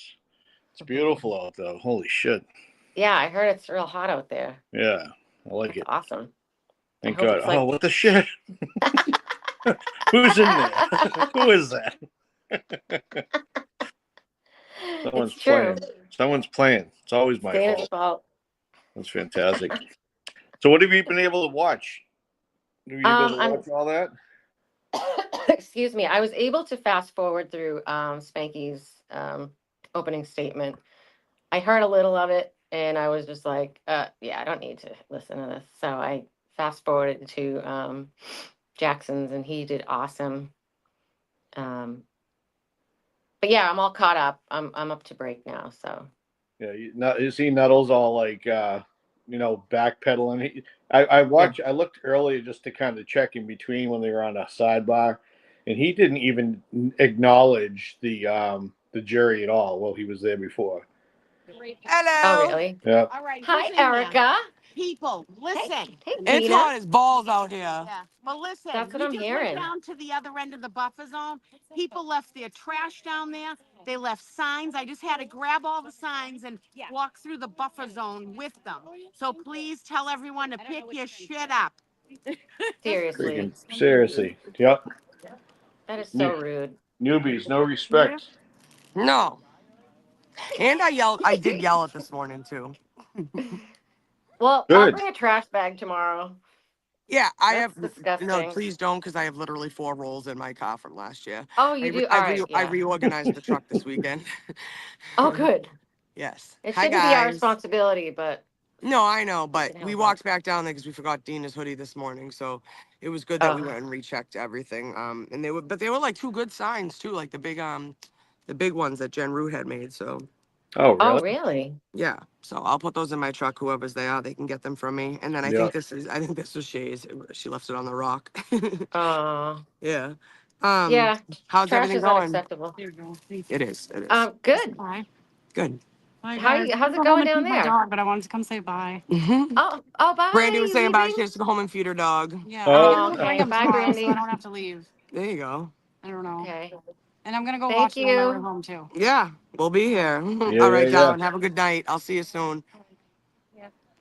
Eric, We I went wanted down- to say well done on the jamming 94.5 this morning. Oh, really? Thank you. Yeah, I'm glad. I recorded it for you. Oh, awesome. Cool. Yeah, I got it. I'll get it to you. Thanks. Will you send it to me, Dana? I want to hear it. Yeah, I tried to send it out earlier, but it was too big, so I wanted to make I sure gotta we do got something with it. we covered all the bases. Ew, a worm. Ew. So Did we you got eat all lunch? kinds of stuff going on down there today, huh? So the paddy wagon was in effect. Dude, imagine that. But I'll be honest with you, Dana. I haven't watched the footage yet, but people are saying it doesn't look great for the cops. No, I watched it. I actually have that as well. I was gonna throw it into the stream, but I haven't done it yet. Yeah. But it's it's like literally like a minute and a half long, and Hodman just came running across the street like basically I don't give a shit and just snatched him up. And the other cops were at least trying to talk to him. So he comes in and that's the thing too. Like I will say, Bow's usually not as bad. Like I would have that's something you suspect from like that Jonathan Lee Rich's whatever, Right, sure. So again, and then because Bow usually is pretty decent when it comes to like the rules and respectful and stuff like that. So I'm kind of surprised, but Again, I mean, Hodman did promise he wasn't going to take any shit, you know? Yeah, but I mean, No, he Stewie, I wasn't. He just got back wasn't. from a walk. Me and Dina sweating our balls off. He wasn't mouthing off to them or anything that I Right. saw. I mean, he was just, like, listen, the cop was trying to educate him, like, hey, this is this is the buffer zone. You can't be here and you can't do this and that. And then Hyman just came across the street and you saw that look in his eye. He was like, I don't give a shit. Yeah. So That's like when he physically picked up Grant last year and literally walked him like 4 feet backwards. It was pretty, I mean, it was warranted and pretty funny, but right. Yeah, I'm sure. you know, but Yeah. yeah. It's Wow. it's unfortunate, but I think as the trial goes on, we're going to see more and more of that. Obviously the state police and the Dedham police stating that they're going to do that type of a thing, but I think the more people are Yeah. going to come out of the woodwork too. But you know what's funny? I don't understand what it was, if it was a time thing, because Hardman literally told me last week, and I think he had said the same thing to Dina, like, as long as you're, like, we're not wearing, like, FKR gear and, like, stuff like that, and you're walking, like, he's not going to bother us if we're recording. So, again, it's like, what was it, because Bao, like, you know what I mean? Like, and I'm saying, like, walking through the buffer zone, like, was Bao just, like, hanging out? Like, what, you know what I'm trying? It's going to all be... I don't know. I feel like they kind of just opened a can of worms with this for no reason, honestly. Yeah, I think it was a bit unnecessary. Yeah. Yeah, Mass Accountability's here too. He's cool. I like him. Oh, you met him, yeah? Yeah, I met him last trial, actually. He's Oh, a hot okay. shit. He's the reason we know about Janetti. Oh, Oh, really? Yeah, he caught Janetti. Oh, He caught fantastic. Janetti because he listens to like the radio scanner or whatever. So he caught Janetti getting pulled over by the cops, and Janetti was like, "My wrist, you broke my wrist, you broke my wrist." yeah. Guy, give me that video. Can you get me that video? I'm gonna sue them. Oh, Oh it was my so God. fantastic. You can't write that stuff. You know? Yeah, seriously, right? That's Him awesome. hitting the car on the Paddy wagon's back. Oh. Is Bao coming? Are they releasing Bao to us? They're releasing Bao into our custody. Yeah. Is he still sitting in there? I don't know, but I heard he was screaming. Really? Yeah, I wasn't back there. Obviously, that's hearsay, but again, like, it is what it is. But I'm not trying to beef with these guys. They know that. And then this morning, we found out who those knuckleheads were. Real Oh yeah. fast. Yep. One of them is Michael Picard, who was a blog subject before, because obviously, of course, he was. And then the other one is Rita Fiorello. Really don't know what her deal is. But if you go to her Facebook page, the same sign she had today is like her Facebook picture. So So she's they just down there just yelling and being obnoxious, or what was the it's situation? about they're mad at us because we support Karen and she's white and we don't stand up for the people that are getting deported. So she came to a support protest to protest what we were protesting because we don't want to protest what she protests, Right. I guess. Right. So right. again, when you break it down like logistically, she's fucking stupid. So there's that. Wow. Again, yeah, it made no sense. Again, they were absolutely 100% no doubt in my mind paid to come here and annoy us. Yep. Or try to annoy us. You know what I Right. mean? I mean, We it's their won. And First that's what Amendment sucks. right to go ahead. Oh, go ahead. Who's No, talking? I was just gonna say it sucks though, because then Yeah. all the cameras were on them. Right. You know, like Right. Court Well, TV is out there saying that FKR supporters are getting arrested. You know, it's Right. like not a good look for anybody. well, that's the thing, right? So that's what I can't stand about these people. And that's why, like, when she wrote, she's like, we're with you guys. And I was like, yeah, no, the hell you're not. I was like, no, you're not. And I looked at the cop and I was like, they're not with us. And he was like, I know, Erica, like, don't worry about it. So They know who we are. exactly. Yeah. Exactly. So that's all that really matters at the end of the day. I'll tell you one thing, it's hotter than balls down here. Told you. Oh my God, that's what Erica said. Yeah, I'm not used to it. I had to go back and get another Well, t-shirt. I said, at least your tan. Oh My my cheeks God. are my cheeks are all red. But I had to take my sunglasses off because I'll look like a raccoon in the morning. Yeah, right. I didn't see the video. Hey, Dina's been like going strong since 5 o'clock. I know. God bless her. I Huh? got up at 3:30 this morning, and did you see the thing where I was ready to mace and stab the friggin' WB? Yeah. Yeah, what the That hell was was that all crazy. about? Yeah. He didn't even like approach the car going like, hey, hey, hey. he just popped up at my window, and I had the maid, because you never know who you're gonna encounter. Right. So Right. I'm like, dude, you can't creep up on someone's fucking car like that. And Mhm. I'm like, Huh? I Yeah, of almost course. fucking maced you. And then he says, he wants me to do an interview because today's Earth Day, and I'm like, oh, I didn't even remember it was Earth Day. I thought yesterday was Earth Day. Oh wait.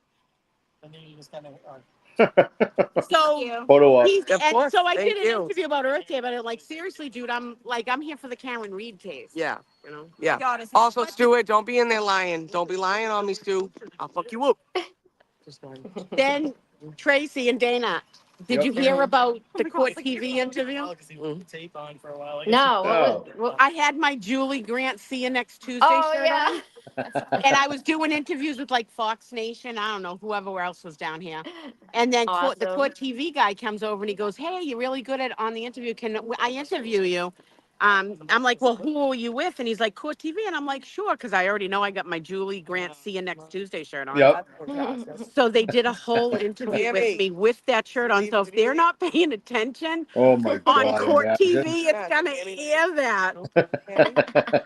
Oh my God, I'll die. Oh my I god. really, I I hope don't they have my do. glasses to read anybody's comments. I left them in my car. Hold on. Yeah, it'll come Is back court on. back It'll on? come back on when they'll put it. Yeah. Do you want to see Bowser arrested? Oh, still a fan. Oh, I'm a feeling fan. A fan. fan. My hair looks crazy. I don't even care. I'm hot. She keeps on saying that she looks fine. It is You look hot though. great. Like this is warming us up for Yeah. what used to be when it was 90 down here. It's warm. Yeah, We're we just were not wishing used to for it it. yet. Right. It goes Yeah. from Listen, I friggin' want to give a quick shout out to Mexi Texi, who's running the show behind the scenes Oh yeah, today. Mackie. Thank you, Mackie. So Yes. Thank you, Maxie. yeah, she's been pulling up the streams and The pulling up the music and stuff. chats. Yeah. And Yeah. We appreciate you. That's Playing great awesome. music. Thank you so much. Thanks, Stanley. It takes a team. It it does. does. It does. I keep saying, no, that one's mine. The, That's the Aerosmith is mine. I got my Aerosmith Green. green. Sorry. Just filled it up with water. No, you're the best thing. Brandy just left for the day. Oh, look at your cup. Santiago. Oh, here, here, show it on this. Hold on. Hold on. Hold on. Let me reverse the screen. Okay. Right there, it's where the buffer zone starts, okay? So you gotta move, so you just gotta move. Oh, Wait. it's nice to meet you too. Take Why care. isn't this working? I just spoke to Rich. Yeah, for those two songs. Yeah. Just like this. Give me the email. I'm gonna comment out the comment. So this is Nunziato, dude, the one that we usually deal with. So you just gotta, right, see where it says Old Fellows Hall?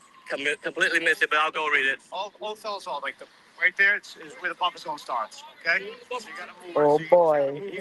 There's Haddon across the street. Yep. You're not talking, so you can move, guys. I mean, I just got here, man. I just got into town. All right. I'll keep it moving. Yeah, can you tell me what's going on? Oh, yeah. So you gotta buffer zone. He like it looks like slow motion, dude. Oh boy. Wait, who's the girl? I couldn't figure it out. Oh, you Jess. grabbed him. That's right. Jess was. That's why they were sick. looking for Jess. Jess, yeah, no, Jess came and told us about it. I told Jess they were looking because I didn't know what her real last name was. Yeah, it's gonna stay here, Mama.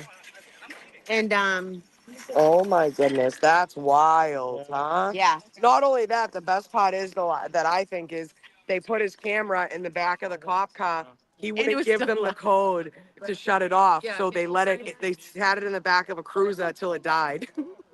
Oh, my really? Yeah, so it picked up whatever. So His Oh stream my was going God. live up until like a couple of hours ago, and people Oh, were like, shit.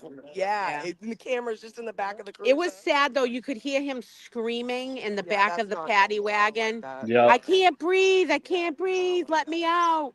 I guess they had the heat blasting in it or something. I don't know. It was sad. It was sad to hear someone screaming in the back of the paddy wagon. Yeah, exactly. I mean, in the beginning last year, if anyone remembers, Bar was a pain in the fucking ass. Yeah. It was a pain in the ass last year. And then, like, he hopped in Chrissy Mello's car. And Oh my God, we had yeah. problems with him. Identity. But then he became okay, like, you know what I mean? And now, like, he came down here, and it's like He likes to get me going. that was just sad. It Yeah, isn't Dedham without the sirens. exactly right. Here comes some Oh, more. we're back. Two more. Oh, we're Oh, back. Two more we're coming. back. Oh, we're back. All right. I love you guys. We love you. Love you. Bye, Thank you. guys. Yes, of course.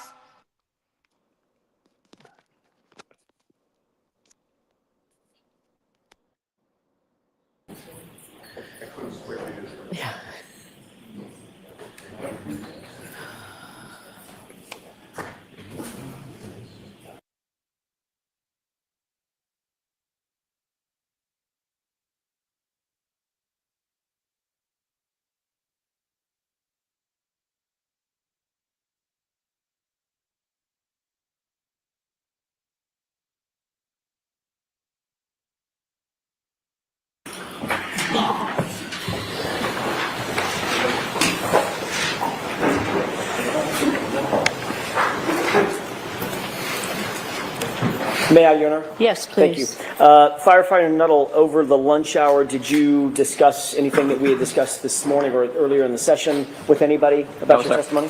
No, sir. Okay. You did mention earlier today the EMTs that were with you that responded to the scene. You mentioned, I think you said Tony Anthony Flamati, correct? Yes, sir. You mentioned Kelly, and I want to say Matthew. Matt Kelly. Matt Kelly? Yep.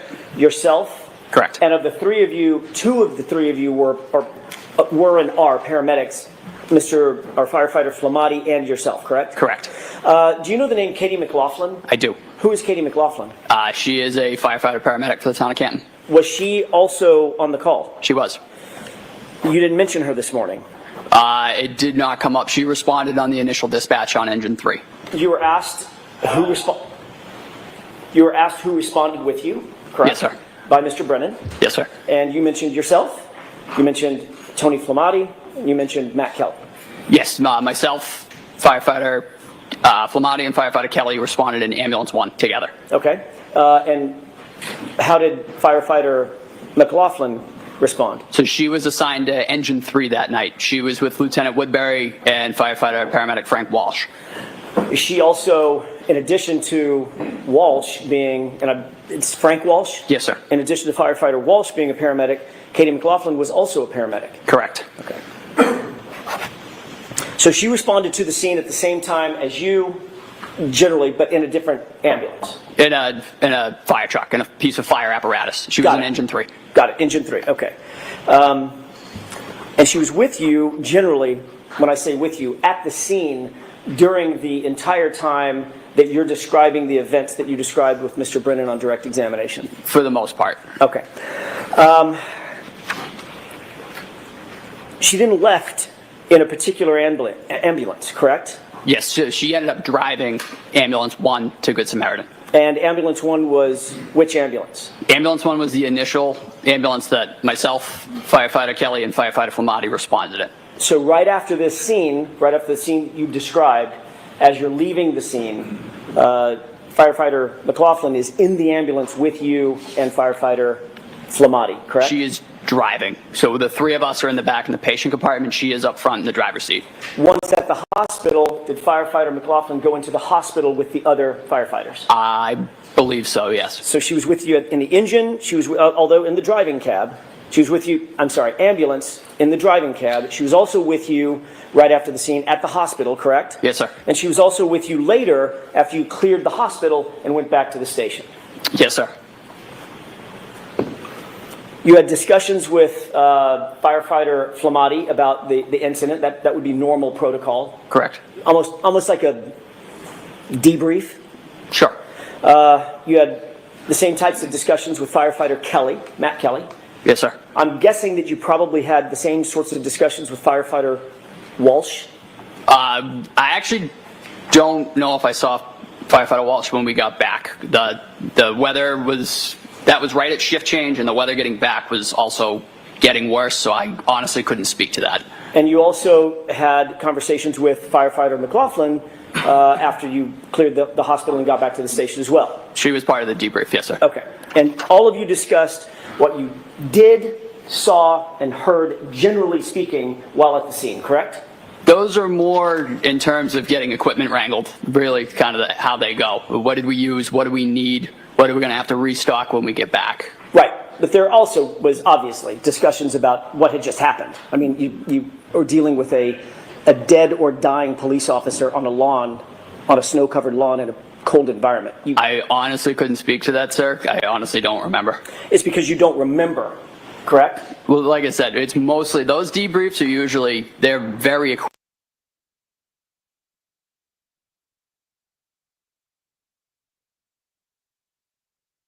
equipment, make sure that the ambulance is ready for the next call, etc. I'm asking about a general debrief with the fellow firefighters, male and female, that you were with at that scene.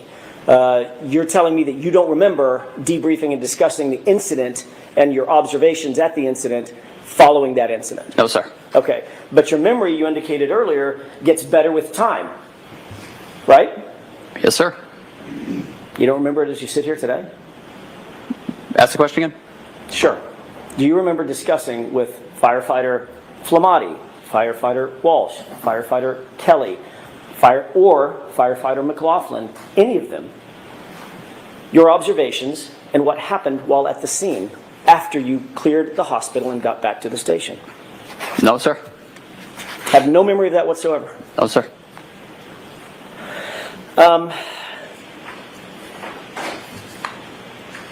When we left off before lunch, I was asking you about a hematoma and a laceration over the right eye of Mr. O'Keefe. Do you recall that? Yes, sir. I asked you, is being punched in the face, can that lead to a small laceration like you saw and a hematoma like you saw? Objection. I'm going to allow it. Can you answer that question? I couldn't speak to how that injury occurred. Is it consistent? Are those injuries, just those injuries, are those consistent with being punched in the face? Those injuries could be sustained from numerous ways. And yes, it could be from that. It could be from others as well. Okay, so that's what I'm asking you. It could be, in other words, it's consistent Yes, with sir. being punched in the face, correct? Correct. Thank you.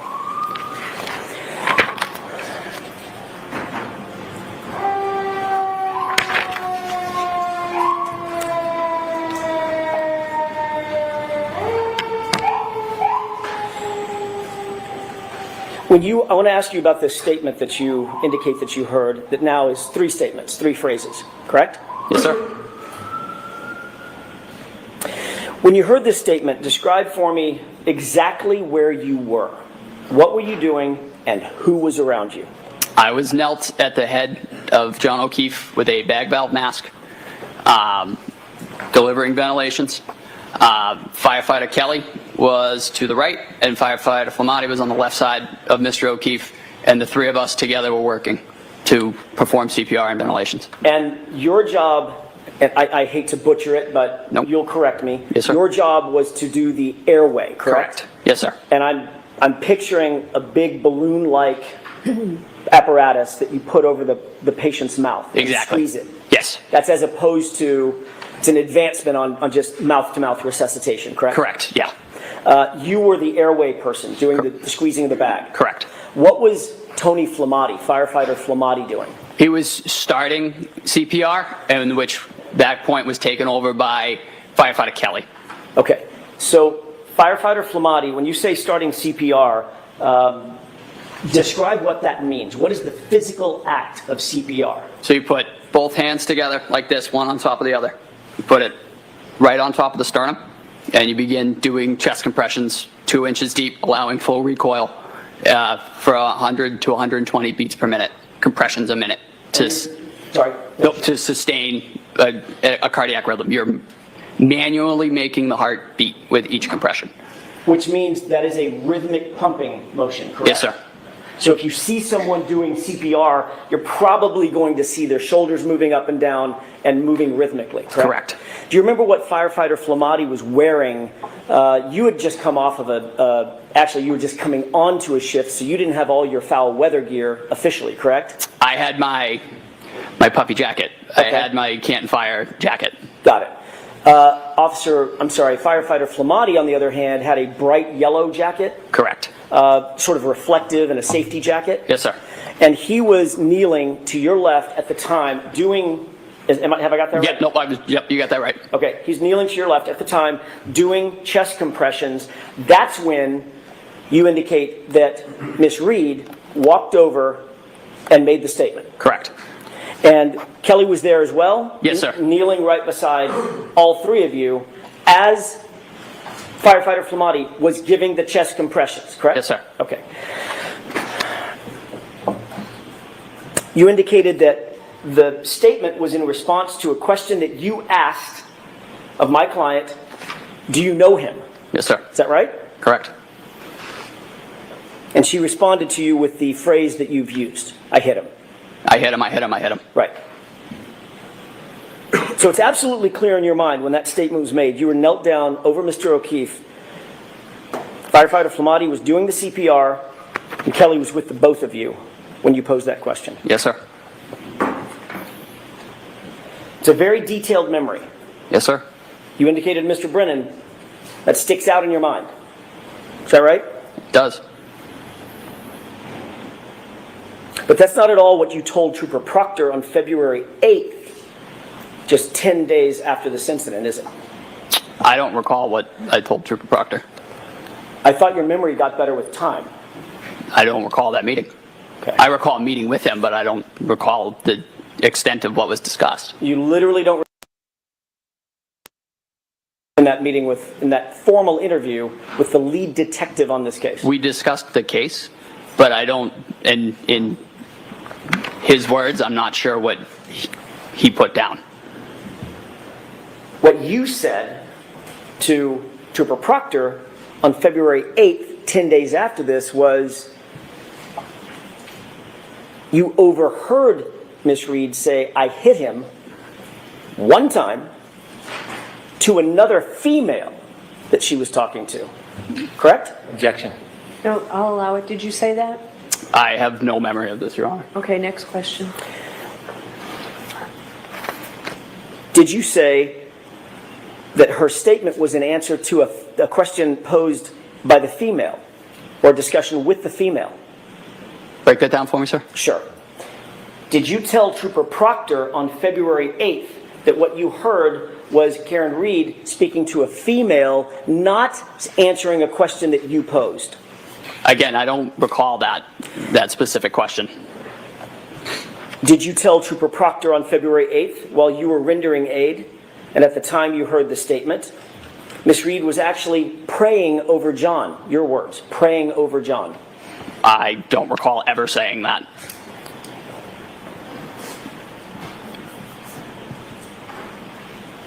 May I have just a moment, Your Honor? Yes.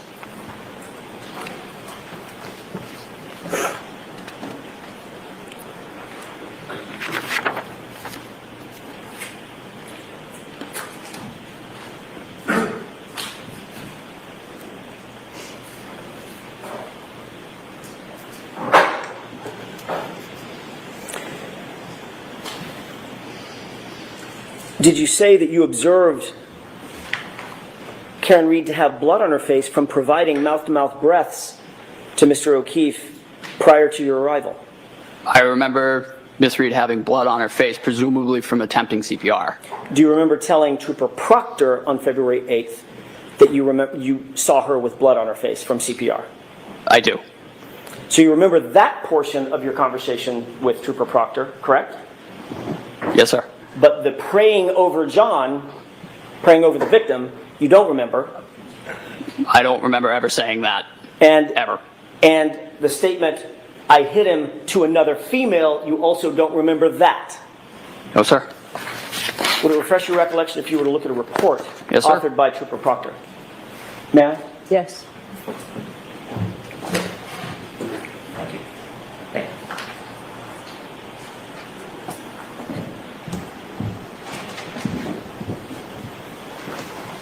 May I direct the witness's attention to the second page, Your Honor? All right, why don't you take a look at that, sir?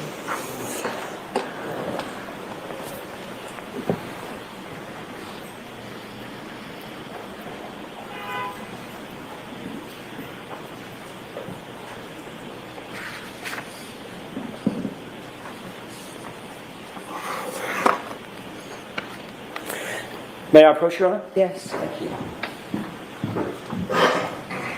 Sir, did you have an opportunity to glance at the report that you were just shown? Yes, sir. Does that refresh your recollection about your conversation with Trooper Proctor that he put in a report? It does not, sir. So as you sit here, you have no memory of what you just read in this report from Trooper Proctor, the lead investigator on the case? I have no recollection of ever saying that anybody prayed over anybody ever in this case. You did see it in his report, though. Right. Sustained. You've admitted under oath that your memory of the events at that time, from that time frame, January, February 2022, is faulty, correct? No, sir. In your April 2024, it's April 30th, 2024 testimony from last year.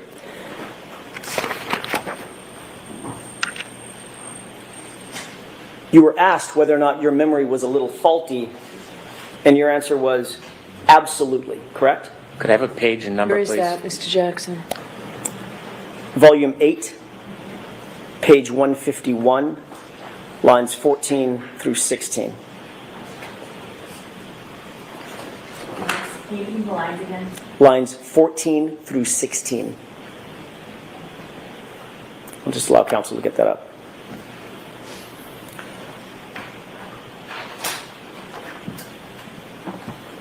If we could pose the entire question and give content to it, please. Okay. May I? Yeah, so do you intend to show the whole question? The whole question that I asked and his answer, yes. All right, now I'll give you the opportunity on redirect, Mr. Brennan, if it's not. Go ahead. Is it true that in answer to the question, quote, so it's fair to say your memory is a little bit faulty as it pertains to that time frame, your answer was absolutely. Correct? From last year?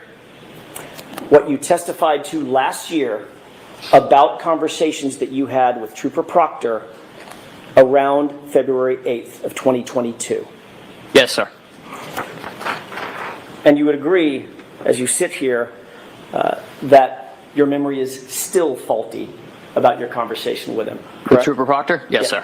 So you're not saying you didn't say that the statement was made to a woman, correct? Objection. Are you saying that? No, ma'am. Okay, next question. Thank you. And you're also not saying that you didn't say to Trooper Proctor that you saw Karen Reed praying over John O'Keefe. Objection. So I'd like you to ask that differently. Did you say that? I have no recollection of saying that ever. Okay. Next question. My point is, if you have no recollection of it, you're not denying saying it. Objection. Are you denying saying it? Yes. Okay. So you do have a recollection that you never said it. Do you understand the difference? Oh, sir, I don't believe I've ever said praying. That's really not something that I would have said. I didn't see it that day. It didn't happen. I don't remember ever saying prayed. You didn't in regards see it to this case ever. You didn't see it that day, and it never happened. That was your words just now, correct? Break that down for me. You didn't see it that day, and it never happened. That's what you're saying about the praying statement, correct? Yes, sir. And in that same exact statement, you also included the phrase, I hit him, correct? No, sir. In the statement that you made to Trooper Proctor? The report that Trooper Proctor wrote? Correct. Again, I don't remember ever saying the words praying over him. I do distinctly remember I hit him, I hit him, I hit him. Which doesn't appear in that report, does it? Objection. I'm going to sustain that, Mr. Jackson. You directed him only to page 2. Understood, Your Honor. I'd like to show you a short portion of a video, the same video that you were asked to look at on direct examination. And Your Honor, I pray to the court, I can certainly mark it as a defense exhibit or for So is this identification. going to be an exhibit by agreement? It is. Okay, It is. So we now that, Madam Court Reporter, thank you.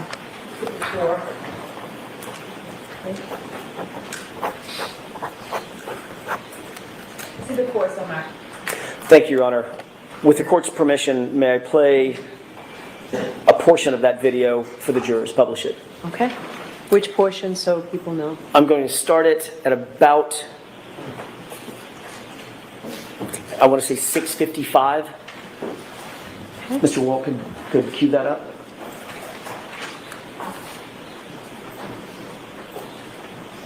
Before you play it, can we have it on that screen as well, or is it only playing to this screen? I don't know. And Ms. Gilman did it, it was both. Great. There we go. All right, before we play it, can I ask you a quick question about this? Sure. It appears that this is paused. Do you recognize this as being the same video that you were shown this morning by Mr. Brennan? I do. All right, describe the scene. So that is 34 Fairview Road. The lights in the background, I believe it is either right as we pulled up or right as we're pulling up. Okay. Same dash cam video. Yes, sir. Can we scroll this to the 6:55 runtime spot, please?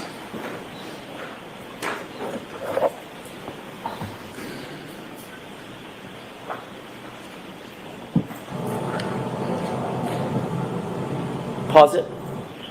Okay. Do you see the individual on the left? Far left. Yeah, the jacket? Correct. Yes, sir. Who's that? I believe that's firefighter Flamati. You previously indicated that firefighter Flamati was on his knees providing CPR at the same time you were knelt down providing the airway. This isn't when it was That's stated. not my question. Is that what you said? Can you repeat the question, please? Sure. You indicated earlier when you heard this statement by my client, you were very detailed. Firefighter Flamati was knelt down providing chest compressions at the same time you were knelt down providing airway support for Mr. O'Keefe, correct? I had also said that at some point That's a firefighter yes or no Flamati question. had Objection. So I'm going to let the witness answer the question. had transferred CPR to firefighter Kelly. Firefighter Kelly did take over compressions at one point. Okay. That's not my question. Okay. My question is an easy one. Did you say that when Miss Reed walked over to you and you had this dialogue with her, she made that statement that firefighter Flamati was on his knees providing chest compressions at the same time you were knelt down providing airway support? Yes, sir. Okay. Firefighter Flamati, your testimony, appears to be standing up right there, correct? Yes, sir. Let's play the video forward for just a second. Stop it. What did you see firefighter Flamati do just now? I believe he just knelt down. Okay. So at this point, he's kneeling for the first time, correct? Yes, sir.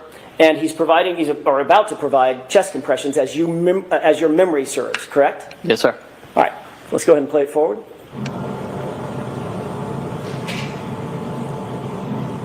Pause. Did you see my client in that photo? In that clip? No, sir. You didn't see her? Oh, no, I did see her, yeah. I don't see her on right now. Right. She just walked off frame, correct? Yes, sir. Let's go ahead and play it forward.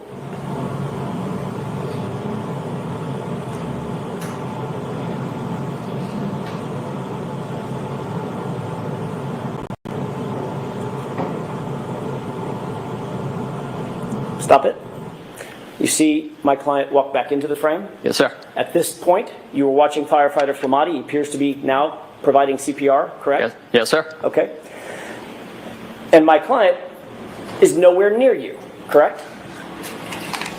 At least for this clip. No, sir. Okay. Correct. And the clip that I just played before, the few seconds that I played before, nowhere near you, correct? Is that right? Yes, sir. Let's go ahead and play it forward.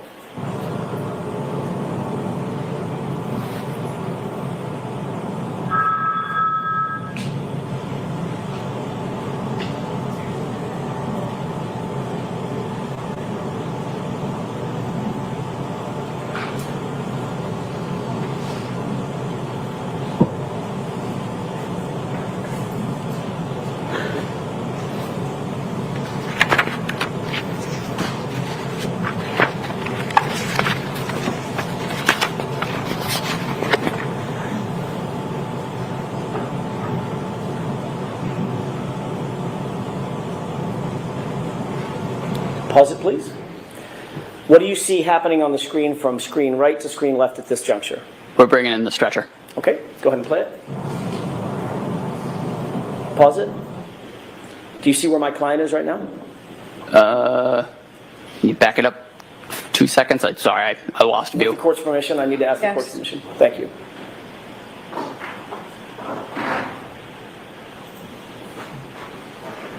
Okay, let's go ahead and play it. Pause. Did you see my client? Yes, sir. Where is she in the frame? Behind that other individual. Behind the SUV? I believe she's in front of the SUV and behind the other individual. Okay. I meant the SUV, that's the white SUV that's in Yes, sir. the far distance. Yes. That's the back of the SUV. She's behind it, right? Correct, yes. Okay. Not near you. No. Okay. Let's go ahead and play it.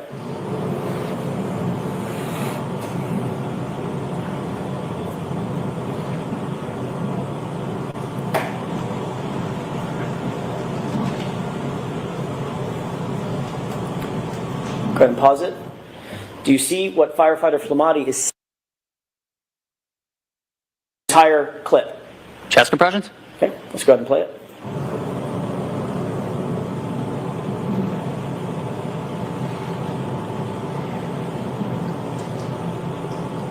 Pause. What's happening now? Where Mr. O'Keefe is on the scoop stretcher and he's being transferred to the ambulance stretcher. So that's the entire time Mr. Flamati, firefighter Flamati, was giving chest compressions. It's captured right here on this video, correct? Yes, sir. Okay. And now Mr. O'Keefe is up on the stretcher, and you are no longer knelt down? No, sir. And firefighter Flamati is no longer knelt down? No, sir. And you're now following the stretcher with, it looks like, 2 or 3 other EMTs, correct? I am not in that frame, sir. Okay, so you've walked away. Yes, sir. All right. Let's go ahead and play it forward. Pause it. You see where my client is? Yes, sir. Go ahead and play it.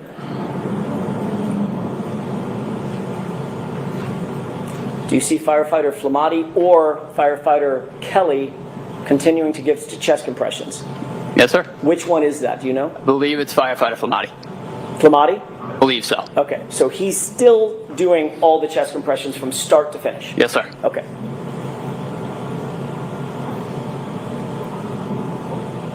And what's happening right now? Now we are transferring to ambulance 1. And where's my client? Right front and center. May I have just a moment, Your Honor? Yes. We can realize that.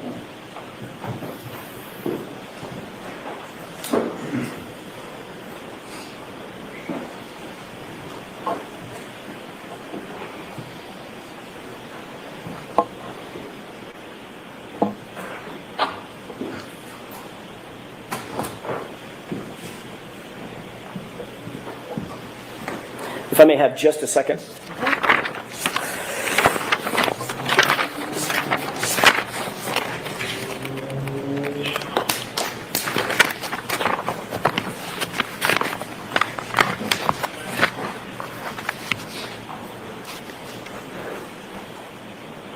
With regard, just a couple of more questions with the court's permission. Okay. I'm going to change gears with regard to what you talked about on direct examination, the hypothermic conditions. You're not a medical doctor, correct? No, sir. You don't diagnose patients?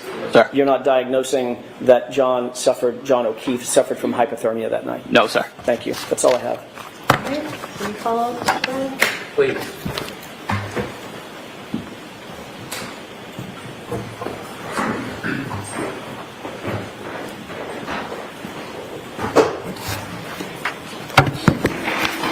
Firefighter Nuttall, the video the defense just showed you, did you notice any differences between that video and when I showed it to you, and that it doesn't have the time on it? Yes, those were 2 different time frames on that video. And when we spoke about when the defendant said to you, I hit him, that wasn't shown to you in that video just now, was it? No, it was not. So if we go back, will you be able to explain where you came from and firefighter Flamati came from and when you first went over to John O'Keefe? Sure. With the court's permission, Ms. Gilman, if you could start that video. I think it is 6:11, please. Now stop it there. Do you see that this exhibit has timestamp on the top? Yes, sir. Okay. Please continue.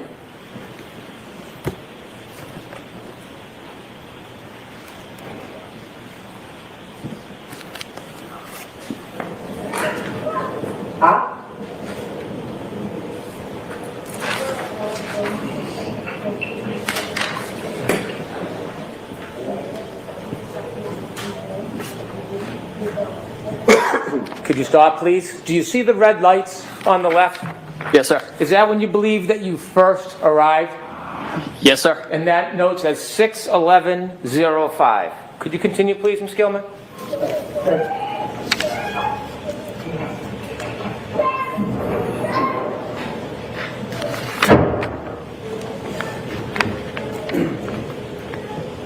Please watch to the left. Stop, please. Is that when you first arrive and walk over to help John O'Keefe? Yes, sir. That's me. I'll note that the timestamp is 6:11:21. Okay. Continue, please.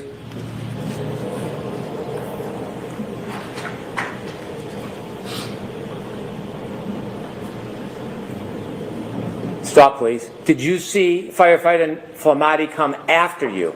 Yes, sir. Was any of this shown to you during those questions? No, sir. No. Continue, please.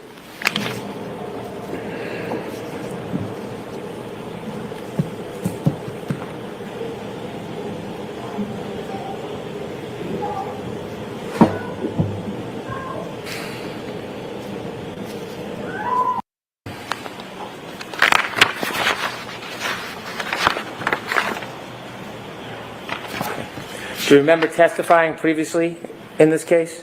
Yes, sir. Okay.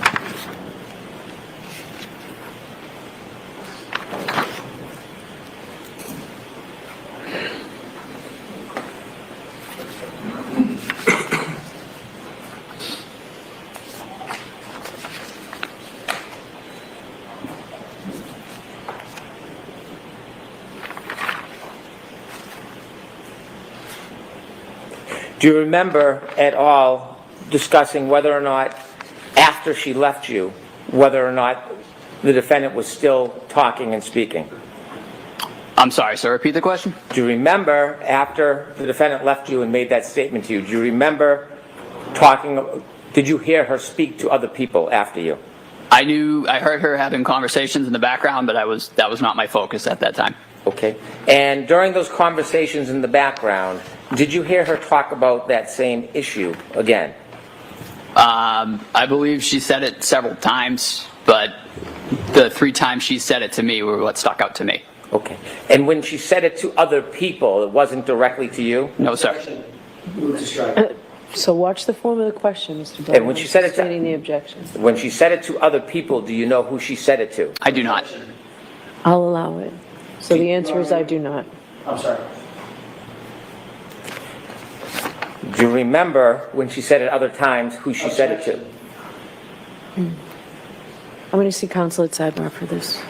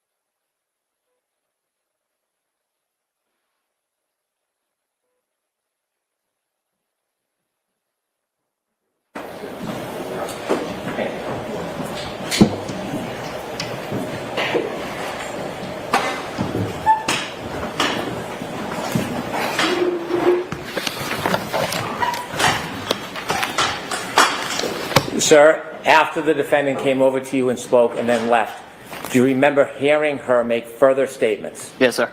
And do you remember her making further statements similar? I do. To the statement to you? Yes, sir. Could you share with the jury what you remember her saying, not to you, but after she left you? I remember hearing I hit him several other times. Again, not directed to me, just kind of off in the background. I'd like to reiterate, we were really focused on the patient at that point. We were trying to provide care. Thank you, sir.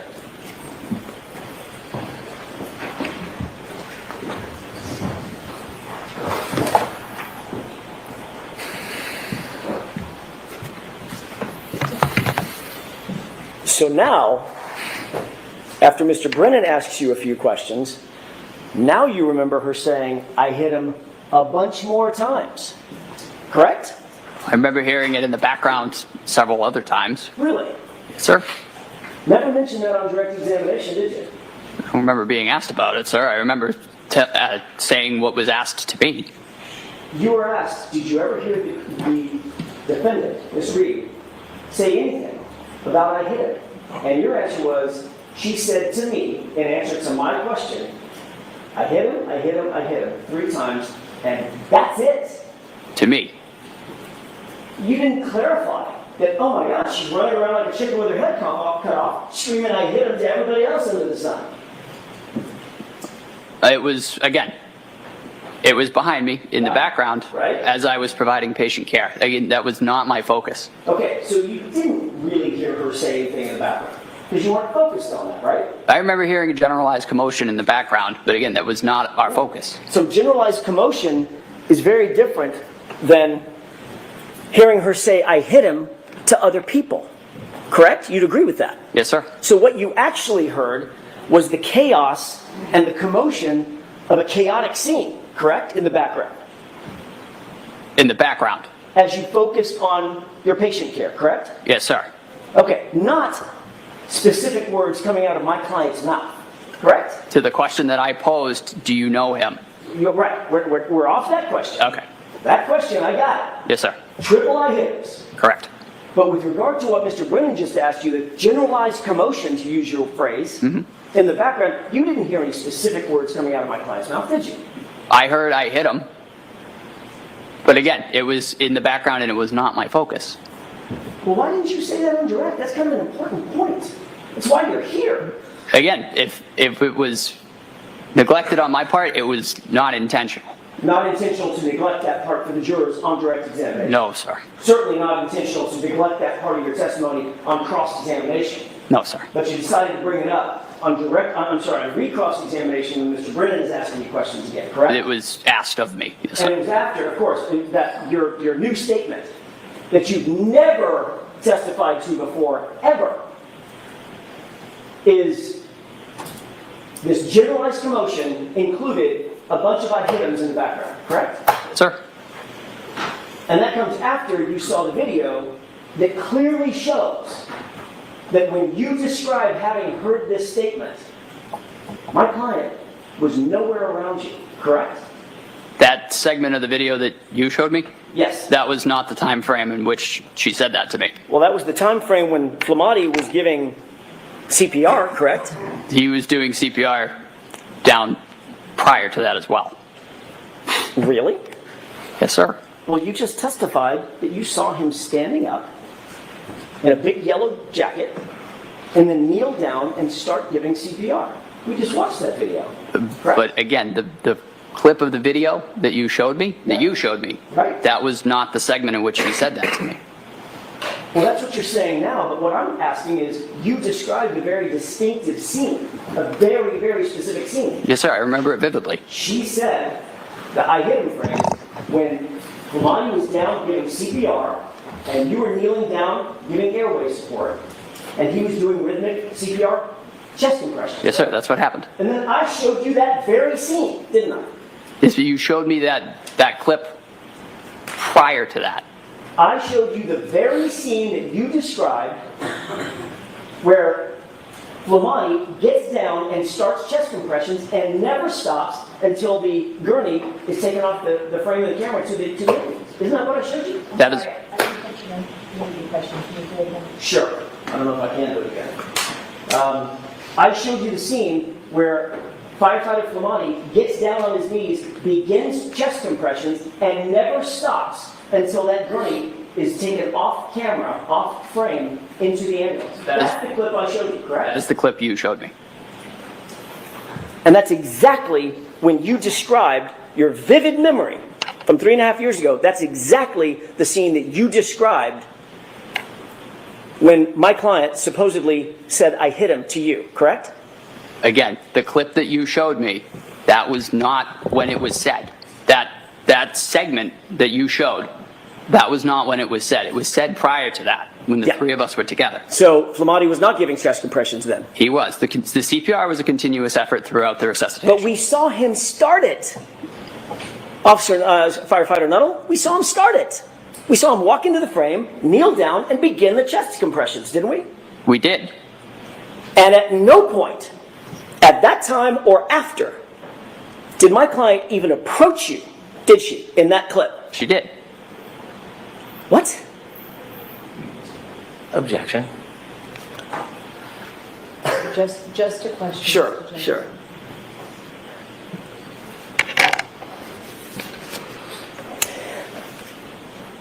Do you need to see the that clip again? Yes, please. We're not going to show the video again. We've seen 2 videos. Which one is marked? The The Commonwealth. one with the timestamp at Right. the top? It's the exact same video. One has timestamp, one doesn't.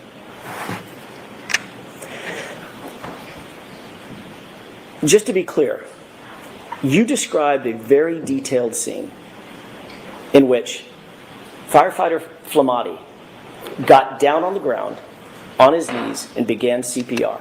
Yes, sir. We saw a clip that was, it played fully through. Mm-hmm. Starts and stops, but it played fully through, correct? Yes, sir. That was true and accurate video of what happened that day, Yes, sir. that morning, correct? Correct. And from the time firefighter Flamati began his CPR, he never stopped. Went all the way through until the gurney was taken off the camera, correct? Correct. You also described very clearly, before you saw the video, that the time when my client walked over and you had this dialogue and you heard this statement, it was during the time that firefighter Flamati is given the CPR, correct? You described it. Yes, sir. But when we actually see firefighter Flamati giving the CPR, as per your description, at no time did my client walk over and have a conversation with you, did she? In that video? She did in the video. In the portion that Mr. Brennan played you, was firefighter Flamati giving CPR at that point? As I said previously Was as well. he or was he not? Yes or no? Objection. I'm going to let the witness answer the question. Firefighters Kelly and Flamati were trading off CPR. Tony started doing CPR, and it was passed off at one point to Firefighter Kelly. Firefighter Kelly at that time was a BLS EMT. Firefighter Flamati was a paramedic.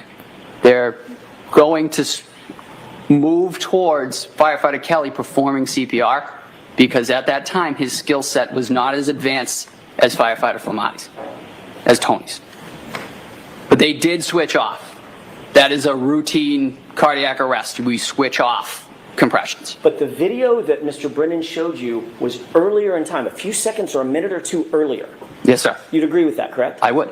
And firefighter Flamati had not begun CPR, had he? I don't believe so. That's right. He hadn't. But that's the time that my client walked over your general area, correct? Correct. Before CPR was started, correct? CPR was started immediately, sir. Can we wrap this up? I don't know if we can, Judge. Give you a couple more minutes. Do you understand the confusion? Objection. Sustained. All right, a couple more questions on this.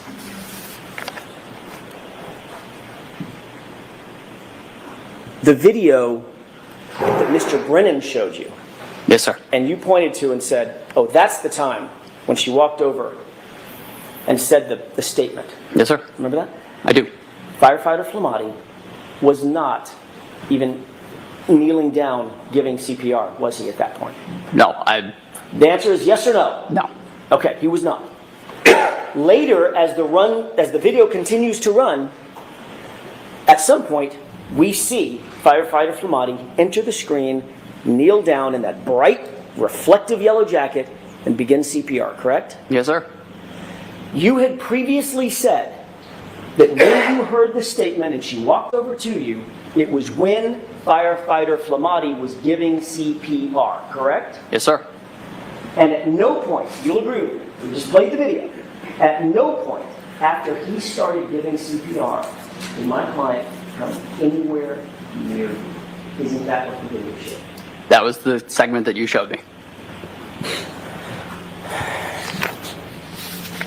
You indicated on redirect, that Mr. O'Keefe did not have any injuries to the left side of his body. Not that I recall.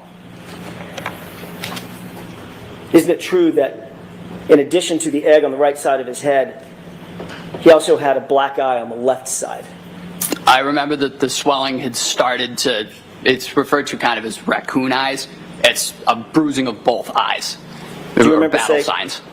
Do you remember saying, in answer to the question, did it look like, in addition to the egg on the right side of his head in the front, did he also have a black eye on the left side? Your answer is, if memory serves correct, yes. Yes, sir.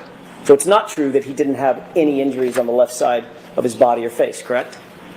That swelling kind of migrates over time to both sides. That is a common occurrence for both eyes to be swollen. Did he have an injury to the left side of his face? He did not. Did he have a black left eye? Yes, he did. Would you consider a black eye an injury? Yes, sir. Let me ask you the question again then. Did he have an injury to the left side of his face? Yes, sir. Thank you.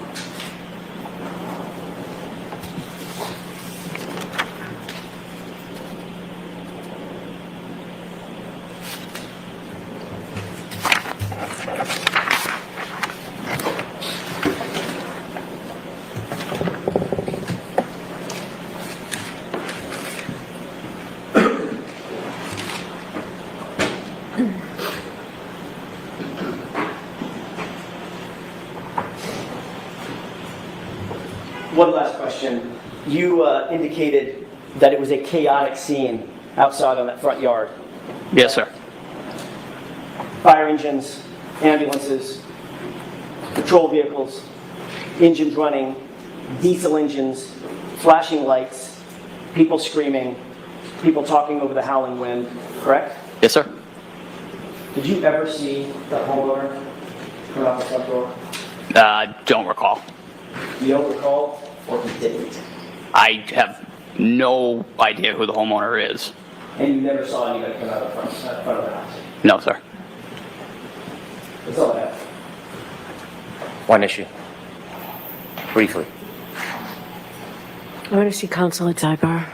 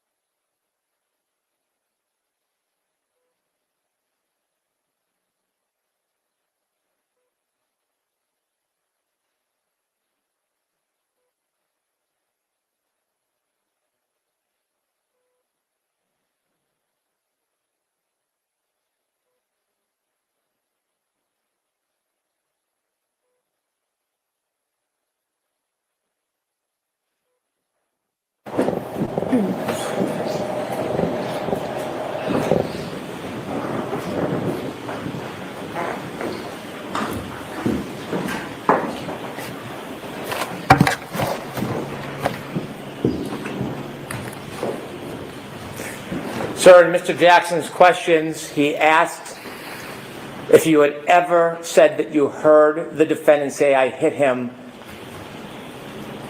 separate from when she approached you. Do you remember previously testifying that you heard her saying, "I hit him" in the background, separately from you? Yes, sir. And you remember testifying that before under oath? Yes, sir. In court? I do. Anything, Mr. Jackson? Yeah, just a second, Your Honor.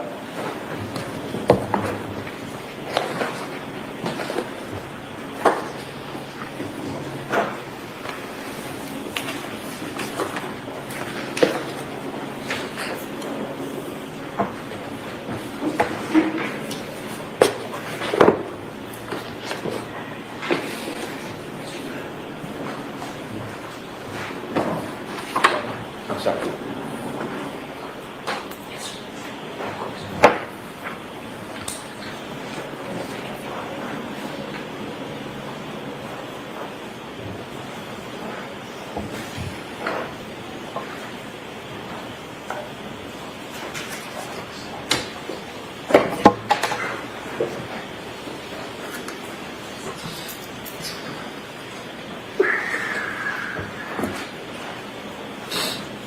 Thank you, Your Honor, if I may. Yes. Just a quick question, Firefighter Nuttall. When you were asked to recite your memory of that day on February 8th, 2022, just 10 days after this incident, did you ever say that you heard in the background, "I hit him" over and over again? I don't recall.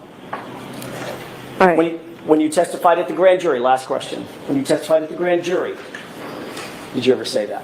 I don't recall. But again, your memory is better now than it was then. Right? Yes, sir. All right. Firefighter Nuttall, you are all set. Thank you, ma'am. All right, your next witness, Mr. Brennan. Thank you. The Commonwealth calls Kerry Roberts.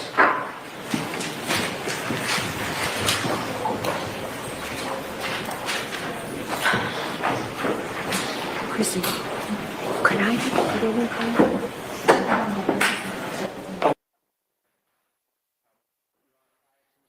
In the stand, I did have an exhibit I would like to introduce and play for the jury. Okay. And this is clip 2. No objection from the defense? No, Your Honor. We're gonna play it. And you're marking this as an exhibit? Yes, Your Honor. Okay. Do you have something for the court reporter to mark? We can put it on a zip drive. We can discuss collecting all the clips and putting them on the same zip drive, or we can use different zip drives, whatever the court's preference is. So we need something. So we need something physical. You can play it and then we'll mark it. Ms. Gilman, do you have a separate clip? Jim, is that right? Thank you. I can have this marked, Your Honor. Thank you. Bye. All right, Ms. Roberts, please. Okay, thank you. We'd like to play this first and then call Ms. Oh, Roberts. okay, I'm sorry. Thank you, Your Honor.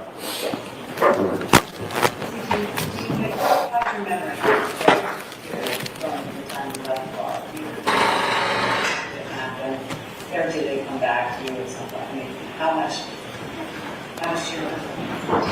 I remember it, but I question do I remember it because it's been relived so much. I mean, when I see the video of me driving from the waterfall, like what I just described, tapping the brakes when I crossed the intersection, Washington over Sherman Street, do I actually remember that I kind of slowly proceeded through that green light? No, I don't actually remember that. But I've seen the video so many times that you then question, did I remember on my own? Or was my memory jogged? But I also wondered, did I say, could I have hit him? Or was it told to me that I said I hit him? And I knew I never could have said that, so the closest I must have said was, did I hit him? I know I said I hit him, but did I really say it as many times as law enforcement's claiming I said it? Thank you. I'd now call Kerry Roberts.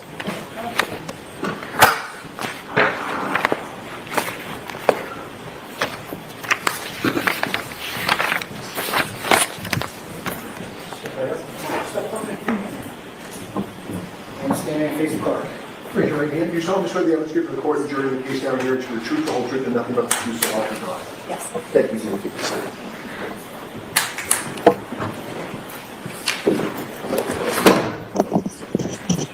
Kerry. All right, Mr. Brennan, whenever you're ready. Thank you, Your Good Honor. afternoon, Ms. Roberts. Good afternoon, ma'am. Good afternoon. Could you please introduce yourself to this jury? Hi, my name is Carrie Roberts. Ms. Roberts, where do you live? I live in Canton, Massachusetts. How long have you lived in the area for? I was raised in the Boston area, North Shore, South Shore. I went to high school in Braintree and I moved to Canton about 12 years ago. Do you live alone? No, I live with my husband and 2 children. How old are your children presently, this day? My son is 13, my daughter's 15. Do you work? Yes, I do. Without identifying specifically where, can you share with us a little bit about what you do? I'm an executive assistant, and I've been with my company for 18 years. Ma'am, if you could just move the microphone just a tiny bit closer. Thank you very much. You have 2 children, you're Yes. married, Yes, and you live in the area. yes. I want you to tell us whether you know a person by the name of John O'Keefe. Yes, I do. Would you be willing to share with us when you first met Mr. O'Keefe? Well, I went to high school with John in Braintree. He played soccer, I played soccer, so we probably hung out in middle school, but we went to 2 different middle schools. And then I hung out with him more in high school. He was a year older than me. His sister was 2 years older than him in school, and his brother was younger, so at some point I was in high school with each of his siblings. Did you at some point become friendly with John O'Keefe? Yes. Could you tell us about that? When his sister Kristen passed away, and then her husband Steve passed away, they lived in my neighborhood. John took over for the children and moved into my neighborhood as well. When John took in the children, did you offer any assistance or any help to him? Yes, before John was even going to take over, he was going to potentially move in with his brother-in-law and the children to help out. And then when his brother-in-law passed away unexpectedly, John took over, and I jumped in because I was a friend from high school that he knew, and he had all kinds of people helping, but he sort of said, I'm going to lean on you for right now because I know you best. And I knew his parents and his siblings, and so I introduced him to my husband, and we jumped in. It was, preschool drop-offs, preschool pickups for my son and his son, and just from then until the time of his death, we were just friends, very close friends, and we hung out all the time. The children hung out all the time, and he was the emergency contact list at my children's school to call if something had happened. Were you close friends before he took over the care of the children? No, I wasn't very close friends with him then. Were you close with his family before he took over care of the children? No. Did your friendship with him develop after he took care of the children? Yes. You mentioned you have a son? Yes, I do. And is your son the same age as John's nephew? Yes.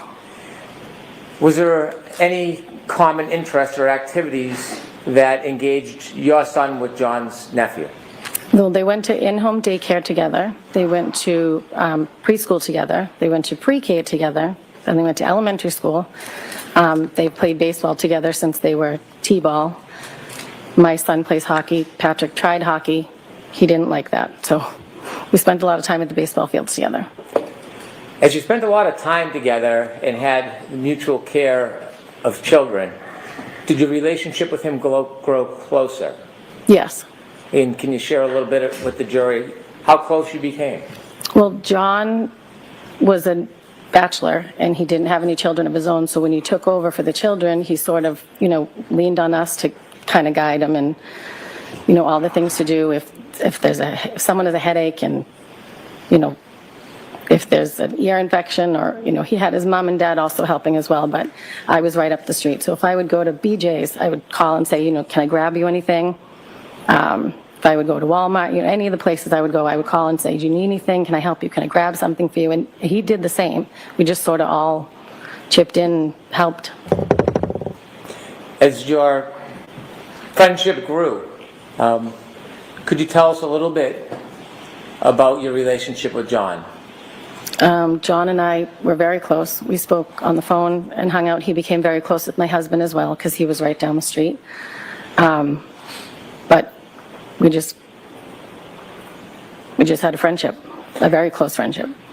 Tell us about the day-to-day activities and how you would try to assist John with the children. Well, John moved across town.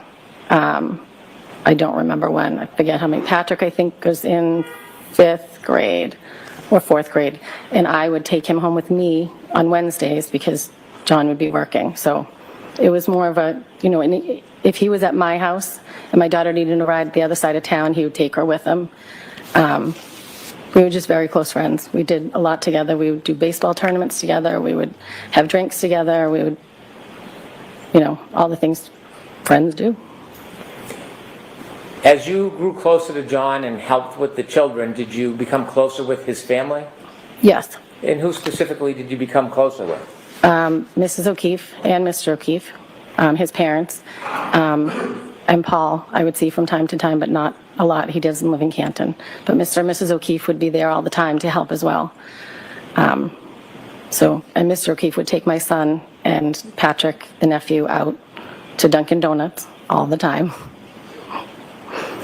Can you tell us a little more about the collective effort of other people, including his family, helping John raise these children? There was a lot of us that jumped in to help. It was not just me. There was a lot of Kaylee's friends' parents that jumped in and helped for Kaylee, his niece, and Patrick. There was a lot of us that helped out with Patrick. All of the community all came together to help him because there was this guy that just lost his sister and brother-in-law, and he stepped in to take care of his 2 kids, and he didn't really know what he was doing at first, but he got the hang of it pretty quickly. You have a son that shared a lot of interests with his nephew. Yes. He also had a niece. Yes. Did you spend more time helping with his nephew or with his niece? With his nephew. Were there other people in the community you knew of who spent more time helping with his niece? Yes. And who was that? Jen McCabe. Did you know Jen McCabe? I had met her once. John got a discount at Reebok, so he would take the kids, he would take anyone with kids up with him to get shoes, like sneakers for back to school or whatever. So one day he did take Jen and I up to Reebok, but other than that, I never talked to her on the phone. I never saw her out. Her children are older than mine, so we never really crossed paths.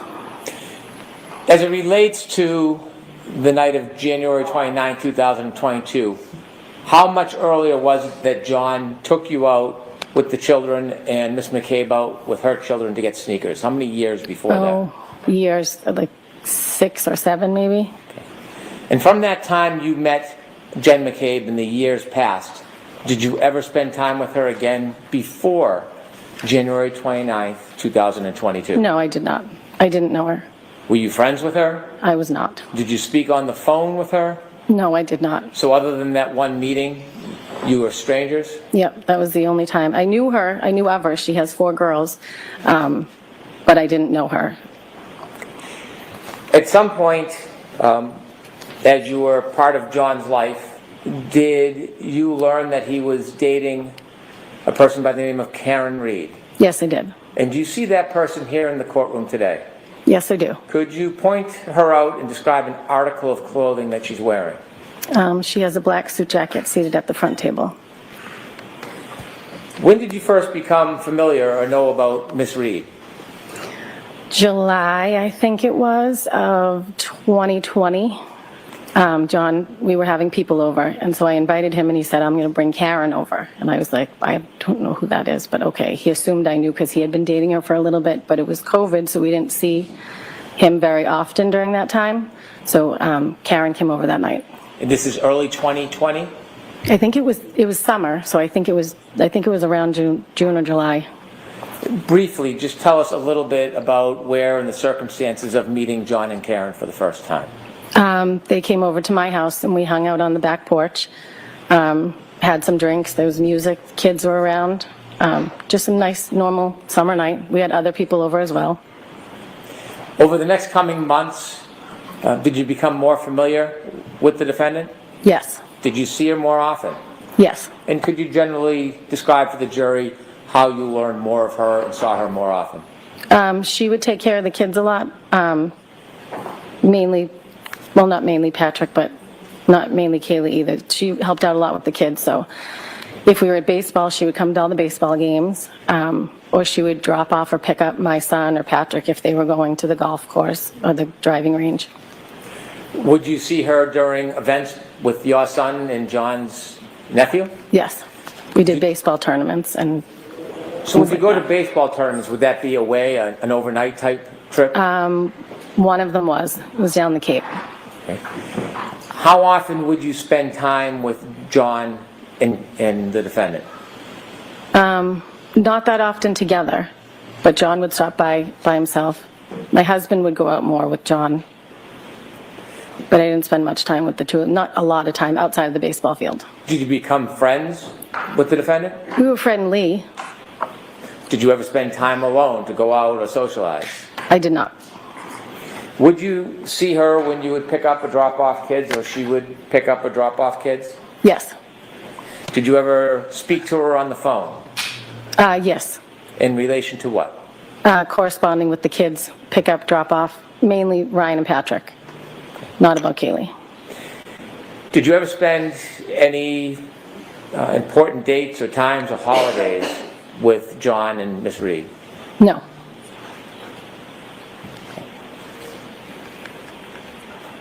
I want you to take us ahead to January 28th, 2022. Okay. On January 28th, 2022, do you remember that day? Yes. Generally, what do you remember about the day of January 28th, 2022? There was a blizzard coming, and it was my daughter's friend's birthday. So we were going to be going out celebrating that night, but we did it on the early side because there was a blizzard coming. What was your plan for that evening? We went bowling. We got dinner, then we went bowling, and then I came home because I wanted to be in before the snow started. Had you communicated in any way with John that day? Yes. He texted me. My son had had an issue at school. Patrick had been dismissed, I think, for a doctor's appointment. So he did text me to see how my son was doing. Did you simply text, or did you get a chance to speak to him that day? I believe we just texted. Did you go out that night after bowling? No, I did not. Was your husband home? Yes. Did he go out that night? He did. He went out with John. And do you know where he was planning on going? They went to McCarthy's, a bar in Canton Center. Had you been to McCarthy's before? Yes. Can you just briefly describe what McCarthy's is? It's a restaurant bar. There's a large bar in the middle, and the seating on the left and the right. It's right in the center of town. Do you remember about what time your husband went out? I do not remember exactly. I don't know if I got home and then he went out, or if he was already gone when I got home. I don't remember. But it was he went out around the same time that I arrived home, which was on the earlier side. How many times had you been to John's home, would you say, over the past couple of years before this night? Oh, many. Many times? Many times. Were you familiar with the house and the driveway? Yes. May I approach your honor? Yes.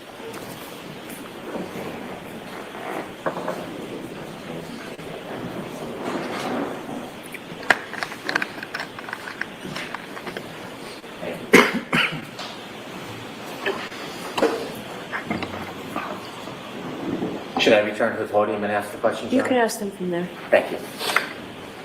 Ma'am, I'd ask you to take a look at that photo in front of you. Do you recognize what is in that photo? That is John's house. Is that a fair and accurate depiction of how his house looks? Yes, it is. I'd like to move this to evidence, please. Okay, any objection? No objection. Exhibit 6. May I publish to the jury, Your Honor? Yes. Thank you.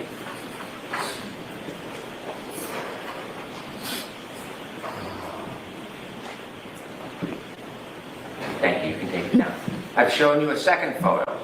Do you recognize what's in that photo? Yes, that's John's driveway. Is that a fair and accurate depiction of how John's driveway appears? Yes, it is. I'd move that into evidence.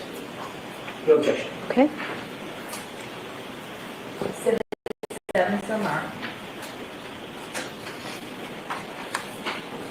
May I publish? Yes. Could.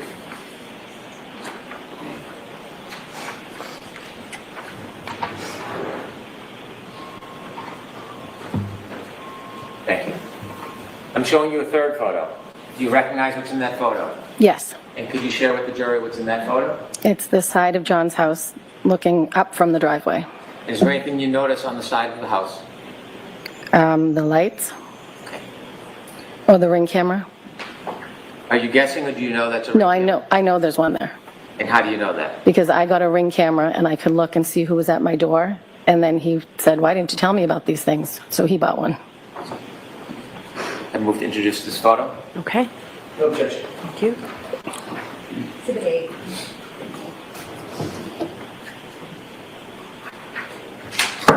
May I publish, Your Honor? Yes.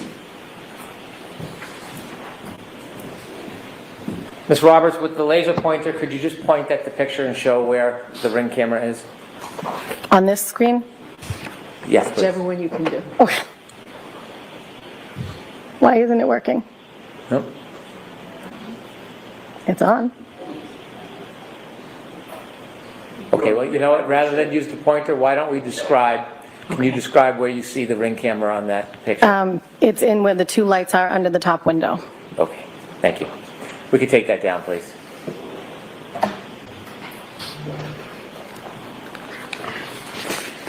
How many times would you guess you had been over to his house?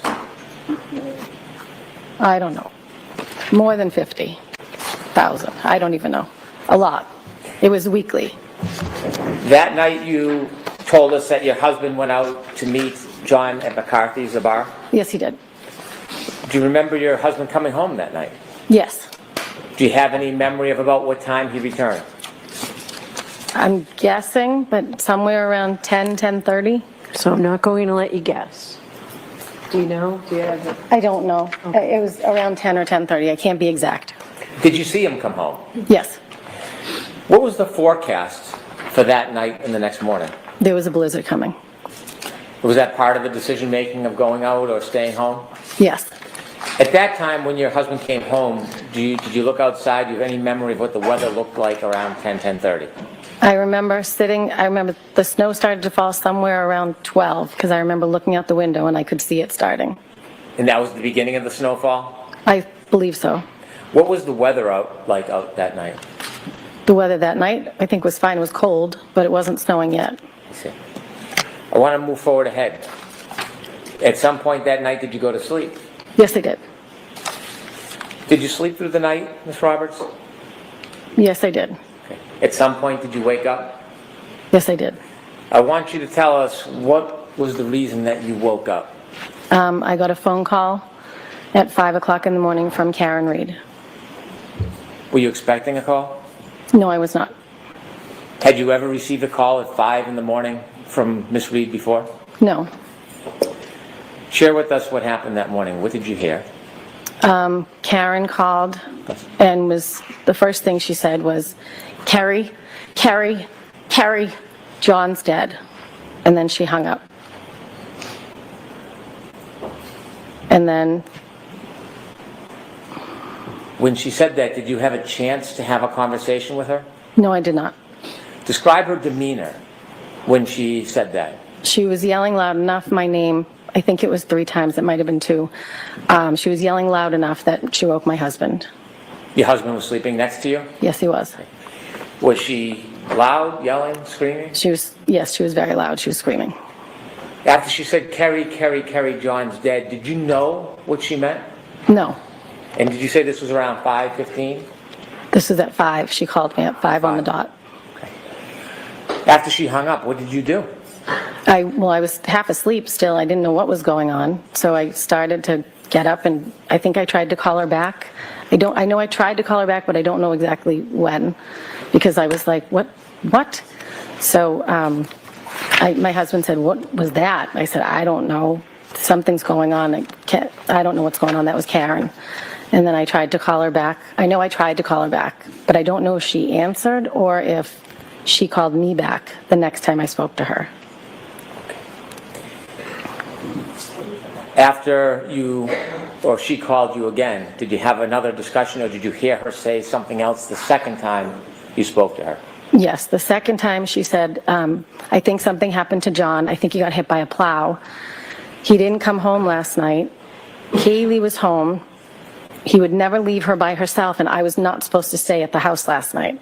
So I think something happened to him. Did she say anything about drinking?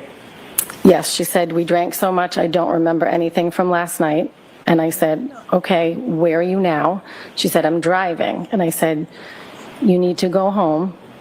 Where's Kaylee? And she said, at home. I said, you need to go home and be with Kaylee. She cannot handle this, thinking, her uncle's missing. I said, you're going to get a DUI. You need to go home. Was there anything else in the conversation that she said to you at that time? She said, I'm going to drive to your house. Would you drive my car? And I said, yes. So at that point, I started to get dressed. I turned on the automatic car starter so it would warm up. Told my husband, I don't know what's going on. John didn't come home. And so I think my husband tried to call him, and I tried to call him.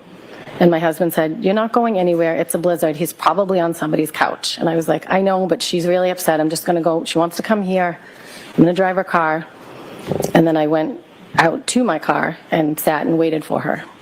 When you called John, did you get any response? No, I did not.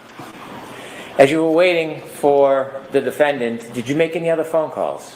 I did. When I was in the car, I thought to myself, well, she thinks he got hit by a plow. I'm going to call the police and see if there was any accidents or maybe something happened. They brought him in.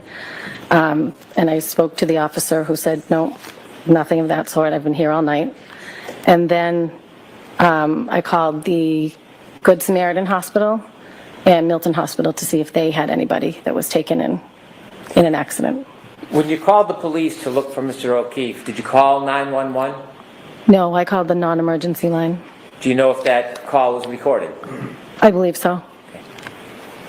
I'd like to introduce an exhibit. Okay. Any objection?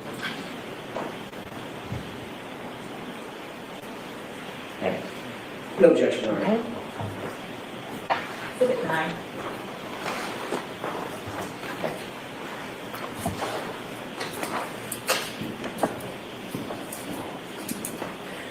When you called the police, what was your level of worry at that point?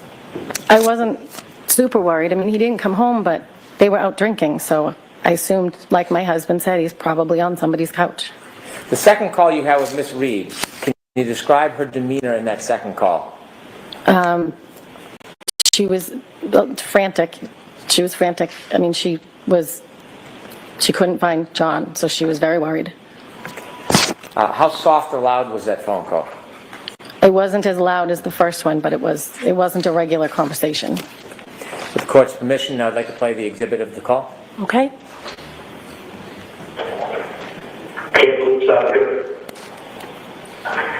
Hi, friend is Sarah calling because my friend's boyfriend did not come home last night. They were at waterfowl, and now she is calling me hysterical because she doesn't know where he is. You didn't take anybody outside the name of John O'Keefe, did you? John O'Keefe? Yeah, he's the Boston cop, and it would be on post, so. No. And she probably got a ride and passed out at someone's house. I don't know, but. Yeah, no, we didn't lock anybody up or anything like that. And where does he live? He lives on Meadow, down the He lives on Meadow, Pleasant. Okay, and where is the white home? You said your girlfriend? It's his girlfriend, yeah. They were out having drinks, and then she left and expected him to come home at some point, and he never did. Yeah. And so I said to her, my husband had been out with them earlier in the night, but then he obviously came home. And he has custody of his niece and nephew because their parents passed away. Okay. And so she goes with the niece and nephew, and they're old enough to be home. And so she's nervous because she never even called the niece. Yeah. So she's like, I feel like something happened, and I said, okay. Well, so call the area hospital, and nobody happened. I personally think he probably, someone probably picked him up and he passed out. I don't know. Yeah, where, he didn't drive last night? No. No. Okay. Again, it's more, it's be driven by you. You would have to, call in a conversation, and talk to us, but I mean, as of right now, it's more, he just didn't come home last night. Is this common sometimes happen with him? No, that's right. That's he didn't call with me. That's kind of why she's more freaking out. So I figured I called the area hospital, I said I would call Kansas police just to make sure he didn't get picked up. Like I said, Boston police officers are very old French people. If anybody could pick him up, Yeah. please pick it up. Okay. Again, we're having a little bit of party or something. Yeah, no. Unfortunately, I wasn't there. I was stuck here. But we didn't get any calls, anything like that. Nobody was arrested or anything like that. All righty. All right, well, thank you. All right, no problem. Good luck. Okay, See ya. thank you. Bye-bye.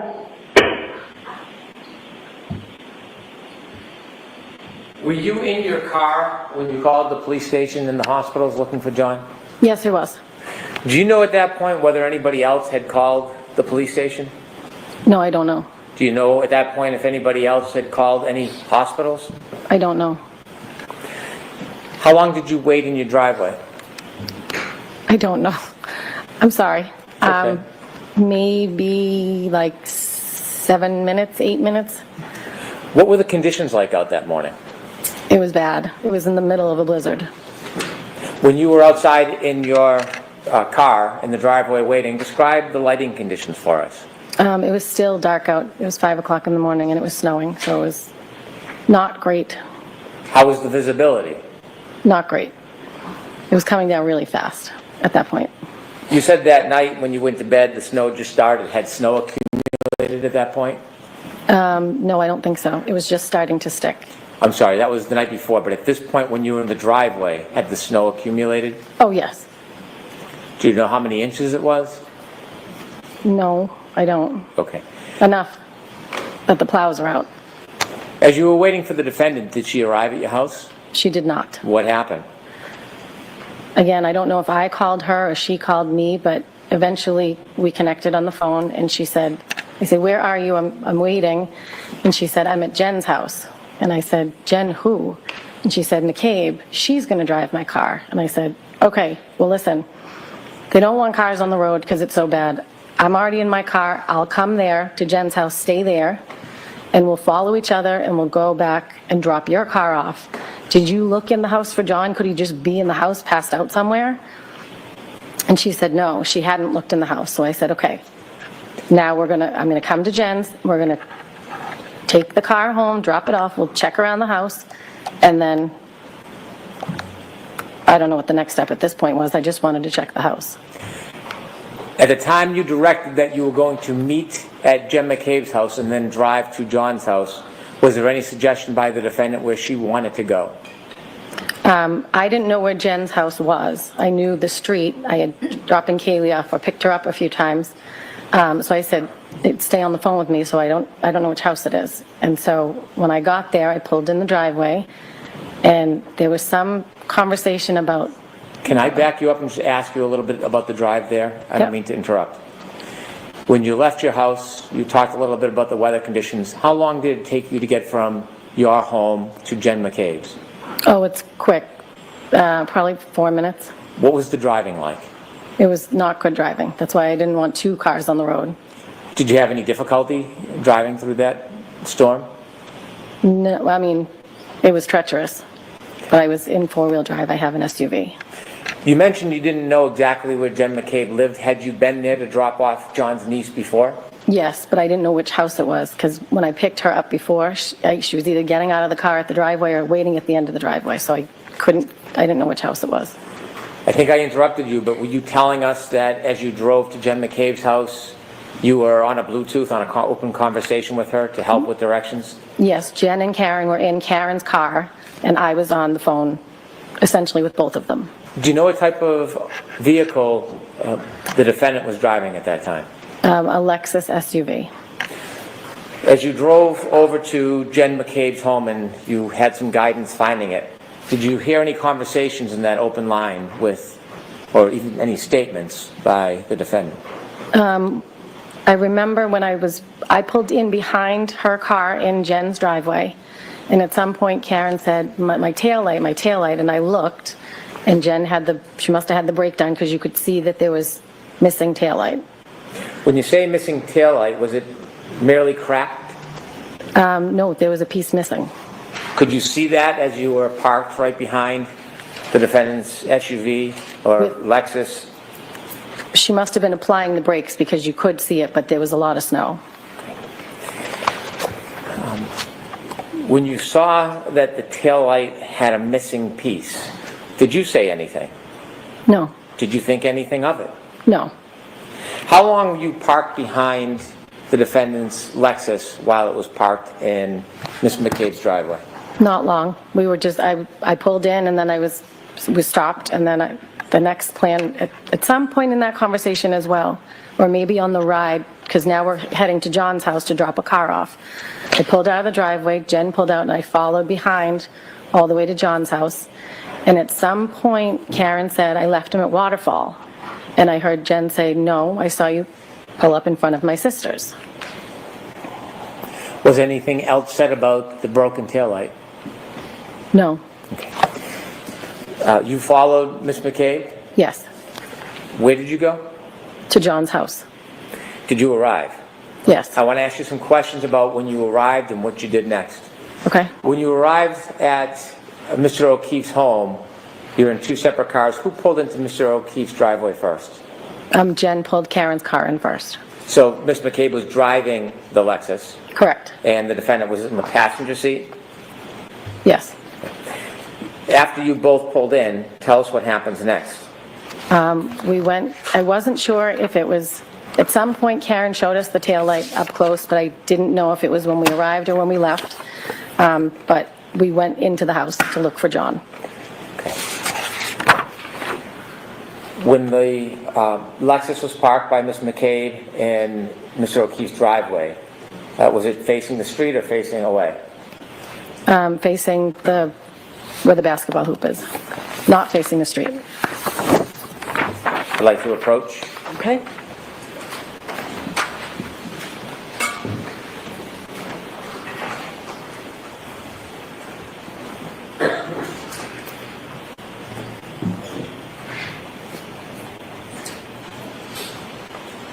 I'm going to show you a photograph. Do you recognize what's in that photograph? Yes, that's John's driveway. That's Karen's car on the left and John's car on the right. Do you recognize both those cars? Yes, I do.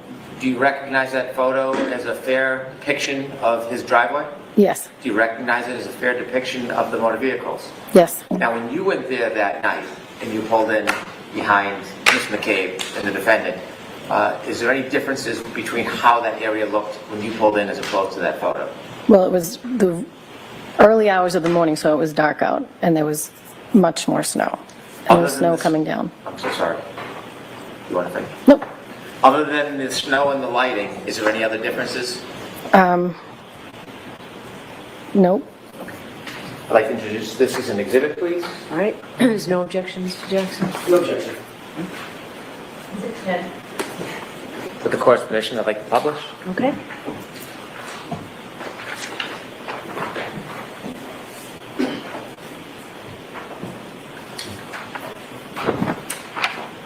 And to help us understand, you see on the left is the house.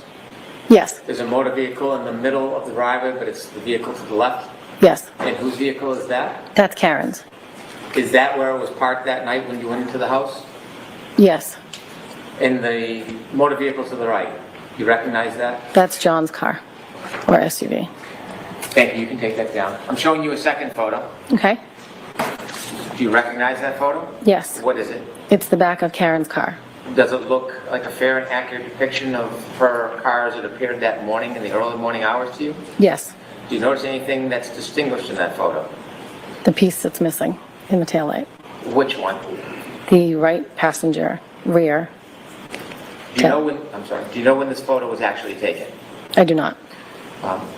Although you don't know when it was taken, is that a similar depiction to your memory of how it appeared that morning at 5? Yes. Or a little after 5? Yes. I move to introduce this exhibit. Okay. No objection. The court's permission to like to publish? Yes.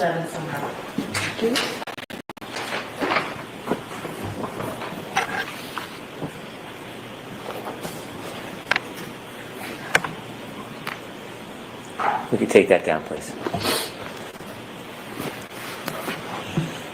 After you arrived at Mr. O'Keefe's house, what was the plan to go inside? What were you looking to do? To go inside and look and see if he was passed out somewhere. So we went in through the garage, and I started looking. I think Jen ran upstairs to Kaylee's bedroom, and I just started looking through the living room. Basement door was locked from the inside, so I knew he wasn't in the basement. And then I checked the other living room. He has a big house. Then I went to the top of the stairs to check his bedroom. As you looked around, what was your mood? What was my mood? Yes, were you calm? I mean, I was worried, so we were, at this point, Jen had already established that they went to her sister's. Sustained. Okay. Jen had already. Hold on, Ms. I'll Roberts. ask the question better. My apologies. How many rooms did you look through in John's house? 1, 2, 3, 5 or 6. Did you see Miss McCabe looking in rooms as well, searching? She went upstairs when I was looking downstairs. At some point as you were looking, did you see the defendant? Yes. Was she looking with you? She was in John's room. What was she doing? She was just standing there when I came up to the top of the stairs. Did she say anything? No. Did she do anything? No. Was she searching? I don't know. She was in the room.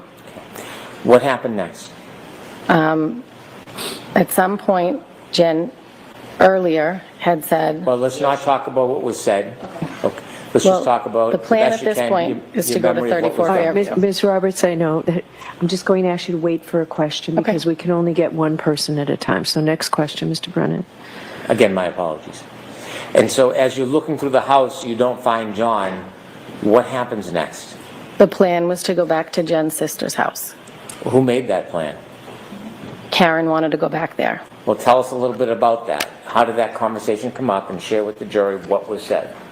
And the car ride to Meadows, Karen said, I left him at Waterfall, and Jen said, no, I saw you pull up in front of my sister's. So then Karen said, we need to go back to your sister's, and I said, no, we're going to go to Meadows, and we're going to drop the car, and we're going to look there, then we'll go there if we don't find him. When you were at the house, Meadows, John O'Keefe's house, and you didn't find him, was there any further conversation about what the next steps would be? I said, let's go, he's not here. But I didn't know where Jen's sister lived, so we got into the car. Jen was in the passenger seat, I was driving my car, Karen was in the back seat. And Jen was giving directions. Did you begin your way towards Meadows? Yes. And it was Miss McCabe who was giving directions? Yes. As you began driving to head towards Meadows, in addition to trying to drive, were you doing anything like looking or searching? Yeah, we were looking on both sides of I was looking on both sides of the road in case he was walking home. Did you see Miss McCabe searching? Yes, she was looking out as well. Describe a little detail about what you saw Miss McCabe doing.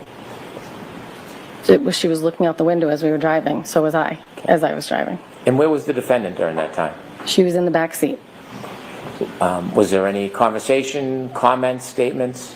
Well, she would be in the back seat, and then she would be in between Jen and I, in the back seat, and then in between Jen and I.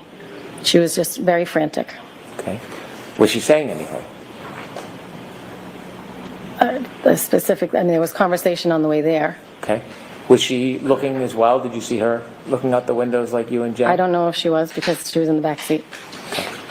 As you drove to Meadows, what was the visibility? The same or better or worse? No, it was poor. Did you make your way towards Meadows? I did. As you finally got to Meadows, was the house on your left side, your side, or on the other side? Are you talking about Fairview or Meadows? I'm sorry, Fairview. Okay, the Fairview house came up on the left-hand side. Before you got to the house, is there a tree line between that house and the house before it? Yes, there's a cluster of trees and bushes. All right, take us back. I want to talk about that morning. As you're driving and approaching Fairview, tell us what you hear, what you see, what's happening. Jen's giving directions, and it was really bad driving. I was white knuckling because it was getting slippery. Karen wouldn't put on her seatbelt, so because she was in between us again the whole ride, and then sitting back. But she was worried because we weren't finding John. Were you having words? Yes. Tell us. I said to Jen, where are we heading? And she said, my sister lives on Fairview. And I said, where is that? She said, off of Chapman. I said, oh, okay, near Spring Lane. At some point, Bella's mom came up. Tell me what that means. I didn't know who it was, but it was one of Kaylee's friend, Bella's mom. Well, the directions, at some point Karen was talking about Bella's mom to Jen, saying she never liked me. I didn't know who this woman was that they were talking about, but apparently Bella's mom lived near where Jen's sister lived on Fairview. Did you learn any more about the relevance of Bella's mom? No.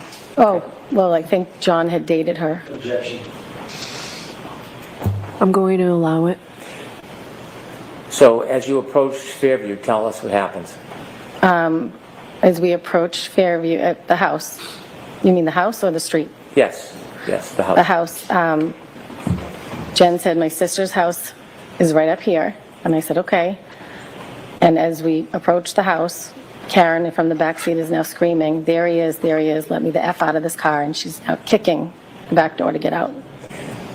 When you heard the defendant scream, there he is, and started kicking the car door, did you see anything?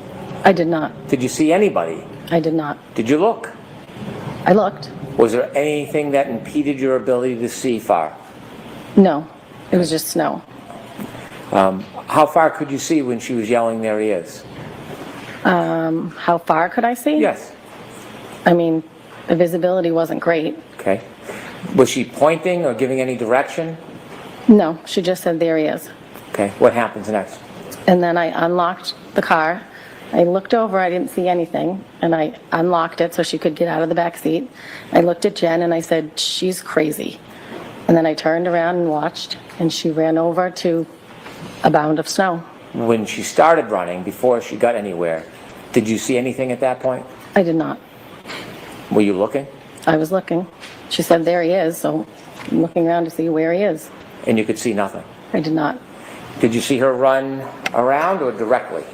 She ran right over to the mound of snow. Could you tell what the mound of snow was from the car? Once she got to it, yes, it was. Once she got to it, you could tell it was a mound of snow that was the length of a body. Okay. All right, I'm going to stop you there, Mr. Brennan. I need to see counsel at Sidebar for just a minute, please. Regarding.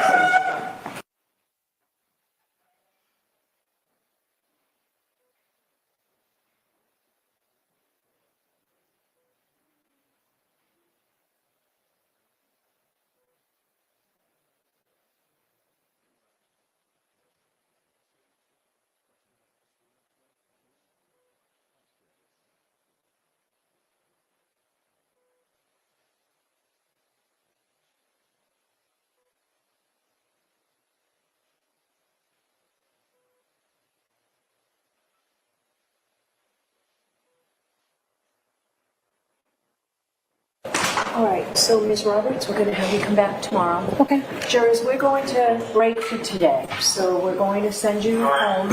The same 3 cautions that I'll tell you every single day. Please do not discuss this case with anyone. Don't do any independent research or investigation in this case. If you happen to see, hear, or read anything about this case, please disregard it and let us know. And please be extra careful with your social media. We'll see you tomorrow morning. Thank you. Court, all rise, please. Jurors, hold your books, put them on your seats. All names.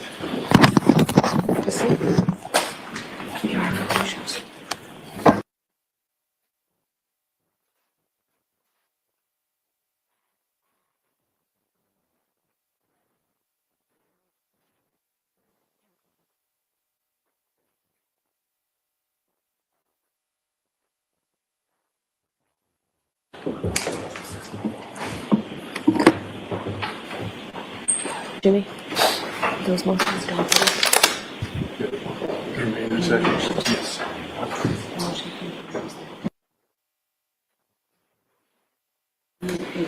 Here, His Excellency.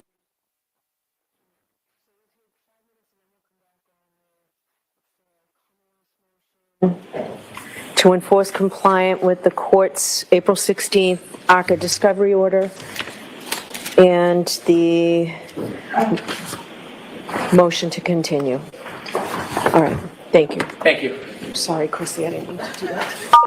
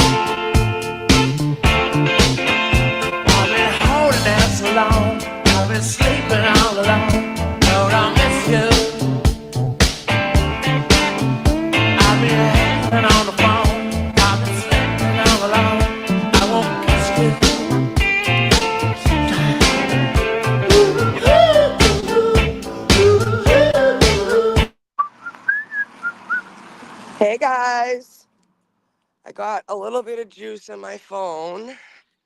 So before I head out for the day, let's see if I can catch everybody leaving.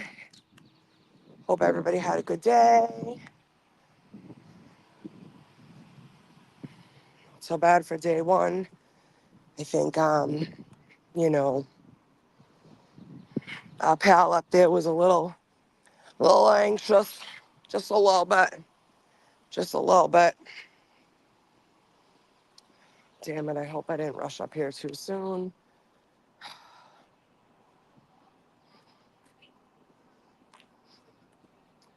Uh, uh, uh, uh, uh, uh, uh, uh.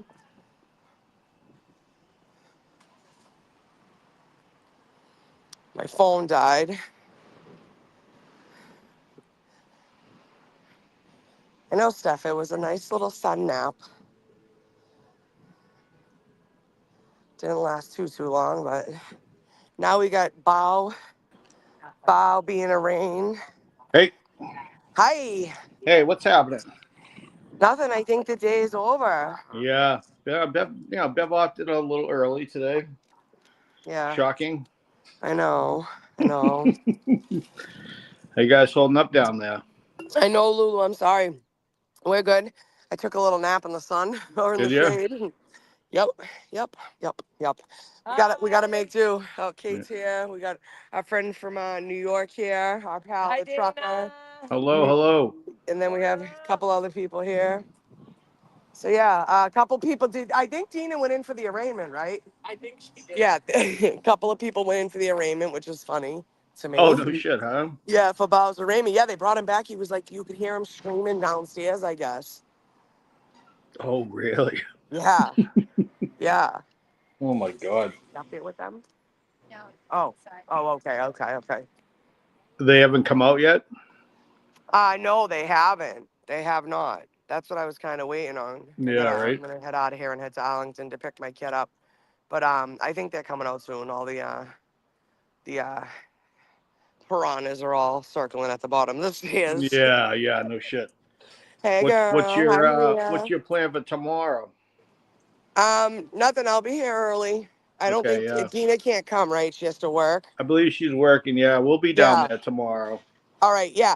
Oh, that's right. Tracy said that. What time? As early as we possibly can. Okay.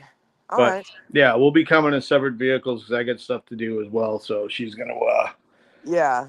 Yeah. My uh, kid has to get her hair done. So for friggin' prom. oh So I shit. might. Yeah.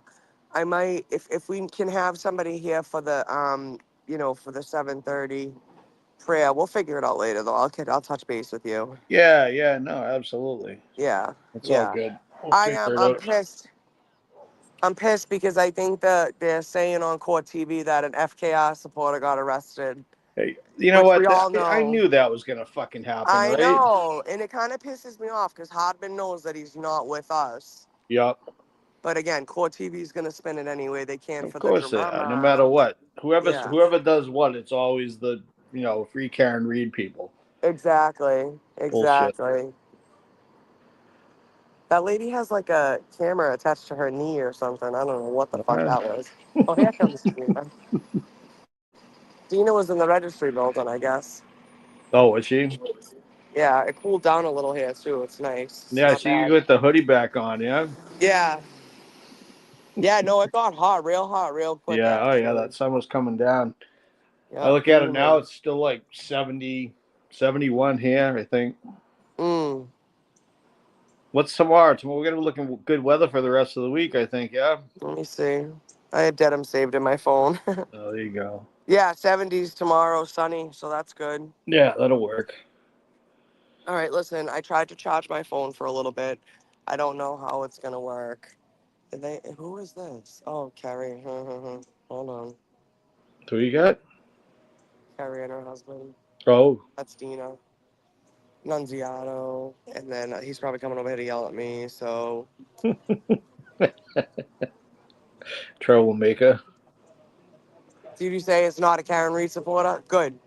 I just told Good. her to stop reporting that. He's not one of us. No, absolutely. But all right, Yeah, seriously. yeah, it's I tried obnoxious. filming my thing. I had a spot up there and Yeah. my camera went dead. Oh, see, we'll lose I had in that perfect batteries. spot. Why are they coming over to bust my balls when Hobman said I could literally walk through there if I wanted to? He gave you and me permission. Go up where I was behind the podium. Yeah, I'm about to. I'm about to grab my stuff and go. I only have my Stanley here. Nunziato's getting on my last damn nerve. Yeah, I know. He's. I'm gonna end up karate chopping his ass. Which one was that? Was he one of the ones that approached Bow? Yeah, he was actually trying to be nice to Bow though. All right, I love y'all. I will catch up with you. I'm gonna go stand on the stairs and try to get coverage because I'm annoyed. I know, but I'm not. He'll probably be out soon too. I'll take this too for tomorrow. Are you trying to leave, Dina? Yeah, this is Aiden. I can. He's probably gonna be out any minute. But once they come out, the buffer zone's null and void. So. All right, Dina, I love you then, because you're going that way, right? Yeah. All right. Going that way. I'll see you later. No, Meredith went home earlier. Bye, Dina. Dana says bye, everybody. Bye, guys. We'll see you later, all right? Bye, guys.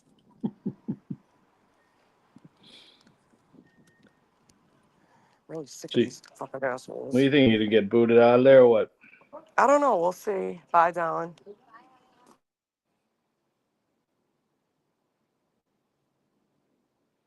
Nope. When do they shut you down? All right. Well, anyway, that was interesting. The whole, Timothy Noddle is just full of shit. He's thinking that he's going to pull a fast one on Alan Jackson, and it's just not going to happen. It's absolutely impossible. Alan Jackson is way too smart for each and every one of these witnesses. So, and Carrie Roberts, I mean, every other word out of her mouth was, well, Jen said this and Jen that. It's like, really? That's so telling. It's so absolutely telling. I don't know. I think that if, we would have continued on today, I'm thinking next would be, I don't know if they go right for Jen, but they're coming out swinging a little bit, but they're getting beaten down. I mean, I don't know who's going to cross Kerry. I think last trial it was Liza Little. I want to say, maybe in the chat knows for sure. I think it was her the last time.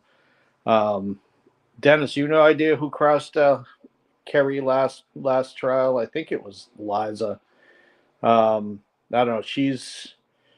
Kerry. Seriously, I thought Kerry was going to break down today. I thought she, like, at one point looked like she was going to well up. I'm sorry. I'm like, oh my God.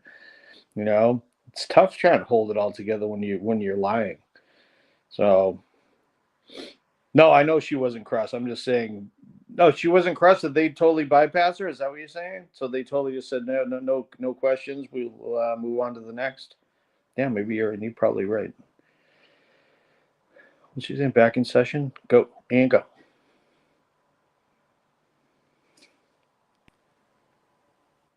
Court and to the Commonwealth. In addition, there are a number of phone calls. And those phone calls, again, I would suggest do not reconcile with the past representations. We have 52 minutes of phone calls on 5 calls with the ARCA mainline, 133 minutes, 20 calls with Dr. Wolf, 57 minutes, 23 calls with Dr. Rentschler. I find it difficult to accept that these were all for scheduling purposes. We also had your Honor's order, not just for the communications, which are not a complete or a fair production, but there was a order by the court to provide all correspondence, text messages, emails, not just with Attorney Jackson, but with the entire team, including the defendant, Karen Reed, and we have received nothing. This is important because if we look at the first half of ARCA's potential testimony, which is limited to their prior report, we cannot fairly and effectively cross-examine the witnesses until we have the information we're entitled, and that's why I've also asked and suggested that ARCA should be ordered and required to provide that evidence as well, so that we can see what is there. It is concerning that there are this many texts, this many phone calls, and the fact that this is totally in contrast to what was represented in the past. So before there's even a thought of ARCA testifying, I think we're entitled to the full discovery that we asked for, the full discovery that the court has ordered. I don't see anything to do with billing or anything else beyond these text message and phone call logs. I want whatever content is available. I think it's relevant material. It's pursuant to your order, and this is woefully incomplete. Should I dive into the second motion? Yes. So I can move quickly. The second motion, part of it is moot in some respects. I won't go through the tortured history of discovery. We've gone through it too many times. We don't have time for it. But inevitably, it is clear that we have played by the rules, met our discovery obligations, and as we stand here now, the defense is proposing new opinions, new testing, and they don't even have the parts of that testing yet. This is 2 weeks into trial after we picked a jury. This is, at the time of the opening, it is ambush, it is unfair, and we have no ability at this point to reconcile or deal with new opinions and new information. Importantly, the defense's position is they may or may not have a report by May 1st. Our expert will be testifying somewhere at the beginning or middle of May. He is away, he is not available, and so anything we receive at the beginning of May or end of April we'll have no opportunity to look at, vet, test, reconcile, or even engage in our own testing. This was my concern all the way back in November. I'm not Nostradamus, but this obviously was something that worried me that actually occurred.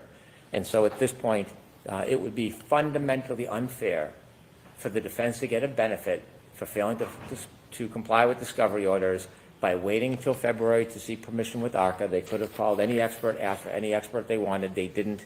They chose this method, and this is the consequence of it. And at some point, The defense has to bear the burden of their decisions. We will not have the ability to rush through, have Dr. Rentschler come in days before his testimony, try to reconcile, be inadequate. I've had a brief correspondence with him. It's simply impossible. That's why we suggested, although we certainly didn't want to move the trial date, that was the only remedy if the court was going to allow any new opinions, evidence.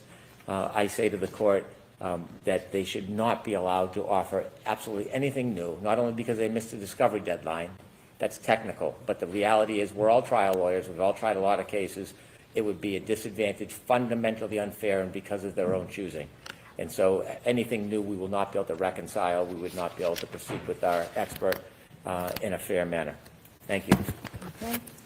Mr. Lessie's issue, I'm going to ask you to be as brief as you can be, please.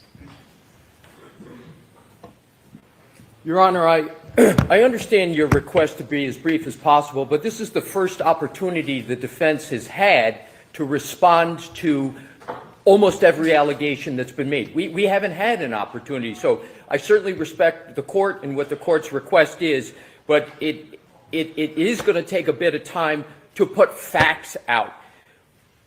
And I want to separate two categories that the Commonwealth has conflated. The Commonwealth has conflated the issue of what text messages exist, which text messages don't exist, what's been turned over pursuant to orders, and I would like that to be clear to the court factually, because the Commonwealth has misstated just now 3 times the facts. So I asked this morning, there were 100 or so texts referenced in the exhibit, whatever was presented by you folks. I asked if Mr. Jackson, if he provided them, because my order was clear they would be provided, and he said no. And I asked you at Sidebar whether they were deleted, and you said yes, in due course. I have no idea what that means, Mr. Alessi. Why don't you explain that? Well, thank you for the opportunity to explain it. Here's what it means. Like anybody's phone, those text messages are 2 years old. They don't exist. So can you also tell me, doesn't the guidelines the council is supposed to keep everything in a case for 5 or 7 years? I do not believe that is the ABA rule with regard to experts. I'm unaware of that. In regard to your client, and this was in regard to your client's case, right? I'm sorry, Your Honor, I didn't hear you. Records kept regard to your client's case, which these are experts that were, I mean, there's 100 text messages leading up to trial when I was told that by you that there was a pause email and then all of a sudden out of the blue a bill appeared in July. This shows that's not true, Mr. Lessie. Your Honor, that was a different question that Your Honor asked me back then.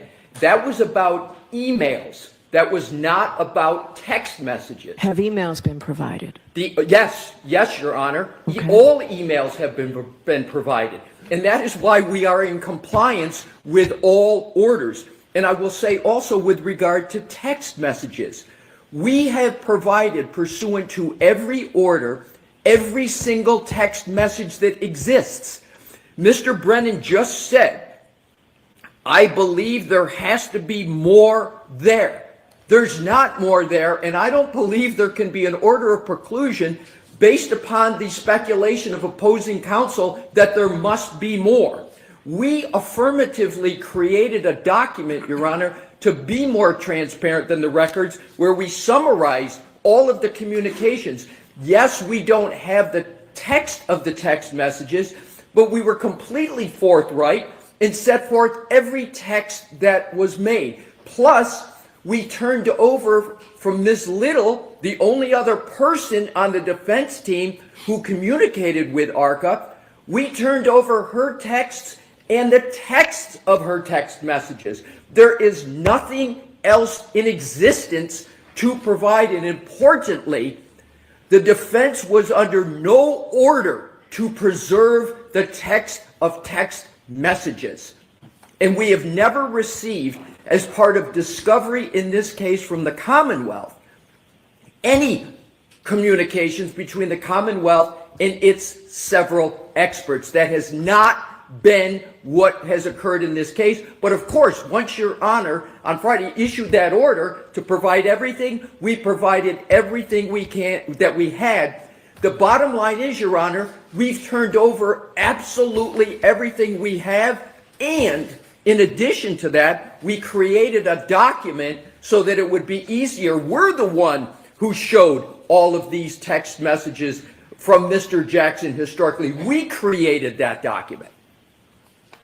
There's no basis for a discovery violation. There's no basis for an order violation. We are in full compliance. So that's the prong one, Your Honor. Prong one is what Mr. Brennan has alleged is incorrect because we turned over, and we did it recently and consistently.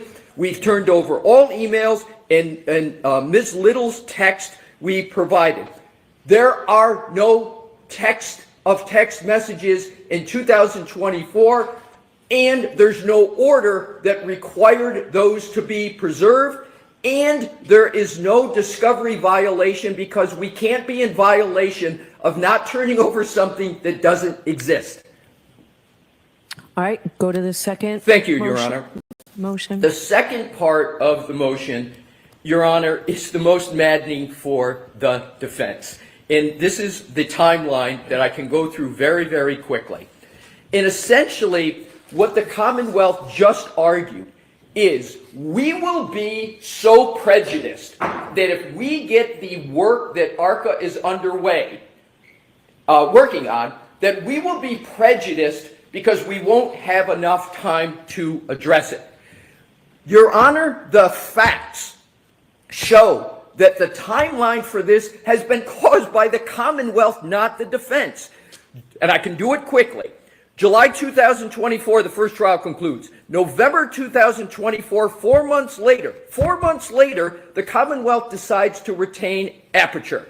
Their decision to wait 4 months to retain an expert, we're the defense. We defend what the Commonwealth alleges. January 30th, 2025, 2 months after that, and 6 months after the first trial, we get an Aperture letter report that's barely discernible about what they've done. It's a 1 page and 1/4 of conclusions and opinions in outline form. Next, January 31, 2025, we get the initial Aperture 140 slide presentation. January 31st, February 5th, we get the case file. In February 19th, we finally get the raw images from Aperture and the scans. That's the first time we get raw images and scans. You can't have an expert work on anything until you even get those raw images and scans. We move, and we have a hearing on March 20, 2025, to preclude Dr. Welcher because the slides are so incoherent and the report is so insubstantial. We can't tell what it is their theory is. So then on March 24th, and at that hearing, the Commonwealth agrees to redact and revise that. So we're already into March 20th, the Commonwealth agrees to redact and revise. Your Honor put the defense on a short leash. We accepted it, and by March 24, we received the PowerPoint that was of the Aperture that was supposed to have two things happen. It was supposed to be redacted, and there were certain things that were supposed to be changed. What did we get on March 24th? It wasn't redacted, and there were 3 substantive changes to it. The Commonwealth has said twice, including today, there were no substantive changes. There's 3 of them, and to the extent Your Honor wants to hear, I can detail exactly what those changes were. So why don't you highlight them very quickly, because I will, Your Honor. I can do it quickly. Thank you for the opportunity. First one, slide 36, they changed the image of 34 Fairview. No small change. 102, they changed the conclusion regarding the time that the tail light was broken. No small change. 123, they changed the image of 34 Fairview. No small change. So we ended up getting those changes, and I want to be clear on the date. That's March 24th. We have a hearing on March 25th. We agreed to provide our response to these revised Aperture documents. Here is the key data point. On March 26th, the defense engages ARCA. Just 2 days after we get the revised PowerPoint with 3 substantive changes. And then we started to respond and provide more information. On March 27th, we responded to the Commonwealth's revised PowerPoint and the Welch report, and then the last 2 items, we renewed our request to preclude Dr. Welcher on Dalbert-Lanigan grounds. April 1st, and this is another key date, the court decision allowed Dr. Welcher to testify, but also allowed the defense to re-raise objections at trial when Dr. Welcher testified. What does that timeline show? That timeline shows that the Commonwealth took 6 months from the last trial. 6 months. And the defense took merely 2 days after they got the final report of Aperture to retain ARCA. Last point I want to make, Your Honor, is the argument of the Commonwealth that we strategically waited to retain ARCA. Nothing could be further from the truth. As the court knows, and has been the case with this unorthodox situation, ARCA was retained by the U.S. government. They worked pursuant to the U.S. government, and we had to get the permission of the U.S. government to retain ARCA. We moved expeditiously to do that. We got the permission from the government, and as soon as we got the permission from the government, and as soon as we got the final version of Aperture documents, including scans, we put ARCA on it. It has only been since March 24th, not even a month, have we had finally the information from Aperture, which is still inadequate. Our experts still say, with regard to what Aperture did, in some instances, they can't even figure it out because the information is so inadequate. Nonetheless, because of all the considerations we're aware of, we had ARCA proceed forthwith with post haste. And they are working post haste, but, Your Honor, we are the defense. That's where I started. We had to understand as best we could what Aperture did. In conclusion, 2 points. No violation whatsoever on text messages, emails, court orders. All complete, robust compliance. And with regard to the allegation that there was something said, that there's some surprise that there were so many text messages, on June 10th, 2024, and I've got the transcript on albeit on an electronic device, right in front of me, I just got to get the passcode. Mr. Jackson read a text message right live that he had with ARCA. He read it, and here's what it said. The court, okay. Mr. Lally, so her issue is that she is available this week, but not next week, so I really need to get her in on Friday. Mr. Jackson. Hold on. Court reporter can't hear you. She asked you to stop. Oh, I'm sorry. My apologies. Am I going too fast? Yes. Thank you. All righty. Go ahead. Thank you. My apologies.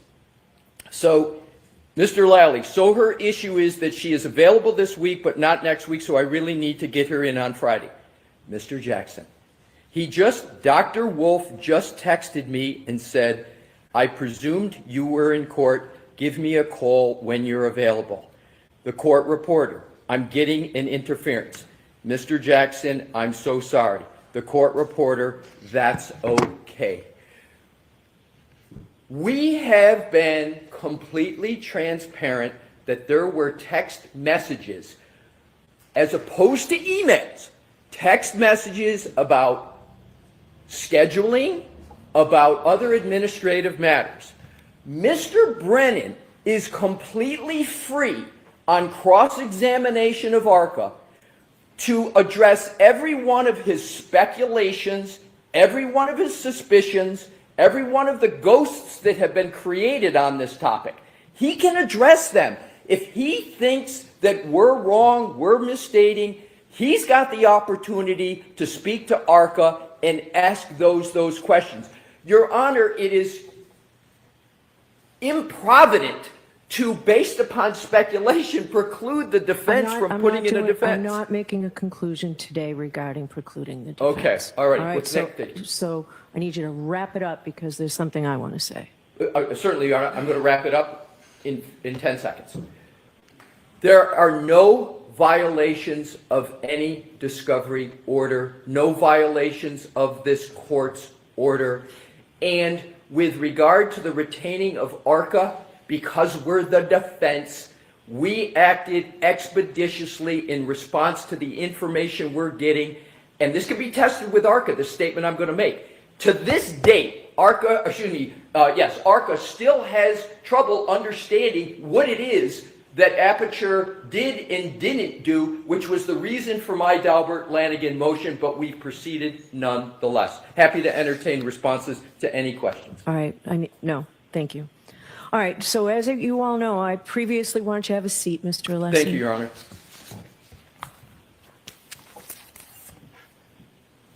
I previously found and believe Mr. Alessi, when he was talking about the rules of professional conduct, did say, I agree, a violation of Rule 14, but not regarding the rules of conduct. At a prior hearing, I found a violation of the defense's reciprocal discovery obligations. It was clear to me, and I found that it was deliberate. This appears to me, contrary to what you've argued, Mr. Alessi, that this is another violation of my order and of the reciprocal discovery violations. We need to figure all of this out before you're allowed to call these witnesses. So I'm going to have a voir dire hearing this Friday. I know we planned on having the view. I need the ARCA witnesses here Friday morning. So we need a voir dire, if you intend to call them, a voir dire on all of this. And I will be sending an order for production of records. I just need to amend it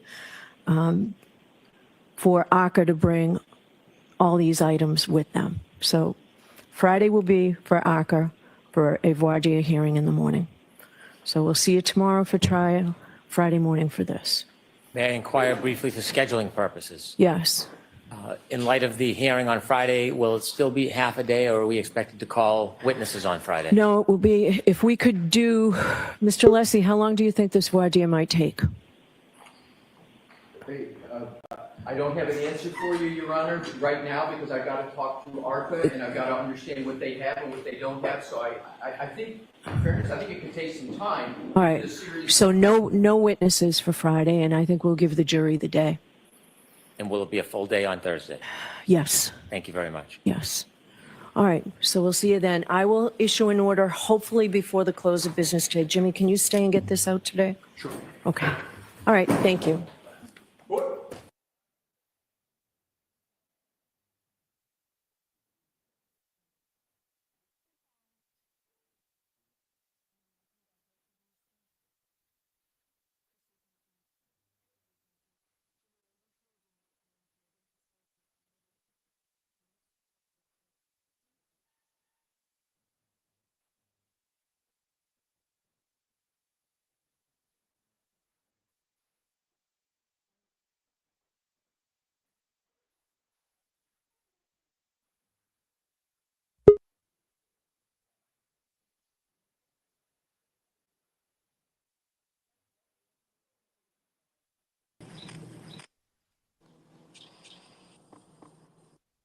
Hi guys. So I'm just chilling in my truck. I was trying to get some juice in my battery to try to catch them leaving rather, but I'm pretty sure they're heading out soon. I'm gonna climb up here. Let's go up here real quick. Shit.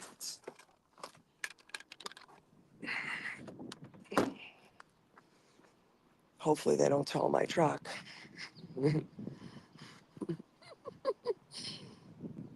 Steve, are they coming out? Are they coming out? Yeah. Oh, hi, Roderick. I didn't even see you there. Good. How are you?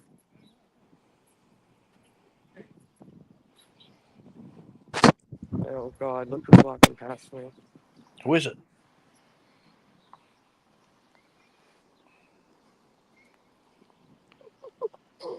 Miss Voss, if you're nasty.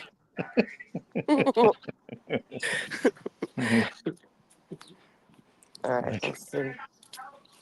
That should be good right here. Unless Nunziata, bitch ass, sees me. Yeah, right. Just hide behind the wall. Yeah. What? It's kind of sunny. Did you catch that with the lessee going on? I didn't catch the whole thing. Yeah, he's all Actually, fucked up. Dylan called me while it was going too, so I didn't get to hear Oh, the did whole he? thing. But yeah, he was all wound up. I heard. He's a beast in there, though. Yeah. Oh, yeah. What's going on with Dylan? Is he good? Yeah. We were just Good. touching base. Good. Yeah, I sent him a couple pictures. So. Oh, cool. So what are Hey, you? girl, what's going on? Good. How are you? Good. Quiet. There's a little mayhem this morning, but I literally know nothing. yeah. Work all day. What? See you later. Bye, darling. Yeah, I'm live. I'm just trying to catch them coming out. Nice to meet you. I'll see you later. Might see you this week. Yes, absolutely, Jules. I'll see you this week too. Oh, My friend was up in North Carolina. there's a couple of people down there. Oh, straight ahead, literally. So see where that little corner is? There's like a whole group. Yeah. There's a whole group of people. I'll see you soon. Oh, there's Aiden. Was he in there that whole time? No, Jules just walked by. Aiden was, yeah. Somebody Yeah. Okay. dropped buffalo chicken dip off to him. What? Yeah, I remember someone saying it in the comments, but I'm like, I like die. I'm like, people are so crazy. It cracks me up. Well, he does like it. No bow? Why? They didn't arraign his ass? Holding him for a mental evaluation. I mean, I'm not trying to be fresh, but Get out of that here. doesn't sound like the worst idea of the century. Are they Holding bow really? for a, yeah. Imagine they can do that though. That's just scary. That is. That they can arrest you and just like throw you in a fucking mental facility if they want. Wow. Mm. Holy shit. Yep. We don't got Yeah. much going Again, on I out mean, here. that camera is going to be definitely a thorn in their side when the time comes. I agree. You I know? totally agree. That's what it seems like, anyways. Yep. Yeah, I That's mean, what it seems like. Hardman was on a mission. You know, he came Yeah, and ready. like I said, Hardman himself told me, like, as long as you're just like tucked away and not congregate and you don't have shit on your on your shirt and Yep. all that, like you're fine. Like we're quiet. I'm not bothering nobody. You know what I'm saying? Like, and not for nothing. It's the end of the day. It's not like we're standing in the buffer zone all fucking day. Right. That's the shit that pisses me off. Well, didn't they have a run-in too last trial over by the tree in the buffer zone? I don't know. Maybe. Yeah, I think they did. Probably. Well, last year they had that's when Hardeman fucking yoked up Grant. Yo, Oh, somebody legit dropped buffalo chicken dip off to you. What? Somebody legit dropped buffalo chicken. Yeah, swear to God. It's in a bag right over there. Dina has it. No, they were taking him for a mental evaluation. He got a 15A. They said they were going to do bail, but there was probation raised concerns. I was just texting Meredith about it. Oh my God. Imagine that. Isn't that fucking So now to scary? scare the shit out of all of us, basically, yeah. Of, so bad. So bad. It's like he comes across the street like, what's wrong? Yeah, I saw that thing. Dude, that's fucking crazy. Being held without bail. The video of Val being But not even arrested, that, like the they didn't fucking. even give him a chance. I know. It's fucking He crazy. was just trying to get clarification. The So, two other troopers weren't even like. No, they were like, we're You good. could Like see Harvin across the street. Like, he walks up like kind of like a giant, like where did you get the picture of him in the back? Yeah, I got that from your video. Screenshot. No, on the back of the paddy wagon. The one that's That's from Dallas. That's on your tree. Oh, it is?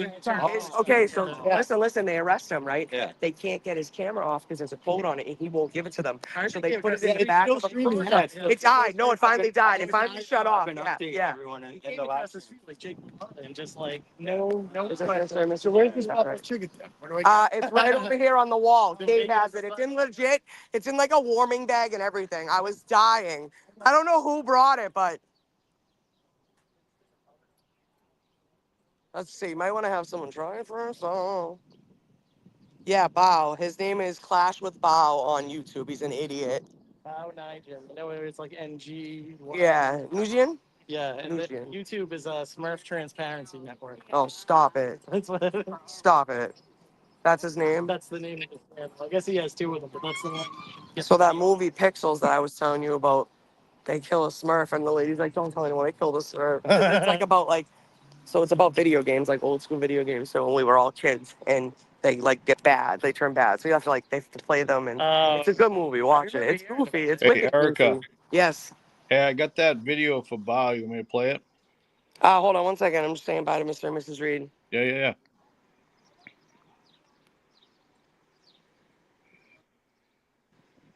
I love you guys. What are they gonna do? Arrest me at 4 o'clock? Fucking, I can't. Like, leave me alone. Yes, I do. Honestly, I could probably. Oh, there's Nathan. I don't know if you guys can see. I'm sorry. I'm trying. Aiden's gonna stuff blue.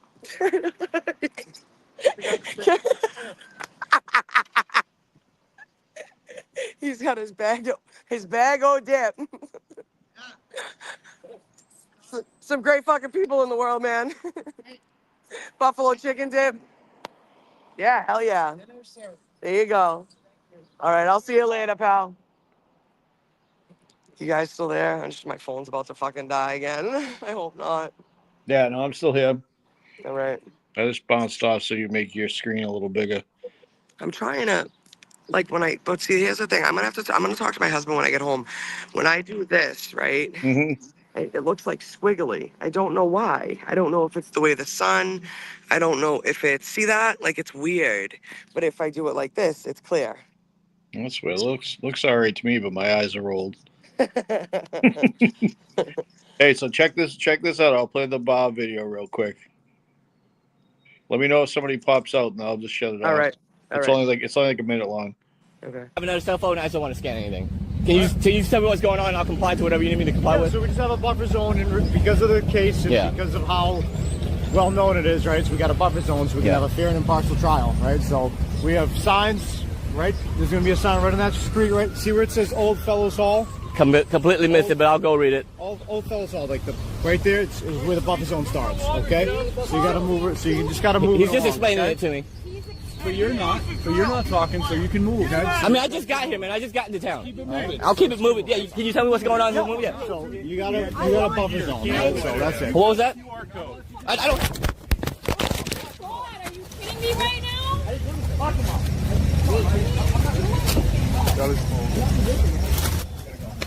Just keep it moving. I'm recording still.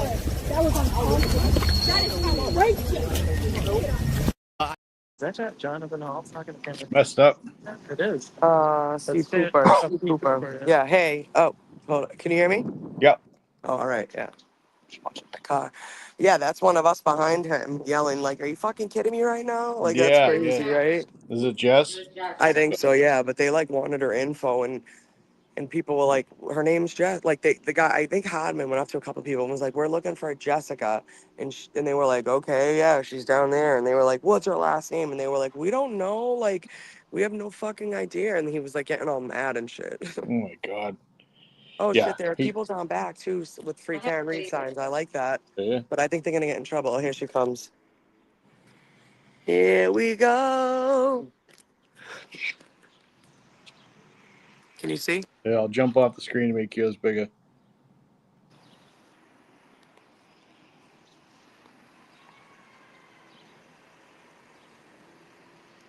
Looking at me. Stupid.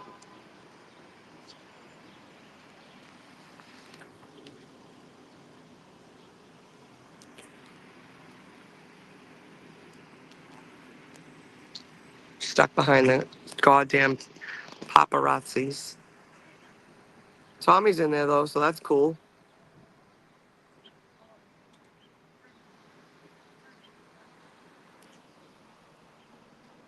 Here they come, Matt.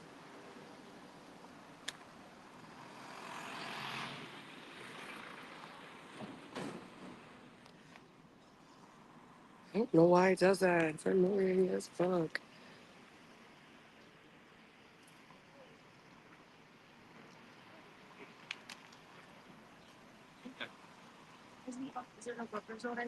Great first day, guys.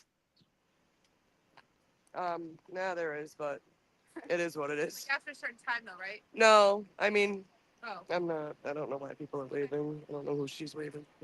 I don't know. Yeah. All right, guys. So we're heading out. All right. Love y'all. Matt, I'll catch up with you later. Have a good day. Hi. All right. Hey! I saw Yeah. Dina jump in real quick. What's Did you happening? see her wave? Thought you I'm were, down in my car. oh, you And, finally made it? Yeah, I just saw you. I just plugged into my power supply, and I just saw you. Like, anyone around for a post, whatever? Because I knew Erica's phone was going dead. Mine went Yeah. dead. So. I figured you guys could drive home with me if you want. What Maybe a sit in crazy traffic day. for a bit. So I Yeah. went to two news media outlets. I went to the Chinese lady. I forget what the frick her name is. One of the local stations. I forget who she is. I'm like, stop reporting that this was a Karen Reed supporter arrested. Yep. She's not. And then I Right. went to Channel 7 and interrupted him and Yeah, said, Steve stop Cooper knew, reporting this is a Karen Reed supporter. It's not. Right. So Someone obnoxious. said him and sirens are going. There's a couple of stadies walking. Wow. Oh. There's a couple of stadies. Oh, they just went in the building, but it's funny, like, that I know who they are. Oy. So I wouldn't be surprised if Hardman, Oh, wait, that was wait. right on camera. Dina, did you hear What? about Bao? No. They put him on a psych hold.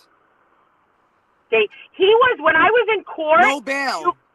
you could hear him screaming downstairs. That's wild.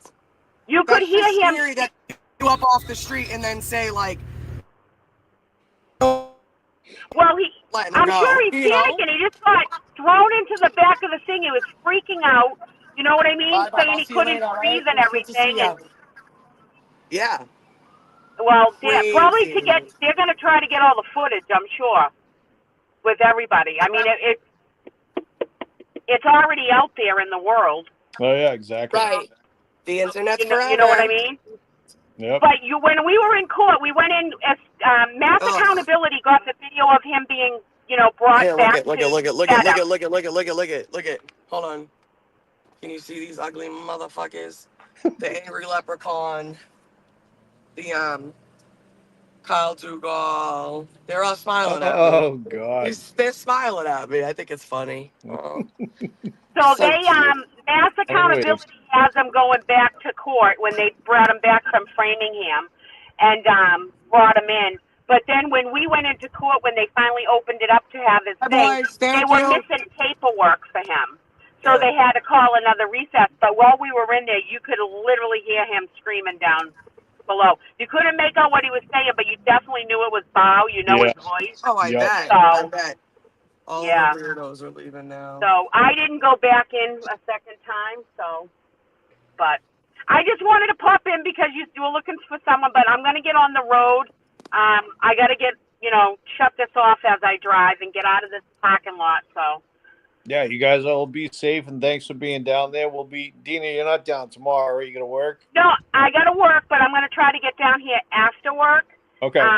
So probably around 1 o'clock, and I'll help out with whatever, Okay. I got to see how it is. If the crowd stays like it is, there's plenty of parking and everything. I Okay. think the crowds are going to really jam up once the trial, Yeah. like once it deliberations filters. and shit like that. People are Yep. saving their time for that. But there was a huge crowd Oh, this you're morning. fucking lying. Oh. What? Dude, the O'Keefes are getting into this car right here. They parked right here. Get it. Some of the O'Keefes that were sitting in court. See the lady with the crutch? Yep. Yeah. parked right in front of the Registry of Deeds building, so they saved a spot for the O'Keefes. Wow. Well, it was But probably, they weren't there all day though, because there was cop cars there, weren't there? I don't think so. Well, if you look back in the Oh video, my you'll God, they're notice. letting her pull out in front of me. He just stopped me at a green light to let her pull out. Oh my God. Super I want service. special treatment, huh? Yeah. Royal service. You Royal fucks. service. Wow. All right, guys, have a good night. Free All Karen right. Reed.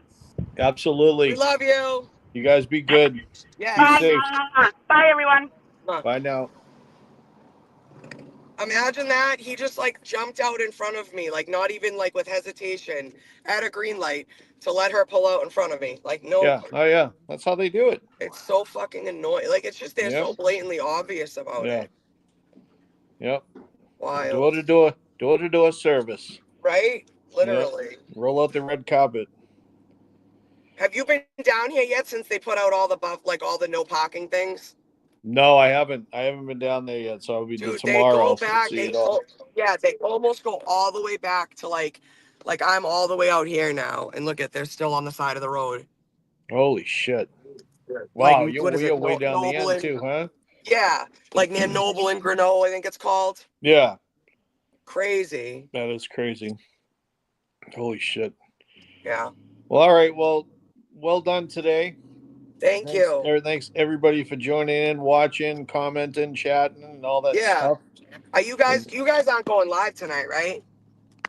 We considered something, but we haven't talked about it. Tracy just got home like Okay. I was 10 gonna say, minutes get ago, some so- rest.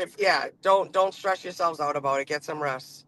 Yeah, we are tomorrow night. When Dylan's going to come on and talk about his trip. I know. I'm so excited. So it'll be fun. 6:30 tomorrow night. So tonight's a game time decision, I think. So we haven't really discussed yet. So we shall see. But again, thanks again to Mexi for holding down the fort, doing a great job. We appreciate you. Thank you very much. And all the mods that were in there taking out the trash this morning. All right, she got to a bad spot. So anyways, I'm going to end this up. So thank you all. Sarah P., thank you. And we will see you in the morning. I believe we set up for 7:30. Dean is not going to be there, so we'll probably actually start at 7:30. Dean is an early bird. So we started before 6 this morning, so it's been almost an 11-hour stream at this point. So you guys all have a good night. Thanks for joining in. Make sure you hit the like and subscribe on your way out. Hit the notify button so you know when we go live, and like the alternate corner, resistant to silence. And again, we appreciate you guys being here. So tomorrow's another day closer to freeing Karen Reed. So let's fucking go. Good night.